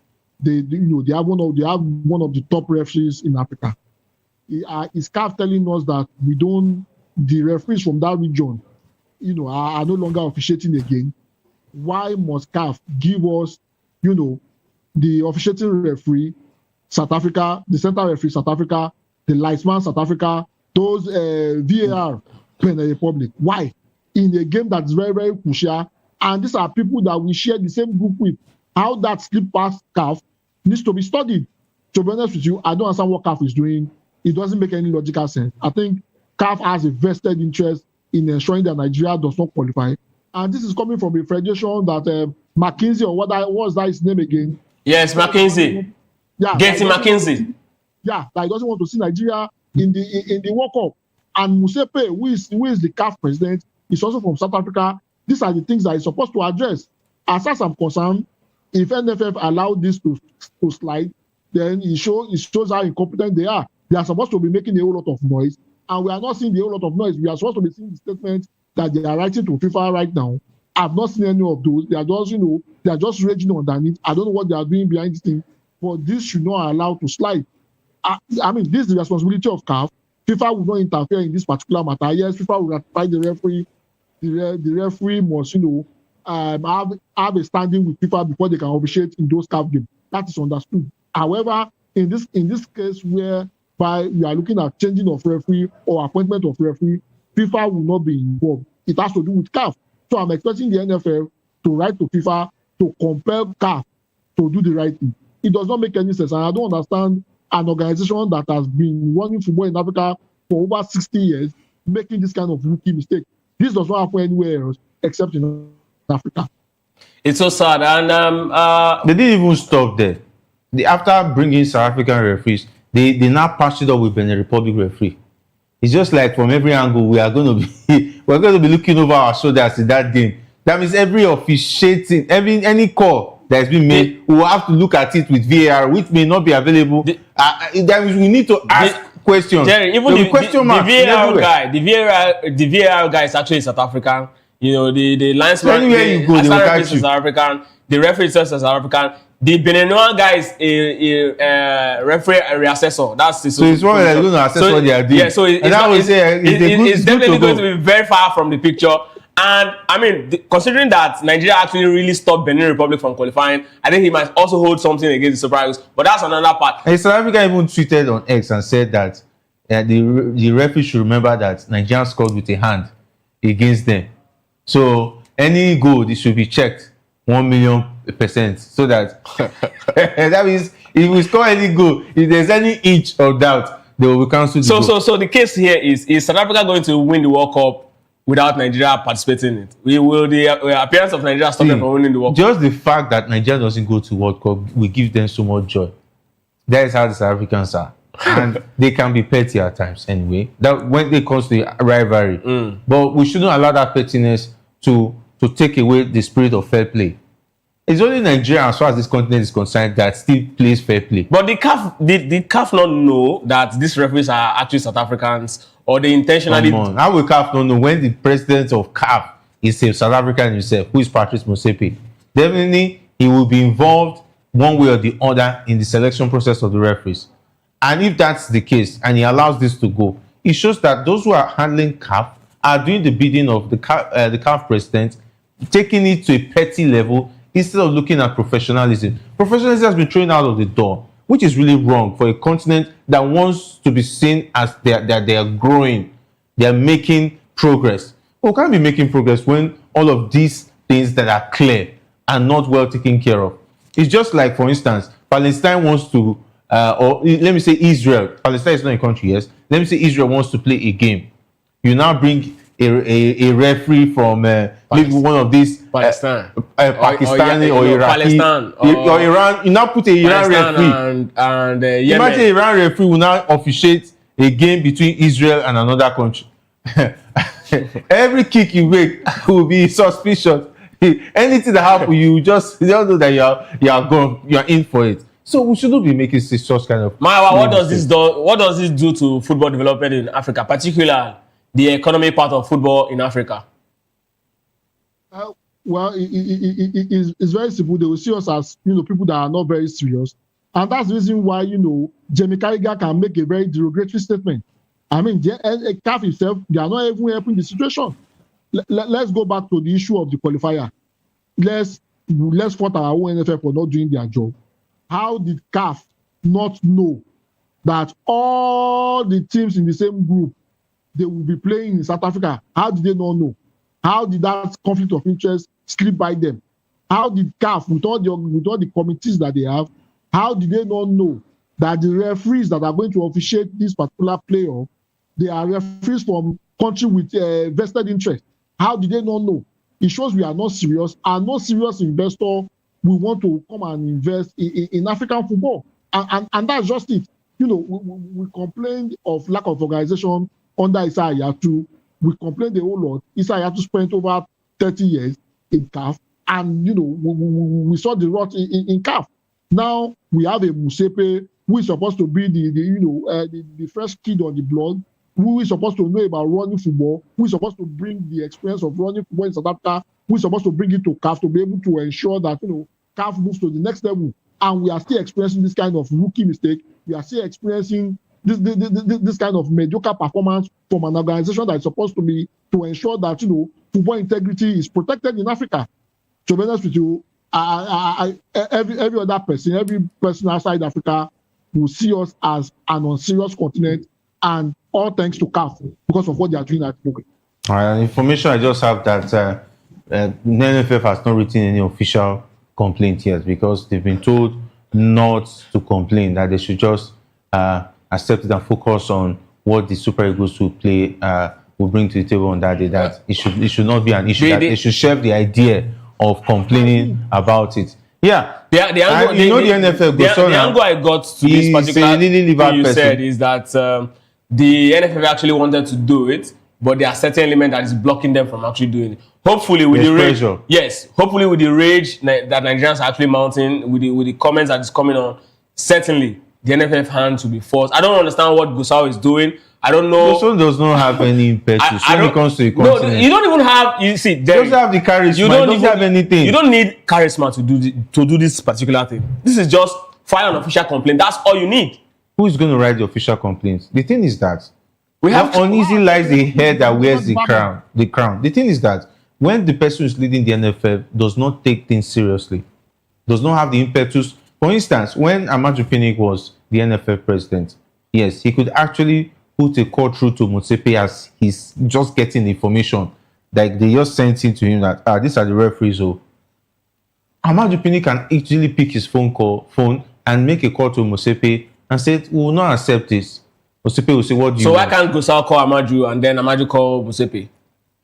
I mean, if you remember when Motsepe was in trouble waters, Nigeria actually if was you are Amaju the country Pinnick, actually bailed him. You have left the position and you see a call from the NFF president. You might decide not to pick him. Maybe this man wants to worry me with his own job. This is his job. If Amaju Pinnick decide not to listen to him or even answer him, I won't blame him because he has other responsibilities he's going with.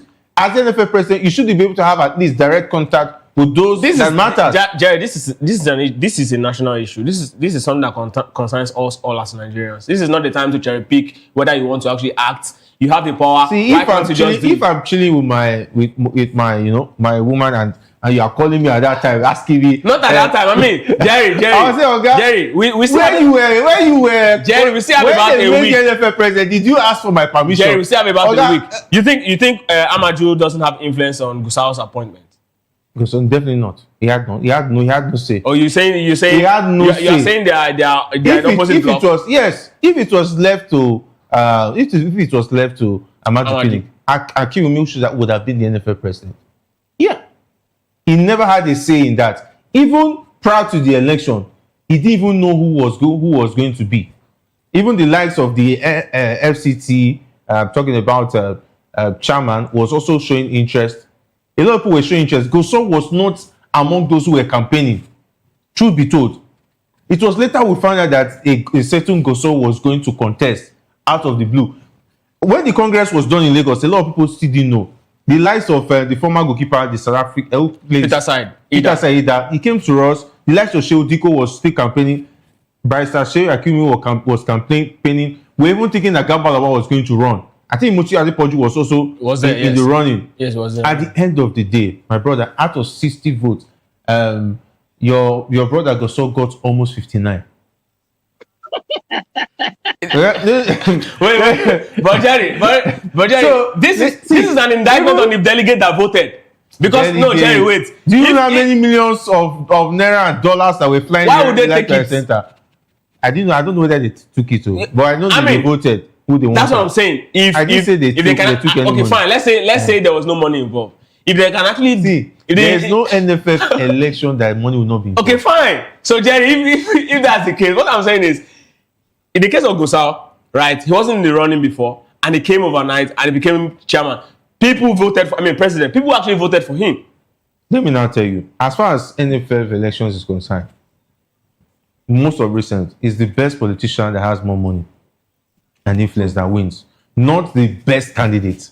The best candidate has not been winning for quite a while, and that is why we'll continue to have a situation where the person who gets there has how will I say, he owes nobody anything.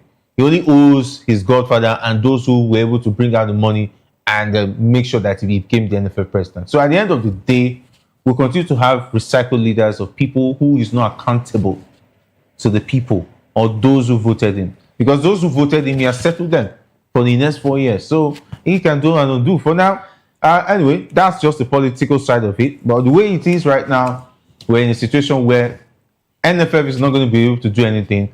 And anything that CAF decide to do to us will be a situation. And it will be unfair going into that game that the players will know that the officials might not be fair.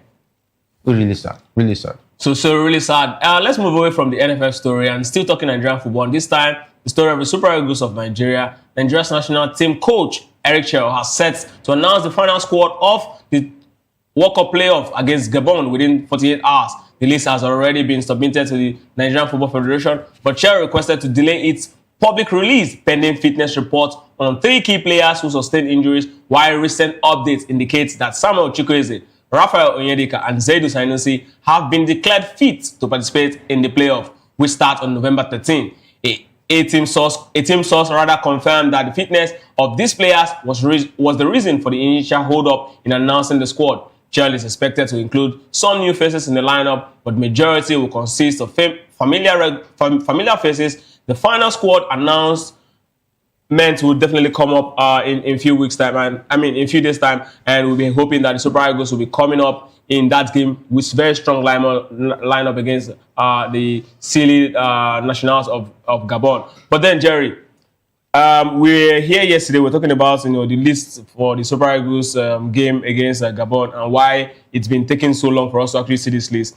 Gabon has actually officially released theirs. Those who actually play in this particular playoff also released theirs. Is this a very good news, seeing that these 3 guys are actually back? It's less than 1 week before 1 week precisely against Gabon, and yeah, 1 week precisely. 1 week precisely. No, at least it's less than 1 week for the camp to open. Yes, less than 1 week for the camp. Yeah, the camp should open anytime soon. Yes, and if that's the case, and the list has not been released, maybe it's a game. It's a game plan by the NFF and the coach to do that. So if that, because most of the players who are going to be in that competition have already gotten their invitation. They've already been told that you are part of the playoffs, start getting ready. But officially, the list has not been made known to the public. Yeah, it's understandable they're saying that some players were still major doubt due to injury worries and so on and so forth. And I'm really excited for Raphael Onyedika. I think I saw him in the game against Barcelona, the Champions League, top player. And this is the time we need such a player now. I just hope that he gets to start anyway.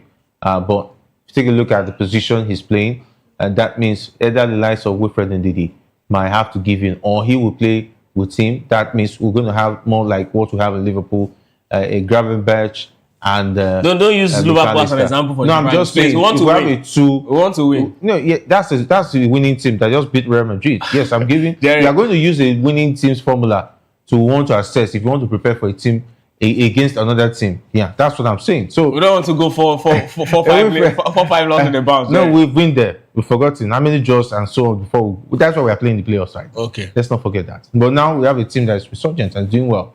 So with that being said, if we have the Raphael Onyedika in the midfield and he will be playing up front, I think I'll be very comfortable with that. Or maybe a Frank Onyeka. Hopefully he's fit and ready because he's been playing well for his club side out there, Brentford, in English Premier League. Then Zaidu Sanusi, yeah, I've been asking about him. We saw some bit of him in the last playoff. Was it against Benin Republic? Yes, also, Benin Republic. Yeah, he had some cameo appearance. Fantastic player then. We'll have him in the left back position. We will not have then for the first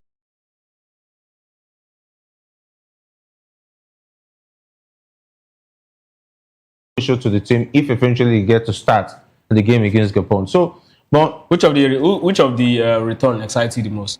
I think Onyedika excites me a lot because I've seen that he's a top player. He can play in big games. He shows up. He can even add goals. That's one beautiful thing about the way he plays. All right, my biggest joy in this amongst these 3 players is Zaidu Sanusi. Not because I'm a fan of his, but because looking at the Super Eagles back line, we have issues. Bright Osayi Samuel absent, And of course, I mean, all I know, one of the best right backs in the world, also absent. And last game, we forced Benjamin Frederick to play wide. And this time around, with the issues at the heart of our defense, Williams Ekong cannot be trusted. And of course, not forgetting that Semi Ajayi seems to be out of this particular one. So, Zedus Sanusi is my most, is the biggest news for me in this particular, among these three players. Who is your biggest joy among them? Well, definitely you want to look at Rafael Onyedika. Look at what he did against Barcelona yesterday. He was in fantastic form. A lot of people might say, yes, Barcelona allowed them because of the crazy high line they tried to go. However, it was a thorn in the flesh of Barcelona yesterday. He played for 83 minutes, and I cannot fault anything. I could not fault anything he did wrong yesterday. Those are the kind of players we want in our national team. I mean, he has been out injured. He's back now, and for him to put in that kind of performance, I think it will be a plus to us in that. Jerry said something that's very, very important. I think, yes, you might not agree with the fact that he's using Liverpool as a partner. However, if you look at bringing an Onyedika in, you probably have the likes of McAllister and the Gabriel. And those two guys, they are very, very solid individuals. They are the base of the attack. That's where the attack starts from. Apart from providing cover for the position we have issues. We are having issues in the heart of our defense, which is central defense. And definitely, I don't think an NHL will not want to play without a true second. So having an Onyedika start is probably a different. Will probably serve as a cover, and it gives us a whole lot of options going forward. Remember, Onyedika, apart from the fact that he also knows how to break up play, he also knows how to join the attack. Look at what he did yesterday for Club Blue. He was part of those jump-starting the attack, giving, making Balde life a hell yesterday. So, I mean, him coming back I'm really impressed with him coming back. I'm really happy. Also, Chukwueze has really impressed. Look at what he did in the last game. I mean, those are the kind of quality we know him to bring to his play when he was playing in the La Liga. And I think he's beginning to discover that form. So definitely, an Onyedika and a Chukwueze, those are the players I'm looking forward to see in that particular game. They might be the key for us to be able to dispatch, the Gabonese side. Absolutely. I'm still talking about, stories that concerns the UEFA Champions League, because I would definitely be looking at Rafael Onyedika, who did a very good job last night, and of course other Nigerian players were also in business, talking about the likes of Ademola Lookman and Victor Osimhen. But then let's start with the story of Ademola Lookman, who experienced a heated moment with Atalanta coach Ivan Juric after being substituted in a 1-0 victory over Marseille in UEFA Champions League. Lookman, visibly frustrated after a goal was disallowed by VAR, exchanged intense words with Juric as he left the pitch. Reports indicated that the manager had attempted to drag him off, which escalated the situation. Despite the altercation, Juric downplayed the incident, describing it as a normal occurrence in football. He referenced similar situations involving other players and emphasized that such disagreements are typically resolved behind closed doors. Juric reiterated the importance of team unity, stating, "For the good of the team, you have to behave well." Lookman in absence, Serbian forward Lazar Samadic stepped up to score the winning goal for Atlanta in the dying moments of the game. Following the victory, Juric praised Samadic's performance and expressed the team's need to regain momentum in the league after challenging starts to the season. Jerry, is Lookman over the transfer saga, or is this just one of those moments that we'll continue to see for the African Footballer of the Year? Yeah, Juric didn't start well in terms of the way he managed the situation. I thought when Gasperini left, the arrival of Juric, the issues of Ademola Lookman, the management would depart with Gasperini. Yeah, and that is one mistake Antonio Conte also made with Victor Osimhen's situation. Immediately he came in, he rode on the impression that the management had on Victor Osimhen to relate with him. First of all, cancelling him and ruling him out of the team, not even want to give him any chance. Imagine Victor Osimhen still banging in the goals for Napoli. Winning the Scudetto will not be a difficult one for this Napoli side. But with that being said, I think I saw his expression when he was leaving the pitch. Yeah, he said something to Juric, which was definitely coming from an angle of being upset. We saw the same thing with Vinicius Junior and Xabi Alonso. Yeah.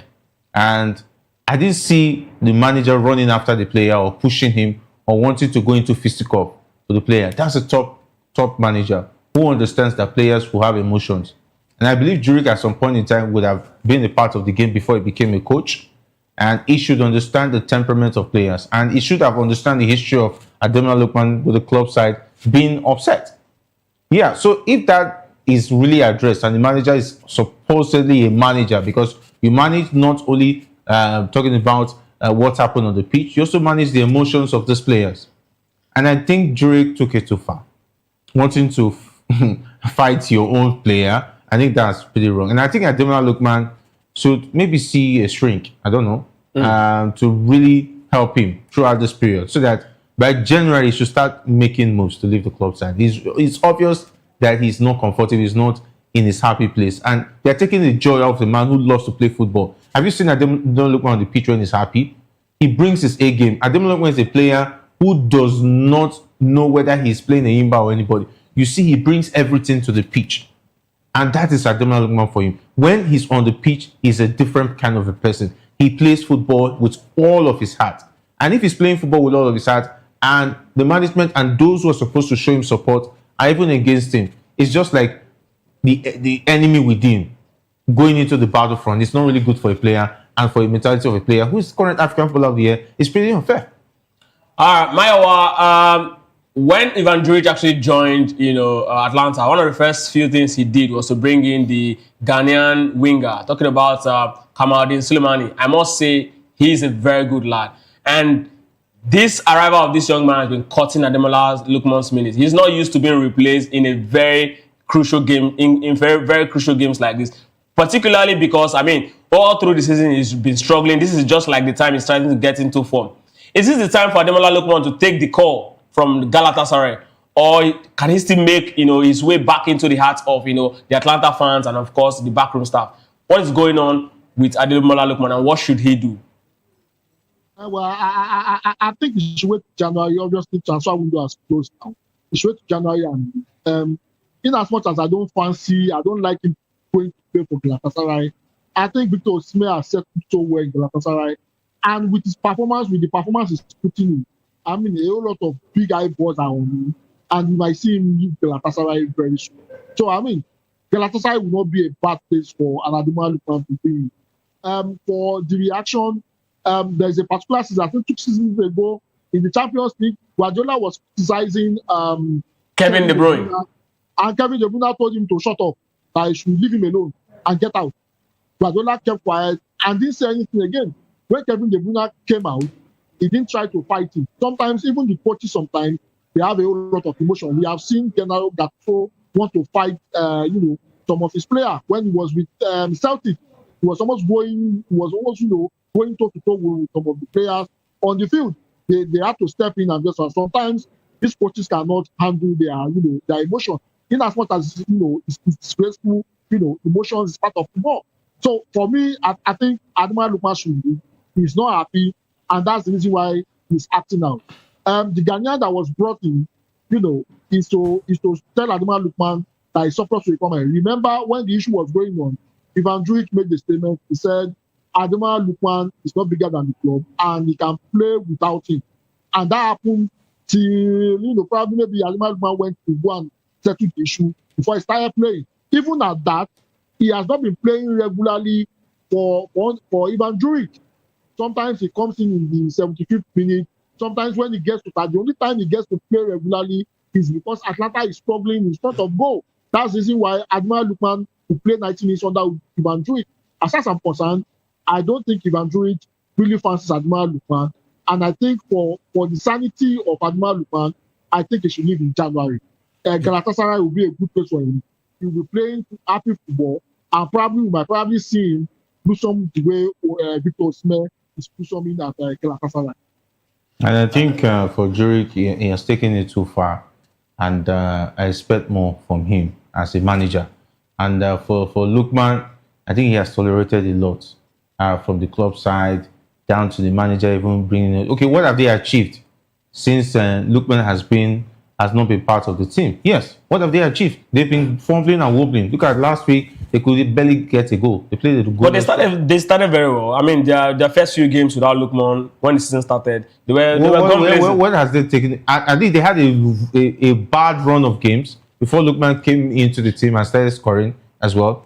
But with that being said, I think for me, I'm not seeing anything fantastic on the jury where he should believe that he has arrived and should start behaving like Antonio Conte. You have not even achieved anything. You already have an issue with the player who was the top player in the team for quite a while, even before you came on board. So I think this is pretty sad. And I hope that the other players see that we're talking about this team. What should the owner of Atlanta do at this point? I mean, should they just look at Lookman and say, come on, this guy cannot be part of us again. Let's just cash in on him, while we can. Send him. Or Starman. I'm talking about Rio Coca. Also, weighed in on this when he was saying that Ivan Juric is in all wrong. You don't have to touch a player who you can tell he's visibly angry, right? I mean, naturally, when you take out star players in games like this, they get very angry, especially coupled with the fact that he's coming from a bad place, in the heart of the club. A lot of fans in Atlanta, a lot of Atlanta fans are yet to forgive Ademola Lookman, and then you treating him this way, going, to physically touch him, it means that you also do not respect your job as a coach, and it's sad to actually see that this sort of occurrence is actually happening. And the manager should not forget, if they are 1-on-1, he will be on the losing side. So I think that if Lookman deck him, if Lookman would have decked him now, he's lucky it's not Balotelli. If you were Balotelli, I'm very sure the manager will not make an attempt. He won't. He will even give him space.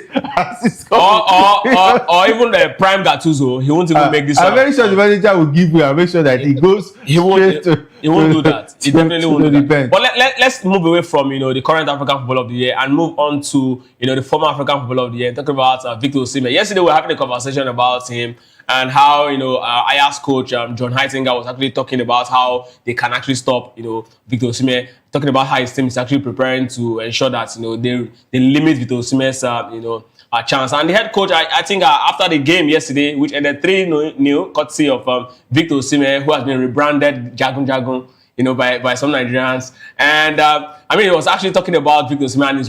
He said a lot of things, acknowledging the significant impact of Victor Osimhen's performance in the FA Champions League match against Galatasaray, where Super Eagles striker scored a hat-trick. Osimhen opened the scoring in 59 minutes and added 2 more goals from the penalty spot, bringing his total to 6 goals in the Europe top elite championship this season. With his achievement, he surpassed Obafemi Martins to become Nigeria's all-time top scorer in European competitions. After the match, Heitinga reflected on the game, stating that the game against Osimhen's goal against Olympic Marseille, rather Ajax, which they actually played yesterday. Yes, he's the manager of Ajax. That he considered, yes, and of course he described Victor Osimhen as a real striker, and said those goals were actually goals that they can actually do nothing about. But after the game, I was looking at Victor Osimhen and I was looking at Heitinga's comments, and I was like, okay, does it mean we now have real superstars now? Because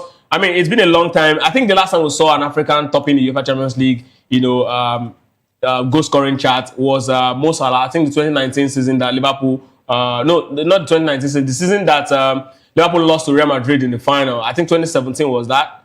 Yes, 2017. Liverpool came back to win in 2019. So 2017 Liverpool against that season Mo Salah was on red hot form. Are we seeing a new real superstar from the part of West Africa in Victor Osimhen, or is it just going to be one season in the park for him? Yeah, for Osimhen has been a superstar. No, I mean real superstar, because you can be a superstar in Africa, but breaking the ceiling, more like the like of Jojo Drogba, Mo Salah, when they step in, that these guys are not just African now, they are global. You can look at them top 5, top 6 in the world. For me, since his breakout season at Napoli, he has already proven that he has come to stay. That he has now broken into the scene as the next big thing. And of course, making the top 10 Ballon d'Or list, that shows that you are already in the elite class as a striker. Yeah. He has already proven that. And since then, he's been the talk of town. And the fact that his wages also prove that he's a superstar. He's paid in the region of players at the top level. So, Jerry, let's run this through. Is Victor Osimhen, can he actually lead this Galatasaray side all the way to at least UEFA Champions semi-finals with what you saw last night? It's going to be a difficult one because, yeah, they played teams like Liverpool, and they got the result against Liverpool, which was actually a penalty. But that being said, that was 3 points in the bag. And with the way they are going, they're definitely going to make the knockout stages if they continue with this momentum. Then, with that being said, I would like to see them first against the top side in the knockout stage. Then I can say that this team can go as far as the semi-final. Who says we might be seeing a Galatasaray for the first time playing the final of the UEFA Champions League? But winning it will be asking for too much. But if Osimhen keeps scoring like this, and with the way it's going, already at this stage, you already have 6 goals. That is no mean feat. I know strikers don't score as much as 6 goals at this stage of the. I mean, he surpassed Erling Haaland, Harry Kane, and Kylian Mbappe. These are the biggest marksmen in the world now. And Victor Osimhen at this point is the number 1 in Europe when it comes to UEFA Champions League. And he has not even started yet because how many games so far? He already has 6 goals. That means we're going to see him. We're still going to see him score a lot of goals even before the league stage wraps up and gets into the knockout stages. That means he might even get up to 10 goals before the league stage wraps up. And if he gets to the knockout stage, who says? He might even wrap up 14 goals before he lifts the Champions League, which would be a remarkable one for him. Maiwa, the arrival of Man City's talisman in the midfield, talking about Ike Gundogan, and of course Bayern Munich, former Bayern Munich, ever dangerous winger in person of Leroy Sané. Can these guys work with Victor Osimhen to land, the Turkish side, their very first UEFA Champions League glory? Is it possible with Victor Osimhen's red hot form at this point? Well, it's very possible. I will take you back to the early 90s, I think 91 season. Partizan Belgrade dispatched everybody and won Champions League. That can surely happen. Before the season started, before the Champions League started, before the first game, Okan Burak said something. He said he wants to change the history of the Turkish side in European competition. And Victor Osimhen has been doing that. He would have even had 2 hat-tricks back-to-back. The last game, he was just not selfish. He was trying to allow Leroy Sané score. That's the reason why he didn't bag an hat-trick. He would have been back-to-back hat-trick. The way he has been going and the way Galatasaray is playing generally. Remember, they dispatched Liverpool. I want to say Liverpool is in bad form at that particular time or whatever it is. However, Liverpool is a top side in this particular competition. They've dispatched Liverpool. Apart from the first game, that they had a bad day. They had a bad day in the office. I think the way they are going now, the way they are constantly dispatching teams, I think I will not be surprised if they can maintain this consistency. I will not be surprised if we find them, in the semi-final. I mean, you have an Osimhen who is one of the top 10 best strikers in the world. I mean, that shows the kind of quality. Forget the hot-headedness on the field of play. He delivers. And that's what really matters. And in delivering, we go a long way in pushing Galatasaray very far. Jerry said something, the other time. He said he wants to see them play top side. I would say they played one of the top sides in this Champions League, and they'll be able to dispatch them. I will not be surprised if they play another top side and are able to dispatch them. Who are the top side this season? Your Madrid, your Barcelona, you are looking at the Man City, and probably maybe a Bayern Munich and a PSG. Real Madrid. With what those guys are doing, with what Real Madrid, with what those guys are doing, with what Galatasaray is doing at the moment, I will not be surprised if they pull a shocker on any of those. All right, so let's take a look at the UEFA Champions League fixtures last night, and then let's also talk about it. Then before we look at what happened, what the table actually look like in the UEFA Champions League, because a lot is actually happening. Chelsea actually escaped the banana peel. I think the Karabakh team is actually the green horn in this UEFA Champions League. They're actually causing teams a lot of problems. They actually got that draw against Chelsea, and Chelsea manager Enzo Maresca has actually been talking about that particular game, saying that that the team is actually suffering from the hangover of the UEFA Champions League. I don't even understand what that means, but then I still want to believe that people are yet to come to terms with the fact that Karabakh can actually be pulling all of this done. And Barcelona seems to be not the same Barcelona we saw last season. Lamine Yamal, I don't know if it's because of the injury he had earlier in the season, still struggling to come back to his best. Hansi Flick seems to be, a different person. I don't know if it's the team, going through sort of transition. But Maiwa, looking at all of the results yesterday, right? What exactly can you say, or which of these results last night really surprised you? Well, two results surprised me. Karabakh, the Azerbaijani team, is doing wonders in the Champions League. And let's not forget, going to play in Azerbaijan is very, very difficult. The altitude in Azerbaijan is very difficult to play on. That's number one. Number two, it's one of the most farthest places to visit while playing in Europe. And that place that goes a long way to contribute to the poor performance of Chelsea. Prague have been able to, and let me shock you again, they've not lost any game at home. And that's how good they've been at home. So, I mean, the result against Chelsea, I wasn't really surprised because, I mean, they've been doing it against bigger side that you think would spark them. And, we saw the result yesterday. Chelsea were so lucky to escape with the draw yesterday. Another one that is very, very, surprising was Barcelona versus Club Brugge. On paper, everybody would think, Barcelona should be able to dispatch Club Brugge. I think Lamine Yamal is beginning to come back. He scored some fantastic goal yesterday.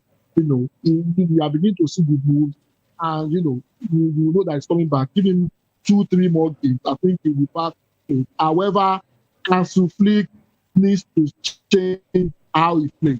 There is no way you want to play that high line and you think you will do anything fantastic this season.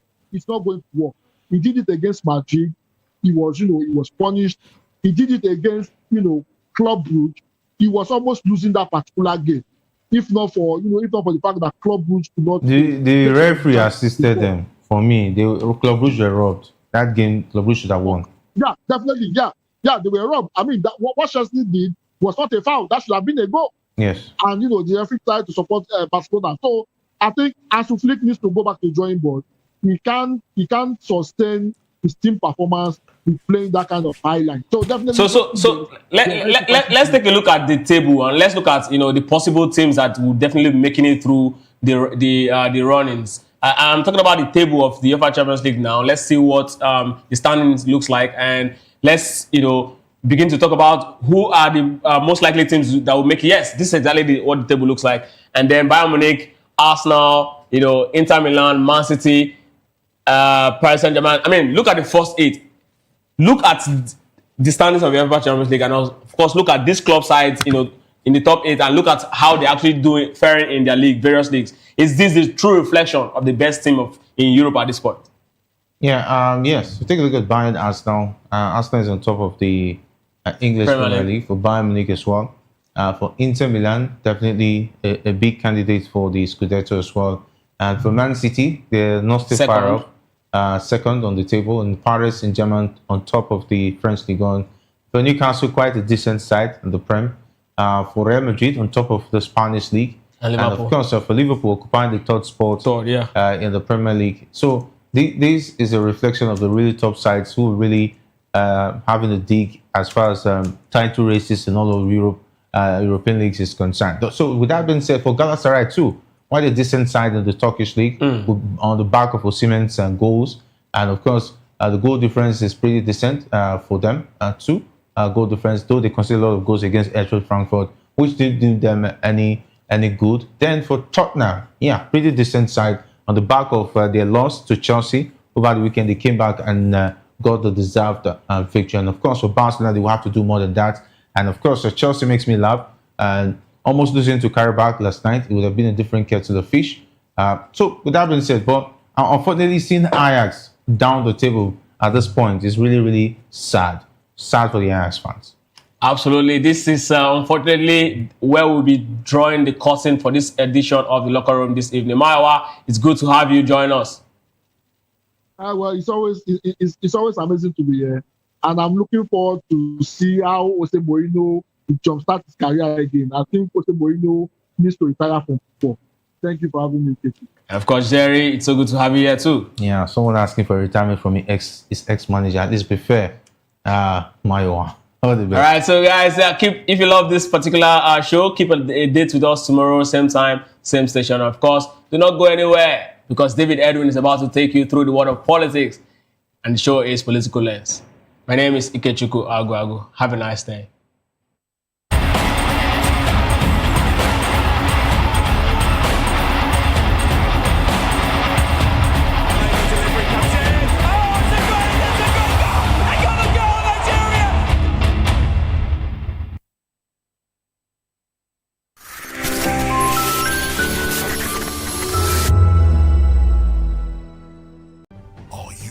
ready for the extraordinary? Something big is happening on your screen. Introducing VOP TV. Now streaming on SLTV channel 264. From breaking news to captivating conversations, news analysis, giving you all sides to the story. We break in-depth discussions on the issues that matter, from politics to sports, entertainment, and lifestyle. VOP TV on SLTV channel 264. Join us as we redefine what television means to you. Voice of the People Television, VOP TV. Now you have more than a voice.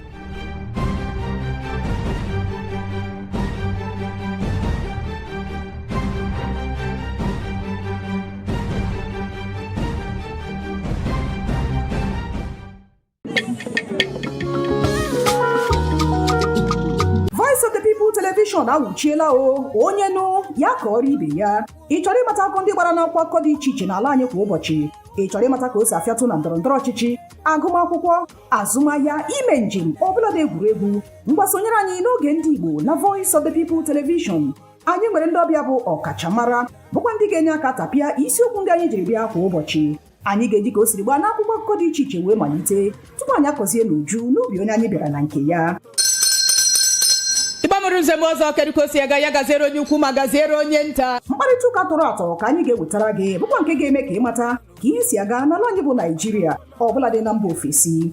Oge ndị Igbo na Voice of the People Television ga na-abịara gị site n'ụbọchị Mọnde ruo Fraịde na SLTV channel 264. Ekwekwala ka akọrọ gị ya akọrọ. Chetakwa na ọ bụ na SLTV channel 264 ka ị ga-ekiri Voice of the People Television. Voice of the People Television. Ugbu a ị nwere karịa olu. Everybody keep watching Voice of the People. All right? Love you all. Hello, sweetie. What's going on? My name is Kiki. Keep watching VOP TV. Thanks. Hey guys, what's going on? Olumide Oru, the Fresh Prince of Lagos here, and this is VOP TV, guys. Hello guys, I want you to please keep on watching VOP TV. Ladies and gentlemen, my name is Hafiz Oyetoro. Please keep watching VOP TV. Shout out to VOP TV. Very big shout out to the fans and lovers of VOP TV. My name is Tayo Faniro. I'm an actor that you are going to live to love. Keep watching. Cheers. Hi everyone, so shout out to VOP TV. We encourage you to click on the like button and subscribe to our YouTube channel. We are Voice of the People TV. Also follow us on all our social media platforms. We are at VOP TV Live. Visit our website www.vop.ng for fresh and trending news. Also watch us live on SLTV channel 264. VOP TV, Voice of the People Television. The red carpets, awards, the razzmatazz, music, fashion, interviews, and more. Spotlight on Voice of the People Television. Let's feed you with all the juicy stories in the global entertainment space, bringing you the glitz and glamour as it is hot. Stay tuned to Spotlight, 1 p.m. Monday to Friday. Spotlight on VOP TV. Entertainment like never before.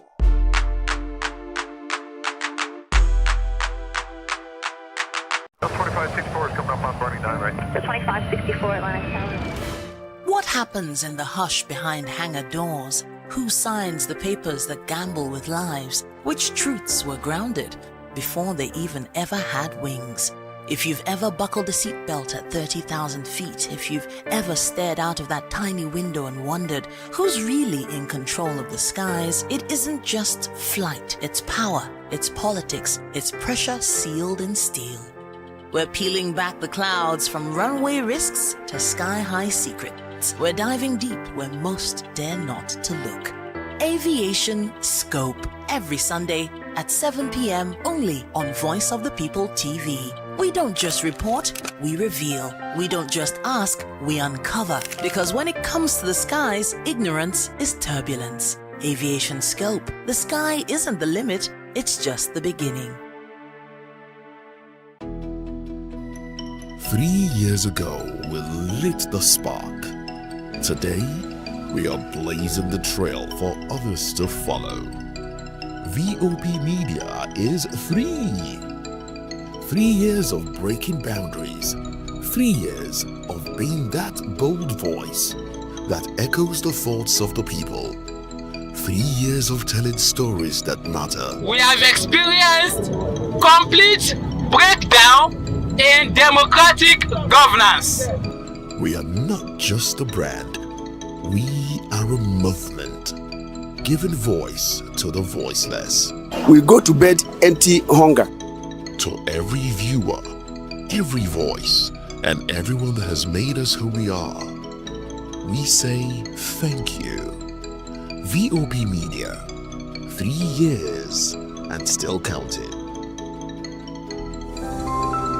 VOP TV. Now, you have more than a voice. VOP TV. Now, you have more than a voice. From the views on the street We go to bed empty hunger. to the blaring horns of a hustling city, the loudest voices of the common man got a medium to be heard. This particular administration, they were coming unprepared. It's not a bad thing to renovate the president's lodge. Through top-notch programming, unbiased reportage of news, sports, business, entertainment, and cultural documentaries, Voice of the People 90.3 FM became a symbol for 21st century media. And now, a new baby is born. Voice of the People Television, VOP TV, youthful, full of vigor and penchant for excellence in the continent's media space, exposing the wrongs, applauding the rights, dissecting the news without fear or favor, through factual and accurate stories and contents, Corruption kills 3 things that makes a society.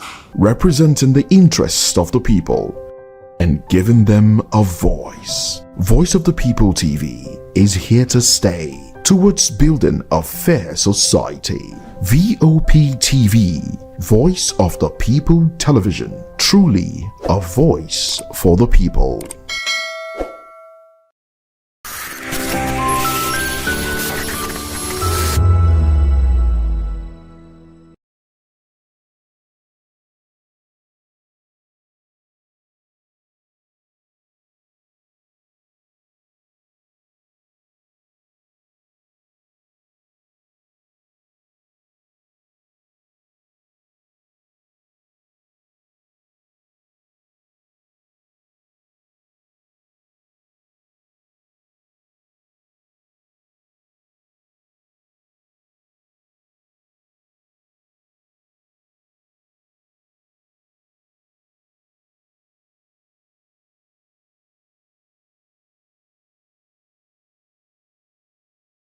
From the views on the street We go to bed empty hunger.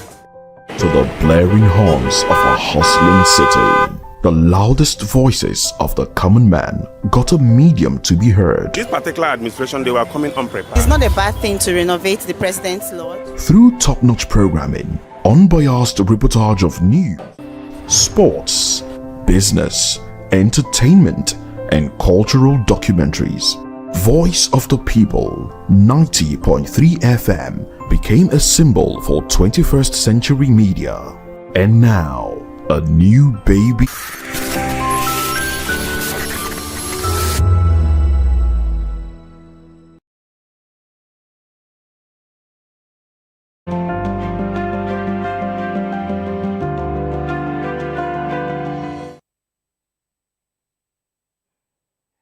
Thank you so very much for joining us this beautiful evening. And yes, I bid you a good evening wherever you're watching us from this amazing evening. It is the 6th day in the month of November, a beautiful Thursday evening. And again, I say welcome to Political Lens. My name is David Edwin, and of course, I'm standing in for my colleague, Chukwuma Okoro, who again is unavoidably absent this beautiful evening. But like I told you yesterday, he definitely will be coming back stronger and, of course, super better to take you through much more when it comes to stories, that definitely is politically huge for you and I to understand. All right, let's get right into it. Just in case you're just tuning in, we're broadcasting on Metro SLTV channel 264. On YouTube, we're at Voice of the People TV. And of course, on all other social media platforms, we are at VOPTV Live. We would only urge you to go straight to the comment section. When you get there, the only thing you would do is let your voice be heard. And of course, by way of dropping your comments on all of the conversations we will be having this beautiful evening. And I trust for a fact that we'll have so much amazing conversation today. And again, I always would let you know that with us, you have more than a voice. And that's why I urge you to go and let your voice be heard on the comment section. Today, we'll be looking at a very interesting conversation.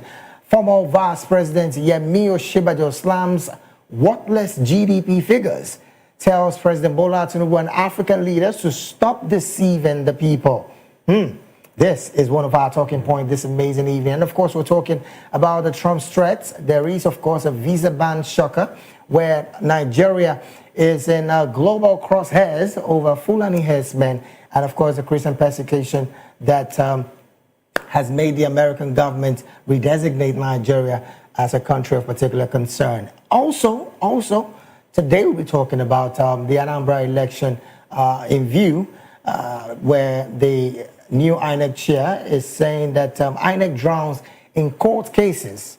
And again, Governor Chukwuma Soludo of Anambra State received a major heroic welcome at his hometown ahead of the next the election coming up on Saturday, November the 8th. Well, these and more is our conversation this beautiful evening. And I would urge you to stay put with us because our analysts are very much ready to also help us make sense of the stories and more. But that's what happened just after this very short break. And we'll be diving straight into the main conversation. Please stay with us. We'll be right back.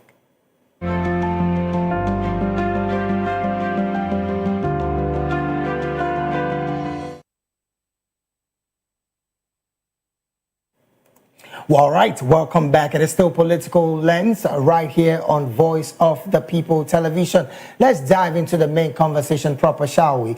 In a bold and widely discussed rebook, former Vice President Professor Yemi Osinbajo has publicly challenged the economic narrative championed by President Bola Ahmed Tinubu, warning that Nigeria's celebrated GDP growth figures are worthless if they fail to improve the lives of ordinary citizens. Speaking at the Ford Foundation's 65th anniversary in Abuja, Osinbajo declared that Africa's rapid GDP expansion marks a grim reality of poverty, poor healthcare, and rising unemployment.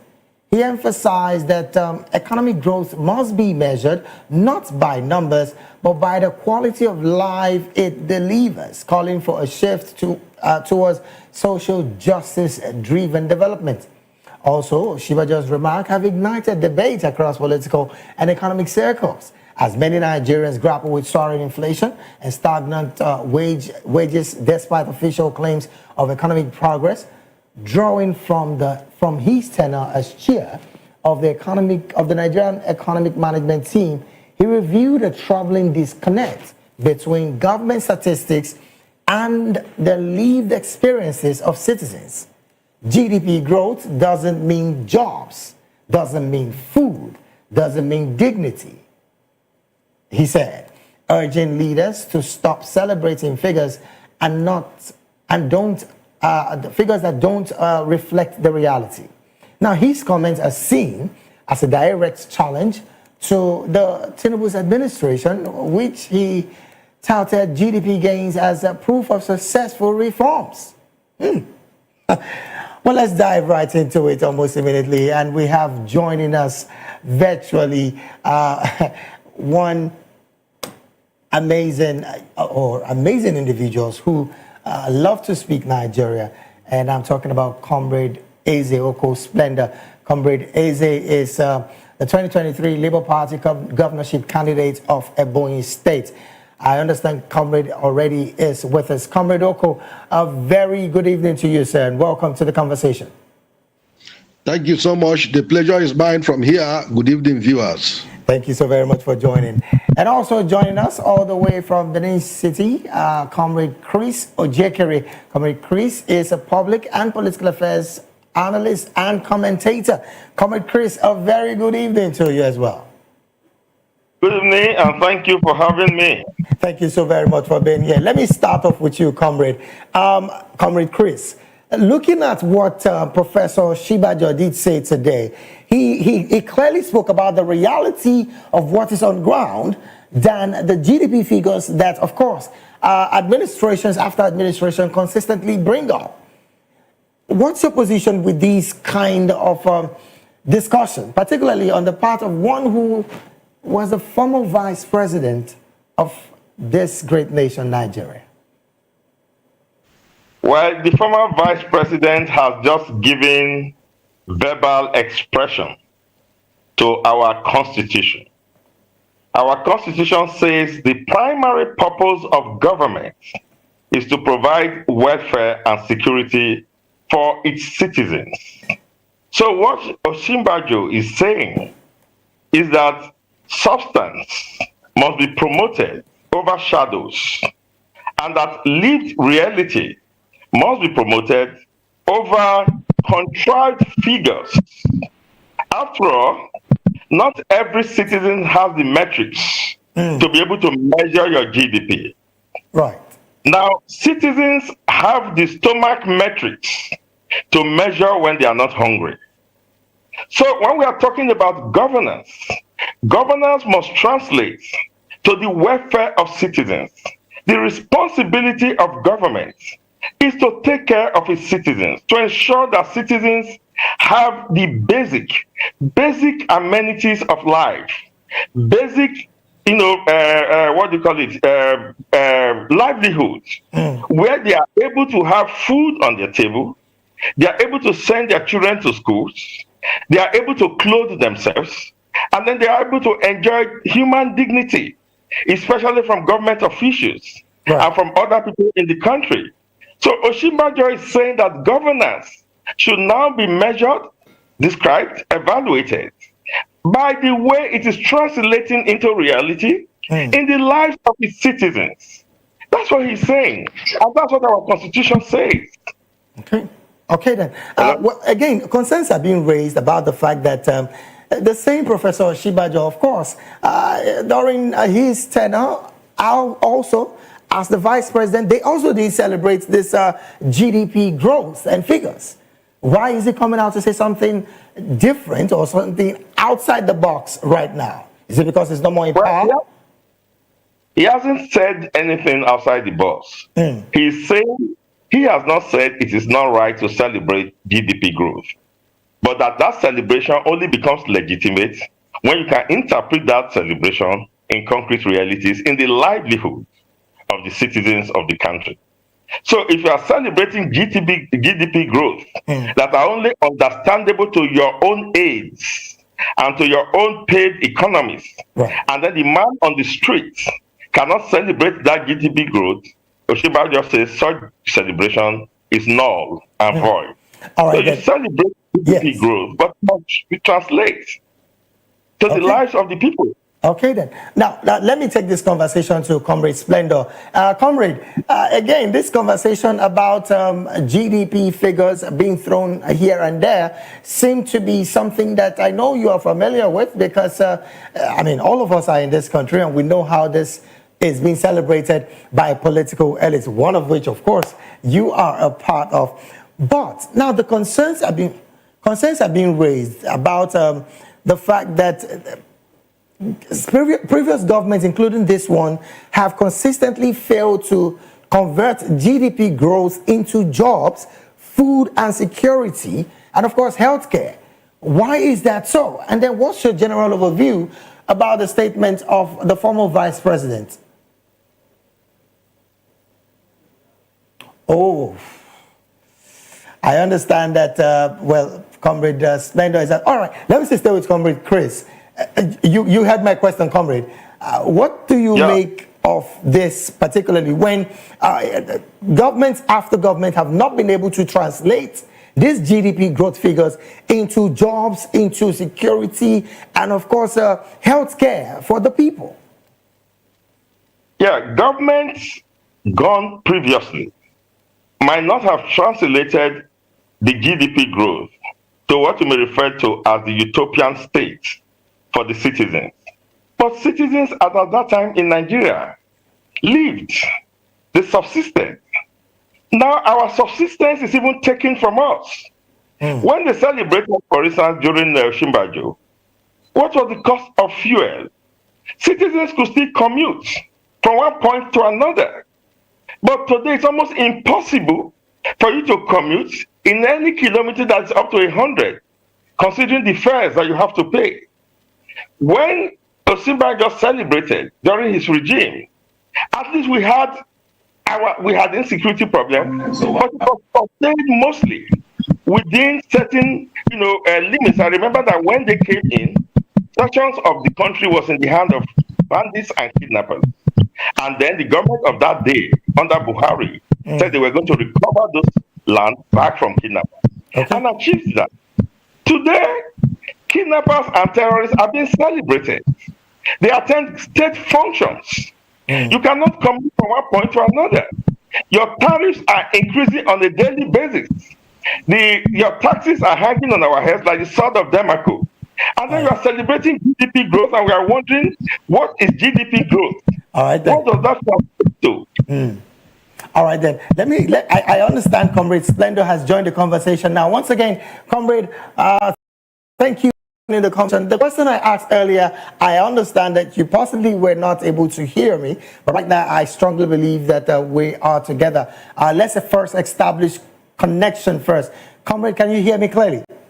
I can hear you loud and clear. Fantastic, and I'm glad that you're here. Again, the question I asked earlier is, why do you think government after government, not just the Tinubu's administration, including even the late Buhari's administration, have not been able to translate these GDP growth into job creation, into security, even healthcare? Why do you think that has been like that over time? Plus, with this administration, who again has leaned on the removal of subsidy, as it were? Thank you so much.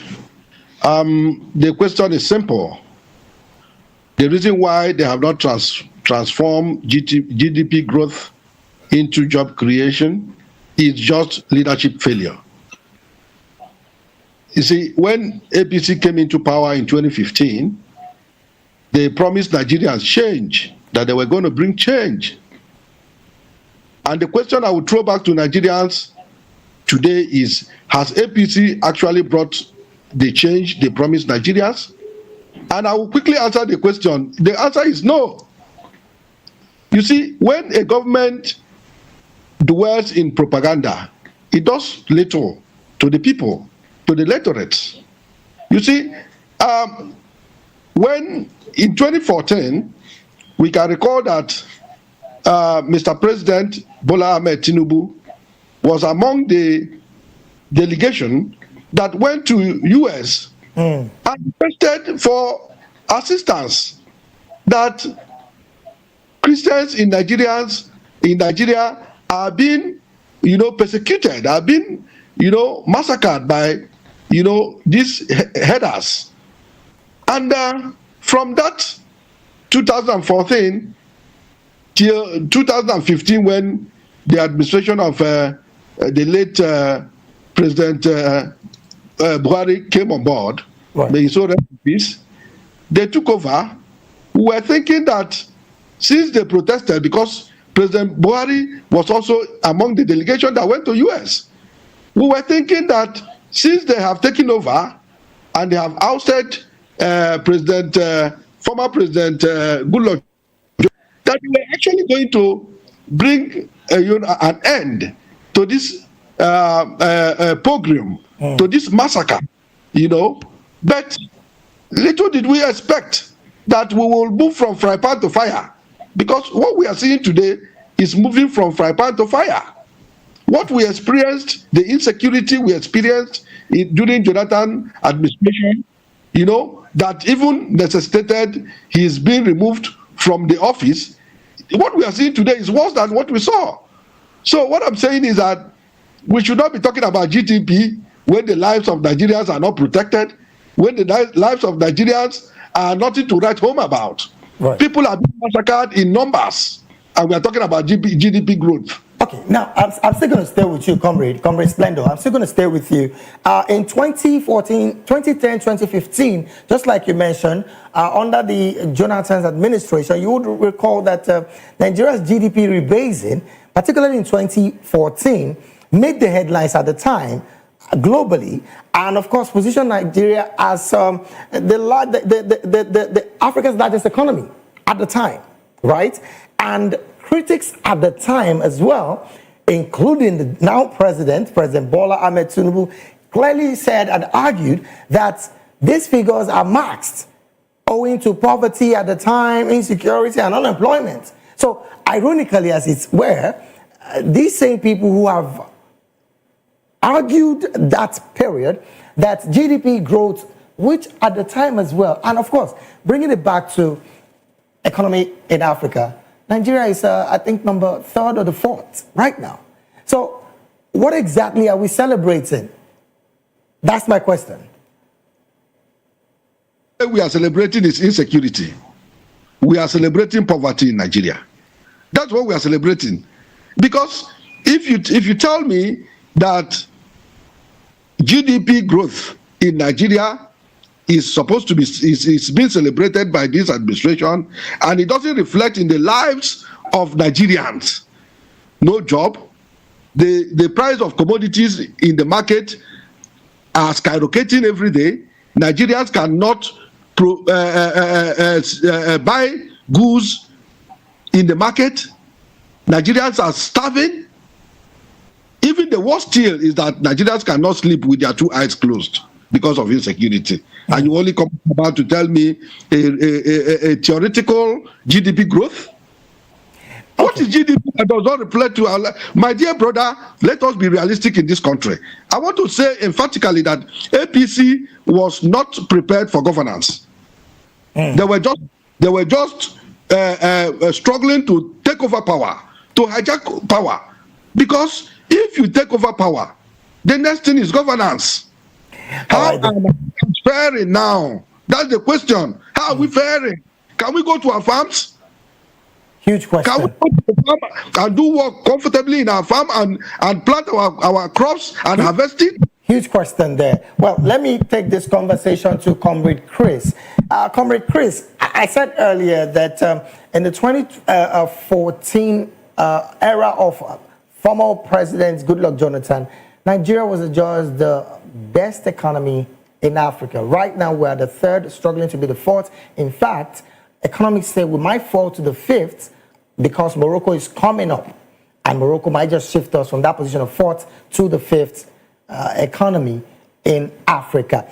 Now, questions are being raised right now about the policies of this government, which again, the presidency has said that it is as a result of the policies, which again they term bold leadership, is the reason why we're having this top growth of our GDP.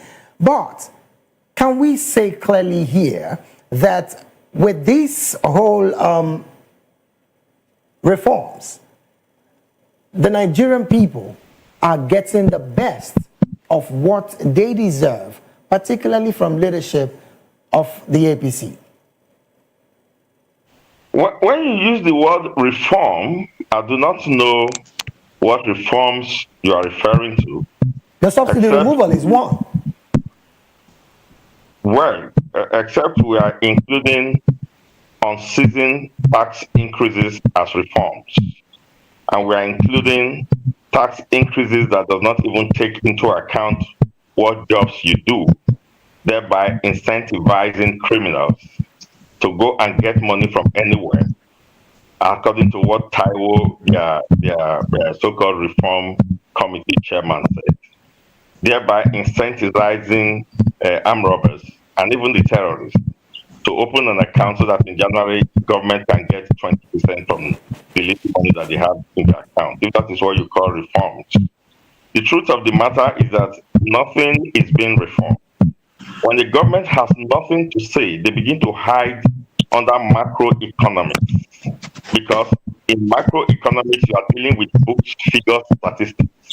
Right. We are saying that government or governance to translate to physical reality, to concrete welfare programs, concrete, leads good living, good livelihood of citizens. That is when you begin to say governance. Donald Trump of America, when he contested for election 2025, said that if he became president, he was going to attack the rising cost of eggs and groceries. And within 2 months into his administration, he was showing clear data of how egg and groceries was coming down in different states and in different parts of the country. Nigerians have always known their problems. So when you amend your rates, I'm not even saying solve Nigerians' problem, we will be the first people to notice it. What we have had here is that we are making matters that were already bad, not just worse, but terrible. This is a government whose policies you cannot interpret. There is no investment in production. They speak of so-called expanding or putting in place what they call the cash transfer. Yeah. Nobody is able to identify which homes are the direct beneficiary of this so-called cash transfer. We are told that about 15 billion or trillion, I can't remember the figure now, have been spent. And they're asking for more money to spend. Nobody can show you the home. There's no register to it. There is no metrics of how you got what you call the poorest of the poor that you are transferring the cash to. So what you have is a government that continues to hide in what they call obfuscation, abstruse economic terms that does not mean any thing to anybody. We have sectors. So show me the sector in which government is investing. Is it the aviation? Is it the energy sector? Is it the agricultural sector? What investments have been made in the textile industry? What investments have been made on our steel? The government has no economic plan as far as I'm concerned. But Tinubu is buying time for 2027. The ministers that he has, what jobs, in which sectors are they working?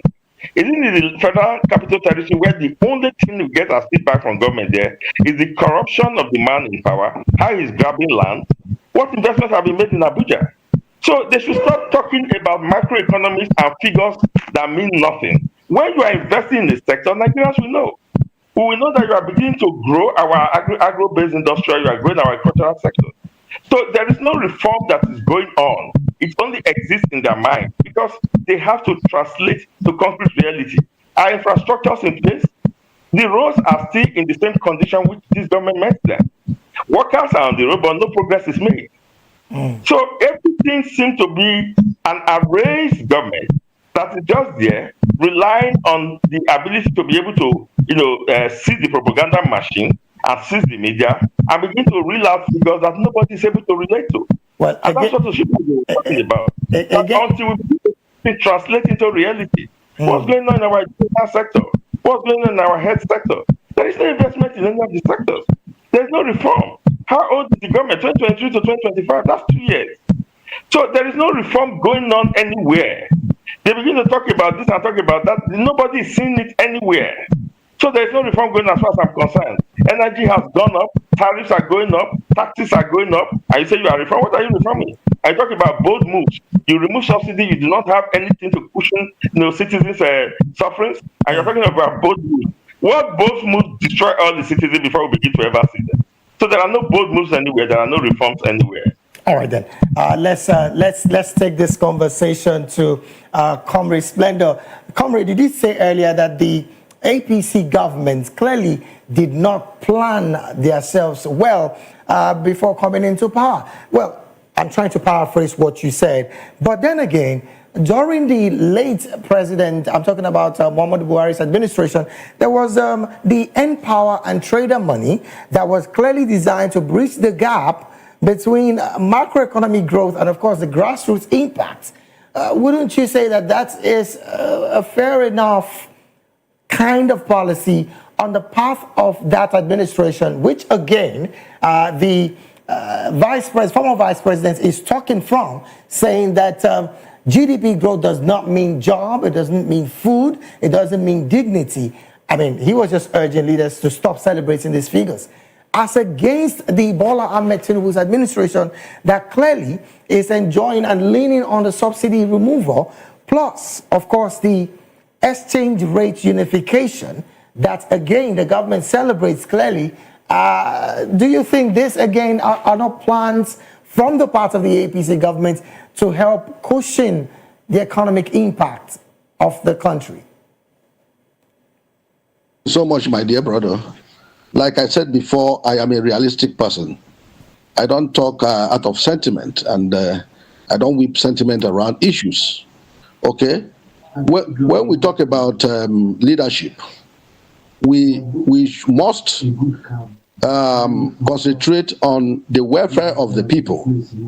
Any leadership in power that does not do things that improve the life and welfare of the citizens, for me, you are practically doing nothing. Yes, when you talk about President Buhari's administration, you will see that President Buhari's administration laid a very terrible foundation to Nigerian deplorable condition. You know, a situation where you talk about leadership, and you are telling me you are giving money to people without job, specific job they are doing, just like maybe a graduate. You are paying a graduate a stipend of 50,000 naira or 80,000 naira. What can that do in the life of a graduate? Do you know how much our parents spent in training us in the university? Only for you to graduate instead of getting a job, you are being paid stipend. That is very, very funny and very unfortunate.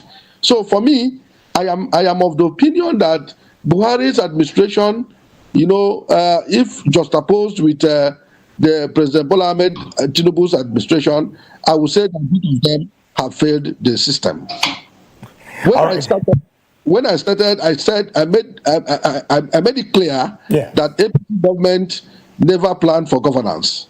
You know, if you watch very clearly, you will realize that President Bola Ahmed Tinubu and his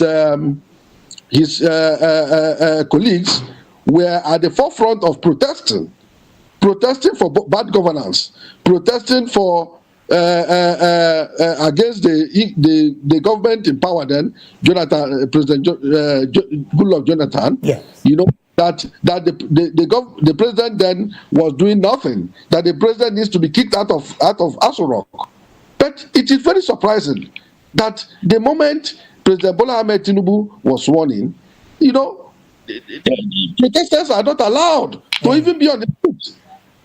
When you want to protest, just the way he protested, you will see security agencies coming all over to disperse the people. So we know that protest is a fundamental human right of the people. It's a fundamental human right of the people. They have the right to protest.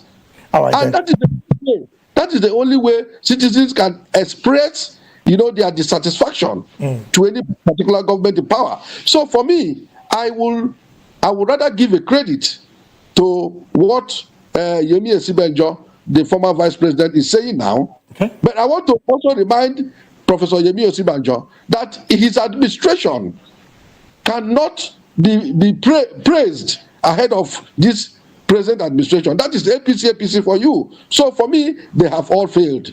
So what we should be talking about as it concerns Nigeria now is government that will come, put up a reform that will affect the lives of the people.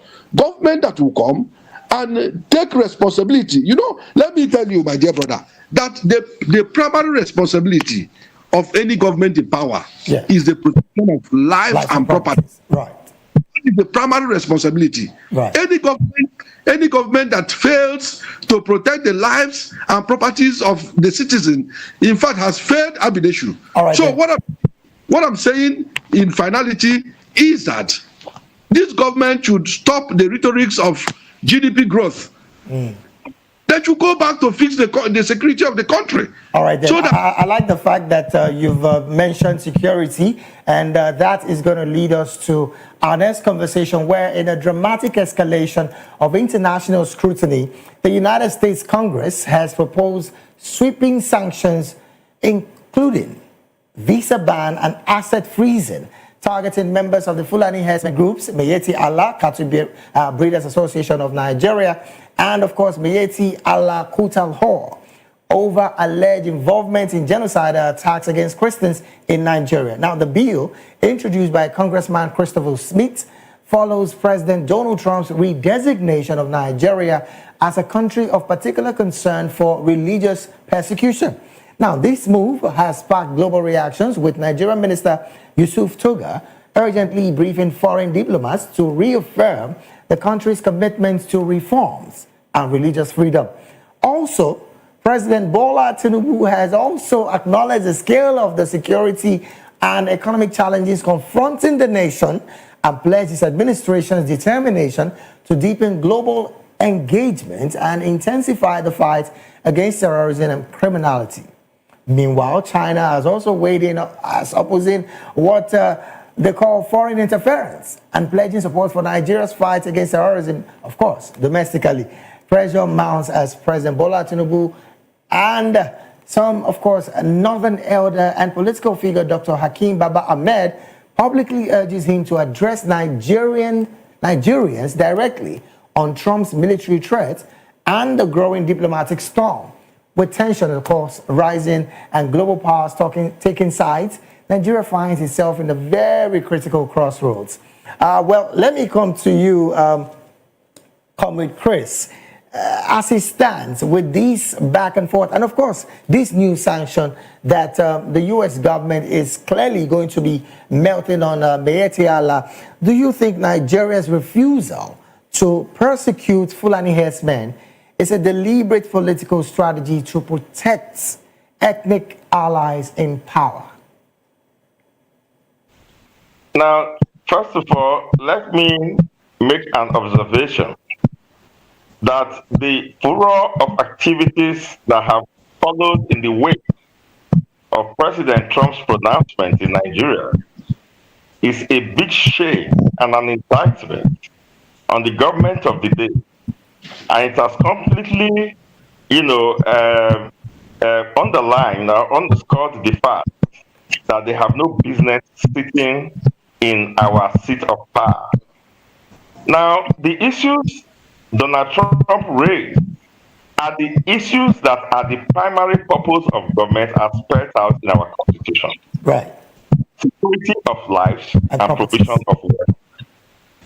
And government has been in power, and we have seen different types of programs, daily kidnapping, activities of terrorists and bandits, and government has sat complacent, completely aloof from citizens' cry and from the pains that citizens have been suffering, and the death and losses of lives, and the bloodshed and violence in our land. And we say we have the government, and the government who has been sitting there complacent and aloof until a foreign government or foreign president had to call our administration and call our government and wake them up from their slumber. Before, in the last 1 week or so, you have had more activities of this administration than you have had in the 2 years that they have been there. Government officials are now beginning to address us. Government is now showing the consciousness of the fact that we had terrorists, we have bandits, we have kidnappers all over Nigeria and destroying lives and property. Government is now beginning to know in its own country there have been programs. That there are programs in Plateau, there are programs in Benue. Government is just getting to know that. That's a big shame and an indictment on our government. The truth of the matter is that we should not cloud President Trump's wake-up call by any coloration, whether religious, ethnic, or whatever.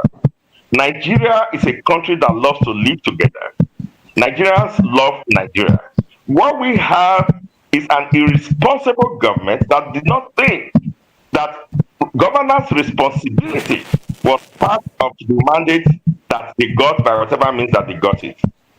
That their irresponsibility is the reason why they have now to be told by a foreign country that there are problems and issues in Nigeria. That Nigerians are killed on a daily basis. That the road to my village in the past 2 weeks have lost 2 buses filled with passengers to terrorists. All of that has not made the news before now. So whatever America thinks, they had information, they had data before they came out to the public.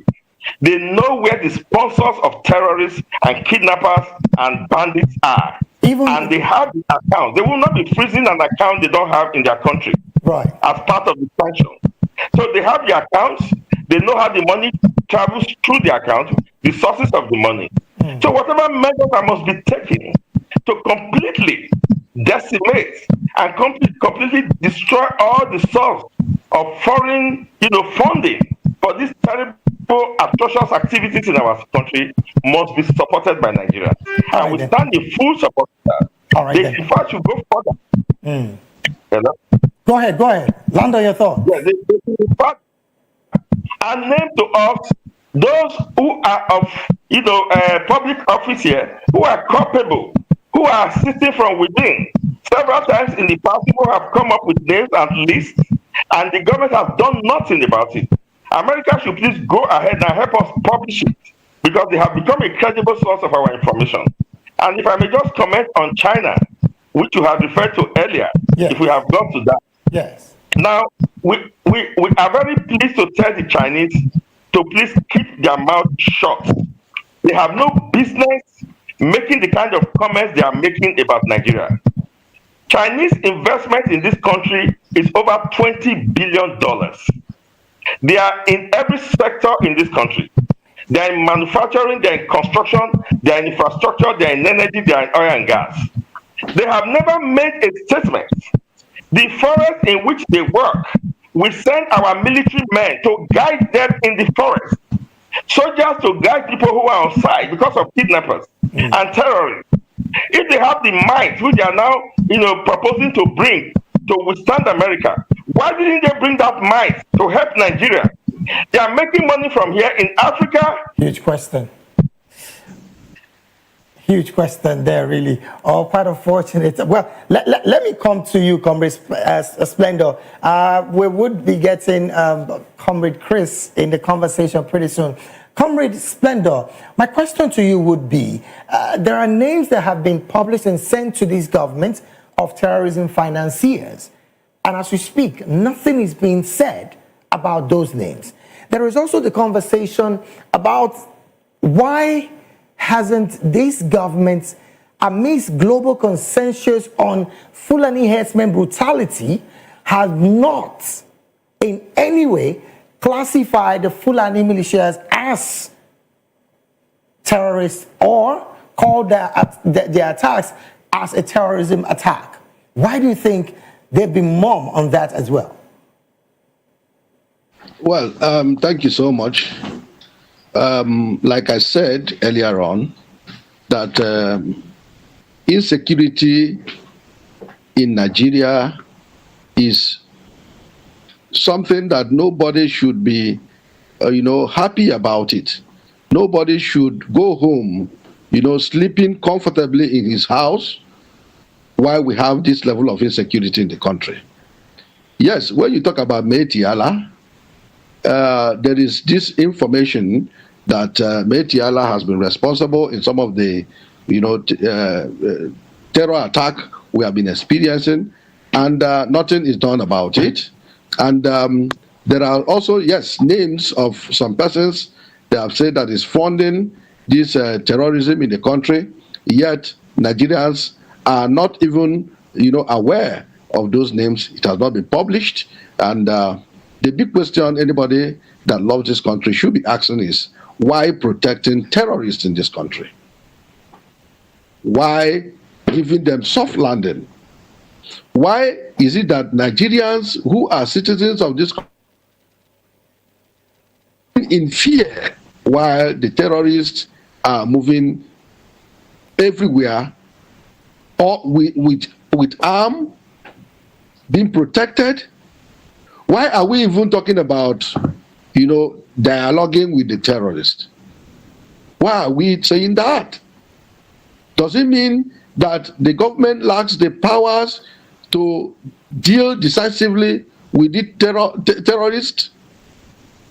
Let me tell you, there are so many harm than good this terrorist attack has done to this country. Everybody now struggles to fly because the roads are not safe. If you are on the road, you will be battling with potholes, you will be battling with kidnappers. Now, to even fly, for you to fly from Abuja to Enugu, you'll be at least keeping from 160, 200 to 250,000. You are there in Lagos. How much does it cost to fly from Lagos to Abuja?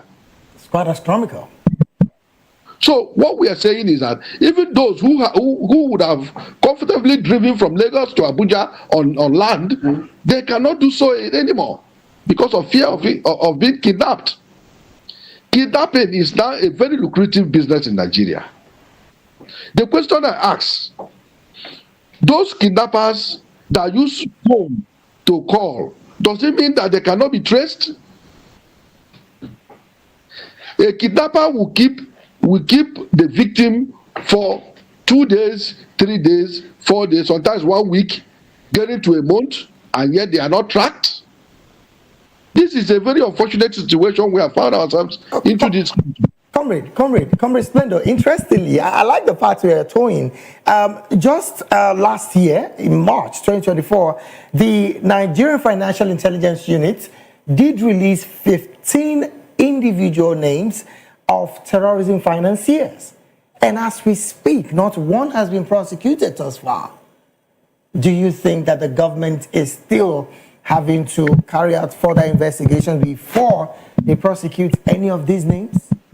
No. What we should be thinking about is that, what we should be talking about here is the government playing politics with those names? Are those individuals whose names were mentioned, are they more powerful than the government? This is the question begging for answer. If the government said we have some names who are funding terrorism in Nigeria, what stops them from publishing it? What stops them from taking them to court? What stops them from being prosecuted? That's what we are talking about. I thank God for your station. This is voice of the people. We have to be voicing out. We have to be talking to the government, because democracy is government of the people, by the people, and for the people. Anything the government does that does not reflect the welfare and the well-being of the people, then that is not democracy. For me, Nigeria is gradually turning into an authoritarian system of government. We are moving away from democracy to tyrannical system of government. A government that cannot allow the people to express themselves freely. Is that democracy? And let me also tell you, if we must get this country right, we should look at our electoral reform. We should look at our electoral process. How do these people come into power? That is a very big question. Because when you go into power by hook or by crook, you will not listen to the people. They say that power belongs to the people. But these people who always seize power, they seize power regardless of the opinion of the people. Well, comrade, so how do you think that they work for you? Well, comrade, I want to find out from you as well, because the federal, I beg your pardon, the U.S. government has clearly decided at this point that sanctions will be given to groups like Mayeti Allah. And again, the group is coming out to say that the government of the U.S. does not have that information clearly on their part? You think there's some distorted information in that mix? Do you think the U.S. government is not truly fully informed before wanting to sanction groups like Mayetiala? And then my question again is, why do you think the federal government is yet to call out the act of these bandits a terrorist act and maybe designating them with that name? When you talk about United States of America coming to sanction Mayetiala and some other individuals whom they have figured that they are involved in terrorism, let me tell you, United States, before they can come out to make such bold, they have their data. They have their data. And we are also, very, very concerned that that kind of statement that came from Donald Trump, the president of United States of America,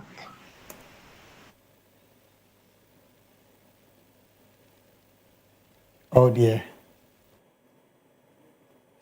Well, I understand that Comrade is having a bit of network issues, and we're hoping that he joins and, of course, land on his thoughts. Well, because of time, we're really pressed for time as it stands. I would have loved to get Comrade's concluding thought on my other story, particularly on the November 8th governorship election in Anambra State. I really, really do wish that he was going to, of course, have to chime in his thoughts on that particular conversation, because, again, the INEC chair clearly has said that they will do everything possible because there's been a major situation within elections in Nigeria where he did say 75% of the elections in Nigeria have been marred with several legal battles stemming from internal party wrangling and, of course, controversial primaries like the PDP is having right about now. He also did lament the financial and operational toll of elections getting to be dragged into courtrooms over disputes, and, of course, the commission itself is also being blamed. So the INEC chair did say a lot in that particular statement that he made earlier, but I would have loved to have the thoughts of Comrade Eze Splendor on that one. Well, because of our time, really, this is where we have to draw anchor on the show. And I want to say a big thank you to our analysts who joined in the conversation today. And we had virtually joining us Comrade Eze Oko Splendor, the 2023 Labour Party governorship candidate of Ebonyi State. And all the way from Benin as well, we had joined us virtually as well, Comrade Chris Ojekere, who is a public and political affairs analyst and commentator. Well, this is the size of the show. I want to say a big thank you to everyone who's made the production possible, from, of course, my technical director, bars engineer, sound engineer, and, of course, the ingest manager. I want to say thank you to the guys at the back. And to you out there that have taken your time to see us this beautiful evening, I want to say a big thank you to you as well. At the top of the hour, 6 p.m. Nigerian, I beg your pardon, 7 p.m. Nigerian time will be the issues with Nena Ndumduto. I want to urge you to stay on that particular one, because you would be getting more information on that particular show. Well, this is where we have to draw anchor on the conversation. I want to say thank you to you again. As we go, I would always remind you there is no great nation like Nigeria. Consistently do your best to making sure that Nigeria remains one great nation that it is and will always will be. David Edwin is my name, and I'm saying do have a beautiful evening. God bless Nigeria.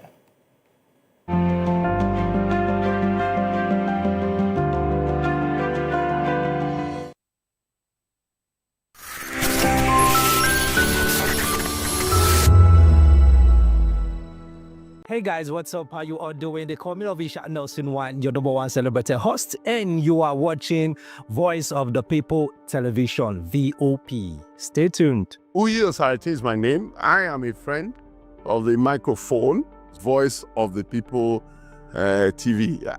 That name is unique, and the brand is very sweet. I like the packaging, picture qualities, camera qualities, and then of course, the quality of human beings I see sometimes on your channel. I talk and get paid, and I look forward to being in your studios. Oh yes, you are on to Voice of the People TV. Live here in Benin City, the cradle of black civilization. What are you waiting for? Tune in, bro. VOP TV. Now, you have more than a voice. This is African News on Voice of the People Television, where we don't just bring you the news, we bring you Africa's heartbeats, the policies that shapes our world, and the economy that determines our future.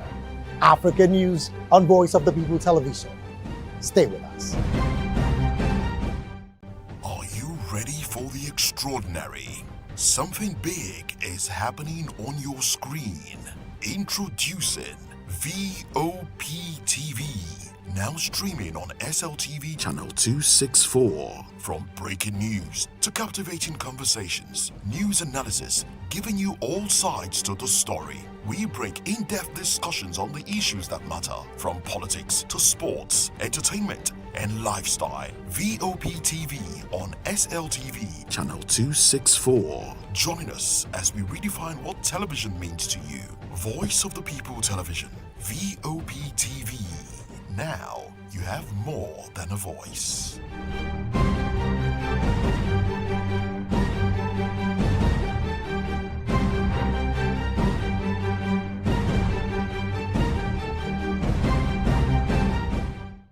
The red carpets, awards, the razzmatazz, music, fashion, interviews, and more.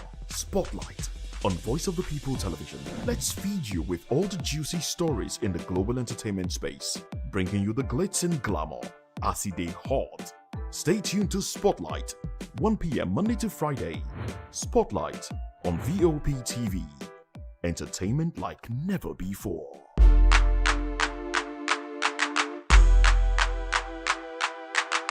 Welcome to the locker room, the home of football talk that matters. I am Jerry Apelon. Join us every weekday, Monday to Friday at 5 p.m. Nigerian time, as we share the hot takes and hot debates in the exciting world of football. And joining me are the usual suspects, Ikechukwu and Mayowa, as we break down all the hot takes and everything that's happening in the football. Don't just watch football, live it with us. Catch us on the locker room and Voice of the People Television at 5 p.m. Nigerian time. And like I always say, if not going to the talk, please the sport. And it's Hakim Ziyech who puts the Atlas. 3 years ago, we lit the spark. Today, we are blazing the trail for others to follow. VOP Media is 3 years of breaking boundaries. 3 years of being that bold voice that echoes the thoughts of the people. 3 years of telling stories that matter. We have experienced complete breakdown in democratic governance. We are not just a brand. We are a movement, giving voice to the voiceless. We go to bed empty hunger. To every viewer, every voice, and everyone that has made us who we are, we say thank you. VOP Media, 3 years and still counting. VOP TV. Now you have more than a voice. From the views on the street We go to bed empty hunger. to the blaring horns of a hustling city, the loudest voices of the common man got a medium to be heard. This particular administration, they were coming unprepared. It's not a bad thing to renovate the president's lodge. Through top-notch programming, unbiased reportage of news, sports, business, entertainment, and cultural documentaries, Voice of the People 90.3 FM became a symbol for 21st century media. And now, a new baby is born. Voice of the People Television, VOP TV, youthful, full of vigor and penchant for excellence in the continent's media space, exposing the wrongs, applauding the rights, dissecting the news without fear or favor, through factual and accurate stories and contents. Corruption kills three things and makes a society. Representing the interests of the people and giving them a voice. Voice of the People TV is here to stay towards building a fair society. VOP TV, Voice of the People Television, truly a voice for the people. From the views on the street, We go to bed empty hunger. to the blaring horns of a hustling city, the loudest voices of the common man got a medium to be heard. This particular administration, they were coming unprepared. It's not a bad thing to renovate the president's lord. Through top-notch programming, unbiased reportage of news, sports, business, entertainment, and cultural documentaries, Voice of the People 90.3 FM became a symbol for 21st century media. And now, a new baby is born. Voice of the People Television, VOP TV, youthful, full of vigor and penchant for excellence in the continent's media space, exposing the wrongs, applauding the rights, dissecting the news without fear or favor, through factual and accurate stories and contents. Corruption kills three things and makes a society. Representing the interests of the people and giving them a voice. Voice of the People TV is here to stay towards building a fair society. VOP TV, Voice of the People Television, truly a voice for the people. Join us as we drive into the world of politics through insightful interviews with prominent political figures, both serving and former governors, ministers, senators, legislators, party chieftains, activists, and analysts. Get first-hand information into the decision-making processes that affect our daily lives. Highly engaging one-hour program that brings political discourse into focus. I am Chukwuma Okoro. Political Lens, Monday through Friday, 6 to 7 p.m. Join us. In a world where power shifts with every headlines, news breaks and events happens, we bring you unbiased and explicit information on politics, economy, and state of the nation. We break down the chaos. Facts, not fluff. Truth, not spin. We discuss not just politics, but a glimpse into the future. Join Moses, Chukuma, and Fina on Voice of the People TM. Voice of the People Television. Now you have more than a voice. We encourage you to click on the like button and subscribe to our YouTube channel. We are Voice of the People TV. Also follow us on all our social media platforms. We are at VOP TV Live. Visit our website www.vop.ng for fresh and trending news. Also watch us live on SLTV channel 264. VOP TV, Voice of the People Television.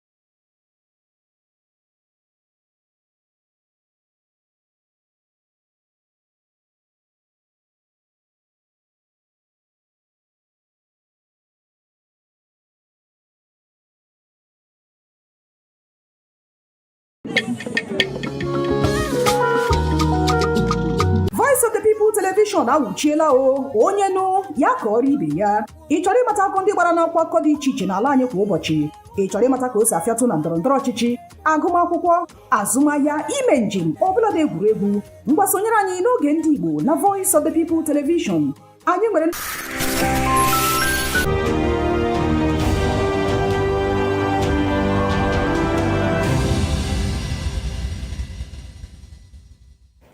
A very good evening to you and welcome to another exciting episode of the Issues on Voice of the People Television, where we bring you the most important and pressing issues shaping our nation today. I am your host, Nenna Ndomdioto.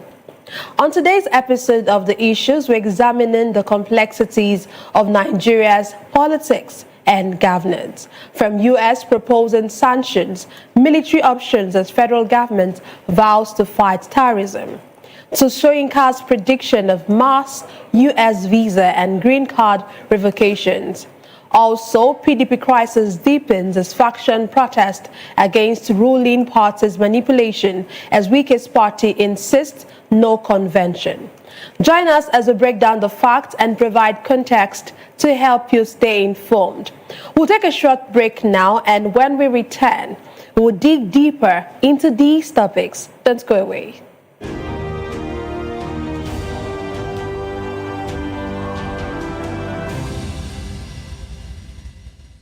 Glad to have you back. Let's dive straight into today's discussion. The United States Congress has introduced a bill targeting the Miyetti Allah Cattle Breeders Association of Nigeria and its affiliate, Miyetti Allah Kutal Hor, with visa bans and asset freezes, alleging serious violations of religious freedom and persecution of Christians in Nigeria. Also, U.S. military planners are reported to have drawn up 3 escalation options: light, medium and heavy, for possible intervention in Nigeria, following directives from Donald Trump, citing failures to protect Christian communities from extremist violence. Meanwhile, President Bola Tinubu has pledged his commitment to crush terrorism and engage global partners in the fight against insurgency, stating that Nigeria remains open to cooperating with world leaders in safeguarding the nation's security and sovereignty. As tensions rise, the twin pressures of international sanctions and possible military involvement are shifting the diplomatic and security landscape, and Nigeria is signaling that it plans to respond, but on its own terms. Today, I'm delighted to be joined by 2 distinguished guests. Here in the studio, we have Dr. Peter Anosike. Dr. Anosike is a philosopher, development economist, and best-selling author. He's also an erudite commentator on economy, finance, politics, and power. He's also the author of the most talked about book titled Abuse of Power: How Democracy Turned into Tyranny of the Few. Thank you very much for joining us tonight. Thank you for having me. Yes, sir. Joining us virtually is Williams Idaye, a public affairs analyst, a political commentator. He's also a member of the advisory committee of the Obedient Movement in Edo State. Thank you very much for joining us, Williams. Thank you very much. Can you hear me? Yes, we can hear you loud and clear. Thank you. Let's start with you, Williams. You know, when this new proposal or these new sanctions of sanctions for the Miyetti Allah, what do you think about it? Let's start with that first. Anyway, is a very important situation. First of all, each country has the right to give any visa sanctions to any individual, and that will only come when they perceive that the individual is a threat to international and national security. So if they decide to say that okay, these people prescribe or based on visa restriction are a threat to international peace and national peace, then I think it is a welcoming development, because each country wants to protect their citizens. And when you're a security threat, there's no other way than to place you on visa restriction so that you cannot carry out international activities. So placing this organization, Miyetti Allah, and is a clear instigation that each of the members are on visa restriction to America because they are being fingered to what is happening in the genocide against Christians and other religions in Nigeria. But it's just unfortunate that Christians, the Islamic, the reverend that has spoken, that is trying to make sure that the international committee, the international players recognize what is happening. So inevitably, he's only fighting for the entire people being persecuted in the north, because from what we've heard, the Muslims and some Christians and other people are being persecuted, are being slaughtered. Just yesterday we saw that very disheartening picture of people who were murdered in cold blood. So if these people are being fingered to be indicted or whatsoever or be associated in such activities, I think it's a welcome development to place them on visa ban so that they can be in the country. Then the federal government can also send security personnel to put these people in a thorough investigation. Thank you very much. Okay, but let me still stay with you. You know, should we wait until the United States do this, really? Because we've had incessant attacks by headers. How come our government have not come out to really call this group out? You know, why, there was even a time that there were some names, but, you know, these names were not published. So why is it that our government haven't been able to really call out this group? Because some of these attacks in the north, in the Middle Belt, are done by headers. And we know this, and the government knows this, but nothing has been done about this all this while. You know, when you are complacent, when there is complacent issues, it's this kind of things. You know, as in Nigeria, we know how our politicians have been playing politics with associations like this, with unions. So now, say that these people, whatever you have on them, and you can't nail it to the board, they come another way to like, you can say, okay, now look at what you are getting from us. If you put us in this watch, if you put us on this list, because take it or leave it, nobody wants to be on the public with a very bad image.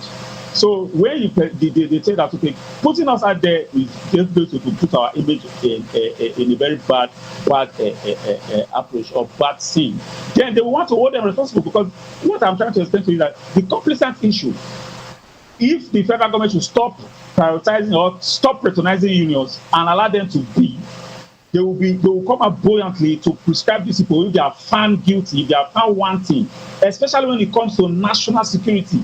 Anything that deals with national security must be placed on emergency role.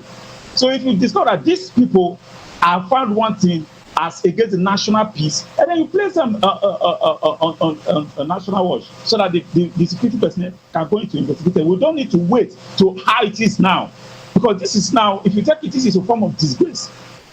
It's a form of disgrace, it's a form of letdown. Because a lot of people have been saying, oh, you don't need to come and intervene. You know how to, we can solve our own problem. Really, these problems have been with us for more than decades.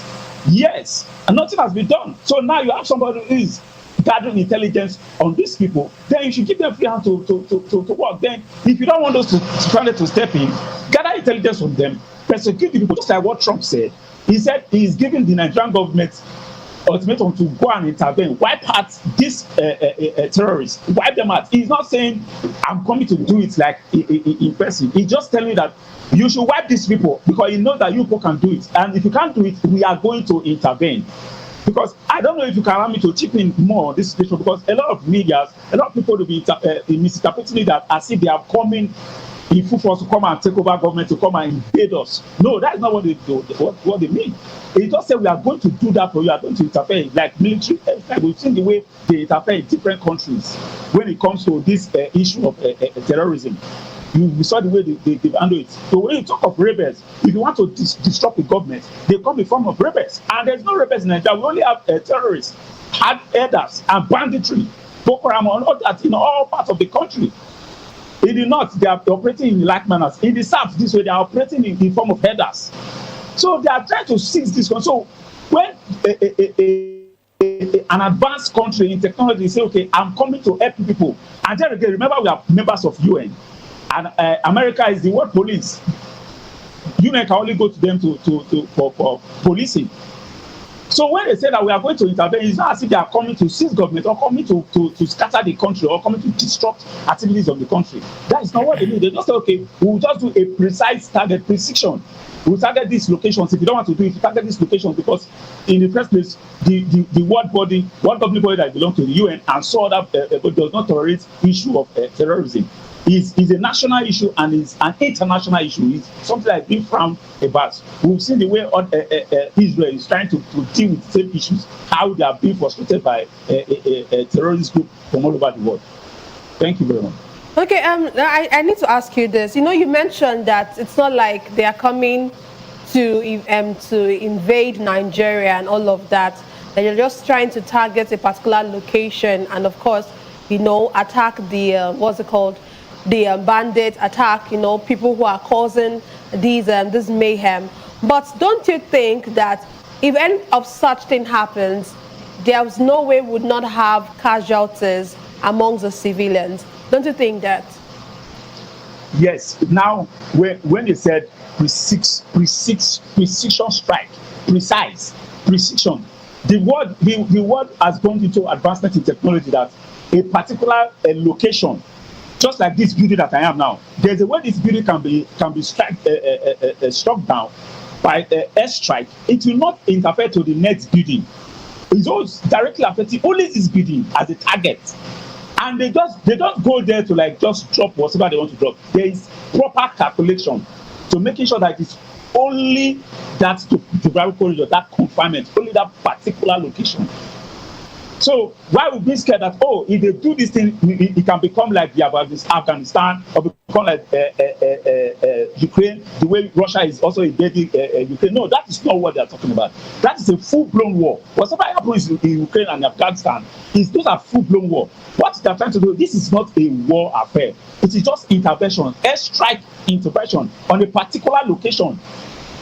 That is just what they are talking about because they are telling the Nigerian government that we know where these people are.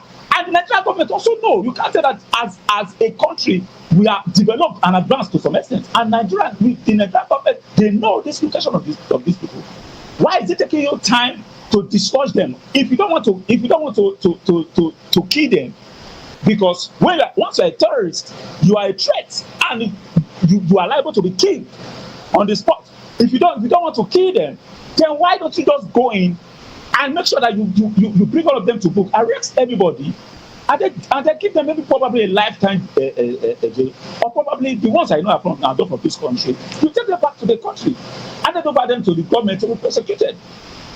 Because there are also claims that most of these people are not from Nigerians, they are also being imported. Okay. And that brings us to the question of our borders. How are they taking care of, how are they doing proper check of our borders?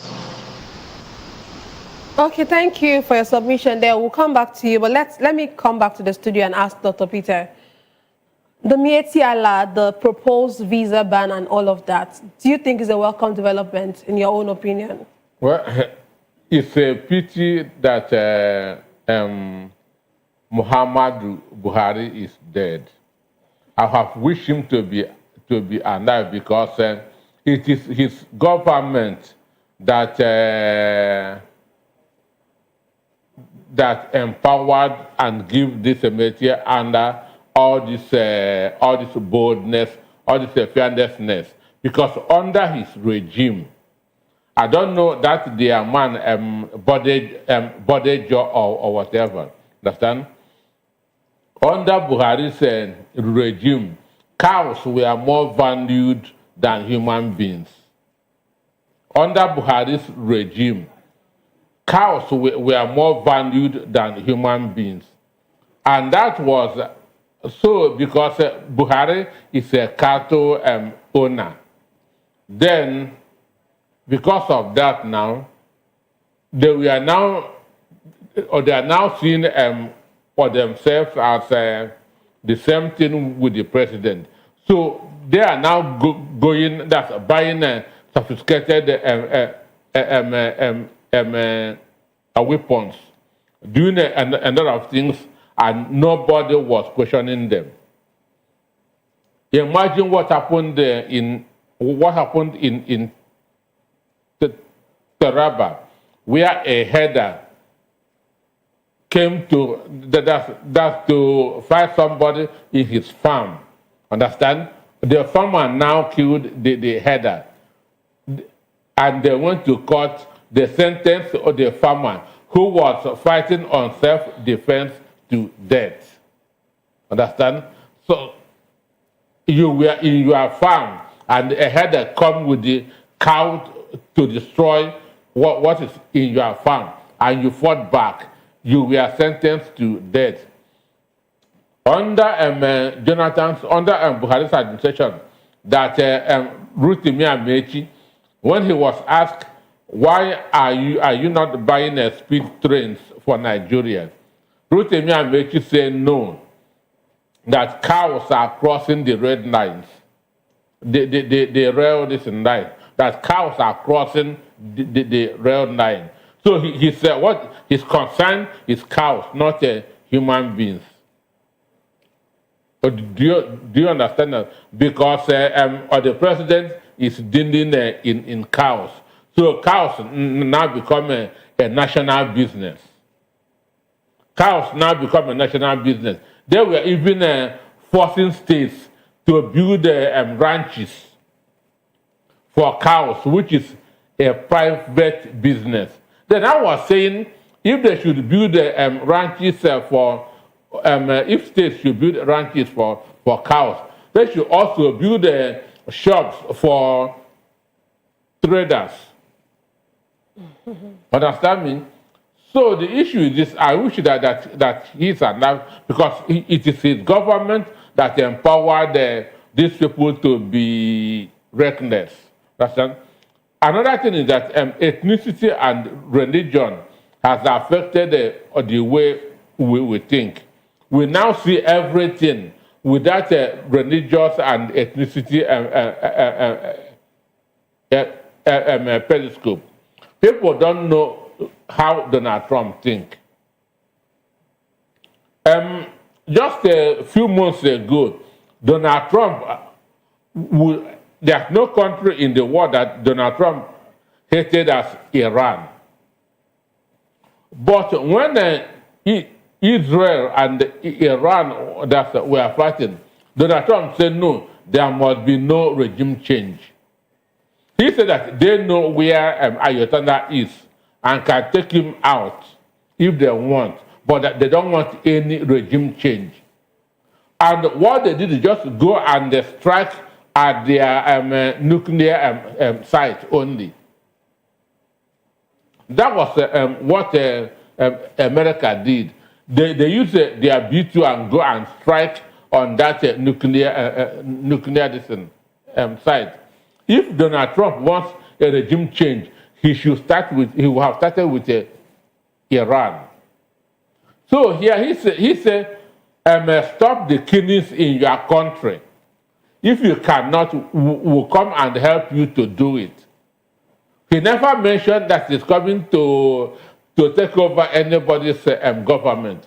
Because what happened in in Iraq and in Libya, understand, is a case study for every country.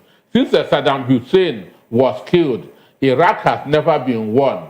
Since Gaddafi was killed, Libya has not been won. And one of the reasons for these insecurities is the fall of Libya and Iraq. Because that's where all these guns are coming through the Sahel. And Nigeria is a country of over 200 million. If there should be crisis in Nigeria, it will affect the whole Africa. And America will not want it. But you say, stop the killings in your country, or we'll come and help you and do it. He didn't say that he's coming that to take over Tinubu's government. No, Tinubu said we shouldn't pity him. So he must be in office till 2027. No, but America should not help him. Understand? But America can come and wipe away these evil men. Understand me? Okay, do you think that this move, as in this proposal by the United States Congress, do you think it can force Nigeria to strengthen accountability mechanisms for attacks that are linked to herders or communal groups, since they've not really been able to do something? Do you think that this would now push them? We can see how in just 1 week, after Donald Trump's threat, everybody wake up. Exactly. Everybody wake it up. is like our Nigerian government. They have been sleeping, and Donald Trump has woken them up. And then, you know, ambassadors that have not been for 2 years, people have talked about ambassadors, you don't have ambassadors, and now it's looking like that will come to pass very soon. So, you know, do you think that this move would like force us as a country to strengthen accountability mechanisms for such attacks? For me, I've been saying this over the years.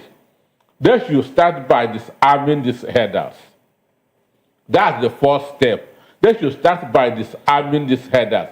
Whatever they are doing, and these headers are still walking about with AK-47, they are not doing anything. Whatever they are doing, and these headers are still walking about with AK-47, they are not doing anything.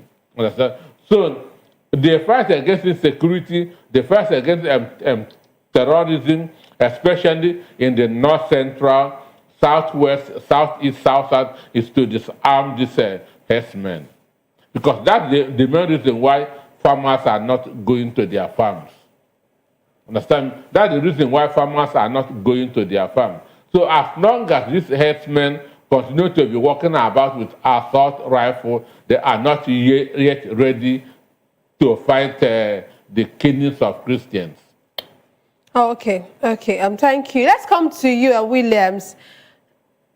Do you think that, how do you think this visa ban and asset freezes would affect our diplomatic image globally?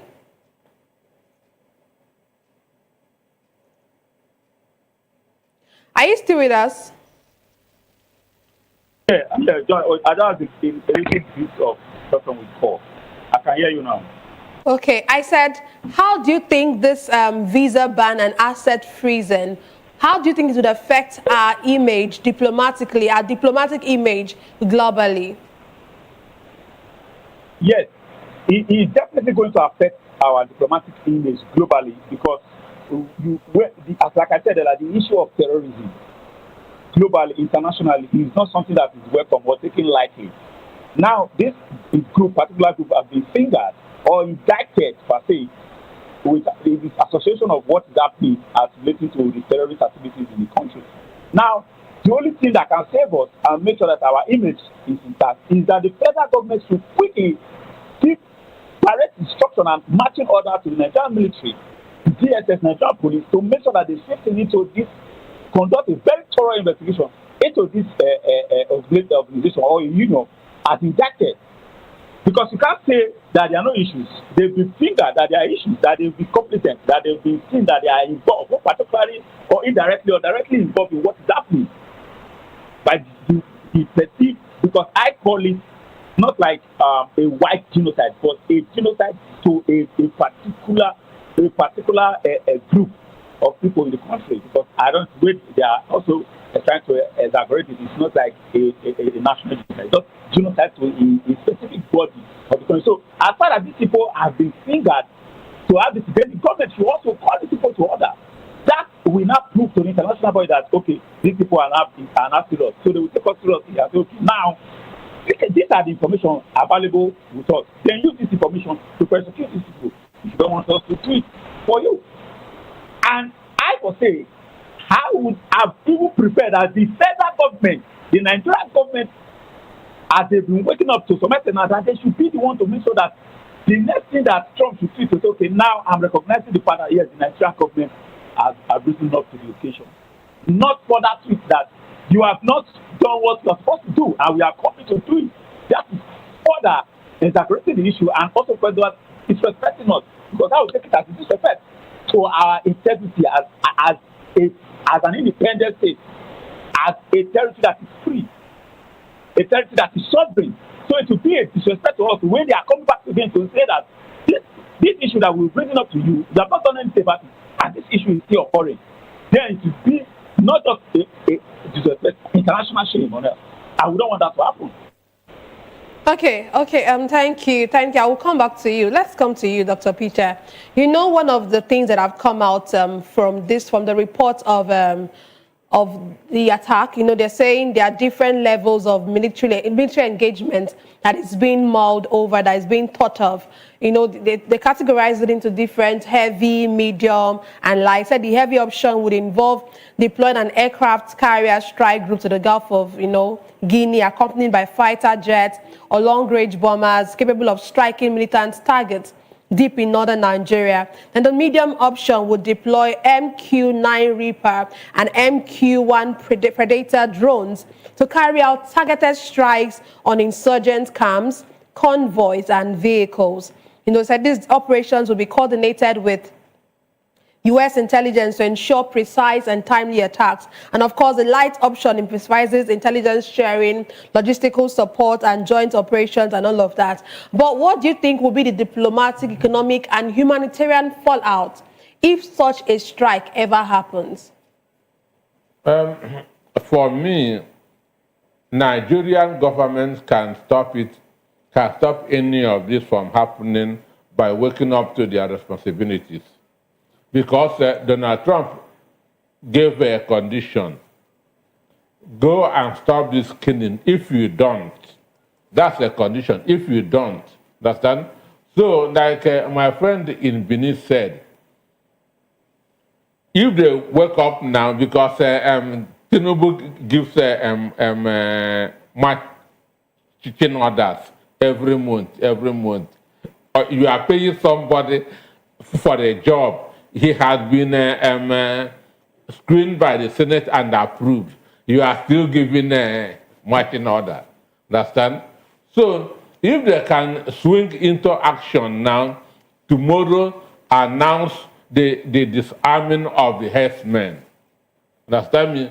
That the herdsmen who have invaded the forest and the farms in north central and the southern part of Nigeria, that they are no more allowed to be carrying ammunition.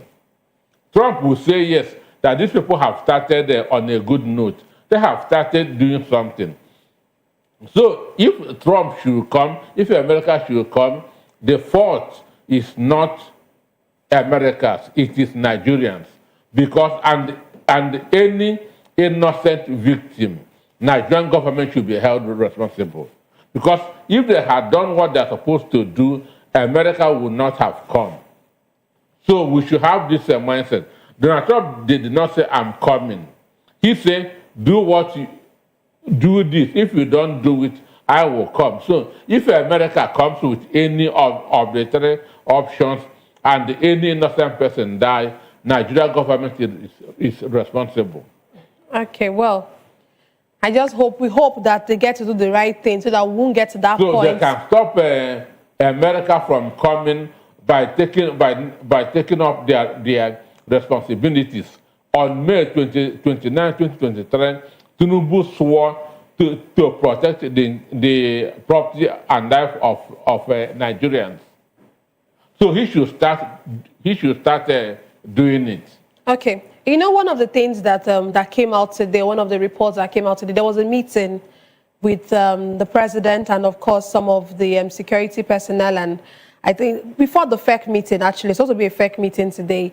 And he... Mind you, this is the first FEC meeting in months. It's very true. So Trump had just also working... I'm also working him up to that as well. So, you know, and then he has vowed to crush terrorism. Do you think that is just... Excuse me, when he took that oath, must you take oath today and now vow to do something next year? Understand? That vow is the oath that you are taking.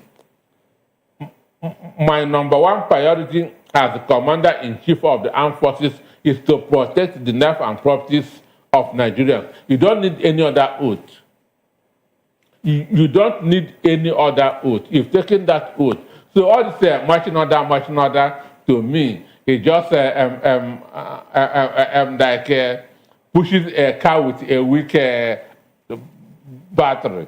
Anywhere that, or you are tired, you stop and the car will stop. When you regain energy, you continue pushing.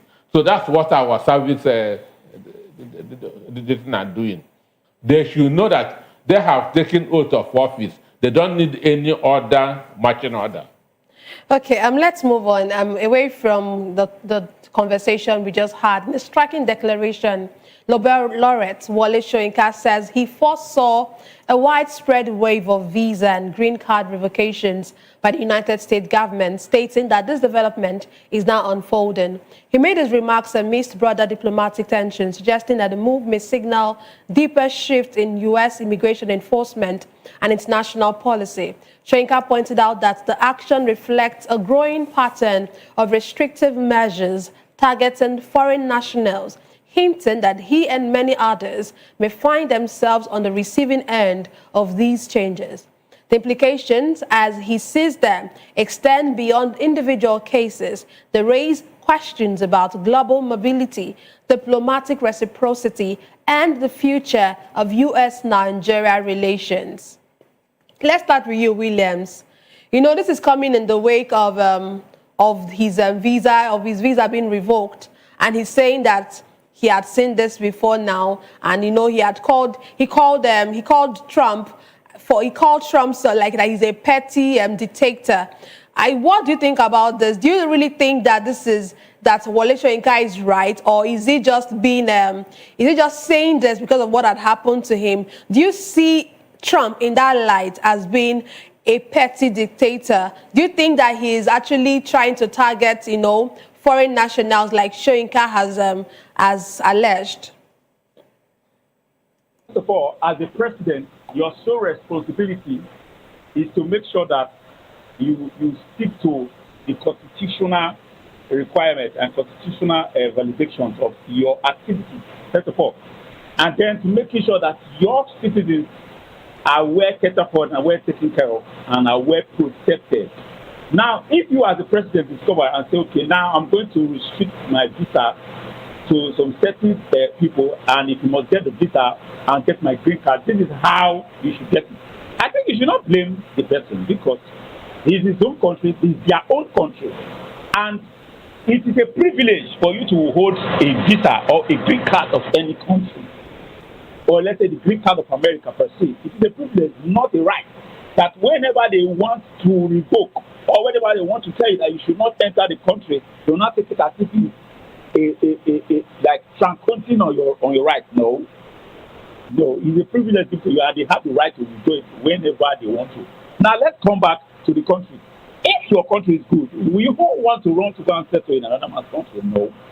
These are all we call to people like Wole Soyinka and the Nigerian government and other people who this issue will be affected one way or the other. That the Nigerian government should start putting and living up to expectations. I, for one, I have a lot of friends who are traveling. In fact, just last month, one of my friends traveled to Canada.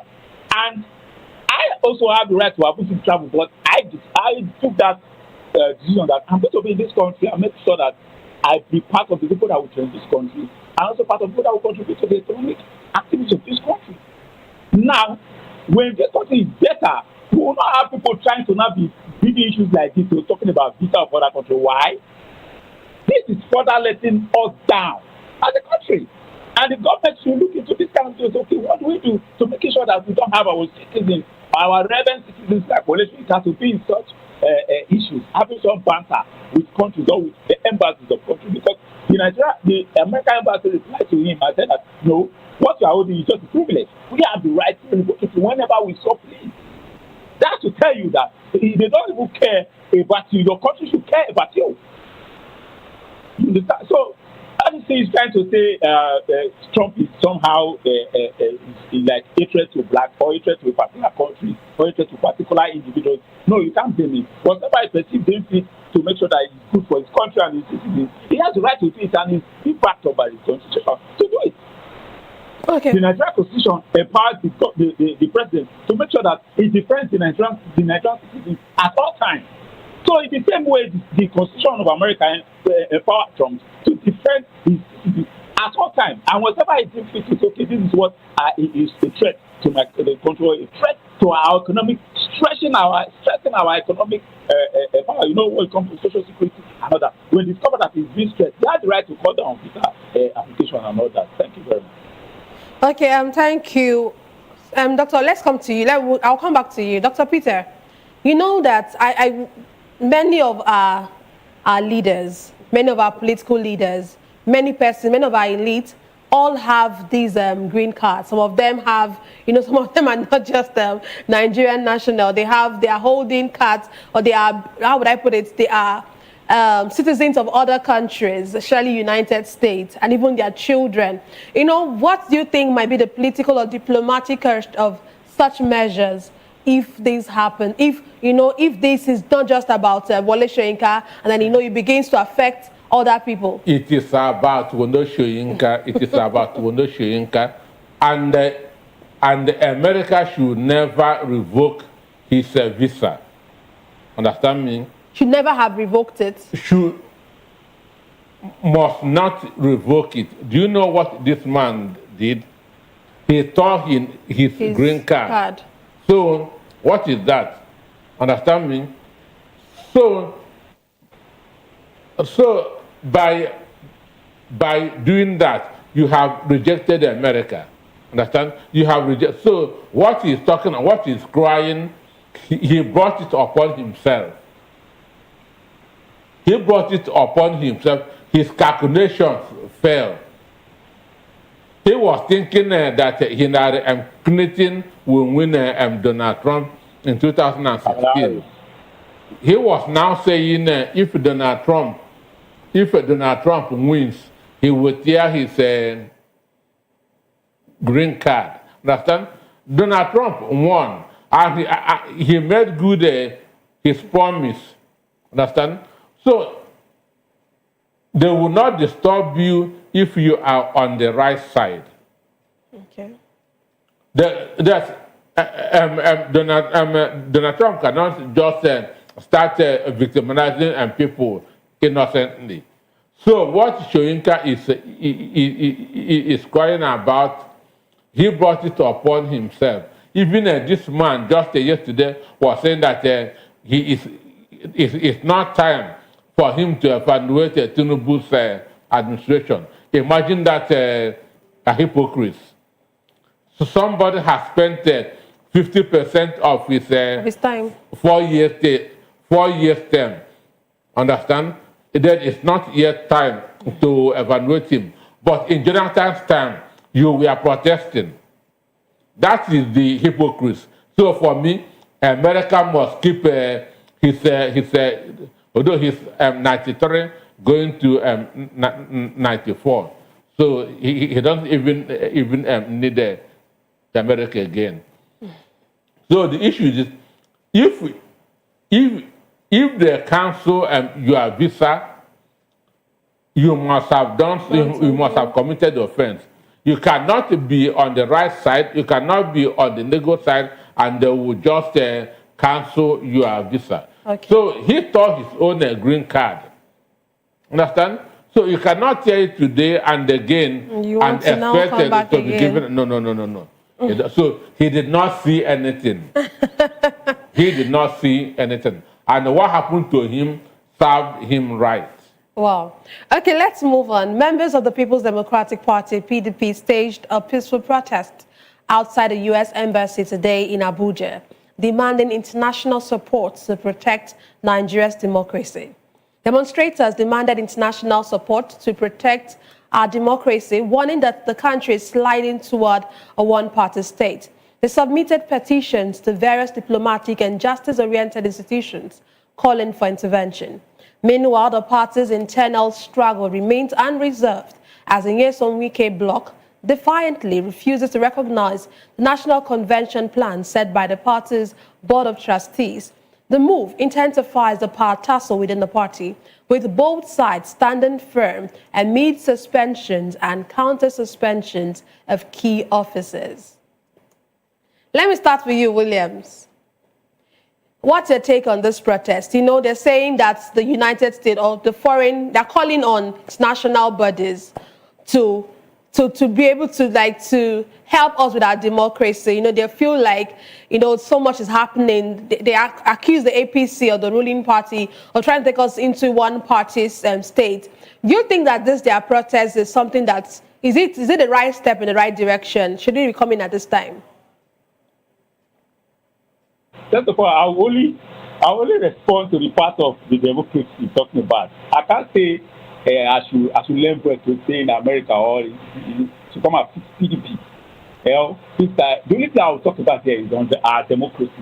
First of all, PDP, they allowed what is happening to come to this extent because they refuse to have put this man to his place. They refuse to put him in his place. I've said it several times, and I will continue saying it. The very first day that they refuse to make sure that they suspend or expel him is the reason why they will continue to suffer in PDP. This is why PDP will continue to get back. There will be issues because they refuse to tackle the issues right from when it all started. During their primaries, I think that was 2015 election or so, 2019 election, if I'm not mistaken. So the reason because we lost that primary was the reason why they are here. So the fact that they cannot handle this problem and make sure that whoever that need to be suspended once and for all is suspended, or whoever need to be expelled is expelled, and breaking the power of individuals that are trying to frustrate the party, they will continue to be in such a situation. Now let me come back to the democratic issues. I don't like it where the APC are trying to hold all the Nigerian governors to be members of APC. And probably because of all these dictatorships or whatever they find themselves in that are being indicted. And if the state will continue, Nigeria may just split into one party system, and then we'll now have for ourselves to be in a dictatorial situation whereby we'll just be living, one person will just be ruling, one party will just be ruling for years to come. Now, when you now say, okay, let's invite America to now come and handle our democracy for us now, it means you are calling for the invasion that they are talking about now. So for any country democracy to be established, it means they will have to invade your country in a way that you will not like.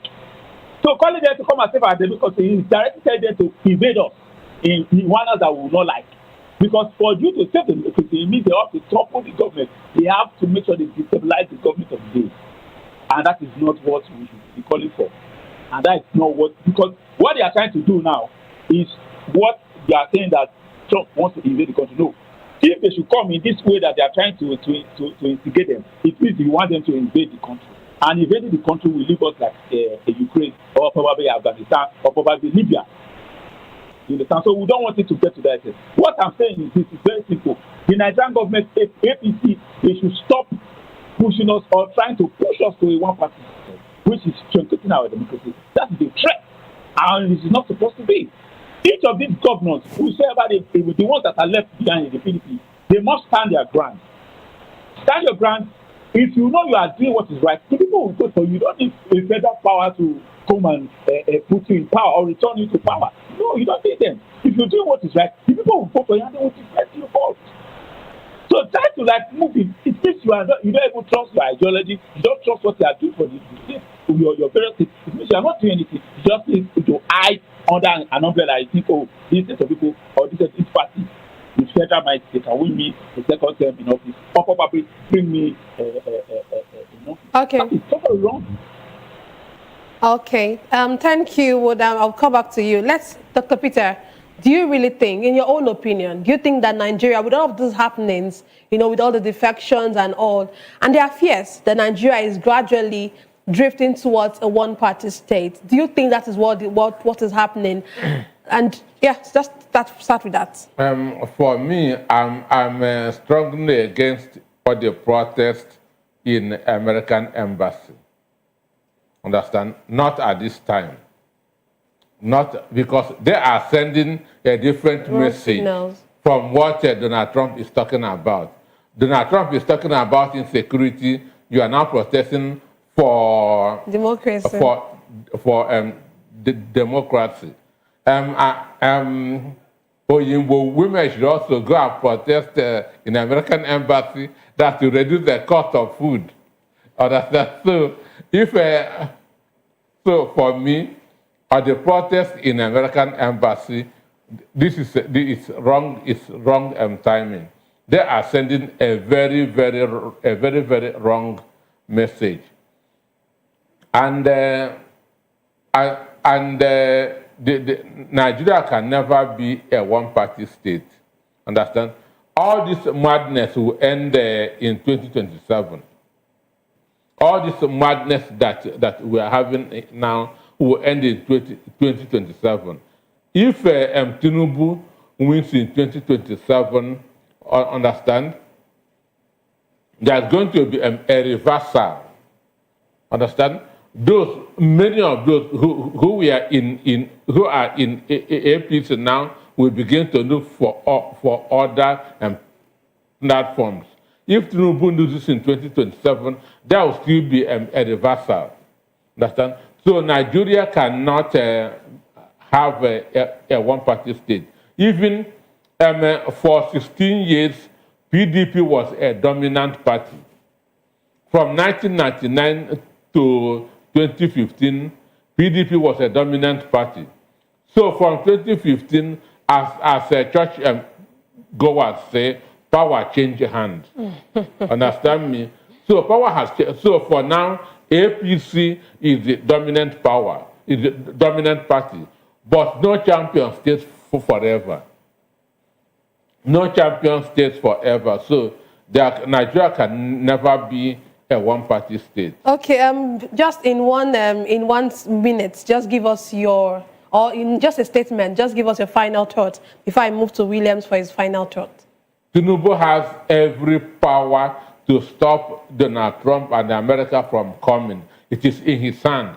But if we fail to exercise his power and Donald Trump comes, he should be held responsible. Okay, thank you. Williams, can we have your final thoughts, please? As it is, we have all the intelligence, we have all the powers, we have all the weapons, we have everything that it takes to put an end to all these terrorist activities in Nigeria. It all happened gradually and now in full force. The president is the chief commander in the armed forces, grand commander of the armed forces. So he has the right to put the marching order and then military, everybody will receive on action, and this thing will end. In a day, it will end. If it's too much, it will take 48 hours. They will put it to an end. And if they don't want to do it, I'm sorry to say, you may just wake up one morning or just one afternoon and then you hear that there is a strike on social location in our country. A social number of people are put to death. And let us not pray that it comes to that, because it will be a very, very disgraceful issue to us. We have what it takes to put an end to all these issues and keep Nigerian citizens in all this troubled region. Please, for kind of that people can work freely and exercise their freedom of activities and freedom of religion. Thank you very much. Okay, thank you very much. Like you said, we pray that the government or the president does the right thing. Thank you very much, gentlemen. Thank you very much, Williams. And thank you very much, Dr. Peter, for being with us on the show today. That's all for today's episode of The Issues. We explored the challenges facing Nigeria's politics and governance. Thank you so much for joining us. Don't forget to tune in next time for more in-depth analysis and discussion. Follow us on social media to stay up to date on the latest news and insights. Until next time, stay informed. I am Nnenna Ndomdioto. This has been The Issues on Voice of the People Television, where the future faces forward.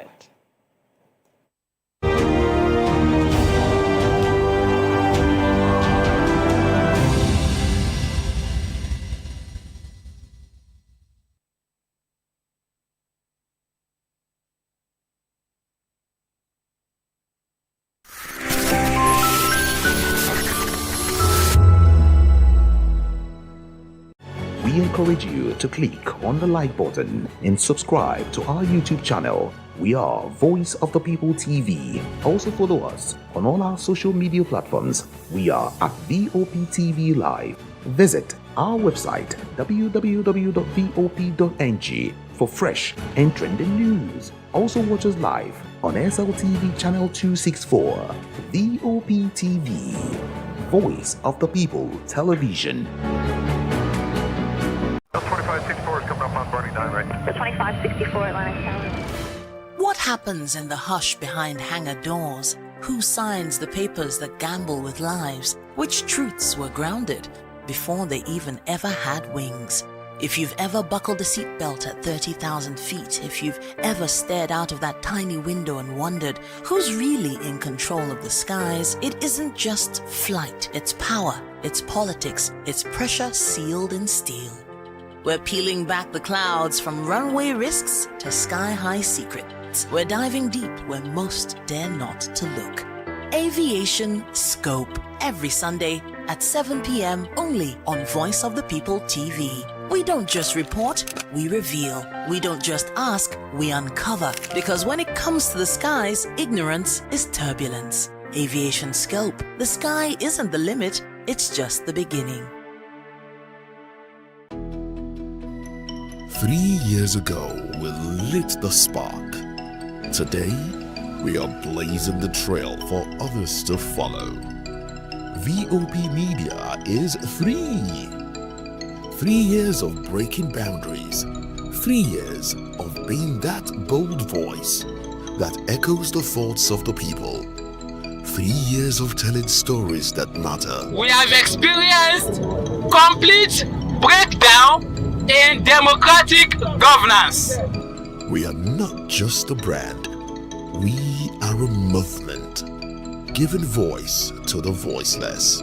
We go to bed empty hunger. To every viewer, every voice, and everyone that has made us who we are, we say thank you. VOP Media, 3 years and still counting. VOP TV. Now you have more than a voice. Hey guys, what's up? How you all doing? They call me Ovisha Nelson One, your #1 celebrity host, and you are watching Voice of the People Television, VOP. Stay tuned. Uyi Osarite is my name. I am a friend of the microphone, Voice of the People TV. That name is unique, and the brand is very sweet. I like the packaging. Picture qualities, camera qualities, and then of course, the quality of human beings that I see sometimes on your channel. I talk and get paid, and I look forward to being in your studios. Oh yes, you are on to Voice of the People TV. Live here in Benin City, the cradle of black civilization. What are you waiting for? Tune in, bro. VOP TV. Now, you have more than a voice. Join us as we drive into the world of politics through insightful interviews with prominent political figures, both serving and former governors, ministers, senators, legislators, party chieftains, activists, and analysts. Get first-hand information into the decision-making processes that affect our daily lives. Highly engaging 1-hour program that brings political discourse into focus. I am Chukwuma Okoro. Political Lens, Monday through Friday, 6 to 7 p.m. Join us. This is African News on Voice of the People Television, where we don't just bring you the news, we bring you Africa's heartbeats, the policies that shapes our world, and the economy that determines our future. African News on Voice of the People Television. Stay with us. Are you ready for the extraordinary? Something big is happening on your screen. Introducing VOP TV. Now streaming on SLTV channel 264. From breaking news to captivating conversations, news analysis, giving you all sides to the story. We break in-depth discussions on the issues that matter, from politics to sports, entertainment, and lifestyle. VOP TV on SLTV channel 264. Join us as we redefine what television means to you. Voice of the People Television, VOP TV. Now you have more than a voice.